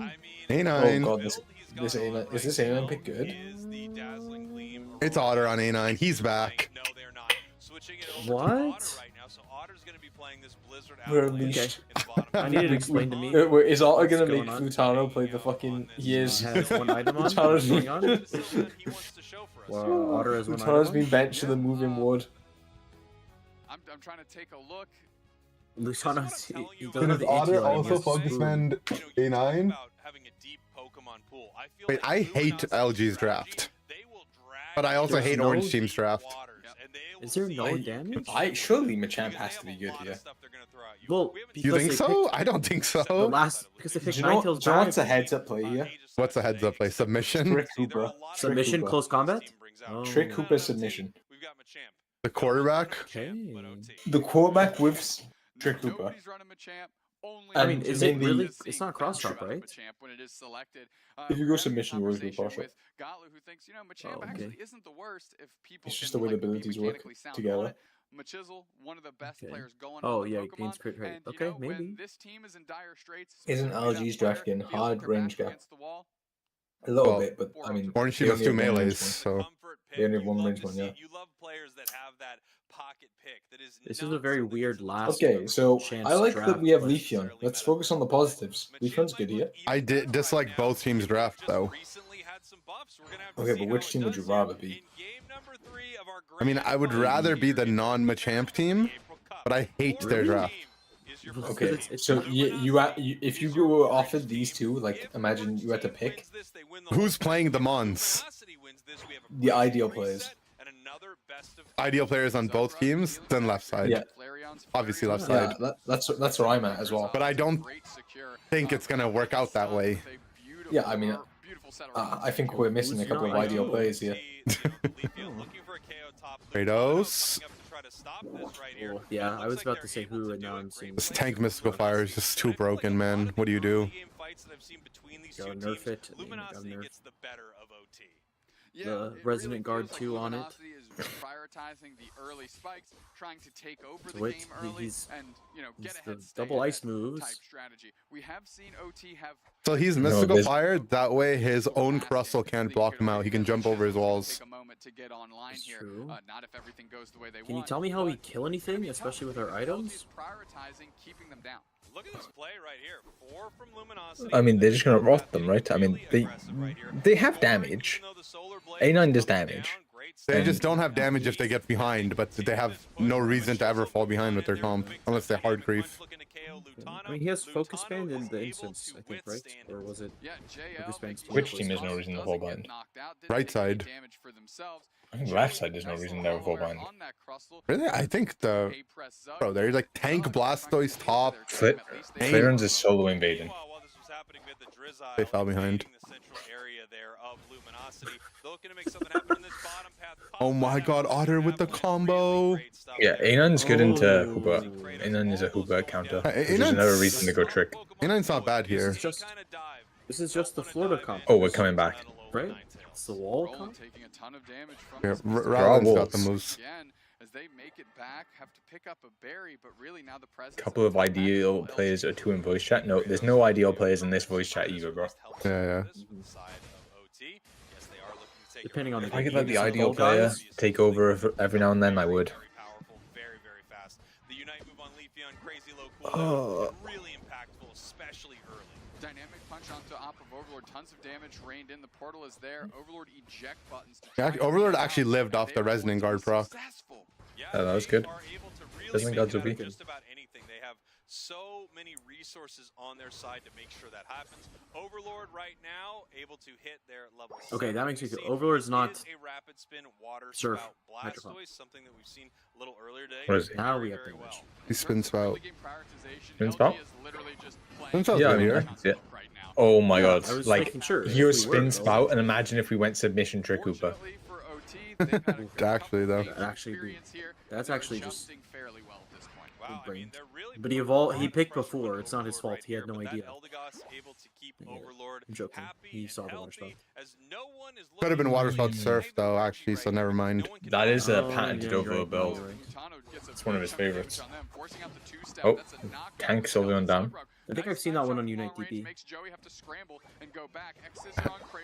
Unite DB got rid of the LG patented builds.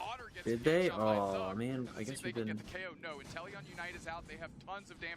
Clearance? Yeah, unlucky. Just saw We Dino, going for the so break here, or are we thinking about it? we wanted to, but the Indeedee stopped us 3 times. It's fine, it's fine. Huge blizzard avalanche right there, but the Oh, snipe shot we're able to out. take down the Crustle. We're Zugrog out? able to survive that Okay. onslaught because of the Unite The movement, tank, because of Sylveon's having some trouble getting through this Ember Ember. here by OT. They are ready for this secure. They have the snipe shot. Otter Overlord's lying in is a wait. huge He's making his burst of move. damage as well. And here We baited out the blizzard. We can hop over if we need to. We're zoners. Otter saying, frick you, Otter. I mean, Zug said, frick you, Otter. He said that when he foul played him there. I could He hear said him. I think that, I yeah. heard it. I Fuck heard you. Tons of damage being rained in. They're X-scissored out. Lutano is going for the support. Okay, so we're leaving the Aldergos by itself top. The Hoopers may come in here to make a play. Optimal EXP share usage here. Okay, so we bait them out and then we Machamp ult them. Yes. I'm not a believer in Machamp as fundamentally as a Pokemon. You're right, bro. The Aldergos is getting very big though. Oh, so when you tweeted at K-Stuff, you're just making fun of him? No. When I say how broken is Machamp, that's broken is not being used to mean overpowered. Look at this Machamp ult though. Look at the value we got. I'm looking at it. Ooh.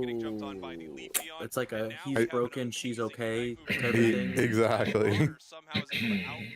In that moment right there, you know the expression. He's heating up. He's heating up. Machisel would have lost their Unite move, right? Because they activated it and they hadn't used it yet. I actually like them not using it there. You just give up. You didn't have the opportunity. I remember in season 1, everyone was going like, "Yo, Machamp is actually secretly broken. They're curious and playing it in scrims. They're putting it in tournament. Like, what is this supposed to do?" Zero. Did you say Kyrgios has been playing it in scrims? That's what the rumors were, man.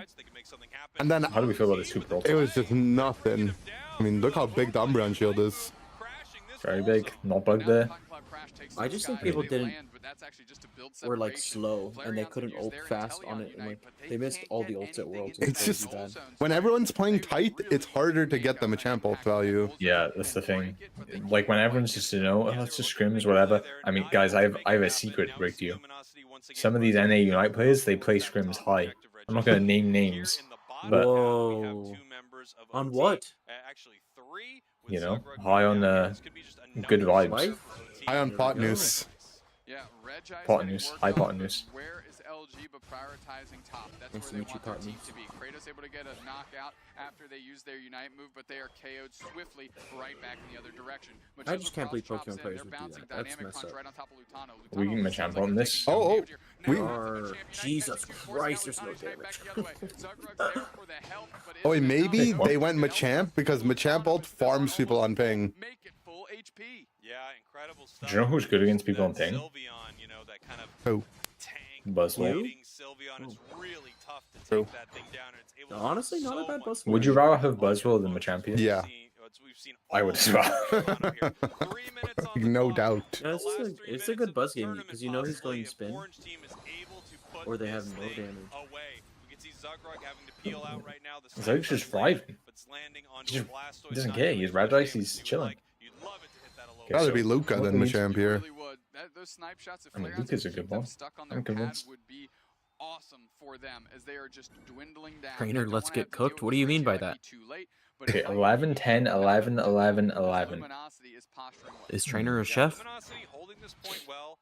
Less than 20 points separate these teams. Alright, 2 Machisel's minutes, finally 30 got 13 seconds. for We his see cross-shop Machisel taking stacks. over to level Okay, 13. so Possibly gonna take as some right time to said try to here, charge up some I feel like I would cross-chop pull this stacks. top objective. Cross-chop plus is the But move that they just What happened to unlocked. right side's Every time XP? you auto-attack Why is from it now so on, they're able cooked? to generate extra It's attack really stats bad. for Pokemon. I mean, They this is haven't just fought at Leafeon. all. I don't think This- they've KO'd anybody. Places on the map This is could actually just possibly Leafeon. do that right now to make sure that the next This is time the they Leafeon unite, tack they should do buy. as much damage as they can. I just want to see Flareon's 13 in a array one game. Orange team He doesn't need it, though. He doesn't need the Luminosity crutch. ready for this fight. It Doesn't feels need like the the crutch. is so unbelievably close. Yeah, It we're just kind of come down to burning our who snipe can shots here, make a bigger Flareons. catch here. Clearing bushes, clearing bushes. Oh god, it's so tight. Everyone's just farming because no one has XP. I mean, this is good for LG. Machamp. Machamp. Machamp is getting It's good for 80 Machamp. I think this is much better for LG. They can just keep farming and then take a fight at like 50 seconds. They just need to get like 2 KOs into a flip. This I is think it's good for Machamp, bro. tickling Zugrug. That's a 10 billion cross stack, chop stacked. Right. Do This not one cap ends in a top though. flip. Do not cap He's top getting with it. 0 PO mid. Do not cap top with 0 PO mid. Oh, they called the flip. Ending- It's being It's flipped. ending in a flip. We have hoop ult, Okay, though. We have tank hoop ult, Sylveon. hoop ult. It's good, it's good. Okay, We Flareon's is found dead. Flareon. It's okay, he's level 12. Fast respawn timer. Yeah, good here. You're not wrong. This Big only Umbreon took ult, me didn't get any 26 shields. seconds. Oh. 2 people down. Machamp has ult. Let's raise H. Machamp's Machamp dead. is dead. Overlords. He got soloed by a crossel. Oh god, Tank Sylvan's chasing the Leafeon, bro. Dragon It's all up Kiss for is on Rowling. hyperspace hole. It's all up for Rowling. Rayquaza is so low. Ooh. Flareon's is here. Yo, that basic attack. Oh, man, that auto attack. That's close. That auto attack definitely made That it. auto attack looked well timed. This is that was Reset. rough. And then we gotta watch 3 more games of this. Possibly 2. I think mean- I did say I think if the reset happens, I think LG wins. Bracket In the reset, chatter so saying they've made clean. adjustments. Oh, I don't know if that was. It wasn't clean. I mean, it was clean from LG. Like, this is clean as fight goes. I don't know how it went that clean, but That was sus. Yeah, I think- mentioned Joey. Joey came alive on this Crustle here. This is where How I is wanna see Flareon's Poe now. there? If they're not going to go tree. Crustle looked I'd very have to good watch it in the back. game, impactful from bell to bell, and now I don't want to speak about what the attackers are doing without actually looking at what they're doing. That's what people do about me and it annoys me. Sounds horrible, man. They've gone through so much hardship. They're ready to me reset have a this look. bracket. They're ready to take down the team that had the easier run. I'm doing some through the winners investigating. bracket. Here we have Luminosity resetting it on Orange Team. Okay, 120. where Flareon's is Trevor bot goes left, here for holding this Orange team, good right? position. They're a brand new squad. We So kinda Machamp talked goes to about this in cap February top. back with Flareon Yab snipes Bingo, bush. you know? They start hitting mid. Flareon's comes up left side. We'll make it. Oh. We can get to that desk. I know we would've got Ew. to that desk. Yep. We are just raw speed. We are pure What's he do? speed. We I'm not just going to go for didn't what he want does, to man, show but it like, off. I think he could have Yeah, played it we better. have those, like, fast switch muscles I'm and just everything. I don't believe in this Machamp Let's take a look at Pokemon. some of those big moments here. Obviously, this was a really interesting match between these two teams. Machizel because it did felt win like with it in the February entire against time. LG, right? Every fight almost a stalemate. Yeah. But Yeah. Absolutely. They had more EVs though. Did you think about that? And one of them wasn't Tank Sylveon. To see some of these pocket picks Oh. show out. Yeah, they You show know, that Tank Machamp, Sylveon ult they again, had it, like, perfect tickles. two-player Machamp Unite still couldn't quite close out a quality knockout on Lutano there. This is And why are we LG seeing this? again pulling Nothing back happened his there. He base just spun ribbon, on nothing. pulling in Orange That team, auto attack scrambling. could have changed all these players' destiny here. So I that think would what actually- happened was, is if I was actually going to analyze it, other than Flareon's made a misplay, is that they lost sight of mid because Machamp's go top, but Machamp's go top with no one looking at Ray. So they started hitting Ray, and then Flareon's like got tight because they have no vision of Ray. So he walked up into them, looked at the Ray health, and then was like, "Oh, I'm in front of 2 people," and then freaked out. Sylveon has caused headaches Would be my all day long, analysis. Every single game it's been in. Yeah, it's just so incredibly disruptive. Not It bad. never lets you I mean, I've done that myself, but usually when I'm doing it, I'm just like, "Can my fucking tank and support look at the Ray?" Like that, while hinting. I don't think Flareon's pulled that maneuver out, so he's better than me. I think his tank and support might have also just been dead already, no? No, they weren't, Oh. and no one was dead yet. Fortunate.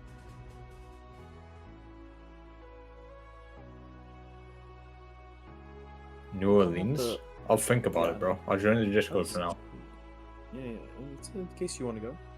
I'm debating going into. Do you know your dates? I'm imagining I think I'm gonna land like Wednesday afternoon and go out on Wednesday night. Like June around the 6th? town. I think so. I'm gonna buy my flight tonight. It's too. super cheap. Yeah, if I decide, I'm gonna decide after regional. So That's true.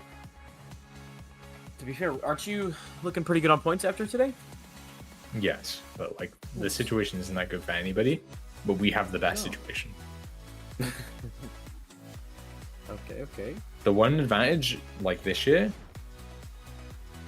is that the higher seed you are, the more sides you get to pick. Very nice. Yeah. I actually didn't even know until we were talking about it yesterday, Andrew, that they dropped the amount of teams. But now there's 17, so what is that? Are we playing 17 or are we playing 16 and they're expecting somebody to not show up? I don't know. 15 teams come from a last chance qualifier bracket? Like what's... I'm down. I'd do it for a world's player bag. You buy me a beverage? Okay, I'm coming down there, I see. Asterisks. I don't think the value there is about the same, but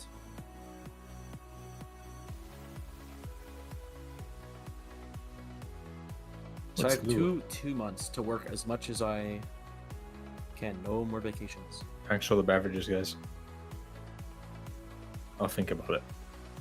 Did Slugo win? They did. They're winners. Good jobs. Good jobs, Slugo. They had a. They were buzz swolling a lot too. See, I think OCEs, just they don't get the advantage of watching everyone else play beforehand, and that really hurts them. Yeah, they kind of have to define the meta for the weekend, right? No, it's crazy, right? Because every other team has to follow what they did. I mean, or didn't do. They must be. It has to be the case. Europe also is playing Bustle, so it's like, who knows? Yeah, I don't know. You needed to see Buzz lose 10 times to realize Amon might not have been it. I mean, after the first set, I made the adjustment. What more do you want? I don't even think Westfield is bad. I just said, maybe we should adjust for now and come back to it later. No, Australia played it a lot. I did get picked in OC. I mean, I did not watch the OC games, I'm not gonna lie.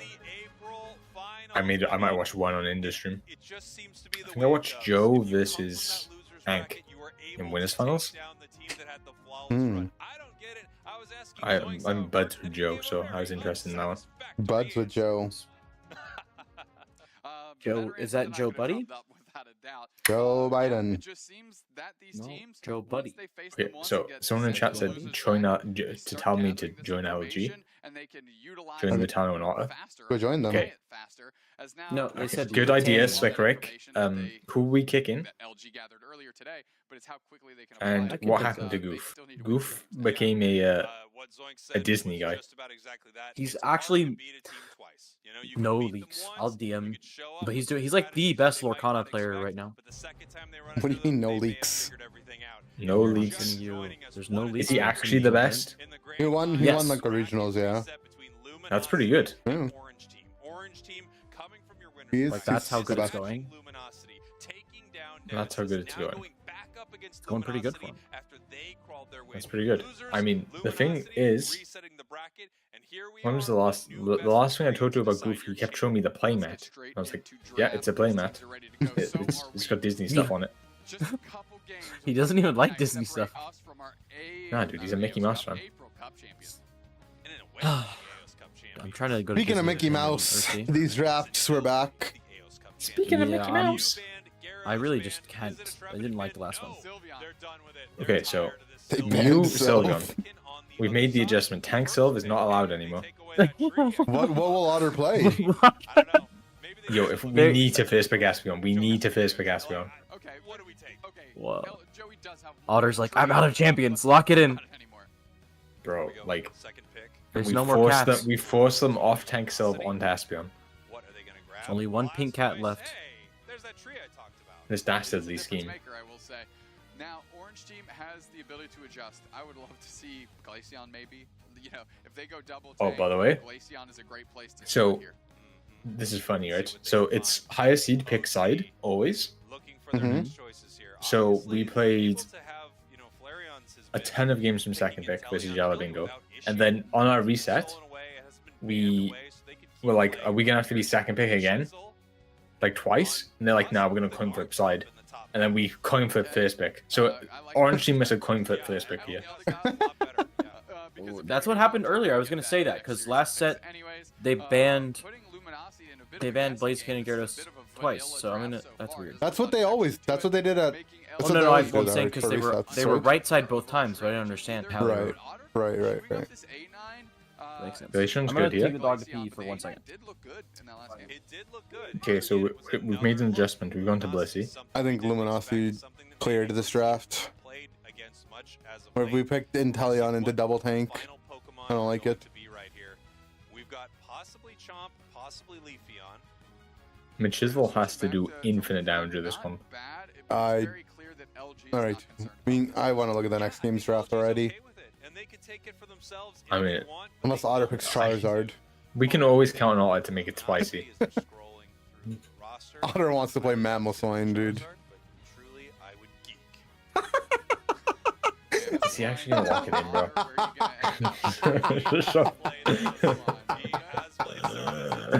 Whee! You know, cats off to you, Luminosity. I really think this is some exciting stuff. And as I said earlier, they're bringing OT Like, out to the deepest waters of Pokemon Unite. I appreciate it, right? But like, does Otter appreciate the gamble he's making here?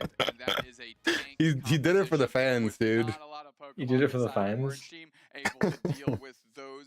I feel like there's a psychological toll to losing with this last big pig.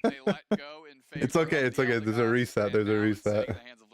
Yeah, this is just Really, this is the reset. This is. I mean, like, you know, they're not down a game anymore. Yeah. They're not. They have a game to lose. I mean, keep giving Inteleon to Flareons he clearly can't carry. My God. His first top 8. His first top 8. 17-year-old trying his best. Max and Fax out here shooting shots. But there's necessarily a difference of them. For example, I just don't think. I mean, Inteleon's tough. This is a hard Inteleon game, obviously. This is a hard Inteleon as well. Biggest brain play ever, or if maybe there's some. What if he goes liquidation?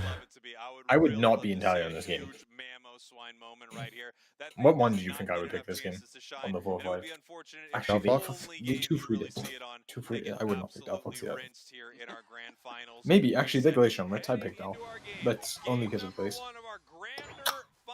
The bracket reset. Your purple team is a team. If no Glace, I'd probably go.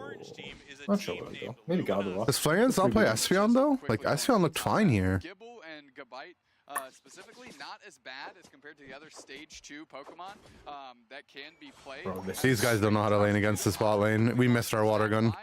Doug knows what he's doing for sure. They want that extra damage. They want to get real mean, real fast here in this bottom path. Okay, so we're one buffing top from. We're one buffing bot from red buff. There's an adjustment. We're shutting down the swine. The swine is shut down. Possibly even better, we're shutting down the tree. Maybe worth more than shutting down the swine. Yeah, I think Otter should have put the XP share on this game and let Joey get the XP. Yeah, why didn't Otter put the XP share on? It's definitely better to have Joey have the farm. Okay, so, like for example, right? A little bit of inexperience here. Maybe we should have done the blue buff. It's a very unique composition. It's fine. On Flareons, yeah, for sure. Sitting at level 4, they need to hit level 5 here, but they're quickly engaged on by Zugrug, understanding that Otter right now is in a really fragile state. Just send the intel to jungle, man. They're just not able to get enough done yet. They're not powerful enough. But Chisel just Oh, we ran into a wall. Machizzles? No, he's AFK. he wanted to start on the ball toy. Okay, what are we doing here? Are we feeding the jungle to Machizzle? I like that. Yeah, that just means that the top Wait, I just realized. What is Otter doing? For Luminosity Yo. here. Don't worry Don't about ask it. questions. Don't ask questions. Don't ask questions you don't want answers to. If you win the game, you won draft, and that's what I've learned. So we can't decide if it's a good or bad pick yet. Do I have to start playing tanks? I don't like this. The only tank I would recommend you play bot is Tree. Still barely left standing, but because of that, Right, I can tell you Otter's exactly how the draft is going, right? Like Otter's, like, oh, they banned away my picks. What should I pick here? I go Delphox. Nah, I don't want to play Delphox into this. Yo, Mama looks good here. And then someone's like, wait, no, right? And then Otter's like, no, trust me, Mama cooks here. And then they're like, whatever, man, just pick it. And then he locks it in. He's just lying. He actually does he He's guess not that lying, himself? he's No, not he believes himself. He believes it, for sure. I mean, if they're gonna pick Garchomp too, like, it's fine. It's like, oh, Lutano getting wheel checked there real bad, man. Rowlin. They're chasing it down, able to pick up the big bird Altaria Alright, there. we break yeah, it's valid. Breaking that goal with a very, very small I amount think you of get That's arguments. 122 to Nope. 37 top goal zone It's gone not bad, inside of but Luminosity. It's like a it's not good. 3 over cap. The Maybe Overcap's over- not the... Overcap's not the important thing. It's The if we thing want to is give them how the much- farm. How much can Yeah, he tax? So like, this is what you need to be doing if you do it right. He needs to be taking this red buff. That's good.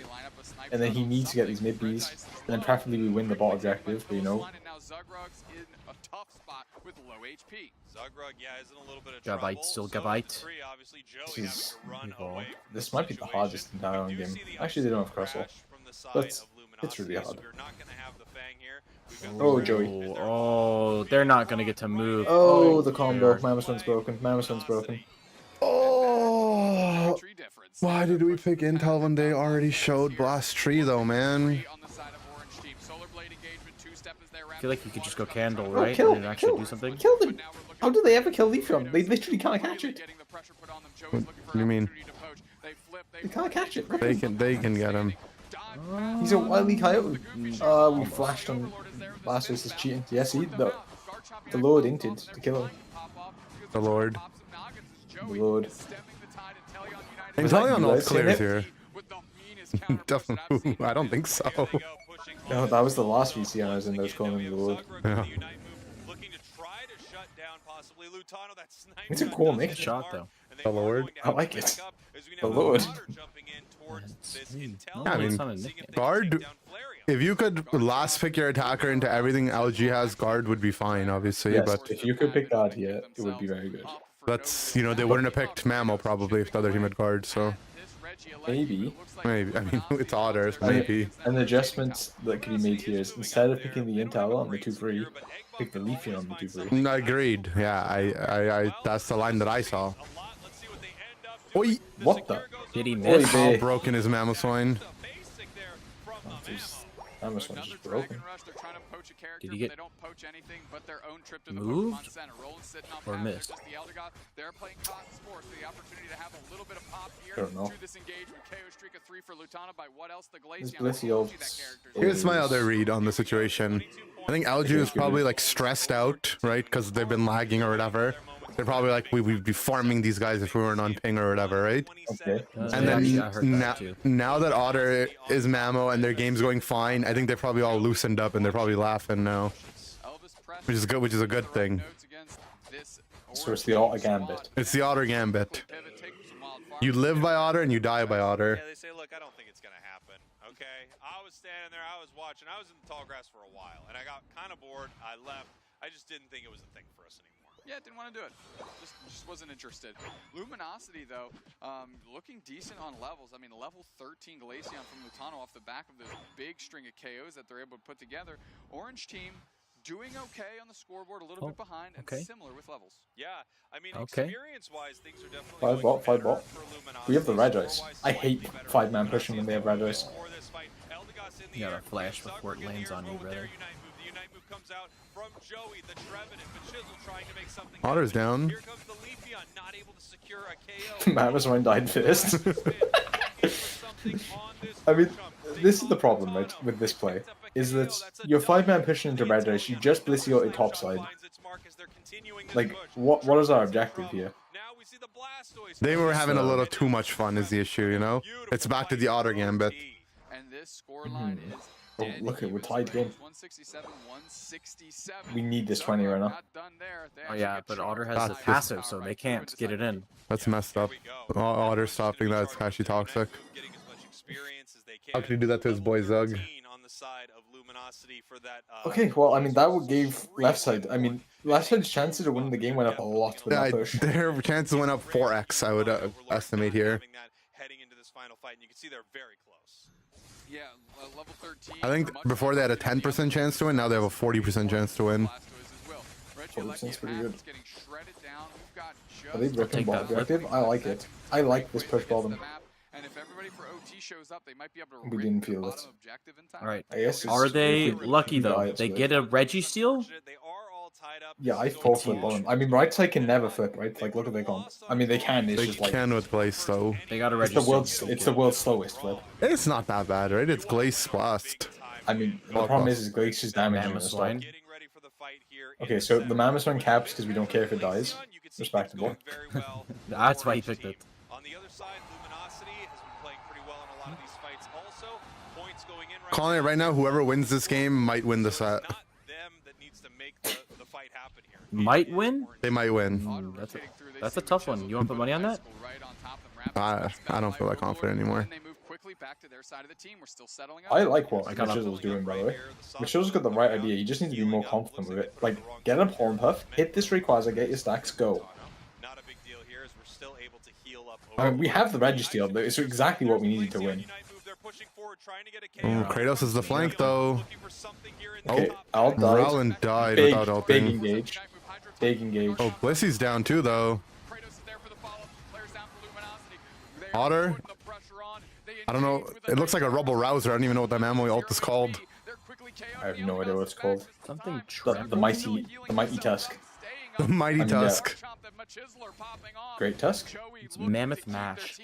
Mammoth Mash. That's pretty good. Oh, this is pretty good. I mean, Registeel is exactly what they needed. Oh, they got salt. They almost whiffed the snipe. He's gonna get Okay, so tornadoed. they need one cap, so it's pretty hard to fuck That's this not a up. win on Eldegoss.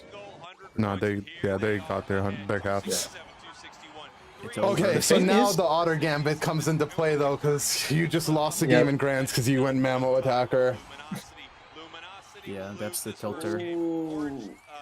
Alright, can you guys think of other top attacker players that would join the super team? I knew once there was like 5 seconds left on Otter's pick that there was nothing else being picked other than Mammo though. Like, Look at him. He's standing still. he's thinking about the next draft.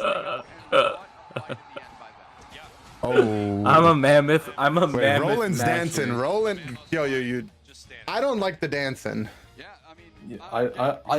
Not in the monthly, man. We gotta wrap it up. I mean, LG danced first, right, on Nemesis? They did. That was excessive dancing. That was excessive for sure. That wasn't like gentleman dancing. That was like. Is They Roland spread allowed out the allowed to dance when he died at Ray without ulting his ult though? Okay, No, he I don't ulted think. the Rayquaza. Okay, here's the thing. The Right? first time he died though. Yeah, I know. If you want to spin, they can spin. I just don't know if spinning when or up is the play. Yeah. However, How I confident think are they? Roland has identified the auto gambit he can play here. And I think This is Roland all started by JL. You have to know who started it. Roland gonna is finish playing it? into the auto gambit. All right. If this game doesn't start immediately, I think LG figured out a way to swindle their own ping. For less value to gain major value in a different way, and that's exactly what they did. We had some big Garchomp. I think moments LG in might that take a final mental fight, reset too. I after mean, this one. Garchomp, if it gets a nice Dragon Claw think combo that's catch right there, they do some chaotic to real turn off. damage. Yeah. Okay, Particularly I got some DM'd big by an moments unknown here. person. Obviously, Unknown? like most games, Who said, "Did Luminosity Otter just lock in Mammoth winning one?" at the top. It feels like they win That's the all he early said. game every time I see them. Yeah, I mean, It's Overlord sweeping through the is the interwebs. best player in the world as we tout them to be from time to time. Okay, so it's easy to Mammoth see one, why they let the that, game was winnable. kind of that ship go and Of get all the course, resources like every they Unite need. game, the game is You can winnable. see that big time Garchomp Um, Unite move, Leafy on following it up, making it a The double push on kill. 3-minute Dragon mark combo, catching Overlord was there on ill-advised, Blastoise. and that then led there's to the us beautiful being secure from in a bad OT. position They to were contest fully bot ready Reggie. to I mean, go. that's And- that's where the game got really bad. That's where the game was like 40%. I agree with you for the left side, and they got a Registeel, and I think it went to like 70%.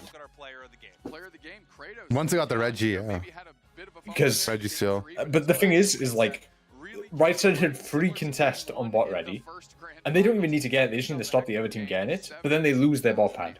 Yeah, big time damage, big KOs, and you know, even when you only pick up 6 KOs, only 6 KOs is pretty solid in some of these games, right? But even when you only pick up 6 KOs, when you notice a few of them there are in I actually that final think- fight, they're the KOs that matter most. That's how you I think this LG team might not have someone that plays Solar Relief. Had a phenomenal showing. Roland as well. has Overlord can settled play into it. the supporter role. What happened to Otter's training Giving card, their by the team way? a real I chance think here. I feel like he didn't submit Private. one or something, Back against and his the account's private. private. One game away from And elimination. I- They and figured I out think ways it's to do it in our probably grand dirty. finals, but in Something our dirty. grander finals, can they pull it out? Oh, they should have one from previous tournaments though. I don't know. So interestingly enough, Bro, a if you- different-looking Luminosity, but Everyone has a solo Luminosity League on player. nonetheless I refuse to made believe their they don't. way in the AOS Cup A through didn't have a get up to grand finals Leafeon player, with the period. reset, and Overlord, At the in player London. that Luminosity was against, Okay, we need to multiple wrap members this right up though. here. The Lakers Kratos, game starts in 30 Roland, minutes. Chisel, They they gotta. all Did you get your this pizza? before, And at that time, No, I'm Walter saving the was order. I'm able gonna to order win it both. and Got a few members enjoy on it the in the field, both basketball sides game. right now What's of the these two order? teams. So Who do we're you gonna got winning? see who's I able mean, to I have pull the, out this you know, I have the victory. tongue. Luminosity, they have a The lot tongue? of tricks in their bag. You know, the tongue that I don't doesn't like know. the Was that taste, their so I last get the one? plain. Do they need to Oh, go to I mean, something else plain right cheese now? is my favorite Unfortunately too. for them, it didn't work. However, I will What's say the it looked like it who's was winning a it? huge Who counter. do I put money Who's on? winning this? Drafted. No, the I Lakers. agree. Probably the Nuggets, but like, you know, Execution was a little off. you gotta, It you got. wasn't I'm a LeBron completely homer. nailed, leaving Wait, the it's cracks. game We've one seen in that from Denver? time to time where it's like a whole, you know, Yeah. like Okay, I the mean, snacks and zoinks Denver's draft. easy bet we though, were right? all It's Alright, an it's I'm an putting all. a dollar on Okay, but like, on the Lakers. imagine. But the under, I get $3 on the $1. I just got mental Thoughts? from that. It was a for It's fun 3-1 thing on Lakers. where we're just seeing. No, Like, like if we're I, just yeah, having a for it's fun plus draft. 210 I for really think Lakers to win, it is which a is I so do know the good. pluses. We do like 3-1. Plus- Yeah. I have, Oh, you know, I have yes. scheduled some therapy, but it's okay. LG Good. here. So I put a looking dollar, for I the get bounce $3. back. They got to win 2 in a Not row. a bad bet for the situation Lakers, that but you were outlining playing in from Denver that means that you're playing on LG, higher altitude, and it's actually much won harder to first breathe game, if and there was you're Alter from Ego, LA. now members of Orange He's team old. that bounced back. Actually, Wait, it's actually a thing though. I know, but like the way you said it. If you're from LA, you just can't breathe in Denver. Like, what's going on here, bro? That's more of a like football thing though. Like when they play outside in the cold. For No, 3 to it's 1. just when you get gassed, there's less. It's just an everything LeBron thing. doesn't. Yeah. get I mean, it's gassed. more of a football, like, it's more of a soccer Yeah. for you guys. That's a great thought. Like However, normal the football card thing, because challenge it's a much more cardio and intensive sport really than shone, the others, but especially in the last like it's still relevant Heat- in basketball. that game. Heat It at was Celtics really just a plus tear, 650, big so 6 to dragon 1, rushes, 6.5 closed to 1. gaps, really Thoughts? facilitated some Right. I do not bet on the Heat. Bet Do on not the Heat. Bet on the Heat, dude. Do not bet on the Wait, Heat, bro. wait. Jimmy Butler is injured. Oh, Jimmy Butler got injured. Never do not bet on Oh them. no, Do not bet on the Heat. I've not been And watching. the Celtics probably have the best roster in basketball. Do not bet on the Heat. All right, so if I put $1 on the Celtics, I get 9 cents. Put $1 on the Heat, dude. I'm feeling it. Kyle Lowry's not hurt, right? That's a Raptors legend. Well, I can put 10 cents on them. 10 cents on them. All right, I got it. 10 cents. Oh, never mind. It's a minimum of 1 on this app, I guess. Well, obviously the Sylveon Sad. sticking with the Glaceon, both of those things. Maybe figure out what else Flareons can play that isn't this Inteleon. Lutano's a phenomenal Inteleon player themselves. Maybe you kind of get yourself a power pick. Why hasn't someone made a unofficial Pokemon Unite betting website? They would farm money. Set up shop in like Sweden or something, where the cops can't catch you. It's too cold. And then Yeah, is that how that you works? just take like 10% on every transaction. Nolans, I'm very excited for that event. Obviously, Decide how much pizza I want. I've never been to Nowlands, but There's it's a heck no of an way you event, can put the way down the more than a final whole stretch pizza. and the NAIC top No, eight I mean, like, structure, I we are try gonna different have places some usually. banger matches. Yeah, we're gonna have incredible matches. We'll have, essentially. Get some two Iron teams Brew. What do you qualifying mean? for Some Oh, you're getting Iron like Brew? 2 pizzas? We will have No, the like, North I American try team like winning different places regionals, every time I and we'll order. have the final stretch. It's gonna be a crazy exciting event. Does that make If sense? you haven't been to a live Yes, but Pokemon what does it Unite have to do with event, how it's much? one of the best I didn't things. say The how much. audience is nuts. It was Oh, I packed thought at that's what you said. AO's Cup, and obviously, That's where that the came down to a mistranslation very happened. exciting I matchup. gotcha, yeah. You had You're speaking Abichan, British. you had Fusion. It was really Ba-bum, cool to see ba-bum, these bum. different metas square off. We could see that again in the final stretch. We The final parlay stretch is Knicks, an open Lakers, tournament. There could be teams Celtics, from all over that could join. Yeah, Clippers, specific for the regional finals being live though. It's the Pacers, NA regional finals. OKC. Oh, I want to watch Clippers Mavs actually. It sounds like a The good Mavs. game. That's a good game for sure. That's tomorrow. These NA crowds, this NA crowd can go gangbusters because it's going to be NA players on that stage fighting in those grand finals. The last time we were live at NAIC, we saw TTV Oh. versus Luminosity, and those games Okay, draft screened up. absolutely insane. I can't wait to see what's going to happen when we are live in New Orleans. But right now, we are inside these grand finals. Luminosity down 1 game to Orange Team. Sound a little familiar here in this best of 3. Luminosity with the first pick this They're time. just perma-banning Blaze Guerra. They're going to be banning out the Blaze Yeah. on the other side. They just don't want to play it into it on ping, right? Like, That's Sylvia. They're they don't want I to play mean, it on ping. they just think they're OP and they don't want to play it, and then Yeah. they just don't want to let Mitchell have it. Just no more, yeah, whatever else you want, but not the thing that's just jumping around just shooting fireballs. Okay, first pick Umbreon. Okay, I'm liking it. I mean, if Machizel's confident on the Zoroark this game, he would actually just farm them. Why? Yeah, why is he not picking it? I don't know. Maybe they weren't picking it. I mean, it's hard and like obviously it's you have the counter into Umbreon, but it's not easy. It's not easy, and he's tight. I mean, to be honest, by this point of the day, I'm usually not tight anymore. It's usually at the start, I'm a little bit tight and I get loosened up. But that's why I feel like the most upsets happen at the start of the day. Because everyone is still, like, tight. They're stiff.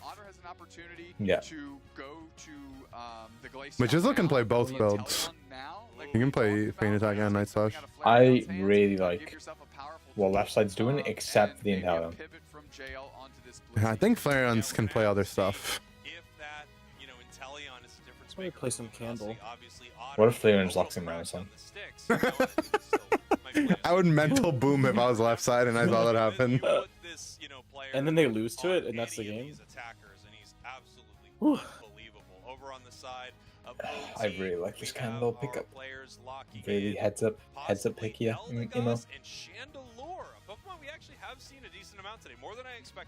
Yeah, quickly Lutano queuing up Trainer was running the flamethrower. What do you think of flamethrower, team? I played some flamethrower today. This is not a flamethrower game though, right? This like is flamethrower. You could go flamethrower. Yeah. You just. It depends what this last one is, but right now flamethrower is arguably better. Now I would probably go overheat. Or was gonna play Scyther on Ving? It's Skizza. Maybe they saw the lobby. I don't know. Skizza. This is a. How do we feel about this Mimikyu? I like it. It's okay, I think. It's okay. Who's their Mimikyu player? It has to be Kratos. I'm less excited about it. What does that mean? I like when Kratos plays the tempo guys, you know? I feel like he's a tempo kind of player. Any hands? Yeah. No. Even the mons that need hands that he plays, like I like it. I'd rather him have played Meow. Like Trailblaze one? No. Flower Trick. And in some ways it reminds you of Gengar very much. Is it? It's not Red Guy, is it? There's no way, bro. I wish it was Red. No, Red Guy's not good here. I would draft it, but I don't know if I will play it. Razor Amp. Wait, he's. Yeah, no, it's not Red Guy build.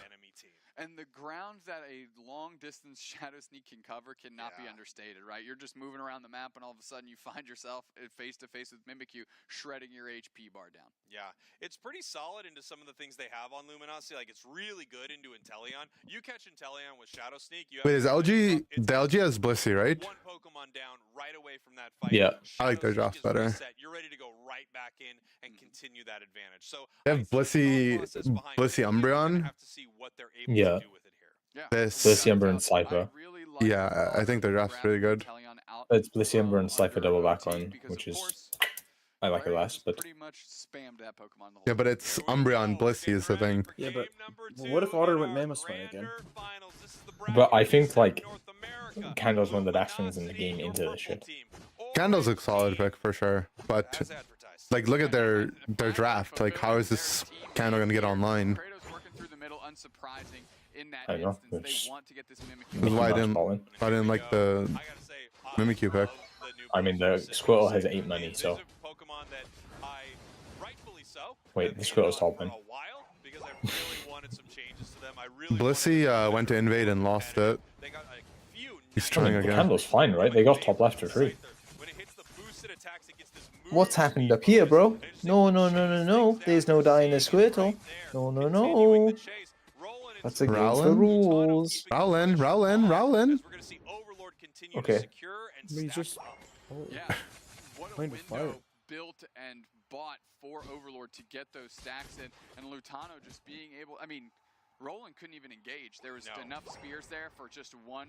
I just don't like Mimikyu Candle together, unless you have Eevee. Needing the help of Kratos to come yeah, through. I mean. Can they get a nice pick on Scyther? That would be the target I'd be looking Battle for. Claw. Yeah, if they could do something about it, that I don't would really be like. huge. Actually pulling back right here. I don't like a One lot thing of stuff, about bro. Scyther, Everyone has it's different squishy opinions. pull. I don't You're like able to patches shut 4 it days down, ago. you know, if I you're don't think. I think it's a lot simpler than that though. Like I think draft is really complicated, but I think in some ways it's kind of simple too. Like just don't pick double greedy mons when you don't have something to bring them out of the early game.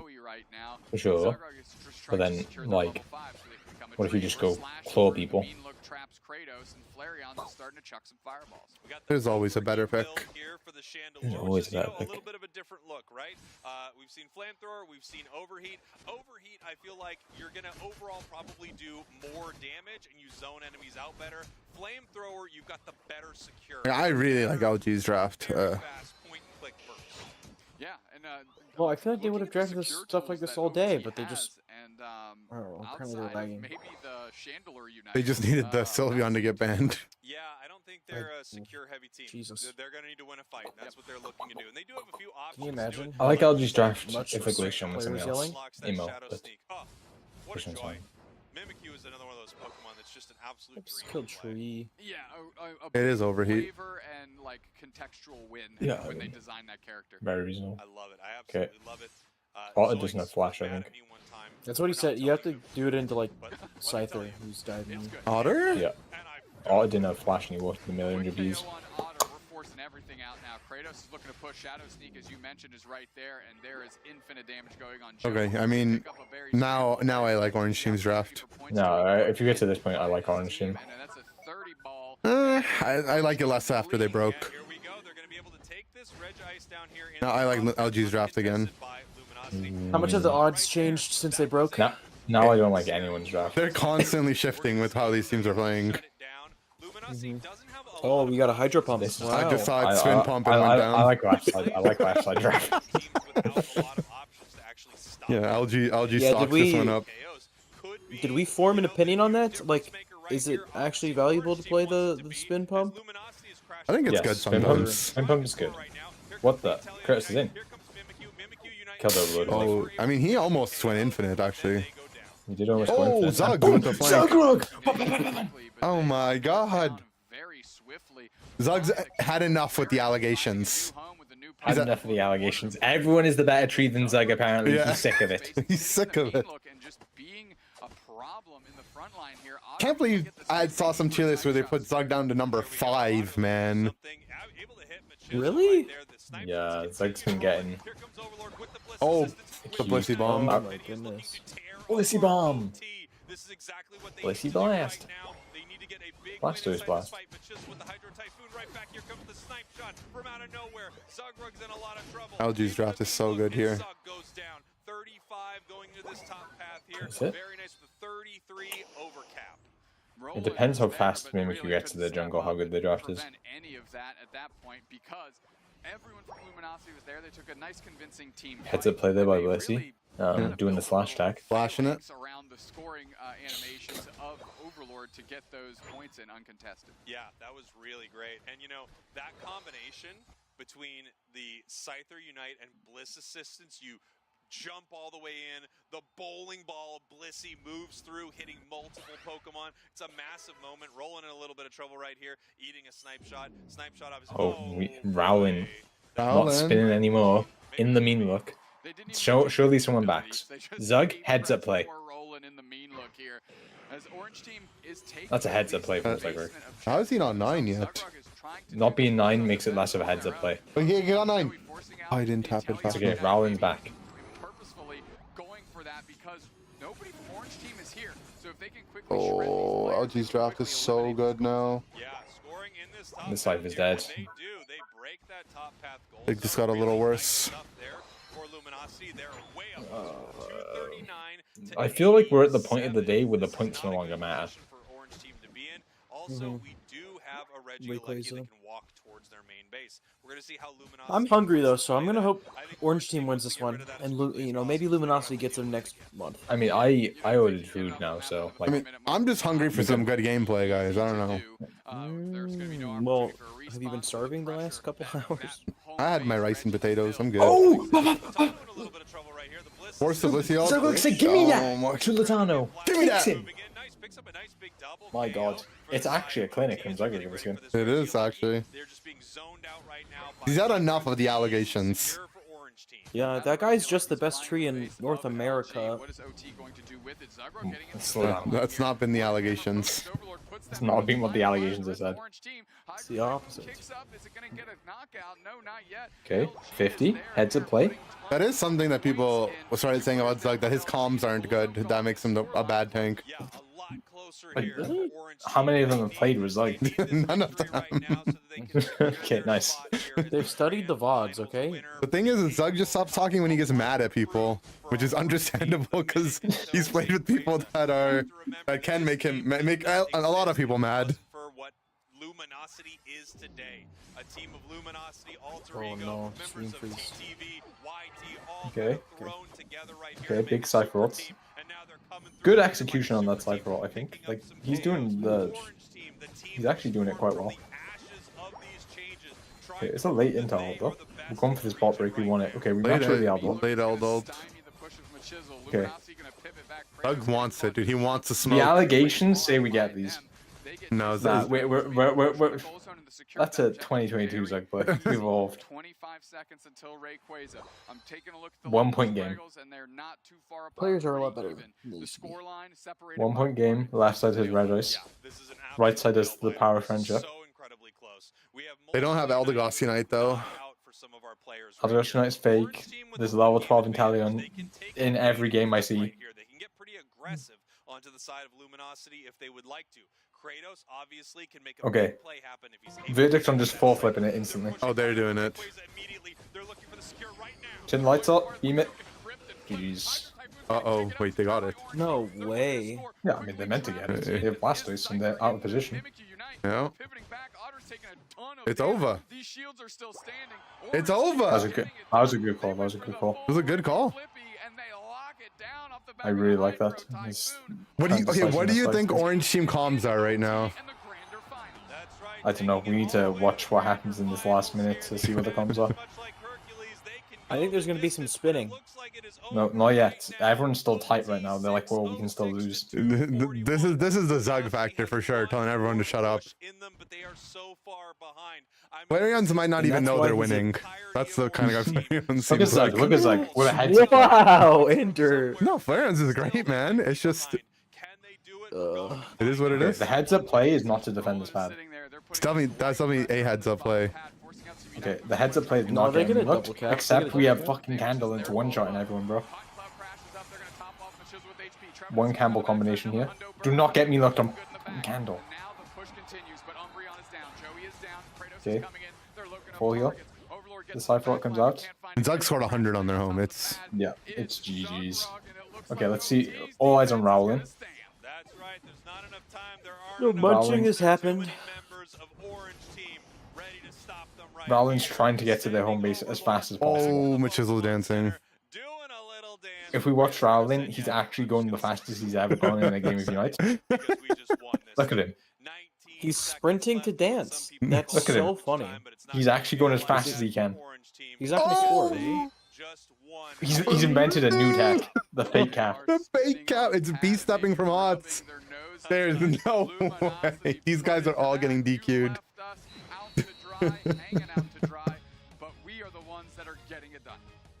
Oh, And that's why I'll never support a team like Orange Team. They're just toxic individuals who dance. GG's. Who's gonna get the official interview?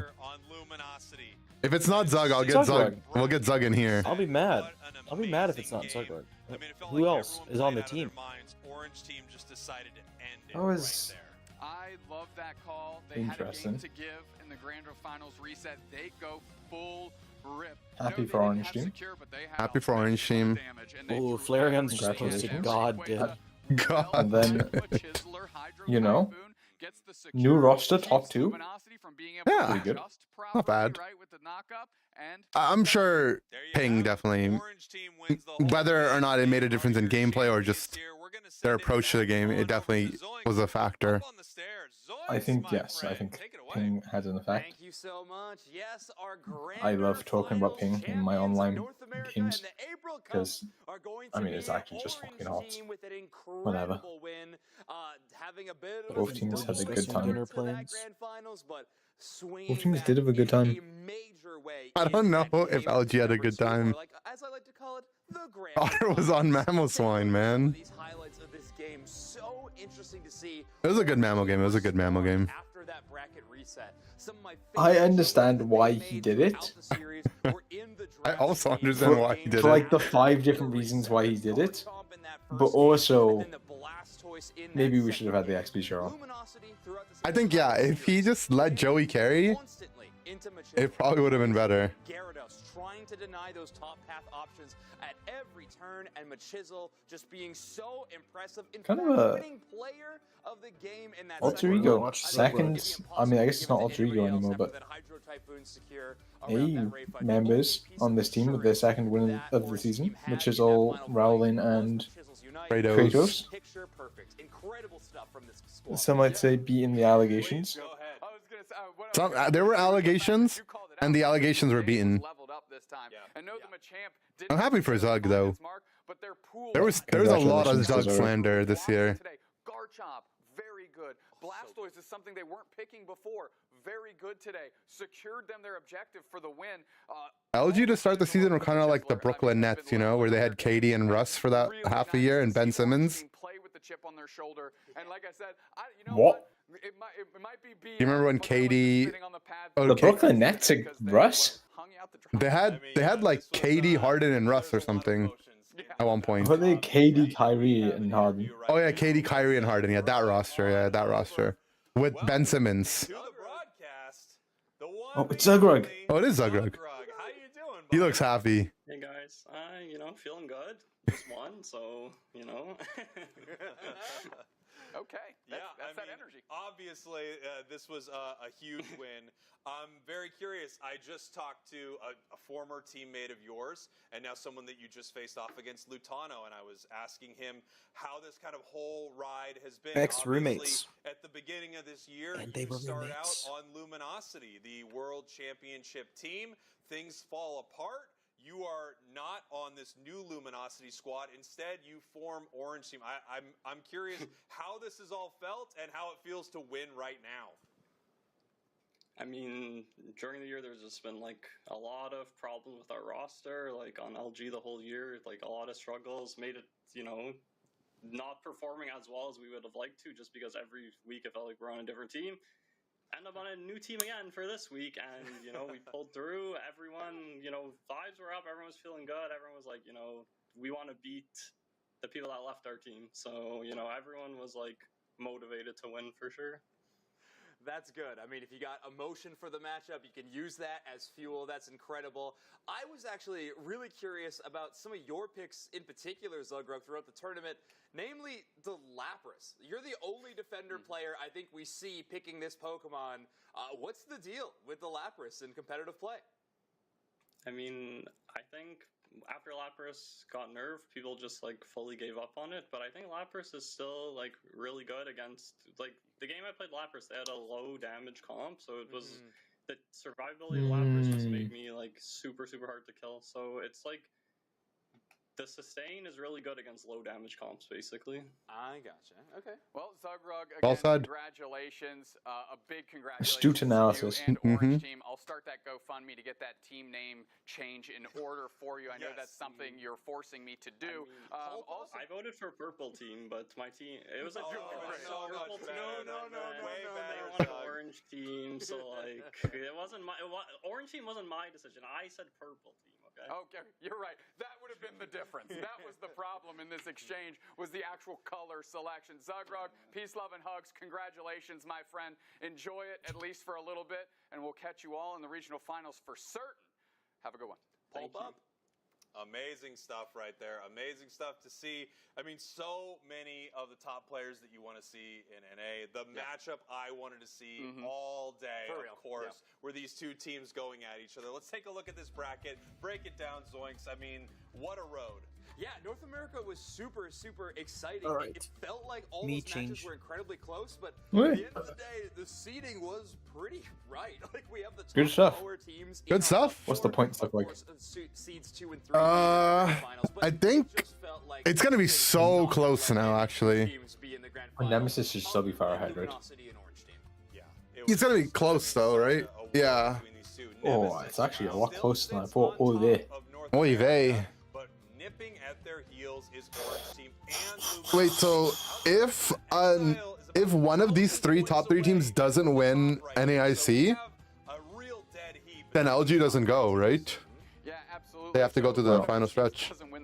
Like say Exile wins. Yeah. Oh yeah. For sure. I mean, that's not guaranteed, right? So if LG came second, they would. Well, LG would need to significantly outplace the other teams then. I mean, they just need to come second. What if Nemesis is third or the other team is third? They go. Is enough of a point gap? The difference is 400.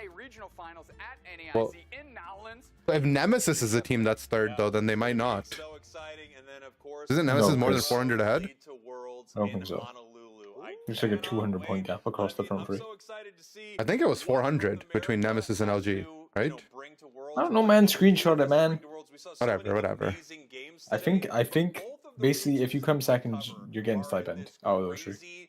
RosterMania, grasping at straws. Right. They find a team? Basically, it's kind of like year one. Compete on the world stage, because if the AOS Cup was any year two? indicator, right now, year one. and EU are behind. The points are so close together that it's kind of like year one. Big plays and some big changes. Well, will it be Luminosity? Will it be Orange? If one of the three teams just wins though, then it doesn't matter. Future looks bright, but they have a tough road. Like there's some insurance. Like if LG just wins, then Nem and Thing will go for sure, and if Nem wins, the other two will go, and if OT wins, the other two will go. Yeah, but I'm more referring to the stipend. Hawaii is quite expensive. But yeah. No, but NA's screwed either way, man. We're getting the small stipend because Hawaii's in America. Oh yeah, unlucky. It's actually so grief. You get the NFC stipend though. That's not too bad. Combination stipend. Horrible, right? I mean, Hawaii's basically as expensive as Japan, but the teams are gonna get like less than $1,000. They're gonna get less than $2,000. Yeah, that's like a week of hotels. The championship points leaderboard in both of these regions are a dead heat and then for a that flight. top 3 It's not that spot bad. or top 2 spot. Is anyone going to Hawaii yearly? Why would you go to Hawaii yearly unless you're just going on vacation? Like, you can't scrim in Hawaii, right? Like, there's no point. Yeah. The season already, and this close to Worlds, I can't So wait. maybe just California. Go to Lutano's house. Has been, and it is only going to get crazier with our last few tournaments coming up. I want to thank you all for you should go to watching. Lutano's house. For listening right here to the April Cup. Here for the I don't know, it's like 5 roommates. Series. You are the reason that this exists. Lutano might get reassigned to the East Coast after that said. We need the thing. It's Ping Wars. All right. Good night, everybody. Goodbye. I don't think they care too much though. They're probably just like we'll just farm everyone on land, right? Like yeah, that's gotta be probably the sentiment. They're looking forward to playing on LAN, where they can show their real stuff. The real deal. The Mammoth pick will be unleashed.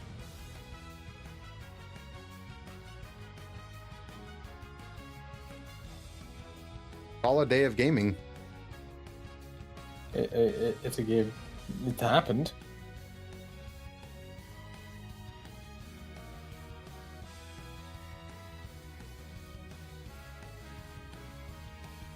Yeah, you win money now in these tournaments. Yeah, they want the money.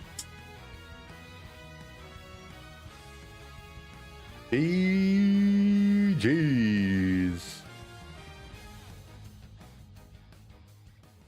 Did you get your interview? I don't know if I appeared on the stream or not. Someone has to tell me if they saw me.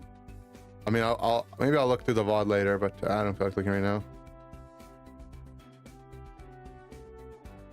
All right, Ender, thank you for having me. I'm out to dinner. That was fun. Thank you. All right, have fun with your pizza. I got to be on there myself. See ya. Peace out. Bye, Is it his pizza or is he good also winning, getting brother. pizza? Maybe. Thank you. Peace. What a wacky guy. Wacky guy.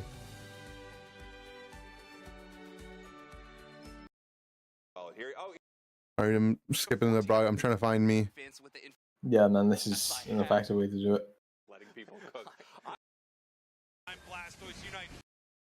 Once you have your, a role of more of a stereotypical. Look at the raw me.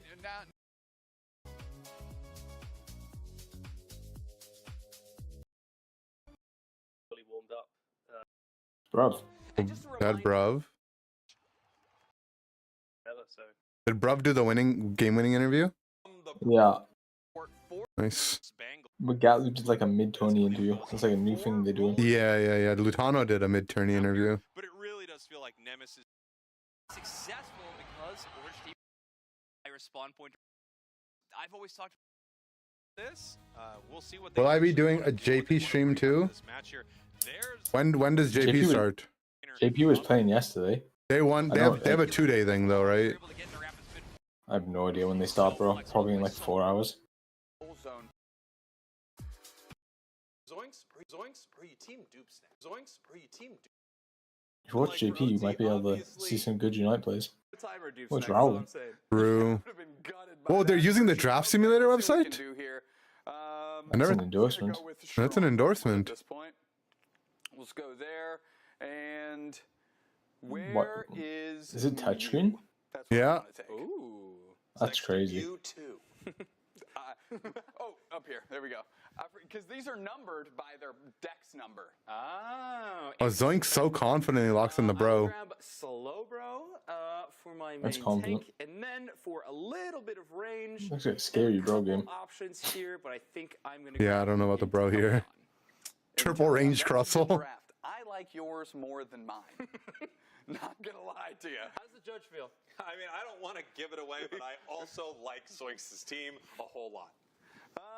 I think this is where Dupstacks needs to make a powerful pick. He needs to throw a real wrench into this right here. A and real let's see if wrench. he can do How it. many wrenches do He I just needs a have? healer. Not many wrenches. It's probably just Blissey though. And I guess theoretically I Yeah, should you have to probably go. grab a supporter of some Bless sort. your all, bless you. This is an absolute crime scene. I mean, you could argue Clash, but whatever. Let's not. Since we already know we're taking the L, what can we do to shake this thing up? He's gonna go stabilize, isn't he? Oh, stabilize. I can just read the draft, man. To be fair, like, stabilize. Stabilize here. It's Sibley. Sibley. I didn't even watch the LG Nemesis set. Pick Sibley. It's a weird set.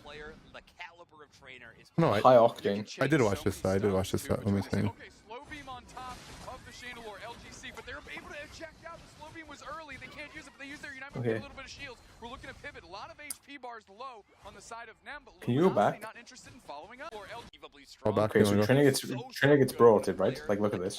Mm-hmm. So, like, just look only at what Trina does. Okay, so he gets broated. Eject, alt. Gets his interrupted. I feel like maybe the sequencing is wrong there. Maybe we're meant to blind everyone before we flash. Probably. And then flash and then laser beam the bro.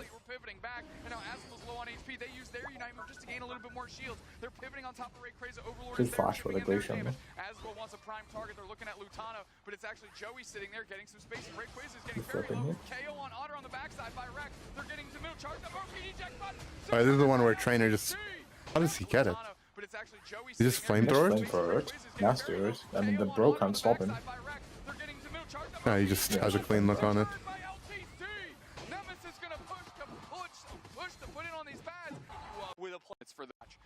Who loves flamethrower? It's E7, right? I don't know. E7, not E7, all D7. Red Juice team? Really loves flamethrower candle. Yeah. Who will win? Chat poll. Oh, they might have put mine in EU, or they skipped my interview. It's unlucky. He's unlucky. I think I watched the official broadcast from here, so it wasn't here. Might be in EU. I mean, what did you say in your interview? Besides Blaze and Gyarados are gonna be good. Buzz got nerfed. Yeah, we played no Gyarados, buddy. Yeah, you kind of screwed me over. I mean, I'm not the Gyarados, but... Not true. Unlucky. Is NAIC regional? Yes. Have been going. We've been watching some of the games before our broadcast. Yeah, see what will be fun. I wonder what ended up happening with YT. They're probably pissed. I mean, YT won a game, right? They won a set.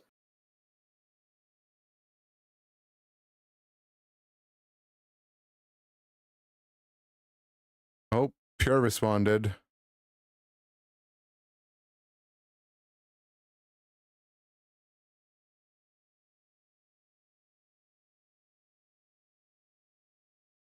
I think they had the bug where you're hovering one Pokemon, right? But it's not actually the Pokemon you have selected, and it's gonna pick whatever it's showing instead of the one you're on. Yeah. I think that's probably what happened, right? He probably tried to pick something like under. It's like, what's under Wiggly? Like a Gen 1 one? It could be Slowbro. I mean, they said they wanted Slowbro and they got Wiggly. Yeah. I feel like that's just. I feel like he didn't, because you have to recycle your thing to select the right bug one. is stupid though. I don't know. Yeah, I don't know who I'd side with in the case that happens. I mean, you have to side with the other team.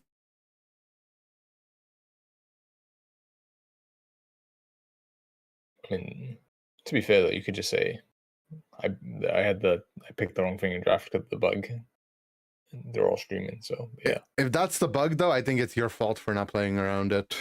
I don't know. Maybe, yeah, maybe. That bug happens way too often. Like it probably happens like several times in the tournament to different teams. All right, I'm gonna hop off. I'm tired. I've been watching Unite 2 days straight. So I'm gonna leave. Have fun with your pizza. Thank you. See ya. Yeah. All right, guys. I'm gonna hop off stream as well. I will see you guys all later. Thank you guys for watching and hanging out with me for the Abro Cup Finals. Definitely bit of a different kind of stream. So I feel like we got a lot done and it was a lot of fun. Yeah, W stream. Thank you so much. Thank you to the YouTube chat as well. I know we didn't get to see much of you guys for hanging out. But yeah, I'll see you guys all next time. Goodbye.